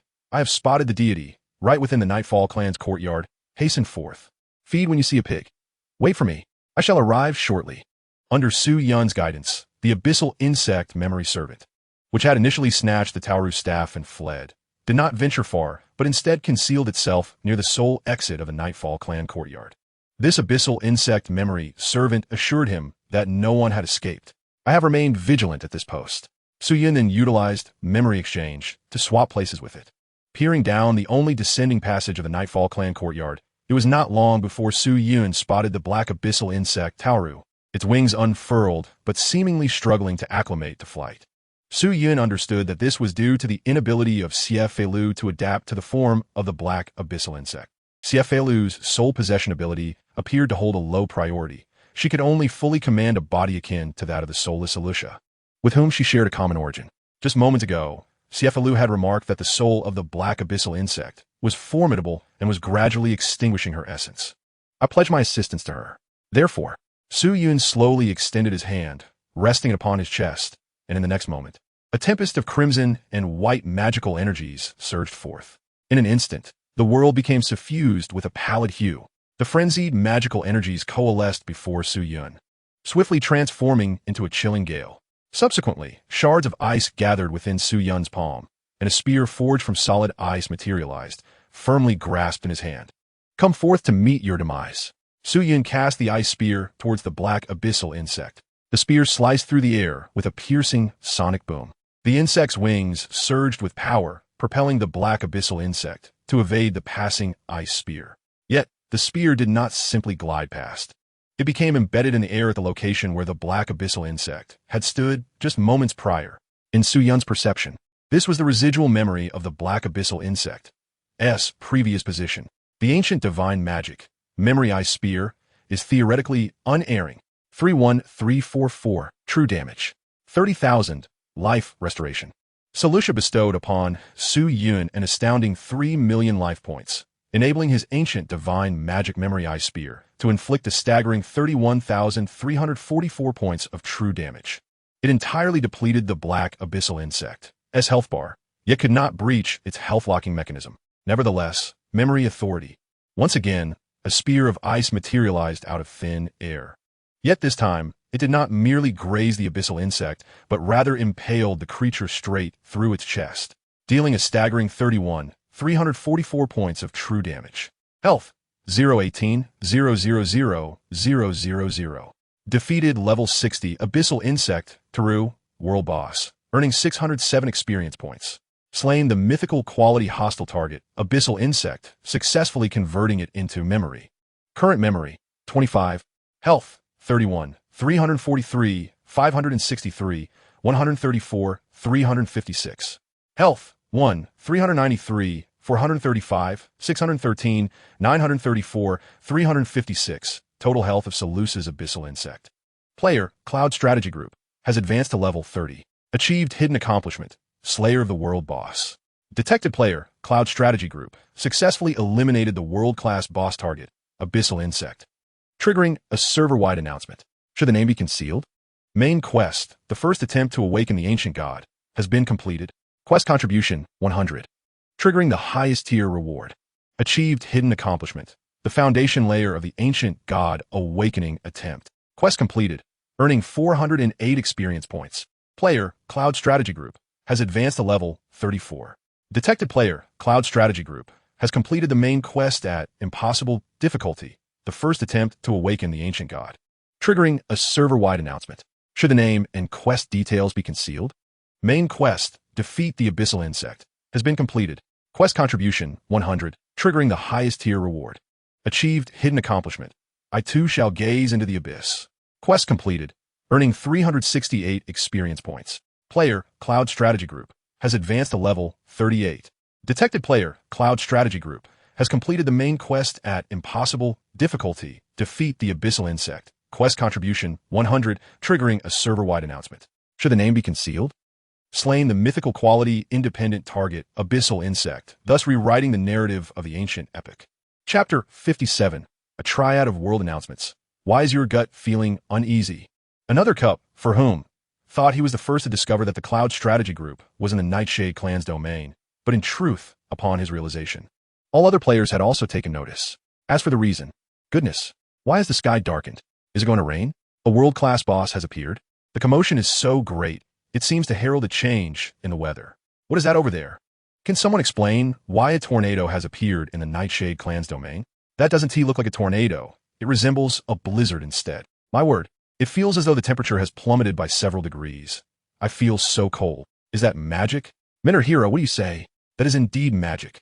The concentration of magical elements forcibly gathered by a powerful sorcerer, rivaling that of any grand magus. Yet I cannot discern what type of magic it is. Magic? So, does the world-class boss, the Abyssal Voidworm, still wield magic? And what exactly is the Grand Sorcerer? Just then, a player guarding Sheila suddenly felt as if they had heard astonishing news from Sheila's lips. You say the deity is where? Right in the Nightfall Academy. I just beheld it with my own eyes. So, was that commotion created by the deity or the world-class boss? How would I know? Another cup feeds whom shielded their face with a hand, attempting to fend off the biting wind while incessantly gazing towards the Nightfall Academy. Yet at that moment, the Nightfall Academy was already veiled in a thick shroud of white, rendering everything invisible. Server announcement. Player, Cloud Strategy Group, has successfully slain the world-class boss target, Abyssal Voidworm, in the area, Colorful Mirage Forest, earning a reward, achievement points 2. Due to the impossibility of achieving this feat, an additional reward of achievement points 10 has been granted. Server announcement. Player, Cloud Strategy Group, has completed the main quest of impossible difficulty, the first attempt to awaken the ancient god. Click to expand quest details. Earning a reward, achievement points 2. Due to the impossibility of achieving this feat, an additional reward of achievement points 10 has been granted. Server announcement. Player, Cloud Strategy Group, has completed the main quest of impossible difficulty, defeat the Abyssal Voidworm. Click to expand quest details. Personal quest contribution, 100. Earning a reward, achievement points 2. Due to the impossibility of achieving this feat, an additional reward of achievement points 10 has been granted. Main quest, defeat the Abyssal Voidworm, has been completed. The contribution for completing this quest, 0, has been awarded according to the completion direction, successful defeat of Abyssal Voidworm. Hidden achievement unlocked, gaze from the abyss. Task completed, experience points 1008. Player, another cup feeds whom, has leveled up to 24. As the pale gusts of wind gradually subsided, feed the pig upon sight, and another cup feeds whom, closest to the Nightfall Academy, could finally see each other clearly. On each other's faces, they could discern expressions of sheer exhilaration. How to describe it? Surprise? Incredulity? It was too complex to ponder deeply, although it felt surreal. They both distinctly recognized that they had advanced 10 levels merely by remaining in the main city, and they hadn't even had the chance to examine the other rewards yet. Wow, wow, wow, what did I just witness? A world-class boss was taken down by the Cloud Strategy Group? Friends, did your main quests with task details complete automatically? Thanks for the invite. I was building a house under the colorful divine tree and inexplicably leveled up 10 times. Thanks for the invite. I was chatting with Brother Philly under the colorful divine tree and inexplicably leveled up 10 times. You keep asking around like that. Haha, the deity is impressive. A triple server announcement. Those who left the city, how do you feel now? Wait, hold on. I witnessed something astonishing. You, the Night Elves. Can you elucidate this matter regarding the main quest to vanquish the Abyssal Voidworm? What is this creature? An elite world boss has triggered a main quest for you? Why is it that the dwarves are devoid of such a task? Do not claim you are with the dwarves, even for us Night Elves. Departing from the main city of the Rainbow Tree results in the automatic nullification of our quest. The literal interpretation of a main quest is perplexing. It was activated mysteriously and has now, inexplicably, reached completion. Frankly speaking, we are at the Rainbow Tree, yet we have not laid eyes on a single hair of the world boss, the Abyssal Voidworm. The great deity single-handedly eliminated it. Did the server announcement not declare personal contribution at a staggering 100? This has nothing to do with us. We merely partake in the bounties. Goodness, you Night Elves, I wish you the misfortune of consuming instant noodles devoid of seasoning. Is there even instant noodles in the Eternal Epic? Does that matter? In the colorful Illusion Forest, the players keeping a vigilant watch over the forums trembled in fear. What did they witness? Players remaining near the Rainbow Tree collectively leveled up by 10? How could this be possible? Is the difficulty of this implausible quest not devalued? How did the Cloud Strategy Group defeat a world-class boss? Is the Abyssal Voidworm truly that feeble? Just as the participants focused on involvement had previously mocked on the forums. They now profoundly felt the deep-seated helplessness that only players from other races, away from the Night Elves, could comprehend. They were hardly far from the main city of the Rainbow Tree. Besides granting 10 levels of experience, what other rewards did you receive? A trembling player from the fleeing faction typed, while fervently praying within. Please let there be no more rewards. Indeed, there were quite a few rewards. Though I did not have time to examine them closely. But there was this, said another player, revealing an item, 3 colored coins. This player nearly fainted. The colored coin is a currency well known among the Night Elf players, featured in the Cloud Strategy Group's initial 3 strategy videos, one of which details how to unlock items using colored coins. Who was it that first cried out to venture outside? My memory may falter, but I demand you step forward. What nonsense are you spouting? My anger is boiling. Do not provoke me. In an instant, the players, stealthily hiding in the colorful illusion forest, found themselves in a raucous spirit. Chapter 58, once more with familiarity. It has been proven that investing all of Su Yun's free points in a luck was indeed prudent. A 50 capture probability astonishingly led to his successful acquisition of the Abyssal Void Worm. This marks the second creature he has obtained. Where is Qian Fei Lu's soul? Su Yun inquired softly, gazing at the suddenly obedient Abyssal Void Worm. The Abyssal Void insect appeared somewhat dazed, pausing momentarily before extending a clawed hand towards Su Yun. Within its palm, Su Yun discerned a pale blue orb, gently flickering like a flame. Huyun, is this the soul of Zifalu? It seemed to grasp Su Yun's thoughts as the Abyssal Void insect slowly raised its obsidian-clad claw and gently released the orb, which swiftly darted into the descending passage. Is it gone? Su Yun inquired in a deep voice. Indeed, the ancient epics contain the concept of souls, yet Su Yun's understanding was limited, particularly with regards to entities like Zifalu, who could usurp other souls and materialize them, a notion he had never encountered before. The Abyssal Void insect. It appeared rather vacant, taking a considerable time to convey the message. My esteemed king, I would not dare to deceive you. Very well. Compared to the memory servant, the memory companion seemed to possess greater intelligence. Yet, how to describe the impression the Abyssal Void insect left on Su Yun? It seemed as if its mind had been singed by Ziflu's flames, or perhaps it had just hatched, its consciousness still in a state of chaos.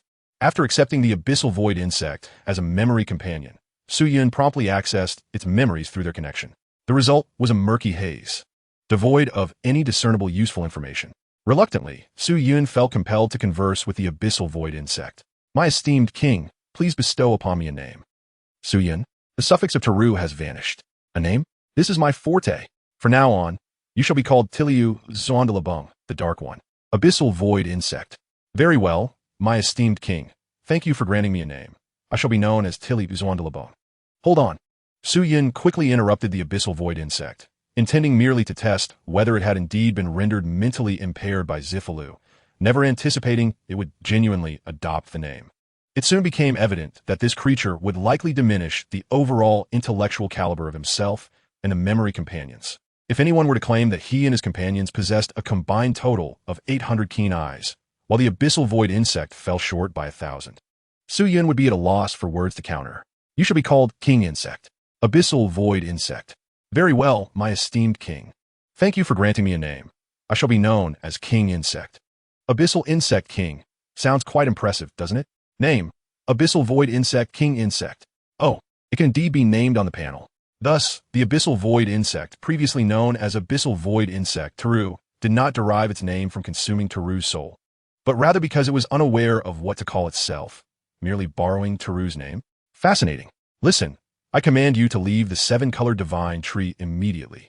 No matter where you go, you must keep moving away from me. The farther, the better. Without my command, you are never to approach my direction, not even a step. Do you understand? Yes, my esteemed king. Repeat my command. Abyssal Void insect. All right, no need to repeat. Let's go. Receiving Su Yun's command.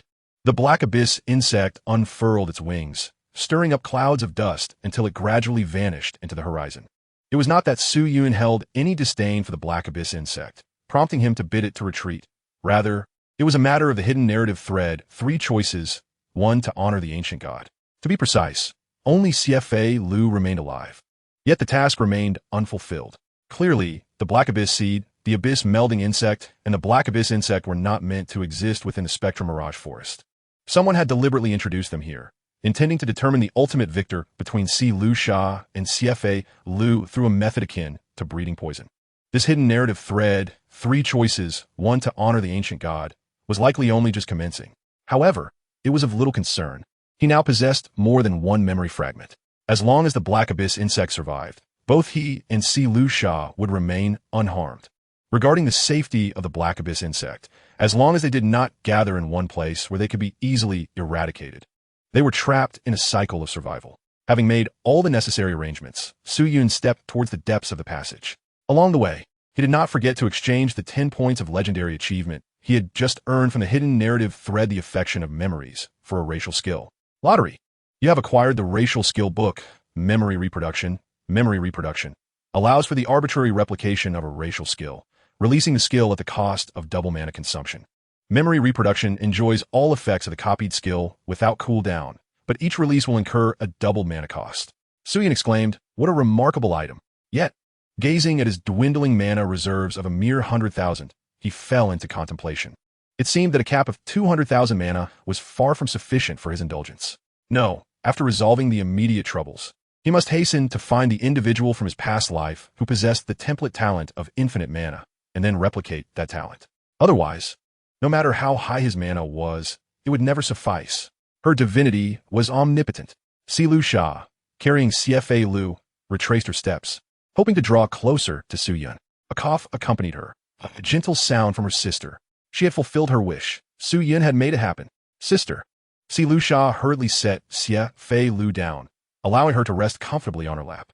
It seems I have had a dreadful nightmare. Xie Fei Lu's consciousness was hazy. She could only recall a figure appearing before her, blocking her path, before everything faded from her memory. Indeed, a nightmare. Silu Sha leaned down, holding Xie Fei Lu tightly in her embrace, feeling her sister's heartbeat. It was so real. Cough, cough, be gentle, Silu Sha. Xie Fei Lu struggled for breath in Silu Sha's grip. Although the death totem had averted her demise, it had not fully restored her broken body. Understanding her own frail state, Xie Fei Lu was acutely aware that the Black Abyss Void insect had drained her vitality, and now it relentlessly extinguished her very soul. In truth, the remnants of her life force were dwindling to a mere whisper. Upon hearing her sister's hoarse plea for help, Salusa hastily released Xie Fei Lu. "You have grown, Salusa. Even without me, you can flourish, can't you?" With the last of her strength, Xie Fei Lu lifted her hand to caress Salusa's face, fearful that she might never have such a chance again. "No, sister, please don't leave me this time. I can't do it without you." Salusa shook her head vigorously, refusing to heed Xie Fei Lu's words. "Listen, Salusa, I cannot be with you forever. You must be strong. I believe in you. I want to listen. Stop talking. I want you with me forever." "Salusa, how is sister?" Suddenly, Su Yun's voice appeared at the most critical moment for Salusa. "Sister, you deceiver. I will no longer believe you. I know you are suffering now, but it's all right. My divine being has arrived."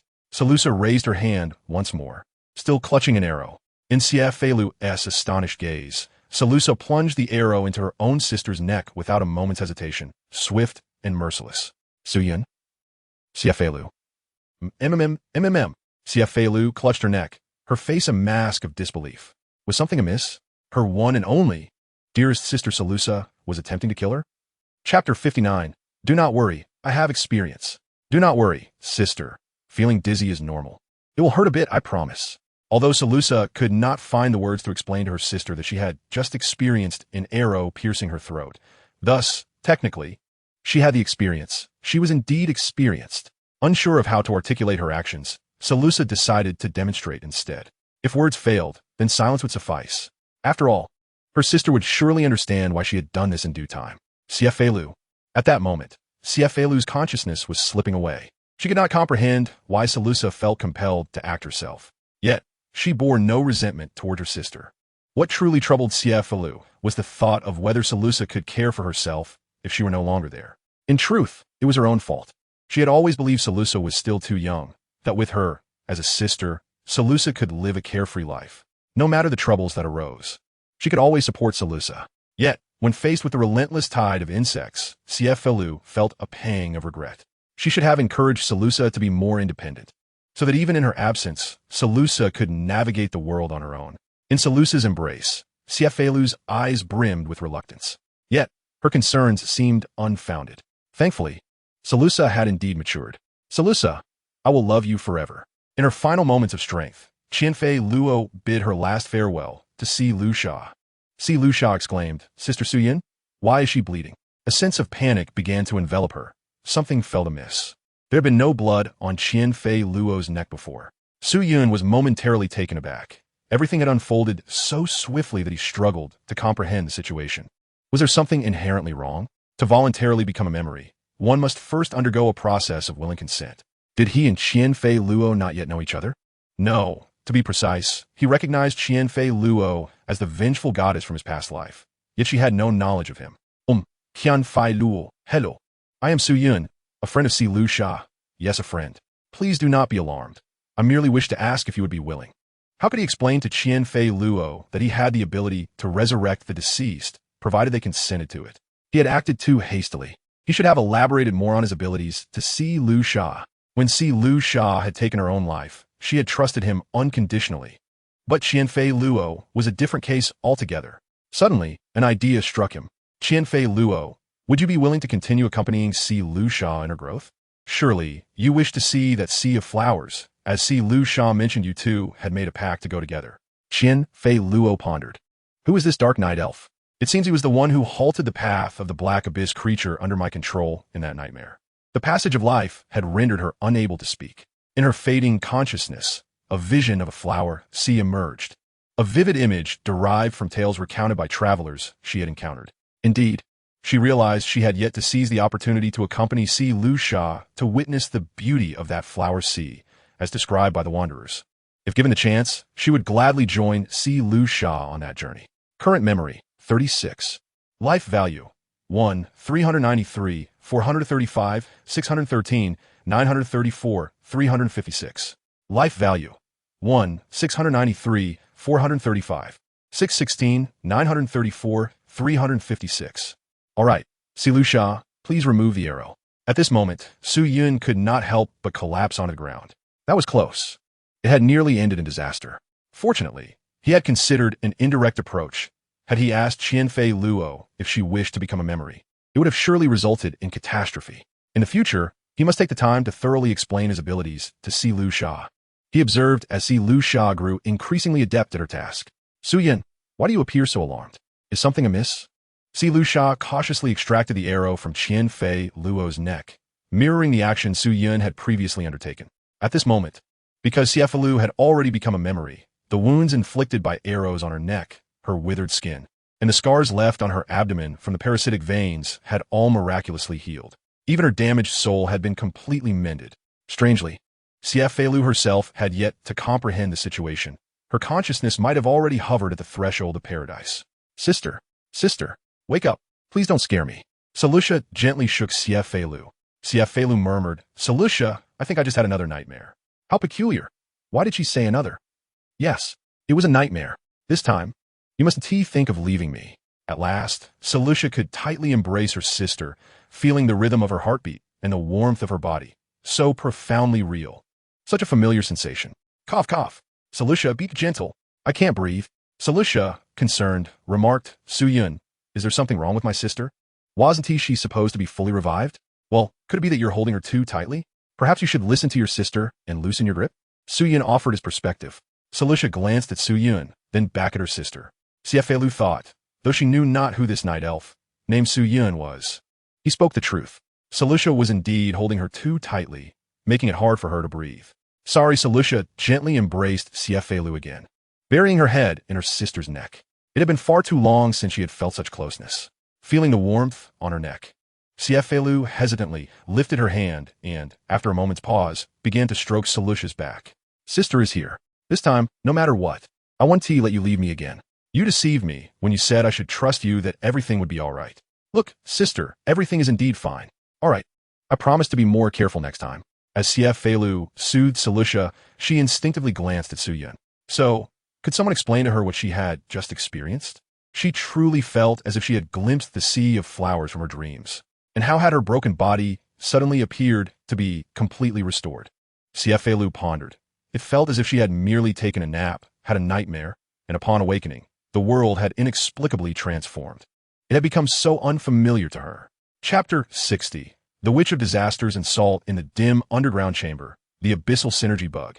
Having initially seized the ancient staff of Teru, gripped Teru's staff firmly with its large pincers, dutifully standing guard at its post. Su Yun had requested this of it, for he was particularly concerned about the veins that could coalesce into a cocoon and be freely manipulated by the royal bug. This entity appeared to be a symbiotic organism of the abyssal void bug, serving as both a nurturing bed for its progeny and a weapon for its use. Thus, the abyssal synergy bug stood vigil in this place. As Selucia carried Zifalu and rushed outside, she inquired whether the abyssal insect memory servant wished to accompany them, only to be met with a vehement shake of the head in refusal. Thus, Selucia embarked on her solitary pursuit with Zifalu on her back. Bored in the ensuing silence, the abyssal insect memory servant began to toy with the staff it held, wielding it with a flourish that created a gusty wind. Suddenly, amidst the stillness of the subterranean chamber, pristine white grains of sand began to emerge from the severely damaged stone floor, ravaged by the king bug. These grains seemed almost sentient, gradually coalescing over time, as if striving to form a sand sculpture. This peculiar phenomenon quickly captured the attention of the abyssal insect memory servant. What is this? It pondered, cautiously approaching the gathering sculpture. The command given by Su Yun had merely instructed it to remain within the underground chamber, imposing no restrictions on its movements. Upon reaching the burgeoning sand sculpture, the abyssal insect memory servant gently prodded the ever-expanding form with Teru's staff. It felt remarkably solid. The staff struck the sculpture, producing a metallic clang, a sound as crisp as that of metal upon metal. What on earth is this? It questioned, contemplating whether to report this anomaly to its king. Startled, the abyssal insect memory servant shook its claws vigorously, yet the white grains clung to it tenaciously, refusing to be dislodged. King, help! Something terrible has happened. In the next moment, the grains seemed to sense its intent to inform, rapidly spreading until the abyssal insect memory servant was swiftly transformed into a sand sculpture of its own. Due to its ability to share the effects of the 50 life limit for memory, its life points surged to an astonishing 5 per million. Yet it was ultimately vanquished by the relentless white grains. In the corridor, as Su Yun processed the last memories transmitted by the abyssal insect memory servant, he suddenly sat up, a look of disbelief etched across his face. His mind raced as he contemplated the implications of the hidden conclusion of the storyline. Choose one. Offer to the ancient god. Teru was merely a pawn, while the 3 mythic tier entities served as mere pieces on the board, manipulated by an unseen player orchestrating everything from behind the scenes. The identity of such a player, commanding 3 mythic pieces, was undoubtedly significant. Yet who would dare to believe that the orchestrator now revealed was the calamity itself? The most perilous of all, the Salt Witch. Why had she abandoned her abode in the White Snow Courtyard to come to the level 5 main city to wreak havoc? Furthermore, the progression of Choose One, offered to the ancient god, had yet to intertwine with the ancient god in any meaningful way. In Su Yun's estimation, the number of individuals from the primordial era who might have had the right to engage with the ancient god could scarcely exceed 20 special entities. It was indeed too hasty. He should have dared to speculate more boldly. The term calamity was a designation given by the human faction. More accurately, they could also be referred to as witches. The term human disaster refers to individuals who, through their own actions, have caused significant calamities to living beings. However, not all human disasters are solely human. In the ancient epic, the maximum level for players was 310, classified as demigods, with 6 notable exceptions whose level cap reached 311, categorizing them as pseudo-deities. These 6 311-level pseudo-deities are collectively known as the 6 Great Human Disasters, or the Witches' Council. They are uniquely positioned as the only entities that maintain a perpetual adversarial relationship with players, representing the true finality of the ancient epic. Among these 6 disasters, the youngest is at least 300 years old, while the oldest can be traced back thousands of years, making them living relics of history.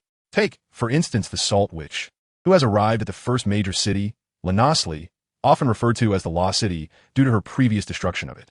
Should one successfully navigate past the lurking monsters nearby to reach Lanasli, they would witness a scene reminiscent of a city blanketed in pristine, white salt, resembling an expanse of untouched snow.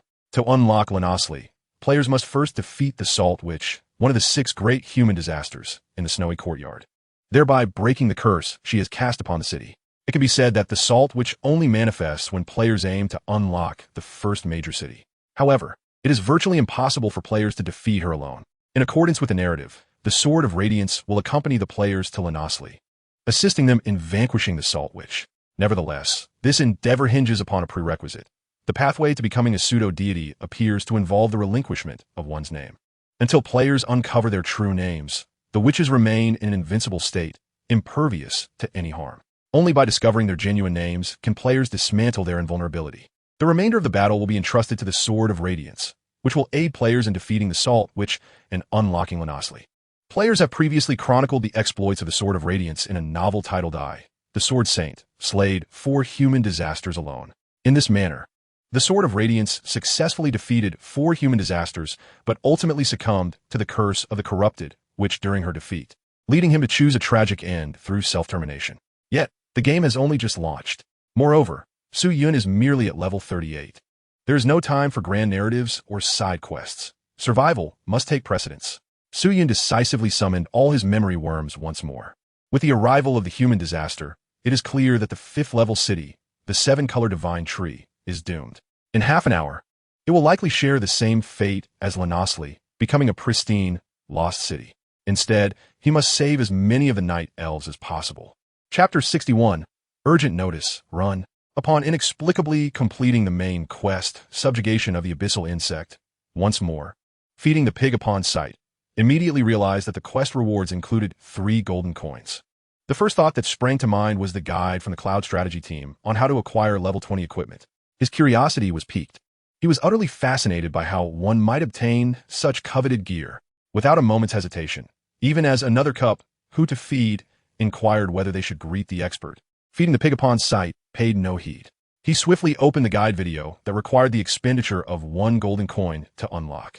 This video requires the expenditure of 1 golden coin to unlock. The 3 golden coins had come to him with such ease, almost as if they had inexplicably found their way into his pocket without any effort on his part, leaving feeding the pig upon sight with no clear understanding of their value. In his eyes, what rare item could possibly be obtained so readily at the game's launch? How could it compare to a piece of level 20 equipment? Hadn't the Cloud Strategy team's expert been ceaselessly acknowledged in the server announcements for being both a boss and a world boss? What does this signify? A lucrative venture. The expenditure of 1 golden coin was made without a tremor in his hand, yet he remained oblivious to the fact that, had he known that 3 golden coins could summon a level 210 elite monster, the Holy Paladin from the distant Free Sanctuary, to assist in battle here at the 7-color divine tree, he might have felt remorse. As the video unlocked, the first thing to greet him was an introduction to a piece of equipment. Name, Ivor's Forging Hammer, a quest item that appeared rather ordinary. However, feeding the pig upon sight had a premonition. The method to acquire level 20 equipment must surely be linked to the blacksmith Ivor. He had witnessed the Cloud Strategy team trigger a hidden quest with Ivor, subsequently obtaining the coveted level 20 gear. But what was the crux of the matter? Equipment effect.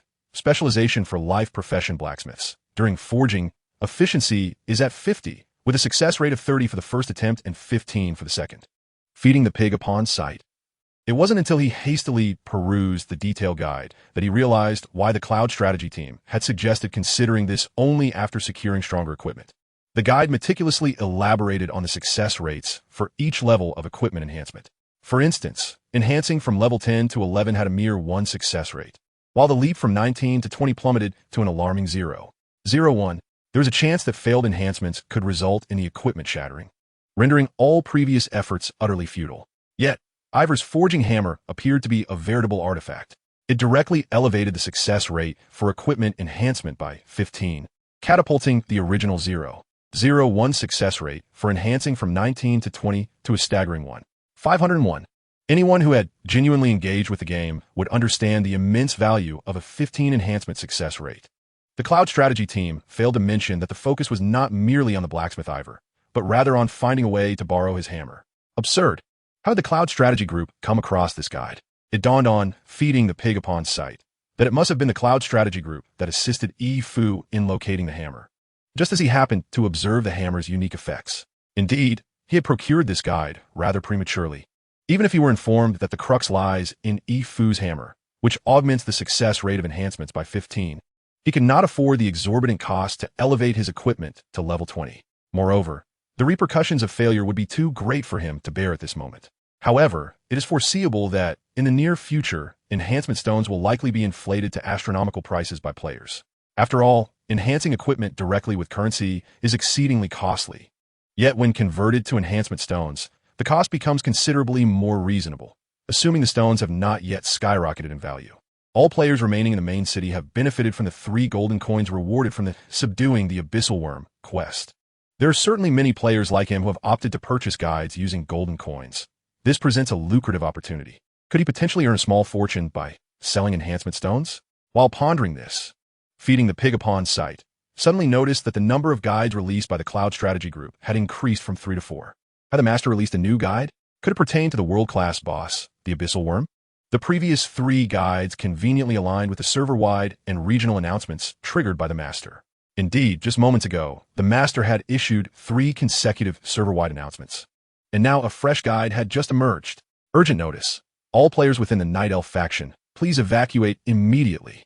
The last 3 guide videos had incited a tempestuous upheaval among the Night Elves, as, feeding the pig upon sight, contemplated what kind of shock the master would deliver to the Night Elf players this time. He encountered the following title: Urgent Notice. The 7-color divine tree has spawned a super entity that players cannot contend with. All Night Elf players who see this urgent notice are urged to inform each other and evacuate from the 7-color divine tree at once. The farther you flee, the better. The 7-color divine tree will summon blue abyssal worms. If you encounter them, you may ride upon their backs. They will not attack you and will assist you in swiftly escaping the vicinity of the 7-color divine tree. Feeding the pig upon sight. What on earth? The Cloud Strategy Group has issued an urgent notice for them to flee? Initially, the Night Elves stationed at the entrance of the Nightshade clan paused for a moment, waiting for the blizzard to subside while contemplating whether they should enter the Nightshade clan to ascertain the identity of a Night Elf that had just appeared within. The Nightshade clan is a forbidden sanctuary for players, and without the permission of their chieftain, Tauru, the Night Elves cannot enter freely. Especially given the recent commotion, it was clearly beyond their purview. However, as 2 Night Elves deliberated at the entrance of the Nightshade clan on whether to proceed inside, suddenly, the dim corridor of the Nightshade clan flickered with a multitude of cold glimmers, illuminating the shadows like a star-studded night sky. The 2 Night Elves exchanged bewildered glances. What is this? In a fleeting moment of hesitation, they were suddenly enveloped by a celestial tapestry of stars drawing ever closer, accompanied by the piercing sound of sharp appendages burrowing into the sand. It was the abyssal worms. Flee! Sound the alarm! As the constellation of stars approached, they finally discerned the true nature of this celestial spectacle. It was a horde of abyssal worms, densely packed and relentless. Hadn't the abyssal worms within the 7-color divine tree been eradicated? Something felt amiss. 2 Night Elves gasped in alarm, turning to flee. Yet, how could 2-legged creatures outrun those with countless legs? The abyssal worms swiftly closed the gap. In their despair, the 2 Night Elves shut their eyes, awaiting their demise. But instead, they felt a sudden tightening in their abdomen, followed by an inexplicable lightness. Then, the abyssal worm, with astonishing speed, carried them away from the Nightshade clan's sanctuary, growing ever more distant. The 2 Night Elves exchanged bewildered glances, sensing something was amiss. Chapter 62. The Abyssal Worm Sea. A veritable swarm of abyssal worms surged forth from the gates of the Nightshade clan, an overwhelming tide of insects that strained the small entrance beyond its limits. Among the first players to witness this army of worms were Feed the Pig and Who to Feed with Another Cup. Gazing at the seemingly endless sea of insects, Who to Feed with Another Cup lamented the inadequacy of his own legs in that moment. Good heavens, those are mature abyssal worms. What are you waiting for? Run. Staring at the dense swarm, within a mere second, Who to Feed with Another Cup found his legs rebelling against him, instinctively moving backward. When Feed the Pig revealed that he had triggered the hidden quest, the Dusty Forging Hammer, they had previously approached the 7-color divine tree and experienced firsthand the terror of being overwhelmed by abyssal worms. This had compelled him to delete his character and start anew. At that time, only a few scattered abyssal worms had blocked their path, but now, the sheer magnitude of this insect sea was enough to rouse him from any dream in sheer fright. Run? No, hop onto their backs. Don't just stand there. Everything transpired too swiftly. Feed the Pig caught sight of the urgent notification, but Who to Feed with Another Cup had yet to comprehend it. In the midst of Who to Feed with Another Cup's astonished gaze, Feed the Pig seized his collar, propelling them both into the swarm. Who to Feed with Another Cup? Wait, not like this. Father, you can't take me down with you. Who to Feed with Another Cup cried out frantically, pleading for Feed the Pig to spare his life, but this momentary delay allowed the swarm to close in on them. It was too late to escape now. Mount up. Feed the Pig took the lead, swiftly flipping onto the back of an abyssal worm. The abyssal worm, in a display of unexpected consideration, paused momentarily to ensure he would not tumble down, while the other abyssal worms deliberately diverted their course, creating a small clearing. Who are you waiting for? Came the exasperated voice of Another Cup feeding, Who, don't just stand there. Hurry up. These abyssal worms won't wait for us. Missing out would be disastrous. Dragged unceremoniously onto the back of the abyssal worm by the determined another cup feeding who, he barely settled in before the creature bolted forth like a wild stallion, surging with the tide of worms. Wait, can someone please explain what is happening here? Another cup feeding who exclaimed, bewildered. These abyssal worms are allies? Players like another cup feeding who had realized that the Cloud strategy team was at the Nightshade clan stronghold, rushed over in a frenzy. However, everything transpired too swiftly for many to grasp the urgency of the announcement. President, it seems the Cloud strategy team has released another strategy, exclaimed Blooddrink North, one of the earliest players racing toward the Nightshade clan. He had not anticipated that the Cloud strategy team, whom he had recently encountered, would be so formidable. After all, he had a vendetta against them. Yet, Blooddrink North believed that there were no permanent enemies, only everlasting interests. He was willing to part with a substantial sum to reconcile with the Cloud strategy team. Ideally, he even wished to recruit them into Blooddrink Jianghu. He was among the first to gather a multitude of players into the Night Elves ranks, undoubtedly forming the largest player group there, especially after just receiving the reward for the subjugation of the abyssal worm. Now he possessed a considerable fortune of several thousand gold coins, amassed collectively by all players benefiting from a task. Eager to bring the Cloud strategy team into the fold, he was prepared to generously contribute hundreds of gold coins to support them. After all, who would turn down money? In the Eternal Era, players could no longer log out. Death meant the end. He could not fathom that the Cloud strategy team would act so irrationally as to oppose an entire guild of thousands alone. Yes, let's go, he urged. No, President, look ahead. At that moment, Blooddrink North felt the ground tremble beneath him. An earthquake? He wondered, instinctively looking up, only to behold a sight that defied belief. An endless wave of abyssal worms. What on earth was that? In his moment of shock, the fast-approaching tide of abyssal worms surged closer. Why had no one warned him sooner? Now, escape was out of the question. Brothers, this fellow seems to be an enemy of the king, exclaimed an abyssal worm memory servant, having identified Blooddrink North through the shared memories of Su Yun. It appears to be true. Another abyssal worm memory servant confirmed. Well, in truth, running is of little use. You had a stroke of luck. In a fleeting moment of hesitation, the Yuanyong insect minions showed no intention of sparing the likes of Blooddrink Road North and others. They surged forward like a relentless tide, akin to traversing a speed bump. You've been trampled by the Yuanyong insect, inflicting 3087 damage, health reduced to 0. You are dead. You have been trampled by the Yuanyong insect. You have been trampled by the Yuanyong insect. The army of Yuanyong insects showed no signs of halting, charging directly into the ruins of the town. Night Elves building houses? Captured. Night Elves hauling timber? Captured. Night Elves forging iron? Captured. Night Elves teaching magic? Captured as well. Having just endured a plague of insects, the Night Elves were psychologically scarred by the Yuanyong insects.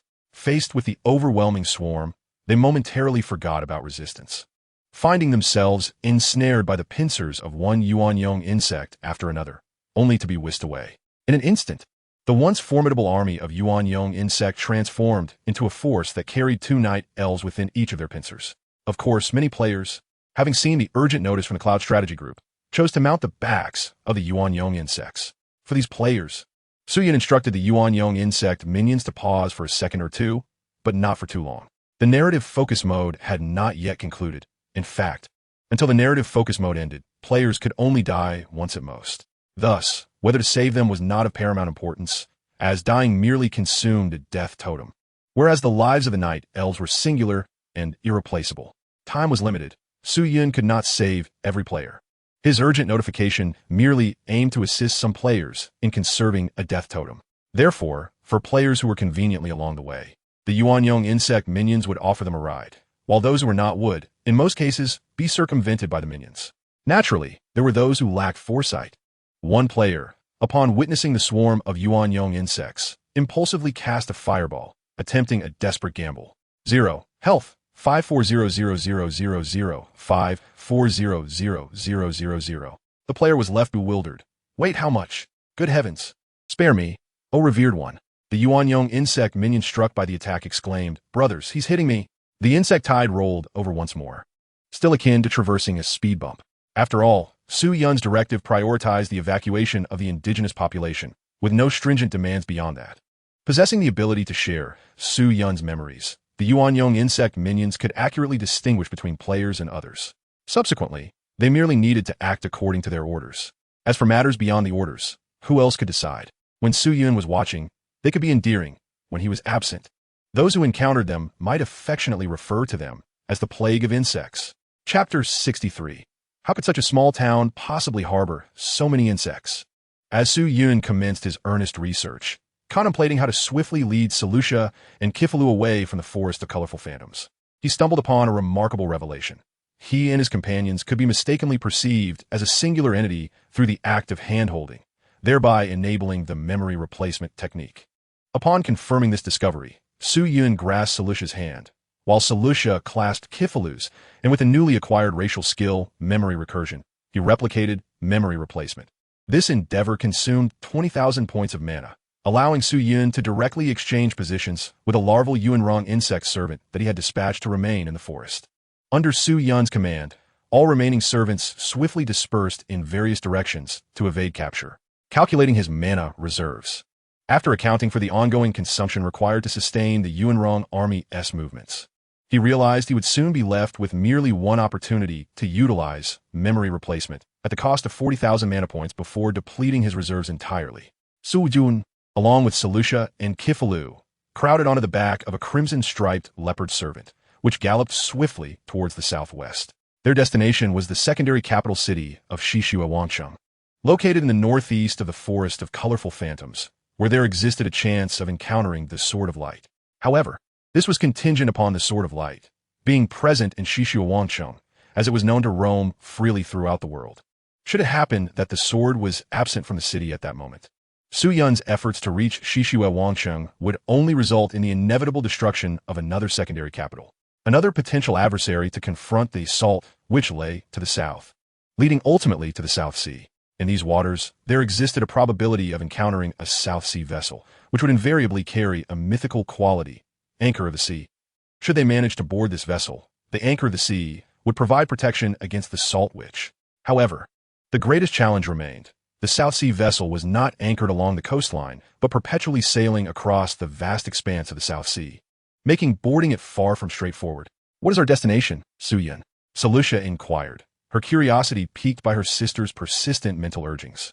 If all goes well, we may find ourselves at sea for some time, Su Yun replied. At sea? Selusha echoed, her voice tinged with trepidation.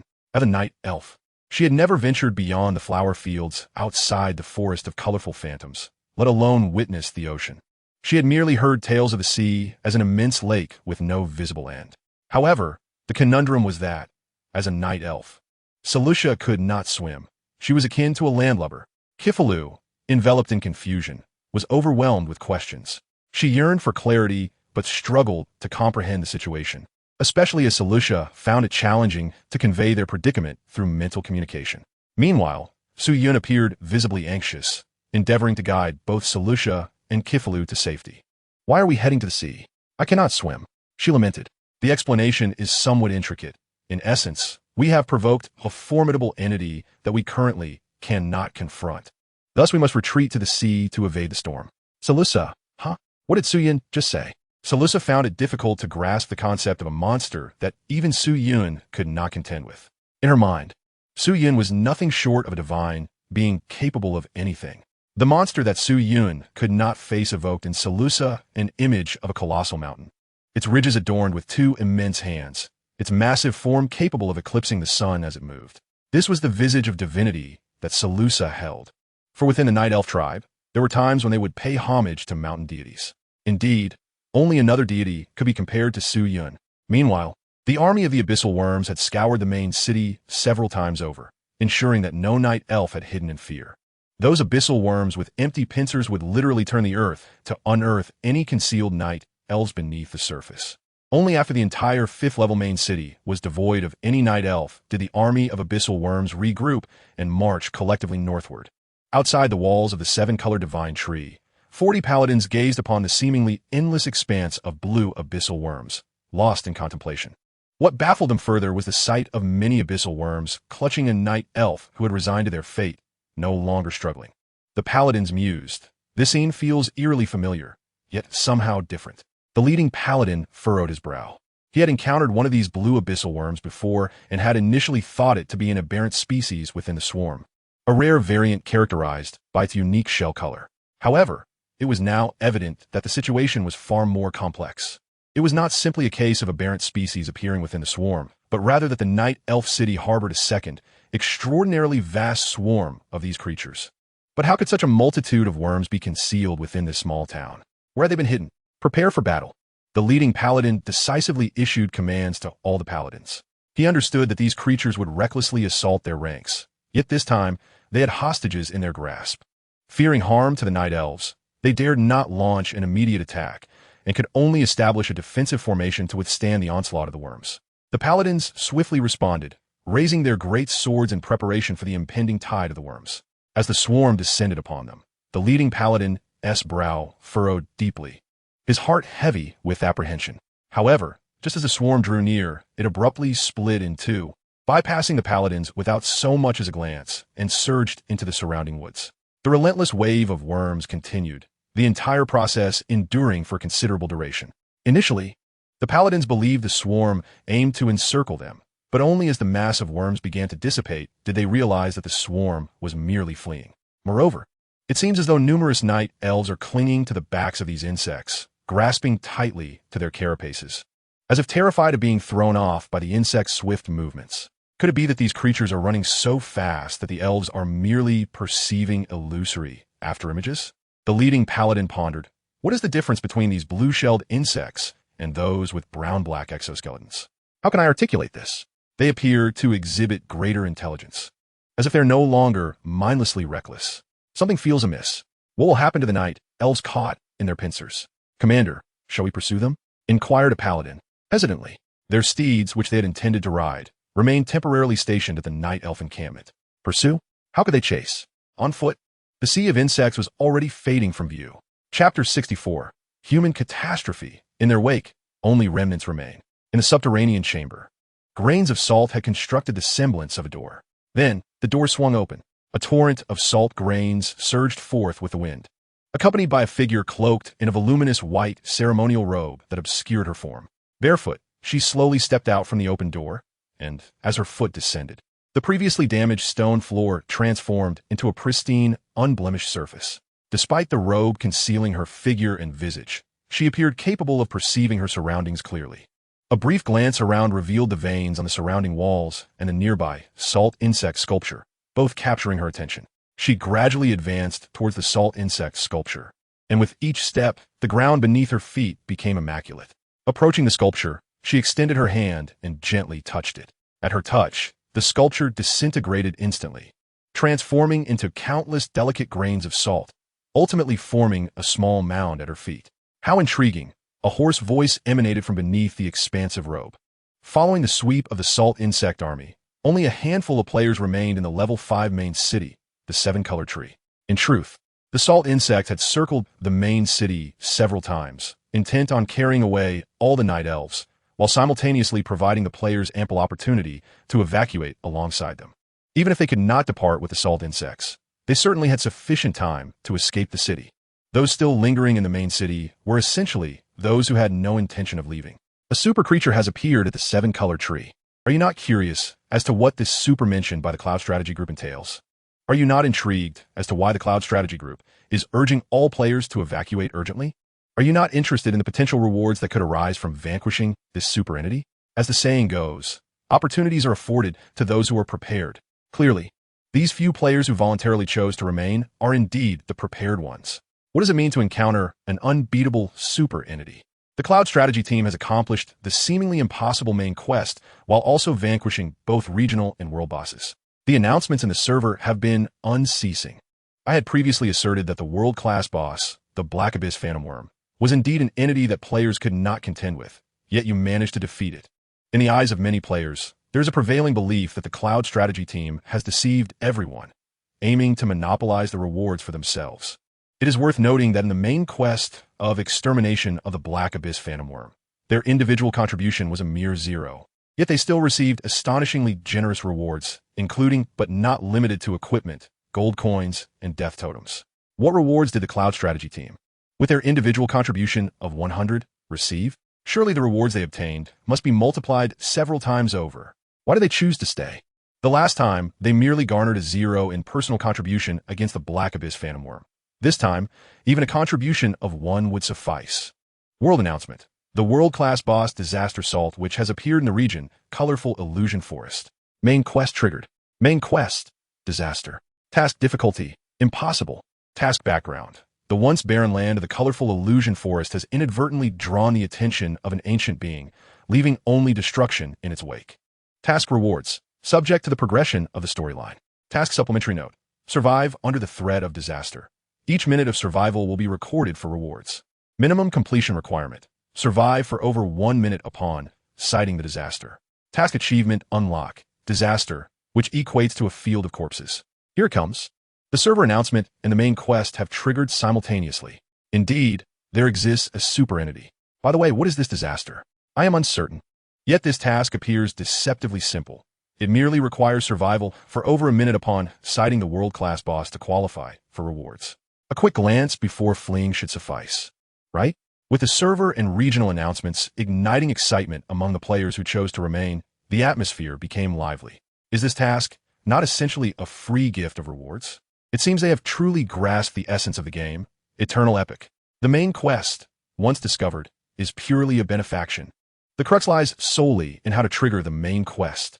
Oh, is it snowing? Suddenly, a player noticed an anomaly. Tiny white particles had appeared in the sky, resembling snowflakes. However, upon looking up, this player was struck by contemplation as they gazed at the bright, sunny day. Can it snow in Eternal Epic even on clear days? 1,000,000. Minimum damage threshold. 1,000,000. 1,000,000. You have been struck by the Disaster Salt Witch's Salt Technique, inflicting 1,000,000 damage. Your health has been reduced to 0. You are dead. You have been struck by the Disaster Salt Witch's Salt Technique. The players who made these choices were unable to discern the true form of the world-class boss, the Salt Witch. And in that so-called snow falling on a clear day, they were transformed into one salt sculpture after another. What force could possibly drain them of 1,000,000 health points? How absurd. The shadows loom ominously. Once again, it is the forest of colorful illusions. Ancient Epic, will you not allow players from other realms to participate? How many times is this now? Can you inform me of the number of main quests triggered by the forest of colorful illusions? Are we even still playing? This is truly outrageous. How many main quests can the Night Elves possibly have? It seems endless. Have you all encountered this quest too? Main quest, Human Disaster. Indeed, this time, the dwarves have also activated this main quest. This is the first time I have witnessed such a quest. Such benefits were thought to be exclusively for those wretched Night Elves. Unbelievable. The Ancient Epic has shown me some affection at last. Affection? Did you not see that the quest rewards stipulate that one must witness the human disaster for it to count? You are among the dwarves. Do you still wish to see the world-class boss of the Night Elves? My goodness, do you not feel envious of the Night Elves and their successive main quests? I am genuinely contemplating moving to the Forest of Colorful Illusions to embrace the Night Elves. With this main quest triggered, it would be a grave loss not to pursue it. They're usually the most active on the forums, yet now, not a single voice can be heard. How peculiar. Have they all collectively gone offline? Have you not seen the urgent announcement from the Cloud Strategy Group? It stated that a player beyond their capacity has emerged in the Forest of Colorful Illusions, prompting all Night Elf players to flee for their lives. In light of the quest background, which mentions some ancient entity, I suddenly entertain a bold thought. I share your sentiment. The Cloud Strategy Group has proclaimed it a super threat. Do you think it's possible that all the Night Elf players have perished, hence the silence? In the brief stillness, players in various realms suddenly felt a chilling sensation creeping up their spines. Chapter 65. To destroy you, what is it to me?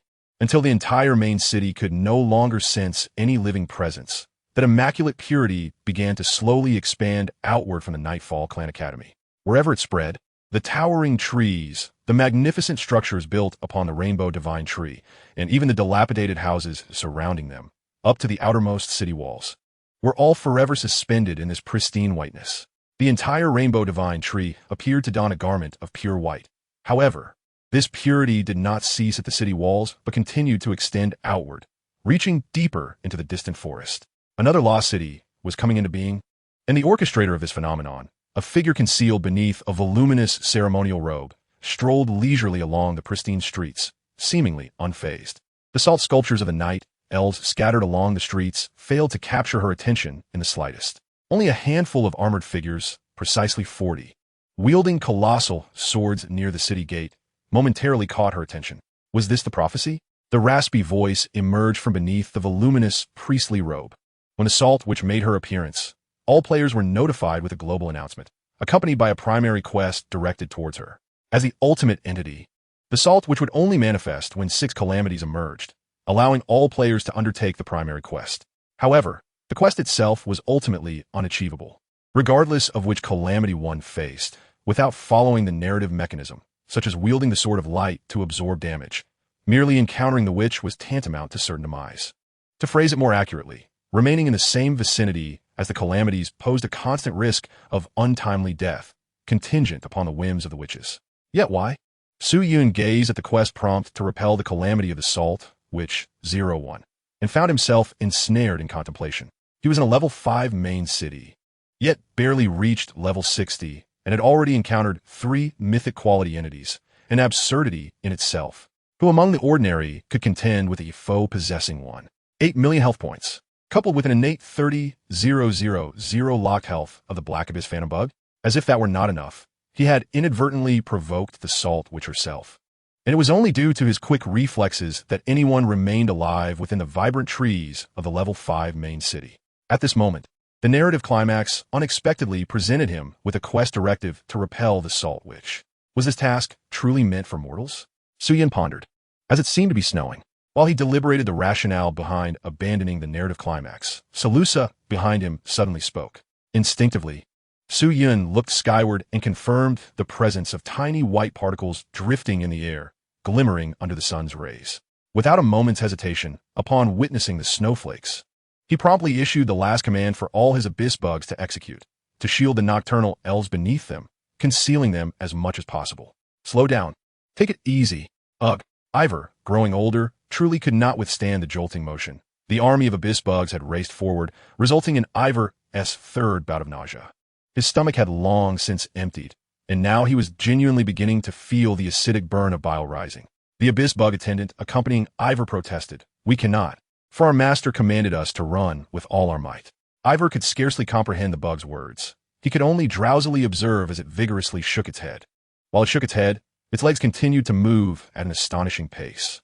Evidently, these blue abyss bugs understood his words, yet chose not to comply. Ivor could only express his bewilderment. Countless beings share the same plight as Ife. The formidable army of the abyssal worm surged forth. Rendering the terrain, they traversed anything but smooth. Small mounds were easily scaled by the abyssal worm's minions, while cliffs were surmounted as they embedded their sharp appendages into the rocks, ascending with relentless determination. Those who managed to endure the tumultuous journey without succumbing to nausea had likely already lost consciousness. As for the players mounted upon the backs of the abyssal worms, one felt as though they were teetering on the brink of demise. Another cup for whom, clinging desperately to the belly of the abyssal worm, communicated his dire condition to the player behind him. "Hang in there. Your health bar remains intact." After enduring the jarring ride, the player known as Feeding at the Sight of Pigs had no choice but to find refuge on another cup for whom back. The thrill of the experience was overwhelming. He felt as though his very brain was being rattled into a smooth paste. Was this truly a game? Why did the sensations feel so startlingly real? Suddenly, the entire army of abyssal worms came to an abrupt halt, because Feeding at the Sight of Pigs was precariously perched atop another cup for whom. The sudden stop sent him hurtling through the air. He crashed onto the back of an abyssal worm, nearly catapulting himself into the waiting area of the narrative focus mode. "Wait, my friend. A warning would have sufficed," he exclaimed, feeling as though his bones had been thoroughly shattered.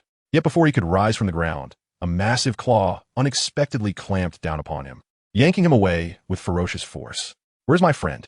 Another cup for whom pondered, as yet another claw silently reached around him, seizing his midsection and pulling him into oblivion. This scene was replicated throughout the ranks of the halted abyssal worms. Upon witnessing the abrupt stop of the abyssal worm army, Ife intended to converse with the creature that had been holding him captive, hoping to be released for a moment's respite. His aging frame could scarcely endure such turbulence. However, the abyssal worm, without a word, clamped down on him and drew him beneath its belly. Within mere seconds, the visible presence of the nocturnal elf had vanished entirely. All the nocturnal elves had been ensnared by the abyssal worm's minions, whether players or not.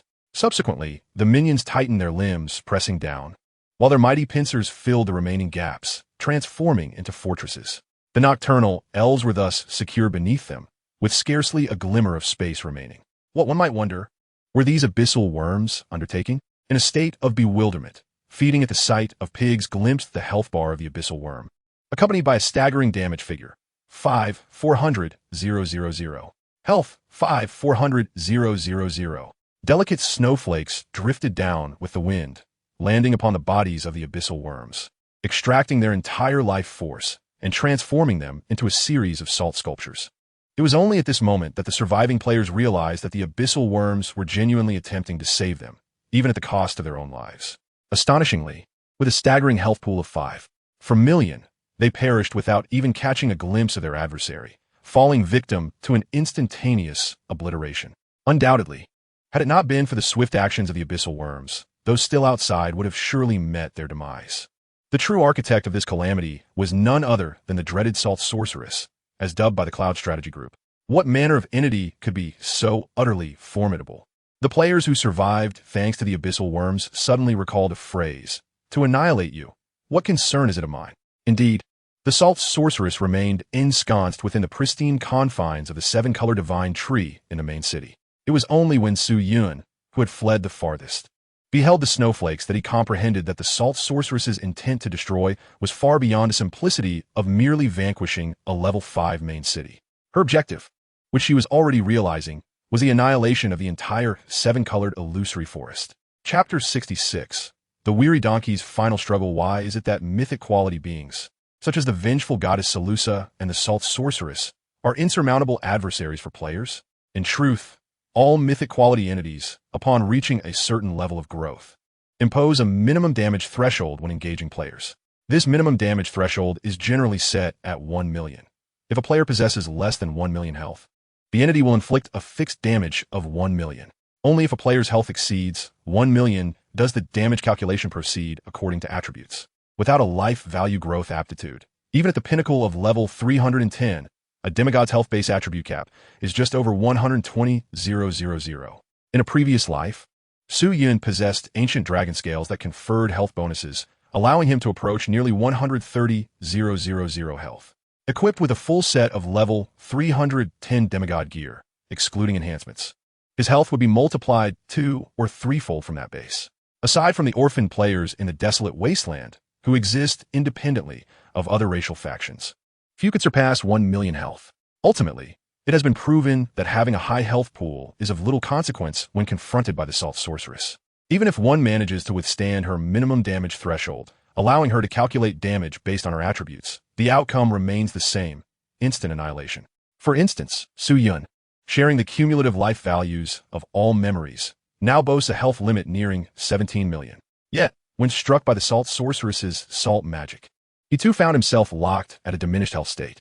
Alongside him, Salusa and Zyphel also faced the same fate. Fortunately, the black abyssal worm was not present, having been driven away earlier. Otherwise, they would have already been claimed by the salt sorceress. The onslaught of the salt, which engulfed the entirety of the rainbow illusion forest. As delicate snowflakes danced through the air, a pristine white blanketed the landscape. The once desolate forest, now adorned in a shimmering coat of silver, possessed an unexpected beauty. Under the corrosive influence of the salt magic, the crimson-striped leopard, a loyal companion, was tainted by salt grains, gradually transforming into a salt sculpture. Consequently, all of Su Yun's companions scattered throughout the rainbow illusion forest were obliterated, leaving not a single survivor. Even if there had been any remnants, summoning them would result in mere offerings. Fortunately, the salt magic held no sway over him. It was at this moment that Su Yun realized that his seemingly inconspicuous racial skill, Memory Body, was indeed the true, remarkable ability. The description of Memory Body was even more succinct than that of Light Anchor, merely stating that while the health of the Memory Throne remained above 0, the body could not be completely damaged. Initially, Su Yun was curious about the utility of this racial skill, but he soon comprehended its significance. Essentially, as long as his health did not reach 0, he would be immune to all forms of injury. Not just him, but also Salusa and Zyphelu, who had already become memories, similarly enjoyed this immunity. Just as Salusa had previously pierced both her and her sister Zyphelu's necks with arrows, no blood had flowed, nor were there any wounds left behind. It is worth noting that during the ancient era, players were indeed capable of suffering limb loss. and memory body effectively nullified this mechanic, were it not for memory body exerting its silent influence. They too would have been reduced to salt sculptures upon contact with the salt magic. In such a case, locking health would have been futile, akin to being caught squarely by the salt, what favorable outcome could possibly arise from that? Su-yin, are we supposed to run to the seaside? There doesn't seem to be any ocean near the rainbow illusion forest. Salusa hesitantly inquired, spurred on once more by her sister Zifalu's telepathic urging. At this moment, Zifalu was increasingly perplexed by the nature of this world. Her consciousness had previously been clouded, leaving her incapable of pondering too many questions. Well, what to be done? Her dear sister must be indulged. But wait, why was she still alive? Throughout their journey, Zifalu had been engaged in whispered conversations with Salusa via telepathy, including inquiries about why her sister not only survived, but appeared to have become exceptionally vibrant. This was, after all, Su-yun's ability. Zifalu, what on earth was this? Receiving no answers from her sister, Zifalu took it upon herself to conduct a discreet experiment. She stealthily took one of Salusa's arrows and drew the sharp tip across her palm. Blood was expected to flow, leaving a wound behind. Yet, to her astonishment, nothing transpired, as if Salusa's arrow had not been sharpened at all. Now, gazing upon the silver-clad rainbow illusion forest, Zifalu suddenly felt that this world was utterly foreign to her. Had she transformed into some form of undying, forbidden existence? Zifalu could sense danger emanating from the delicate white snow surrounding her, with the crimson-striped leopard, which had been racing alongside them, now standing as a statue. This was the most compelling evidence of all. Yet, this snow merely appears perilous, resting upon her. It is but an empty fade. Is there something amiss? Moreover, bereft of the red-striped leopard, Su-yun journeyed alongside Salusha and Zifalu, traversing with their own legs. Their destination, still the South Sea.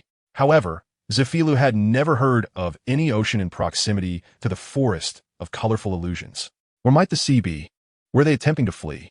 Ahem, certainly, there is no sea near the forest of colorful illusions.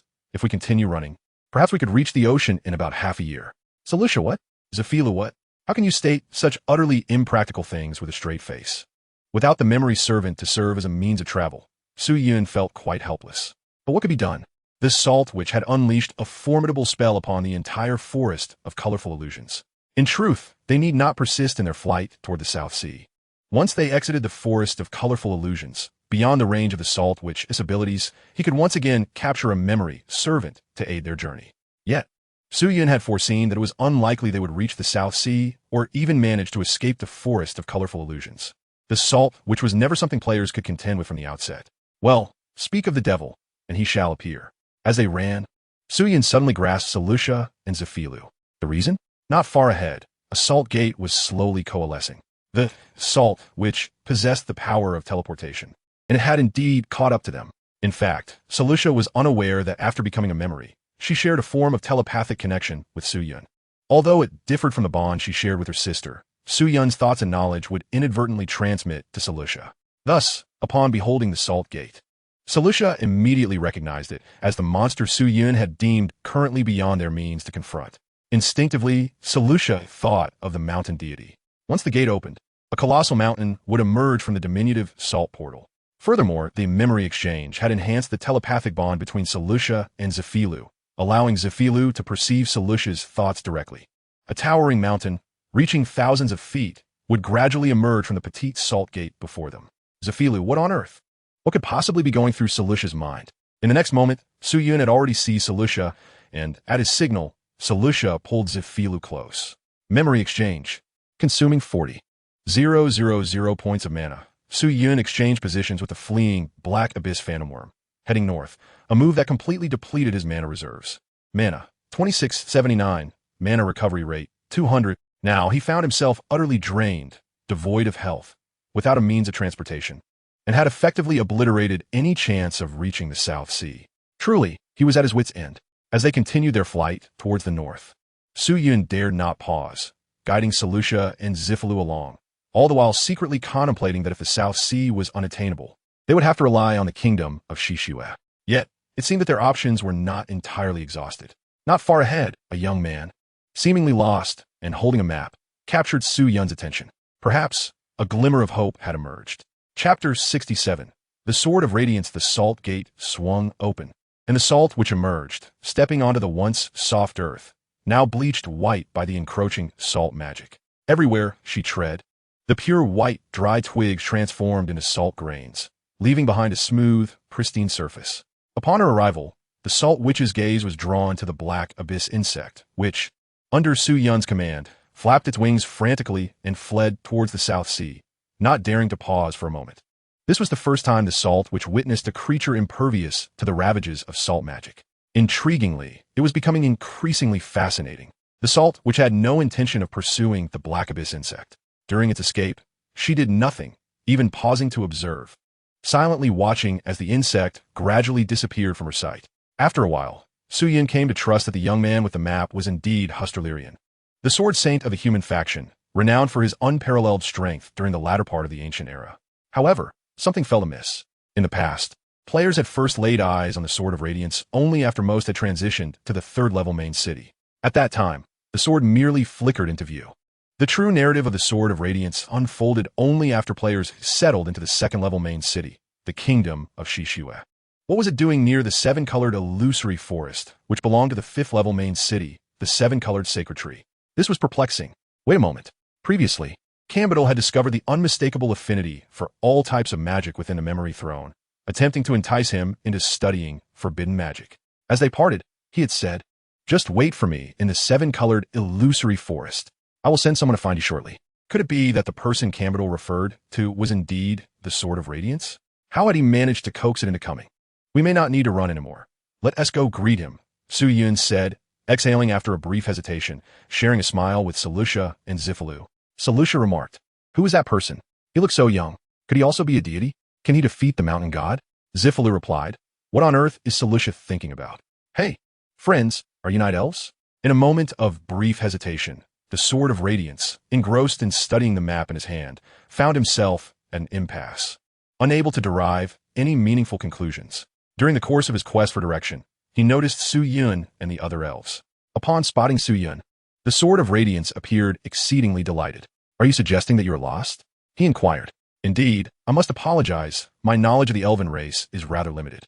However, judging by your physique, you must belong to the Night Elves, am I correct?" "Yes, we are Night Elves," they affirmed. "Splendid. Might I ask how one might reach the forest of colorful phantoms and the rainbow tree?" "Forgive my rudeness. I neglected to introduce myself. I am Hustarlerian, a knight from the kingdom of Snowy Exhale. Your Night Elf clan must have a sorceress named Shala, who is the apprentice of the Grand Sorcerer Camberturl of Snowy Exhale. I come in peace, commissioned by the Grand Sorcerer to assist you in addressing the pestilence afflicting the rainbow tree. And I am also in search of a Night Elf named Su Yun. I am unsure if you know him." The Sword of Radiance spoke at length, even before Su Yun had the chance to pose any questions. Seizing the opportunity during the Sword of Radiance's self-introduction, Su Yun discreetly cast a glance at the map he had been holding. The map clearly delineated the most direct route from the kingdom of Snowy Exhale southward, ultimately leading to the forest of colorful phantoms, with meticulous markings indicating where to turn and where to cross rivers. However, a significant issue loomed. The Sword of Radiance was holding the map upside down. Had he been relying on this map for navigation, he would have traversed northward, ultimately arriving at the frigid lands of the far north. Truly remarkable, the Sword of Radiance, Su Yun mused, considering that despite the completely erroneous map, he managed to journey from the kingdom of Snowy Exhale to the forest of colorful phantoms in a single day. The current incarnation of the Sword of Radiance bore little difference from the one etched in Su Yun's memory, save for a touch of youthful exuberance. He appeared to be on the cusp of adulthood, clad in an elegantly embroidered white knight's attire, adorned with golden trim, reminiscent of the casual knightly garb from the kingdom of Snowy Exhale. However, this particular ensemble was custom-tailored for the legendary sword saints of yore. A long sword, seemingly unremarkable in appearance, hung at his waist. Yet, it was the Sword of Radiance, a weapon exclusively wielded by the sword saints and a true artifact. Nonetheless, the Sword of Radiance was not merely defined by the sword itself, but rather by Hustarlerian, whose prowess made him a paragon of mythic quality in the ancient era. It was in his possession that the Sword of Radiance could rightfully be deemed a divine artifact. As for his navigational mishaps, Su Yun had grown accustomed to such eccentricities. It could be said that the Sword of Radiance was the closest embodiment of perfection throughout the ancient era. Yet, why the word close? Because the Sword of Radiance possessed an unalterable and singular flaw, he was often prone to losing his way. In past lives, when the Sword of Radiance accompanied players to various locales, one might suddenly find that he had inexplicably vanished along the journey. Do not worry. Once the players reach their destination, the Sword of Radiance will undoubtedly arrive as well. This occurrence is quite common. It is utterly impossible to keep a constant watch over the Sword of Radiance, for if it is out of sight, it is prone to becoming lost. However, it is not truly lost. The Sword of Radiance is, after all, a myth that exists in the present, and its legendary exploits are readily available. As time progressed, players, accustomed to the Sword of Radiance's tendency to stray, made reasonable conjectures based on its historical accounts, which garnered widespread agreement. The Sword of Radiance does not merely wander. It likely possesses some form of narrative design or inherent traits, allowing it to manifest only in the most crucial moments. It is fortunate that it exchanged places with the Abyssal Voidworm. Otherwise, the latter could have easily dispatched the Sword of Radiance as a mere minion. Without doubt, the Sword of Radiance can disregard health restrictions. It has the capability to vanquish a 311-level pseudo-deity, the Calamity Sorceress, let alone the currently 60-level Abyssal Voidworm, which might not withstand even a single blow. Name, Sword of Radiance, Husterlion. Race, human. Level, 241, World Boss. Class, Sword Saint Unique. Relationship, friendly. Remaining details are currently undisclosed. Speaking of which, with the Sword of Radiance at only level 241, can it truly contend with the Salt Sorceress? I am Su-Yun, a newly recruited student of Mentor Campbell. So you are Su-Yun? How fortuitous. It seems that luck still favors me. It is a pleasure to meet you, my friend. You may call me Husterlion. Over the next 3 years, we shall gradually become acquainted. Su-Yun, what do you mean by we shall gradually become acquainted over the next 3 years? Chapter 68, Onward. Sword of Radiance. Su-Yun grew increasingly curious about how Cambertle managed to persuade the Sword of Radiance to join him and what exactly was communicated during that process. Sword of Radiance. My friend, you do not intend to remain in the colorful illusion forest indefinitely, do you? No sooner had Su-Yun's words left his lips than the Sword of Radiance displayed an expression of profound discomfort. It was evident that remaining in the colorful illusion forest was not part of its plan. Indeed, in its previous life, the Sword of Radiance rarely lingered in the City of Snow. It would roam the world, undertaking its so-called training as a Sword Saint. What precisely it trained in, Su-Yun was unaware, for once the Sword of Radiance strayed. Unless it chose to reappear, players would have no means of locating it. Of course not. I suspect it won't be long before I depart the colorful illusion forest for another destination. So, are you suggesting that you will accompany me on my travels? Su-Yun inquit tentative. Sword of Radiance. It was apparent that the Sword of Radiance exhaled a sigh of relief, visibly easing its demeanor. Su-Yun, what exactly did Cambertle convey to the Sword of Radiance? Indeed, my friend, the Grand Magus Cambertle has invested a substantial sum to ensure your growth over the course of 3 years.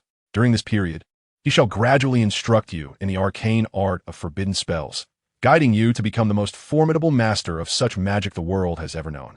He claims that this miracle can only be realized by you, and as the Sword Saint, I am honored to witness this journey.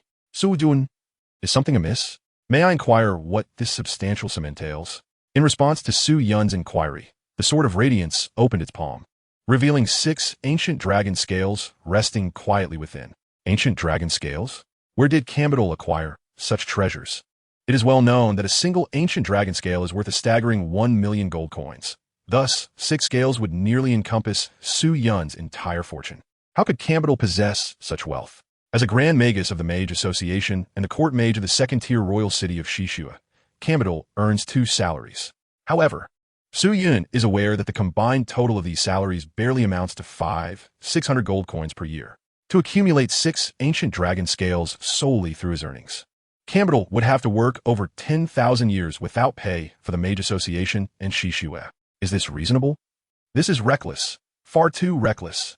He anticipated that Cambertle would seek to enhance his favorability, but never did he expect him to be so generous. It seems he has truly been ensnared by Cambertle's strategy.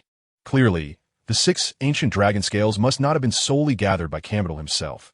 They were likely contributed by all the Grand Magi aspiring to master forbidden spells. Furthermore, he is not even committed to studying forbidden magic, so how could Cambertle afford such an expense?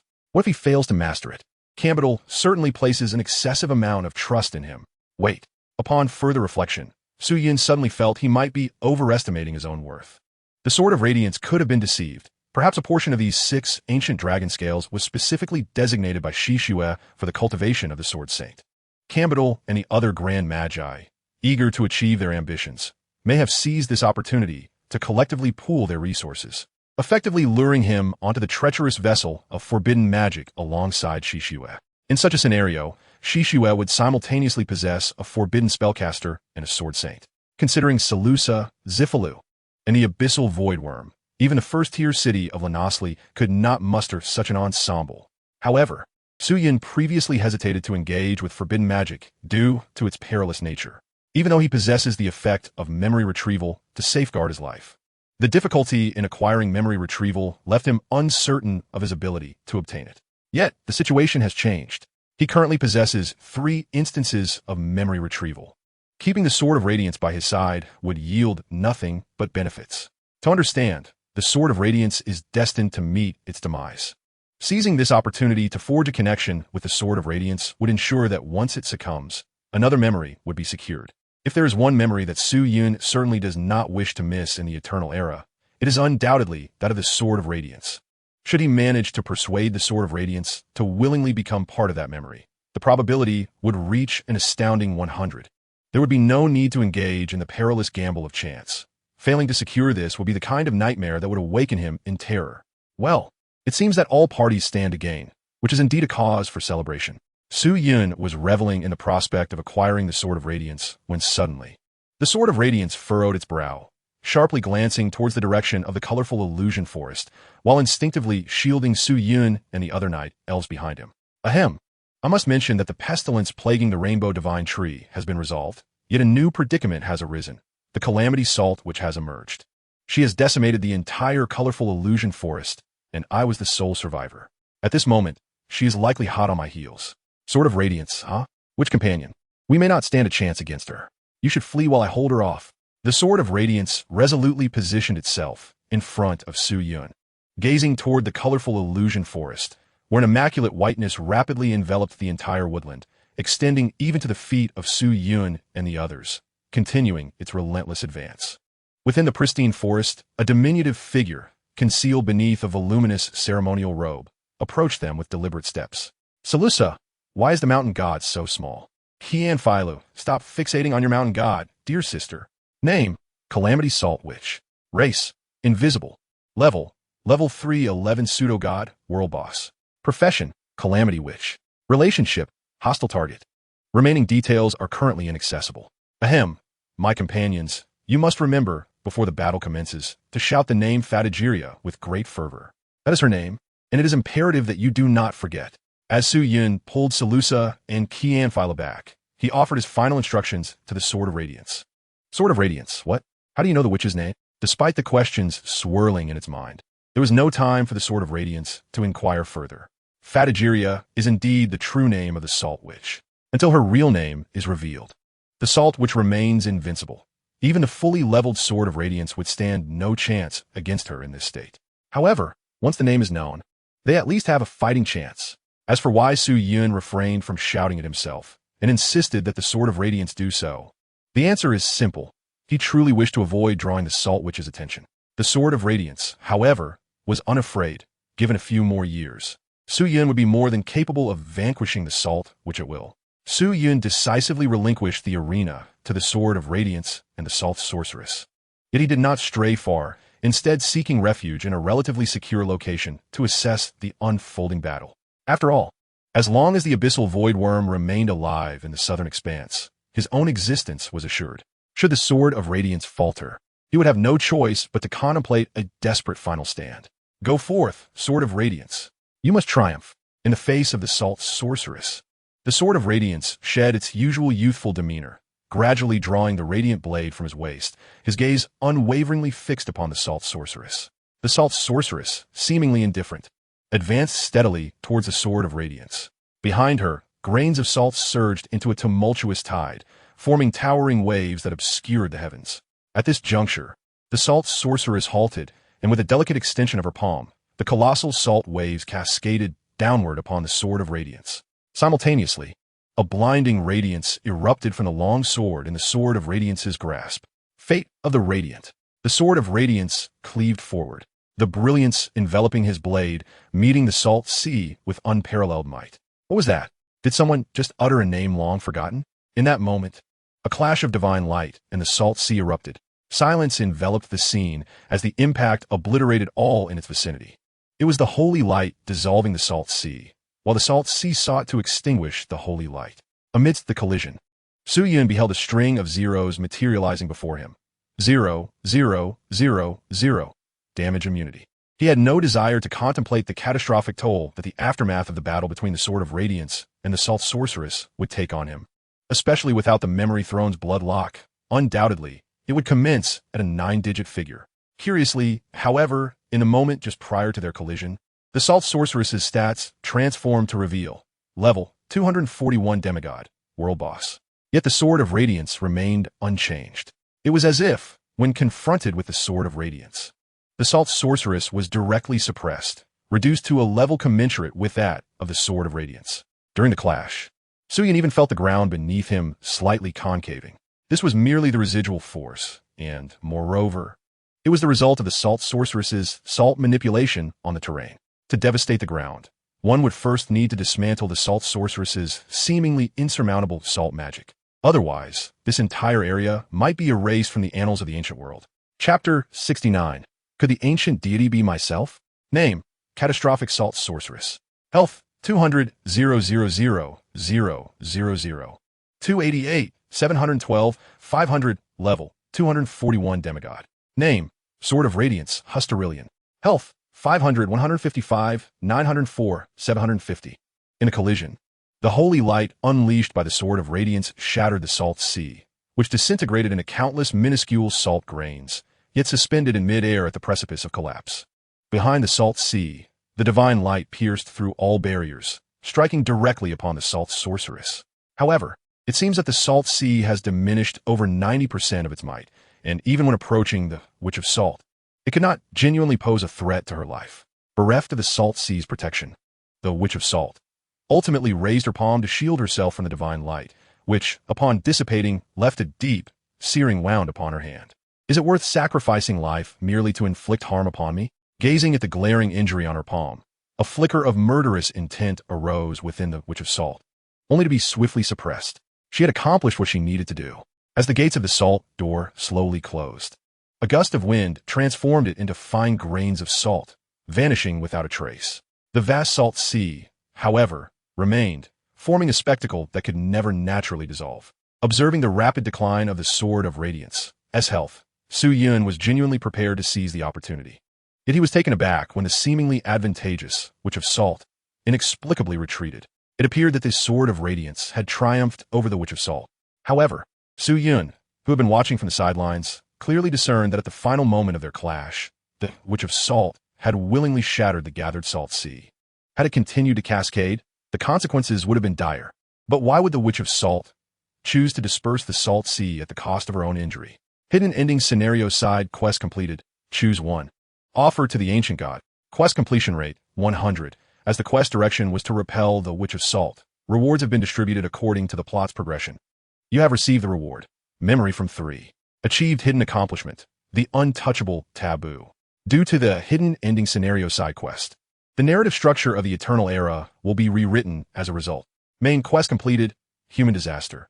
Survive in the presence of the Witch of Salt, 137. Rewards have been distributed based on survival duration. Quest completed. Experience points gained, 1086. Player, Cloud Strategy Group, has leveled up to 49. World Boss, Witch of Salt, has retreated. Narrative Focus Mode has concluded. As the Witch of Salt departed, a flurry of system notifications appeared before Su Yun, marking the completion of the hidden ending scenario side quest. Choose 1. Offer to the Ancient God. Yet, the cost of this completion was the transformation of the entire radiant mirage forest into a lost city. Whether 1 or 2, the chances of realization could be deemed negligible. Most perplexing to Su Yun was the notion of choosing 1 to offer to the Ancient God. He had witnessed the choices, and, according to the typical narrative trajectory, both Seleucia and Ziphilu would perish, leaving only the Black Abyss Voidworm, and Ziphilu, who had taken possession of Seleucia's body, to survive. But what of offering to the Ancient God? What connection does this task have with the ancient god? Choosing one to offer to the ancient god, does this so-called offering truly imply that he's been offered? After all, Seleucia, Sephiroth, and the Black Abyss Voidworm have all become part of his memories. Could it be that the ancient deity is, in fact, myself? Moreover, there are rewards for completing the epilogue questline. Can anyone elucidate the meaning of reward obtained? Memory 3? Is memory a task reward? It is something he fought valiantly to acquire. In fact, aside from this Memory 3, he received nothing else. Oh wait, to be precise.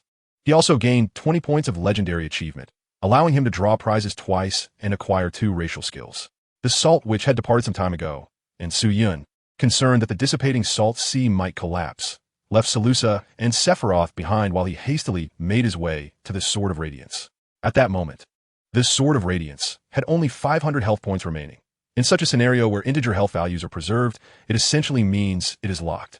It can be said that even before the Salt Sea truly attacked the Sword of Radiance, it had already locked its health.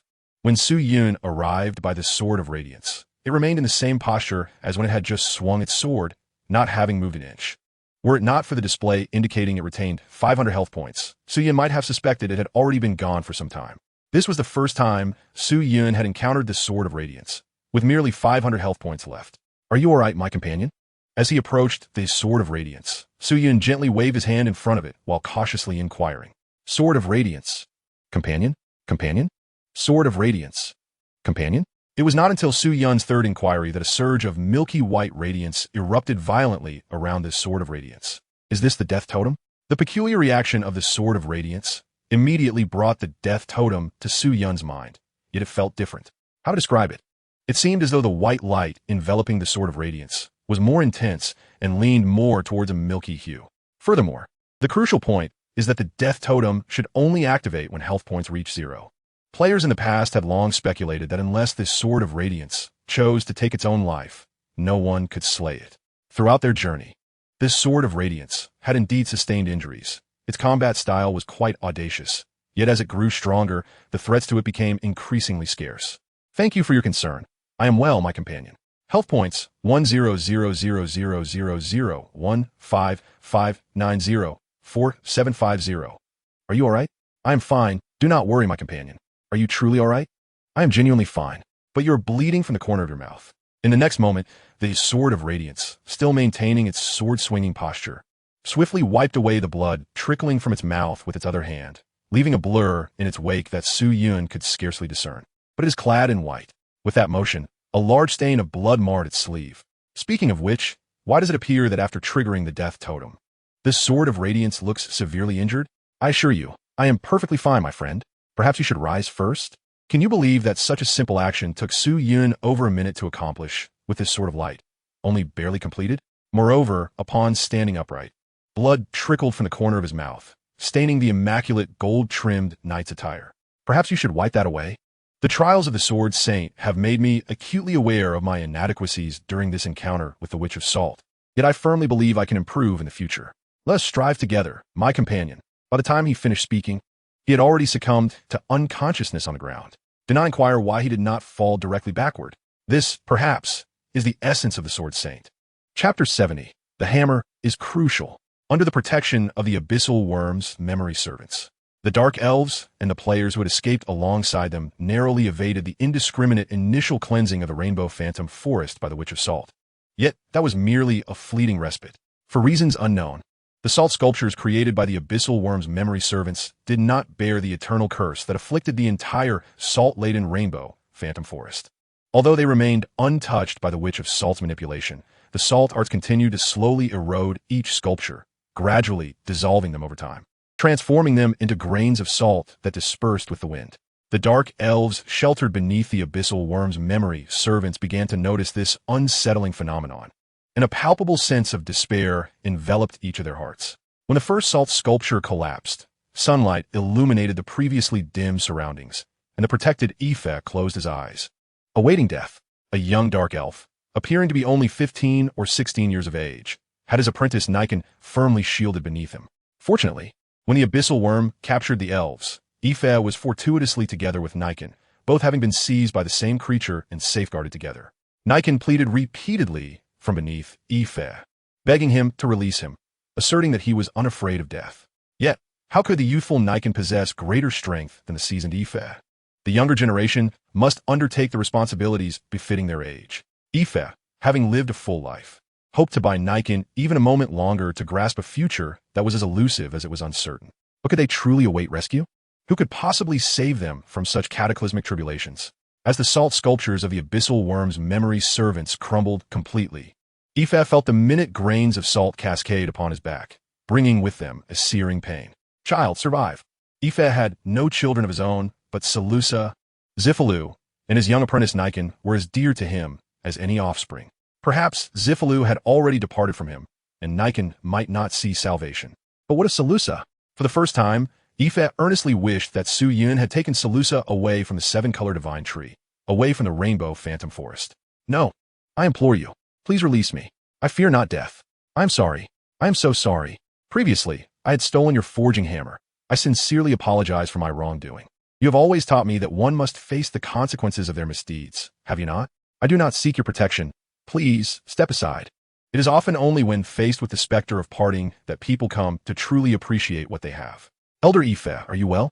In contrast, players are the first to encounter the system notification stating that the story focus mode has ended, and they learn even sooner of the departure of the Salt Witch.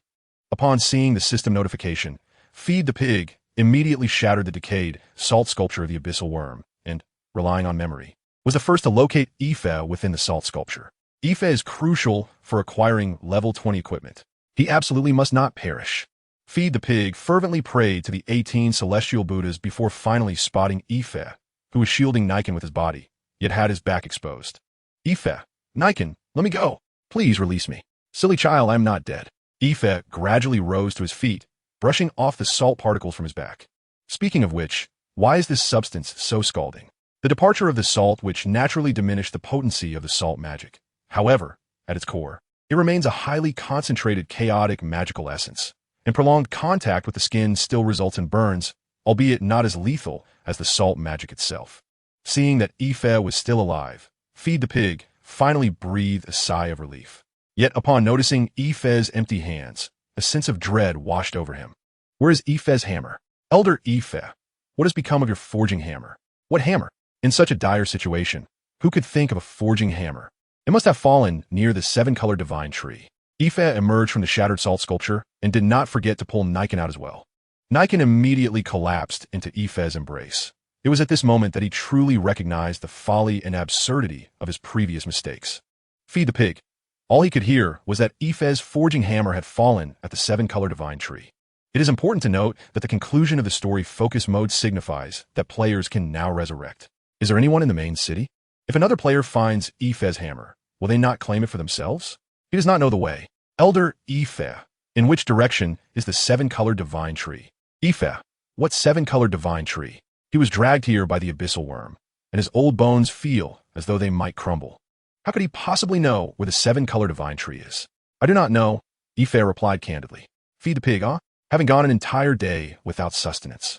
Su Yun's hunger had reached its peak. After considerable effort, Su Yun managed to carry the unconscious Sword of Radiance to a forest untouched by salt magic. Su Yun suddenly regretted sending out the black abyssal worm. The weight of the Sword of Radiance had caused him to question his very existence, especially that Sword of Radiance. Without the assistance of Salusa and Zifalu to help carry it, he truly would be unable to transport the Sword of Radiance such a great distance. In search of a safe haven, Su Yun found a tree and leaned the Sword of Light against it. At this moment, dusk was gradually descending. Let us divide our tasks, one for kindling the fire and another for preparing a meal. My sister and I shall take charge of the cooking. Salusa volunteered eagerly. Su Yun, taken aback, questioned her enthusiasm. Trust me, though I am not skilled in the culinary arts, my sister certainly is. She has always prepared meals for me, and her cooking is exquisite. I have learned to cook from her. Salusa's spirited declaration about cooking reminded Su Yun of a previous culinary disaster, an unidentifiable pot of bubbling, dark concoction that defied description. Even now, he remained curious about how Salusa managed to create such a dish of culinary darkness.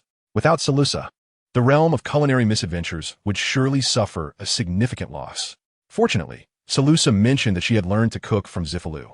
Initially, Su Yun held great faith in Zifalu, for in her past life, she embodied the fearsome avenger, wielding Salusa's visage without hesitation. Cooking should be a trivial endeavor for her, one might think. Who among the players could boast of being served a meal prepared by the goddess of manuscripts? However, upon hearing that his culinary prowess stemmed from Ziffalu, a flicker of uncertainty ignited within him. Surely, there would be no issue? After all, if Ziffalu were incapable of preparing meals, what sustenance did Salusa and Ziffalu consume daily? Surely, it must be acceptable, right? Chapter 71. Subsequent arrangements having traversed the intricate narrative of the hidden finale quest involving the offering to the ancient gods. Su Yun had effectively altered the fates of Salusa and Ziffalu, the Avenger, as well as the outcome of the Abyssal Worm and the overarching narrative of the Prism Forest. With the lessons learned from this experience, Su Yun felt compelled to reassess and reformulate his previous plans. Most mythological entities typically manifest in the player's perspectives along their conventional storylines. Yet Su Yun was unaware of their early whereabouts, though not entirely so. In his past life, during his first voyage aboard the South Sea vessel, approximately 3 years post-launch and at level 180, he encountered the dreaded Sea Grave, a massive oceanic whirlpool, universally avoided by all seafarers. The emergence of the Sea Grave was unpredictable, contingent upon sheer luck, as vessels navigating the South Sea would meticulously chart their courses to circumvent potential whirlpool zones. Only the South Sea vessel traversed nearly all conceivable regions where the Sea Grave might materialize, navigating freely through its treacherous waters. As a strategy blogger in his previous life, Su Yun was intrigued by the prospect of the Sea Grave being a gateway to a hidden dungeon. Thus, during one such passage through the whirlpool, he had meticulously prepared 300 bottles of breath of water potions, granting him the ability to breathe briefly underwater, and then plunged headlong into the depths of the Sea Grave. Afterward, a whirlwind of disorientation ensued, compelling him to endure the temptation of unconsciousness while cautiously evading the potential perils lurking within the ocean's undercurrents. Ultimately, he consumed over 270 vials of restorative potions, which enabled him to emerge alive from the oceanic tomb. Subsequently, leveraging the oceanic tomb, he arrived at a vast, uncharted island, a location that defied representation on the player map, with its very region designated as. The island bore the ominous scars of battle, suggesting it had recently witnessed a fierce conflict. However, by the time Su Yun reached the island, the fighting had long ceased, leaving nothing in its wake.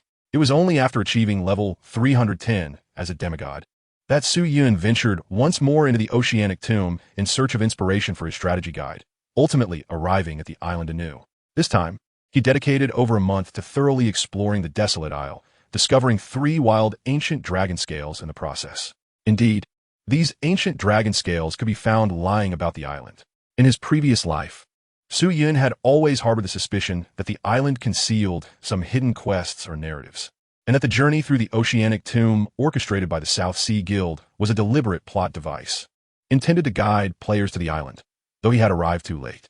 Now, with time still on his side, he could take a leisurely stroll around the island, an exploration that was essential to undertake in advance. Arriving late would mean finding nothing at all. The prospect of directly collecting ancient dragon scales piqued Su Yun's curiosity regarding the secrets concealed within the isle. As for safety concerns, he was certain to persuade the Sword of Light to accompany him, leaving the Black Abyss Phantom on the mainland, thereby alleviating any survival worries. To summarize, a bold expedition was in order. Later, in the level 3 main city of the Mage capital, which serves as the headquarters of the Mage Association, there exists a mythic quality item known as the Twilight of the End of Magic.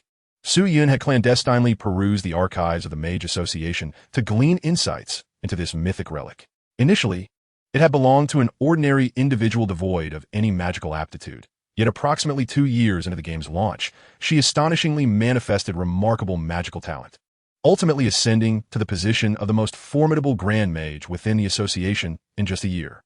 However, around the 3-year mark since the game's inception, she was abruptly targeted by the Mage Association, which dispatched a formidable force of 150 Grand Mages and 500 mages under the pretext that she could potentially become the next witch. In light of this overwhelming assembly, the Mage Association even issued bounty quests to all players affiliated with the organization.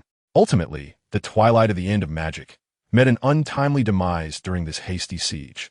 Notably, her former mentor, Campbell, was also involved in this ambush. Furthermore, it must be mentioned that the Mage capital has endured its share of calamities. After witnessing the possible emergence of the next witch, it endured over 4 years before the genuine disaster known as the Witch of All Magic descended upon the city. Unfortunately for her, Her ill fortune coincided precisely with the presence of the Sword of Light within the mage capital.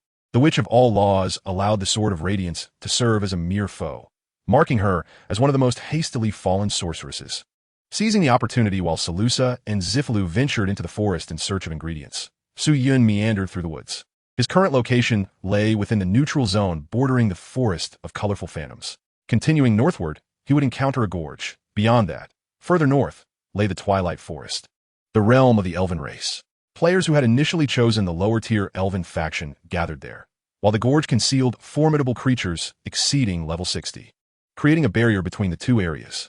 Given the devastation of the forest of colorful phantoms, Su Yun contemplated finding a new home for the surviving night elves.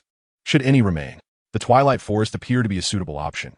He could visit it tomorrow, making connections and perhaps spending a few coins to facilitate relations. This would also serve as an explanation for those players who had followed his guidance to the forest of colorful phantoms. During a few hours of respite, Su Yun's mana gradually replenished, aided by the absence of conflict. Additionally, he consumed the remaining mana potions in his inventory, bringing his mana back to approximately 150,000, sufficient for his needs. Seizing the moment, he unleashed a fireball spell towards the treetop of a large tree. 6403, defeated level 5, Wingbird, experience points, 0023. Hostile target, Wingbird, defeated, converted into memory servant. The first of many, the Wingbird, a diminutive beast ubiquitous in any forest, was a quintessentially common adversary. Yet, it possessed certain advantages: its small stature, swift flight, and endearing appearance. This tiny creature, plumply accentuated by its fluffy chest fur and adorned with 2 pairs of wings, resembled a rotund ball when its wings were folded. Despite its size, it could reach the South Sea, a journey Su Yun would take over half a year to traverse on foot, in merely a day of continuous flight. With the aid of memory recapture, Su Yun's memory replacement had become a spell he could cast at will, as long as he had the requisite mana. Thus, he resolved to capture more winged birds as memory servants, dispersing them throughout the world. This would enable him to bypass lengthy travel in the future using memory replacement. The trip from Shishue Royal City to the Forest of Colorful Phantoms, and then to the South Sea, would otherwise require over a year of relentless running without sustenance or rest, merely a glimpse of the vast expanse of the ancient era's world. It was well known that players frequently changing regions spent a significant portion of their decade-long gaming journey traversing the landscape. As for the Sword of Radiance, what should be done once he teleported away? Provided with an address, he would likely reach it swiftly. Wuntihi. Chapter 72, How Sweet This Is. And this too is delightful. Hurry up, sister, you're too slow. Coming. In the forest, Salusa spread her arms wide, warmly embracing the gentle breeze that caressed her. Infused with the earthy aroma of soil and flowers, accompanied by the occasional birdsong heralded by twilight. With the presence of Su Yun, she no longer needs to worry about the anguish of separation and death. Her dearest sister now stands right behind her, and this time, she shall truly never leave her side again. Salusa has never felt as relaxed as she does now. It is as if Su Yun's presence has suddenly infused her life with vibrant colors. Quite literally, the call of her sister echoes from behind. They wouldn't have lost their way just after stepping out, would they? Rest assured, I remember. I merely wanted to remind you not to wander too far. Qian Feilu chuckled lightly, embracing the responsibilities that come with being an older sister. Indeed, with my sister by my side, we shall certainly not get lost. Observing Salusa's unbridled joy, Qian Feilu managed to suppress the shadows lurking in her heart. The leader of the night elves, Taru, was not the kindly elder one might expect. He had directly participated in the calamity affecting the 7-colored divine tree. In the dim underground chamber, Qian Feilu had witnessed Taru inspecting the growth of the abyssal seed, ensuring everything was proceeding smoothly. Yet, as the number of abyssal worms multiplied beyond his control, they ultimately turned against him, prompting Taru to consider eradicating them. Although Qian Feilu could not ascertain Taru's true intentions, she sensed the peril emanating from the abyssal seed, a sensation that pierced her very being. It became evident that everything was orchestrated to facilitate the growth of a monster. Furthermore, could a mere chieftain execute such a sinister scheme? Qian Feilu even harbored doubts that, apart from her sister, the entire Night Elf clan might be complicit in this conspiracy.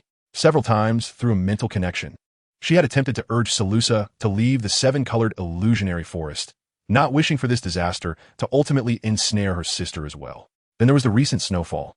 It blanketed the entire seven-colored illusionary forest in white. While it seemingly had no effect on her, or the other beings within the forest, Salusa might have overlooked it. But Qian Feilu observed clearly that many magical beasts were gradually transforming into pristine white statues within that pure snow. Had that snow already cleansed the Night Elf clan? Fortunately, all of that is now behind them. With the conclusion of these events, the best outcome is that Salusa can continue her carefree existence. Sister, have you noticed? Our whispers seem to grow increasingly clear to the extent that I can distinctly hear the words from your heart that you initially wished for me not to hear. Suddenly, Salusa's affectionate call pulled Qian Feilu from the deepening mire of her thoughts. Su Yun told me that the plague in the seven-colored illusionary forest was orchestrated by Chieftain Teru, but it had nothing to do with the other elves. With Su Yun's assistance, I personally defeated Chieftain Teru, and he has not been resurrected. The mountain spirit they encountered seemed quite formidable, and it appeared that Su Yun was not its match, yet he still found a way to drive it away. As for the rest of the Night Elf clan, Su Yun assured me that he would do everything in his power to save them. And it is all right.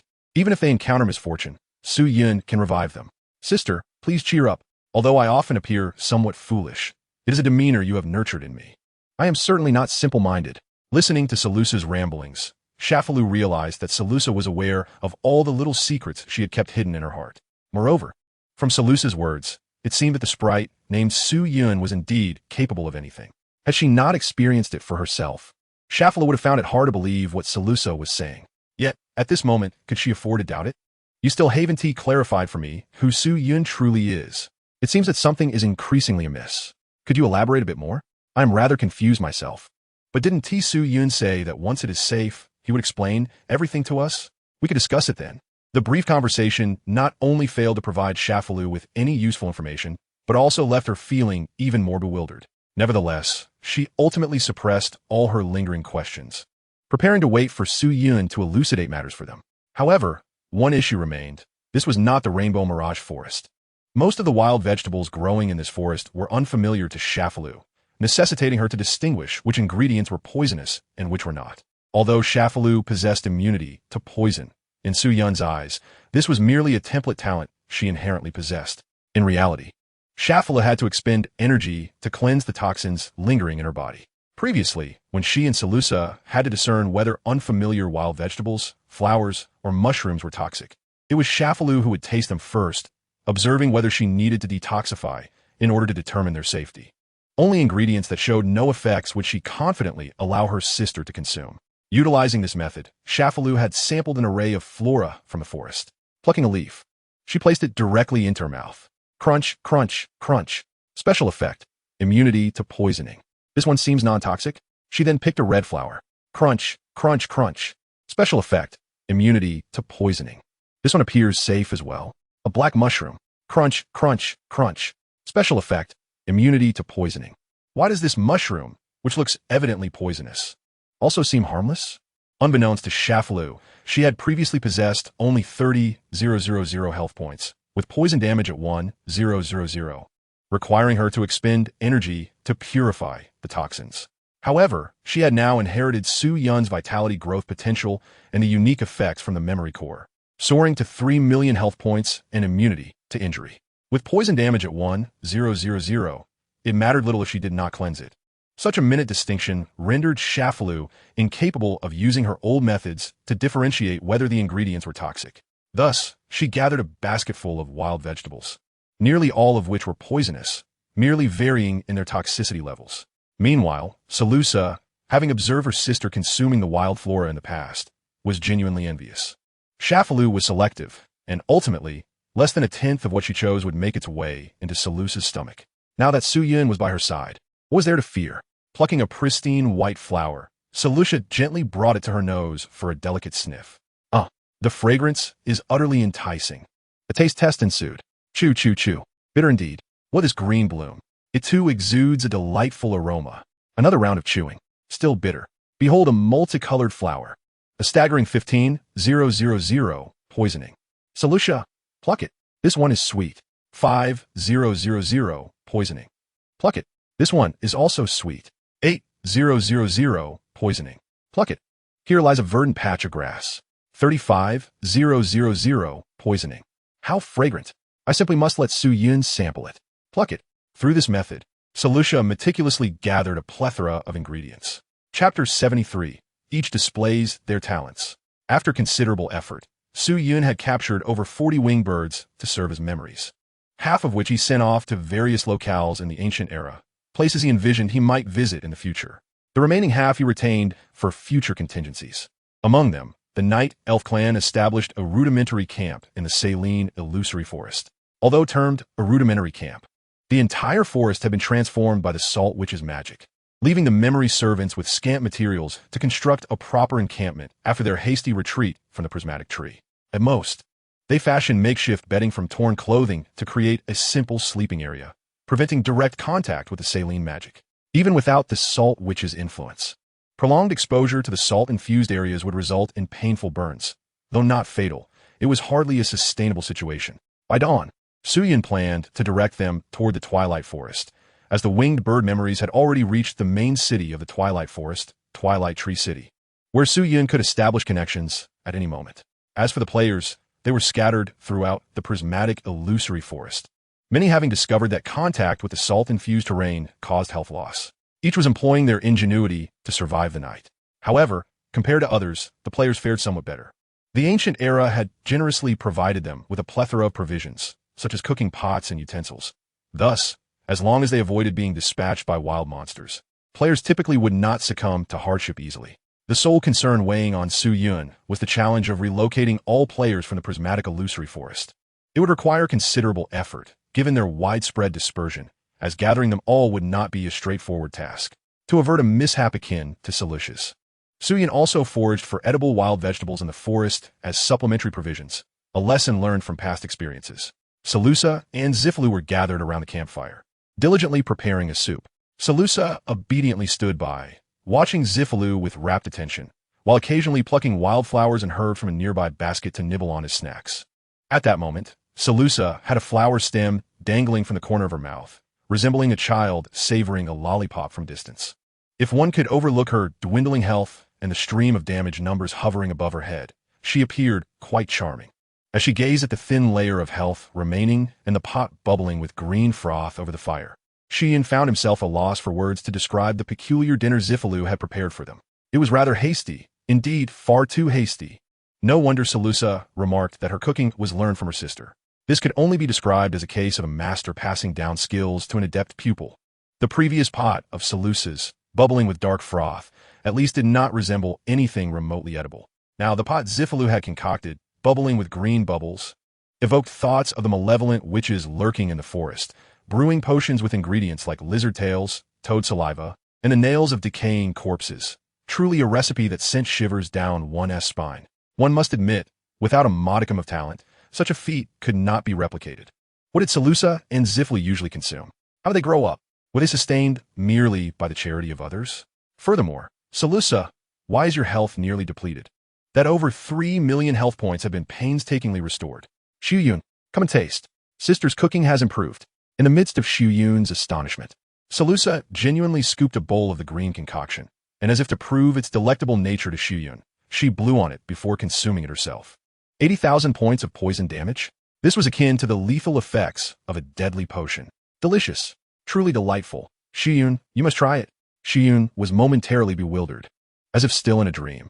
He glanced at the basket beside Solusa, which held a few vibrant green herbs and a handful of colorful flowers, once again plunging him into contemplation.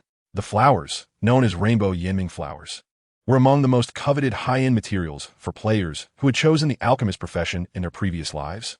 With a single bloom once fetching prices soaring from 20 gold coins to a staggering 500, these flowers were rare, with market value exceeding 10-20 gold coins in the knowledgeable main city, potentially equivalent to the combined monthly wages of 2 jobs in Campbell. The level of absurdity is no less than discovering a Tianshan snow lotus or a millennium-old wild ginseng on the road. Generally, players might not encounter such rare finds even after a decade of gaming. In the past, many players specialized in foraging for these elusive herbs in the forest to sell for profit. According to Su Yun, this profession alone boasted hundreds of thousands of practitioners. Despite this vast number scouring forests around the world, they would collectively manage to unearth only 300 to 500 blossoms of the colorful Yuanying flower in an entire year, which constituted the total market supply. As for the withered scales vine, it relied solely on fortune, and it was entirely reasonable for one to go an entire year without a single find. How long had Salusa been wandering in the forest? So is this mere luck? Fortunately, Su Yun had anticipated this. They would not go hungry tonight. The witch's brew prepared by Qian Felu was temporarily set aside, for it was a potent poison, and Su Yun was reluctant to discard it. Not only that, but he also wished to obtain the recipe from Qian Felu, gathered around the campfire. Su Yun once again took out some snake belly meat to prepare a pot of hot soup. He also laid out all the remaining meat for his backpack, skewering them with branches from the nearby forest and roasting them around the fire. This was all in preparation for the Sword of Radiance, which he could consume, renowned for its delectable taste. It was fortunate that Su Yun had ample provisions. Otherwise, he would have struggled to satisfy its appetite. However, this meal depleted all the meat in his pack, necessitating a hunt for more the following day. At this moment, Su Yun finally had the opportunity to examine Salusa and Qian Felu, as well as the panel of the Black Abyss virtual worm that he had captured earlier. Since becoming a memory, he had unlocked nearly all their attributes. Firstly, they shared a common qualification, mythical. Secondly, the racial classification of Salusa and Qian Felu had undergone a transformation. Race: Earth Vein Condensed Species, anthropomorphized Dark Elf. The Dark Elf's fortunes had plummeted. Su Yun had once thought that this diminutive race harbored hidden talents. It turned out that the sisters were not Dark Elves at all.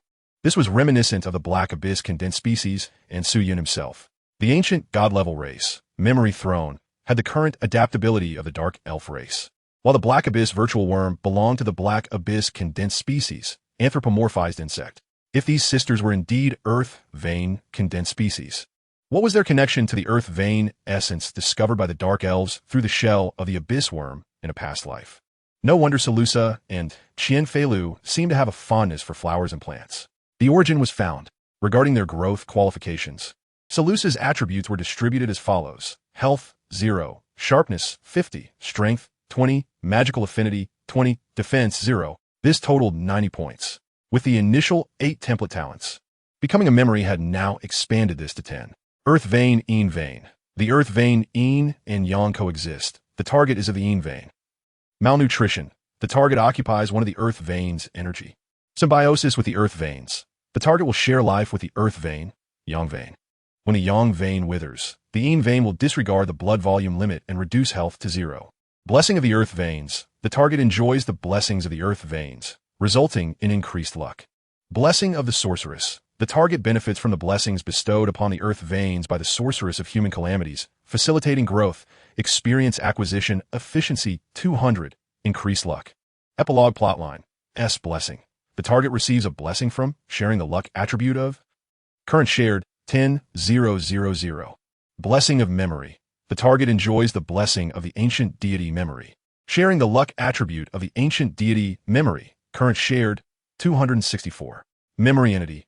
The target is memory entity, while health is not 0. The body cannot be completely destroyed. Kuyun. The template talents of Salusa appear to be anything but normal. Apart from 4 seemingly negative template talents, all others enhance luck. And this? What kind of template talent is this? A blessing bestowed upon Salusa by another ancient deity? So, when Salusa was still the Earth Vein, a living ancient deity also granted her a blessing? In comparison, the Sorceress' blessing has entirely failed to capture Su Yun's attention. Health, 0. Sharpness, 20. Strength, 20. Magical affinity, 50. Defense, 0. In the distribution of growth potential, Zifalu allocated her points similarly, totaling 90. Earth Vein, Yang Vein. The Earth Vein embodies both Yin and Yang. This target is the Yang Vein. Nutritional surplus. The target occupies 99 of the Earth Vein's energy. Symbiosis with the Earth Veins. The target will share life with the Earth Vein, Yin Vein. Guardian of the Earth Veins. The target can disregard any negative effects. Soul of the Earth Veins. The target is a soul birthed from the Earth Veins. When life withers, the soul will not be accepted by the Earth Veins. Support of the Earth Veins. When mana is at 0, the Earth Veins will substitute for mana consumption for 15 seconds. When health is at 0, the Earth Veins will substitute for health consumption. Current substitutable value, 0. Withering of the Earth Veins. After the birth of the Yang and Yin Veins, the Earth Veins themselves have withered. Sprouting of the Earth Veins. The target's all health recovery effects culminate in an ultimate effect of 500. Blessing of the Sorceress. The target enjoys the blessings bestowed upon the earth veins by the sorceress of human calamities. Epilogue plotline. Blessing of memory. The target enjoys the blessing of the ancient deity, memory. Memory entity, health is not zero. Su-Yun, upon seeing this, Su-Yun suddenly recalled a vine bearing 2 gourds, where the growth of one gourd siphoned off most of the nutrients, leading to malnourishment of the other gourd. As for the talents that the earth veins ought to possess, apart from shared demise, Salusa has not accrued a single one. Health points, 20. Sharpness, 0. Strength, 20. Magic affinity, 0. Defense, 60. Finally, there is Black Abyss Void Insect, with a total growth potential of 100 points. Black Abyss Parasite. This target can leave a parasite seed on any target with non-zero health. When health drops below 5, the host will replace the dying target, triggering this effect. Subsequently, Black Abyss Condensation will consume the host, and until the consumption process is completed, the health of Black Abyss Condensation cannot fall below the maximum health of the host. Black Abyss Corruption. Upon completing the parasitic consumption, Black Abyss Condensation will inherit up to 6 template talents from the consumed target. Currently inherited talents, none. Epilogue side story. Blessing of memory. Memory body. The Black Abyss Void Insect itself seems to lack any particularly strong template talents. It possesses considerable maneuverability.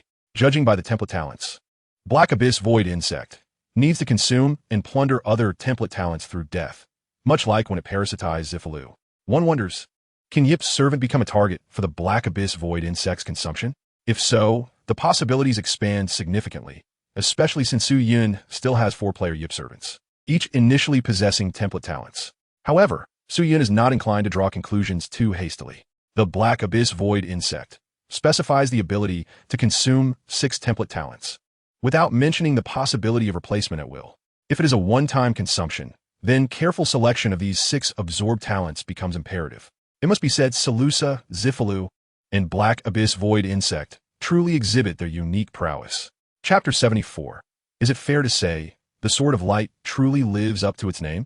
After considerable effort, Su-Yun finally took advantage of mealtime to elucidate his capabilities to Salusa and Zifalu. In simple terms, he streamlined the template talent effects of the ancient god-level race, Throne of Memory, and recited them according to his understanding. Upon hearing Su-Yun's explanation, the expressions of Salusa and Zifalu were likely as follows. Salusa, so it's not possible to resurrect at any time? Zifalu, is this ability to resurrect the deceased truly reasonable? Suddenly recalling her sister's words about eternity, Zifalu pondered, could the little one really mean it literally? Sister is here. You truly wish to abandon me. You must grow up. You cannot cling to your sister forever, can you? Why not? The lifespan of a night elf is inherently long. At least I could cling to my sister for several hundred years or so. I won't grow up. Zifalu suddenly felt somewhat at a loss for words. In her subconscious, it seemed her sister would eventually grow up and become independent. Yet, perhaps it is quite agreeable that Salusa does not seem to grow up. As for Su-Yun, rest assured, the entire Night Elf clan is currently safe, including Elder Ife and Niken. Tomorrow morning, I can take you to find them. Salusa, winky face, that's good. Salusa has only recently come to understand that even divine powers possess certain limitations. It is only beings like her and her sister, those fortunate enough to be blessed with great destiny, who can be resurrected by Su-Yun through voluntary means. However, she also comprehended that she now shares in Su-Yun's divine strength. Thus, any elf she slays can also be revived by him. The next time danger arises, she must take the initiative. After all, those resurrected by Su-Yun cannot perish again. Speaking of which, for the safety of the entire Night Elf clan, should she not prompt Su-Yun to revive them first? Qin Feilu, my dear sister, have you missed the crucial point? It is perilous. There's a chance of failure. The memory from the past may be misinterpreted as a singular entity by the Throne of Memories, which can also trigger special effects exclusive to Su-Yun. For instance, there is an 80% probability that an enemy slain by the memory will be transformed into a memory servant. Furthermore, during the exchange of positions with the memory exchange, he and the memories can be regarded as a unified entity for teleportation. These effects were not detailed in the template of the Throne of Memories. Su-Yun only gradually deduced them through experimentation. Seizing the opportunity, he shared his findings with Salusa and Qin Feilu. However, it seems Salusa has entirely misunderstood the true intent behind his words. May I address you as Su-Yun? Of course. So, Su-Yun, your implication is that as long as you are alive, my sister and I cannot die, correct? Well, Theoretically, that should be the case. At that moment, Qin Feilu finally dared to ascertain that she had indeed become a certain kind of immortal taboo existence, sharing a lifespan with a true deity. Is this truly a blessing? A long-lived night elf could potentially live for 1,000 years. But how long can a deity's lifespan extend? Tens of thousands of years? Or perhaps millions? Or even longer? It's hard to say. Perhaps 100 years, maybe even less. Su Yun interjected, a hint of bashfulness in his voice. Solutia, Qin Feilu, in the primordial era. It was not uncommon for ancient gods to live for tens of thousands, even hundreds of thousands of years. Perhaps ancient gods are not confined by the concept of lifespan. They endure as long as the heavens and earth themselves. Yet Su Yun is fundamentally human. Can he truly live for such an eternity? Seizing a moment while Solutia and Qin Feilu were preoccupied with doubts about the existence of elves. No, doubts about the essence of the earth's veins. Su Yun expended 10,000 points of mana to condense a flowing light anchor. The Sword of Radiance was nearby. Could Su Yun resist the temptation to draw upon its 2 template powers? Flowing light anchor has been used, extracting 1 template power data from the target. Total template powers of the target, 86. How many? 86 template powers. Is it any wonder that it is called the Sword of Radiance? Both possessing mythic quality, Solutia has 8 template powers, which Su Yun already found astonishing. Compared to the Sword of Radiance, Solutia's number of template powers is merely a fraction.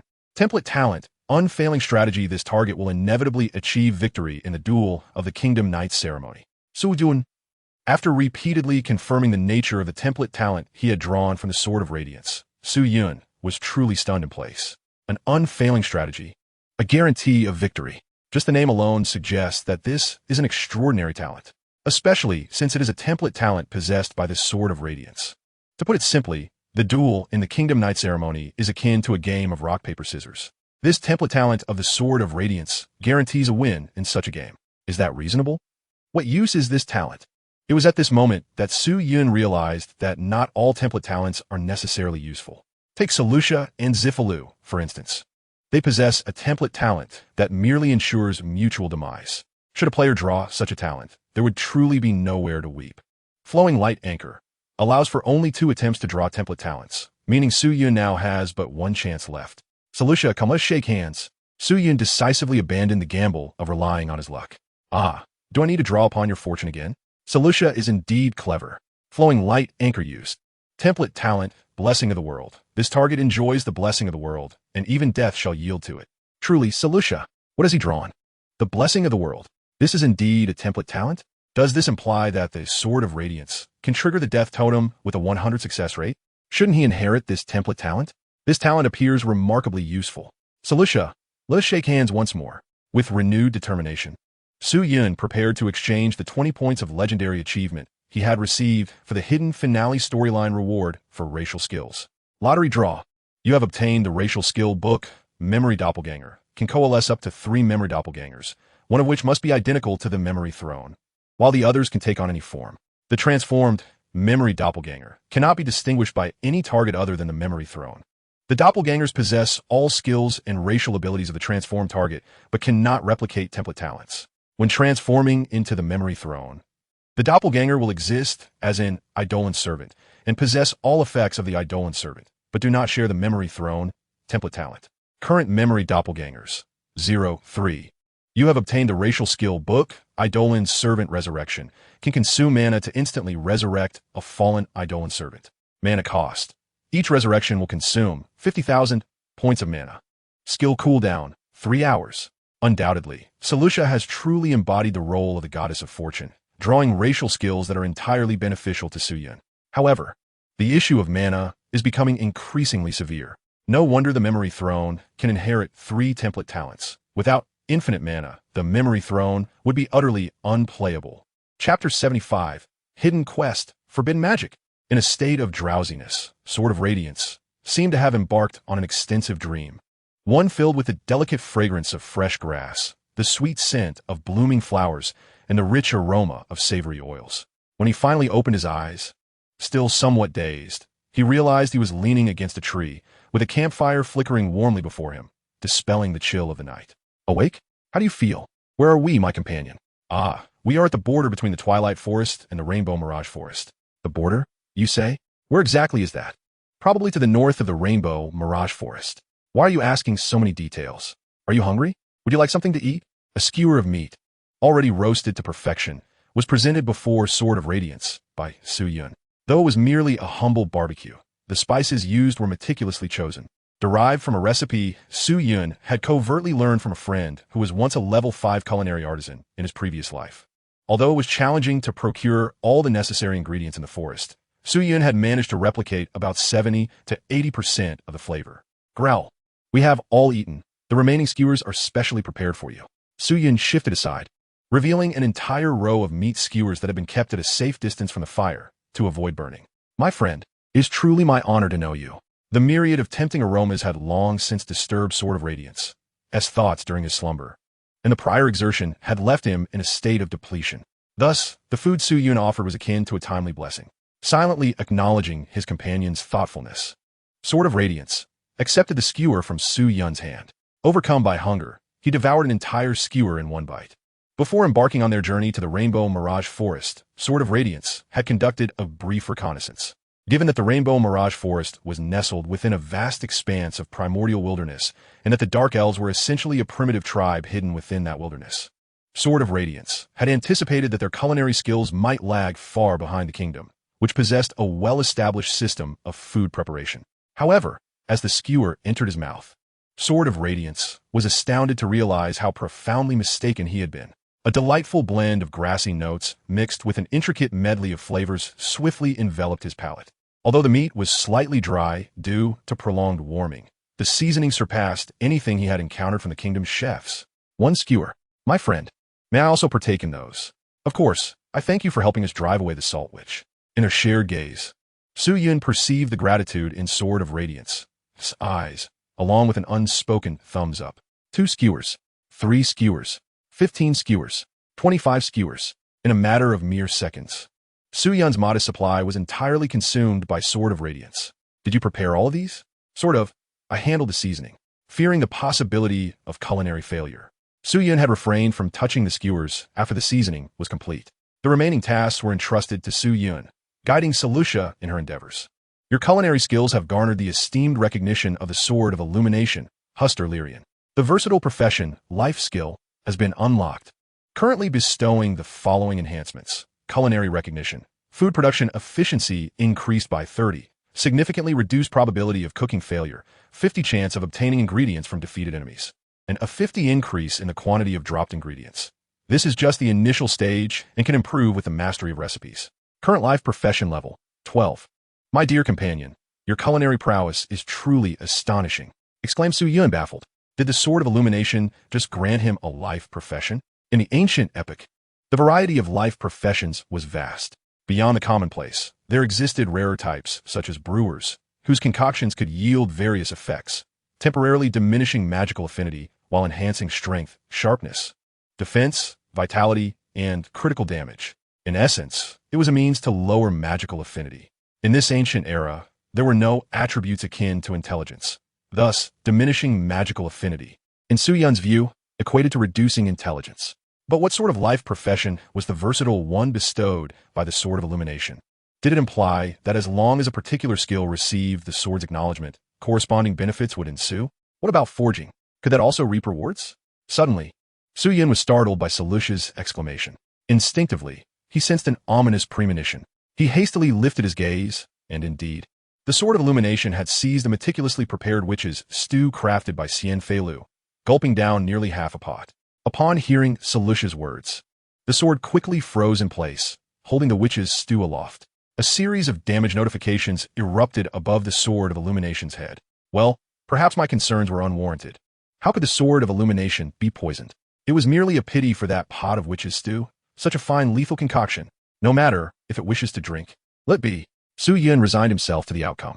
As long as it wasn't fatal, everything would be fine. In a whirlwind of consumption, the entire pot of witch's stew ultimately found its way into the Sword of Illumination's belly. This is quite delicious, it proclaimed. My friend, I have decided. I must learn your culinary techniques. Selusha replied. See, Su Yun, I told you sister's stew is delightful. Su Yun was left speechless. Now, genuinely curious about the flavor of the witch's stew. Has the minter, camberdill, mention how he intends to instruct me in the forbidden magic? Just as he almost forgot. He added, wait a moment. To Su Yun's astonishment, the Sword of Illumination produced an ancient tome, thick as several centimeters, seemingly from thin air. As the sword slowly turned the pages, a spatial portal materialized beside Su Yun. 1 second, 2 seconds.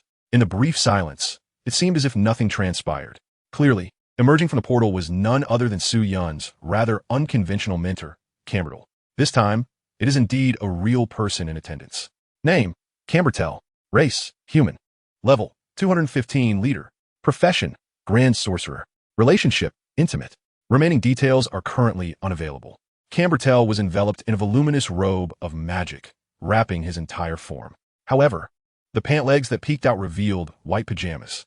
As dusk approached, it was likely that Cambertel had just slipped into slumber, hastily donning his robe upon noticing the portal. Ah, greetings, Su Yun. Cambertel quickly composed himself, donning a warm smile. Your visit must be to persuade me to delve into the study of forbidden magic. Am I correct?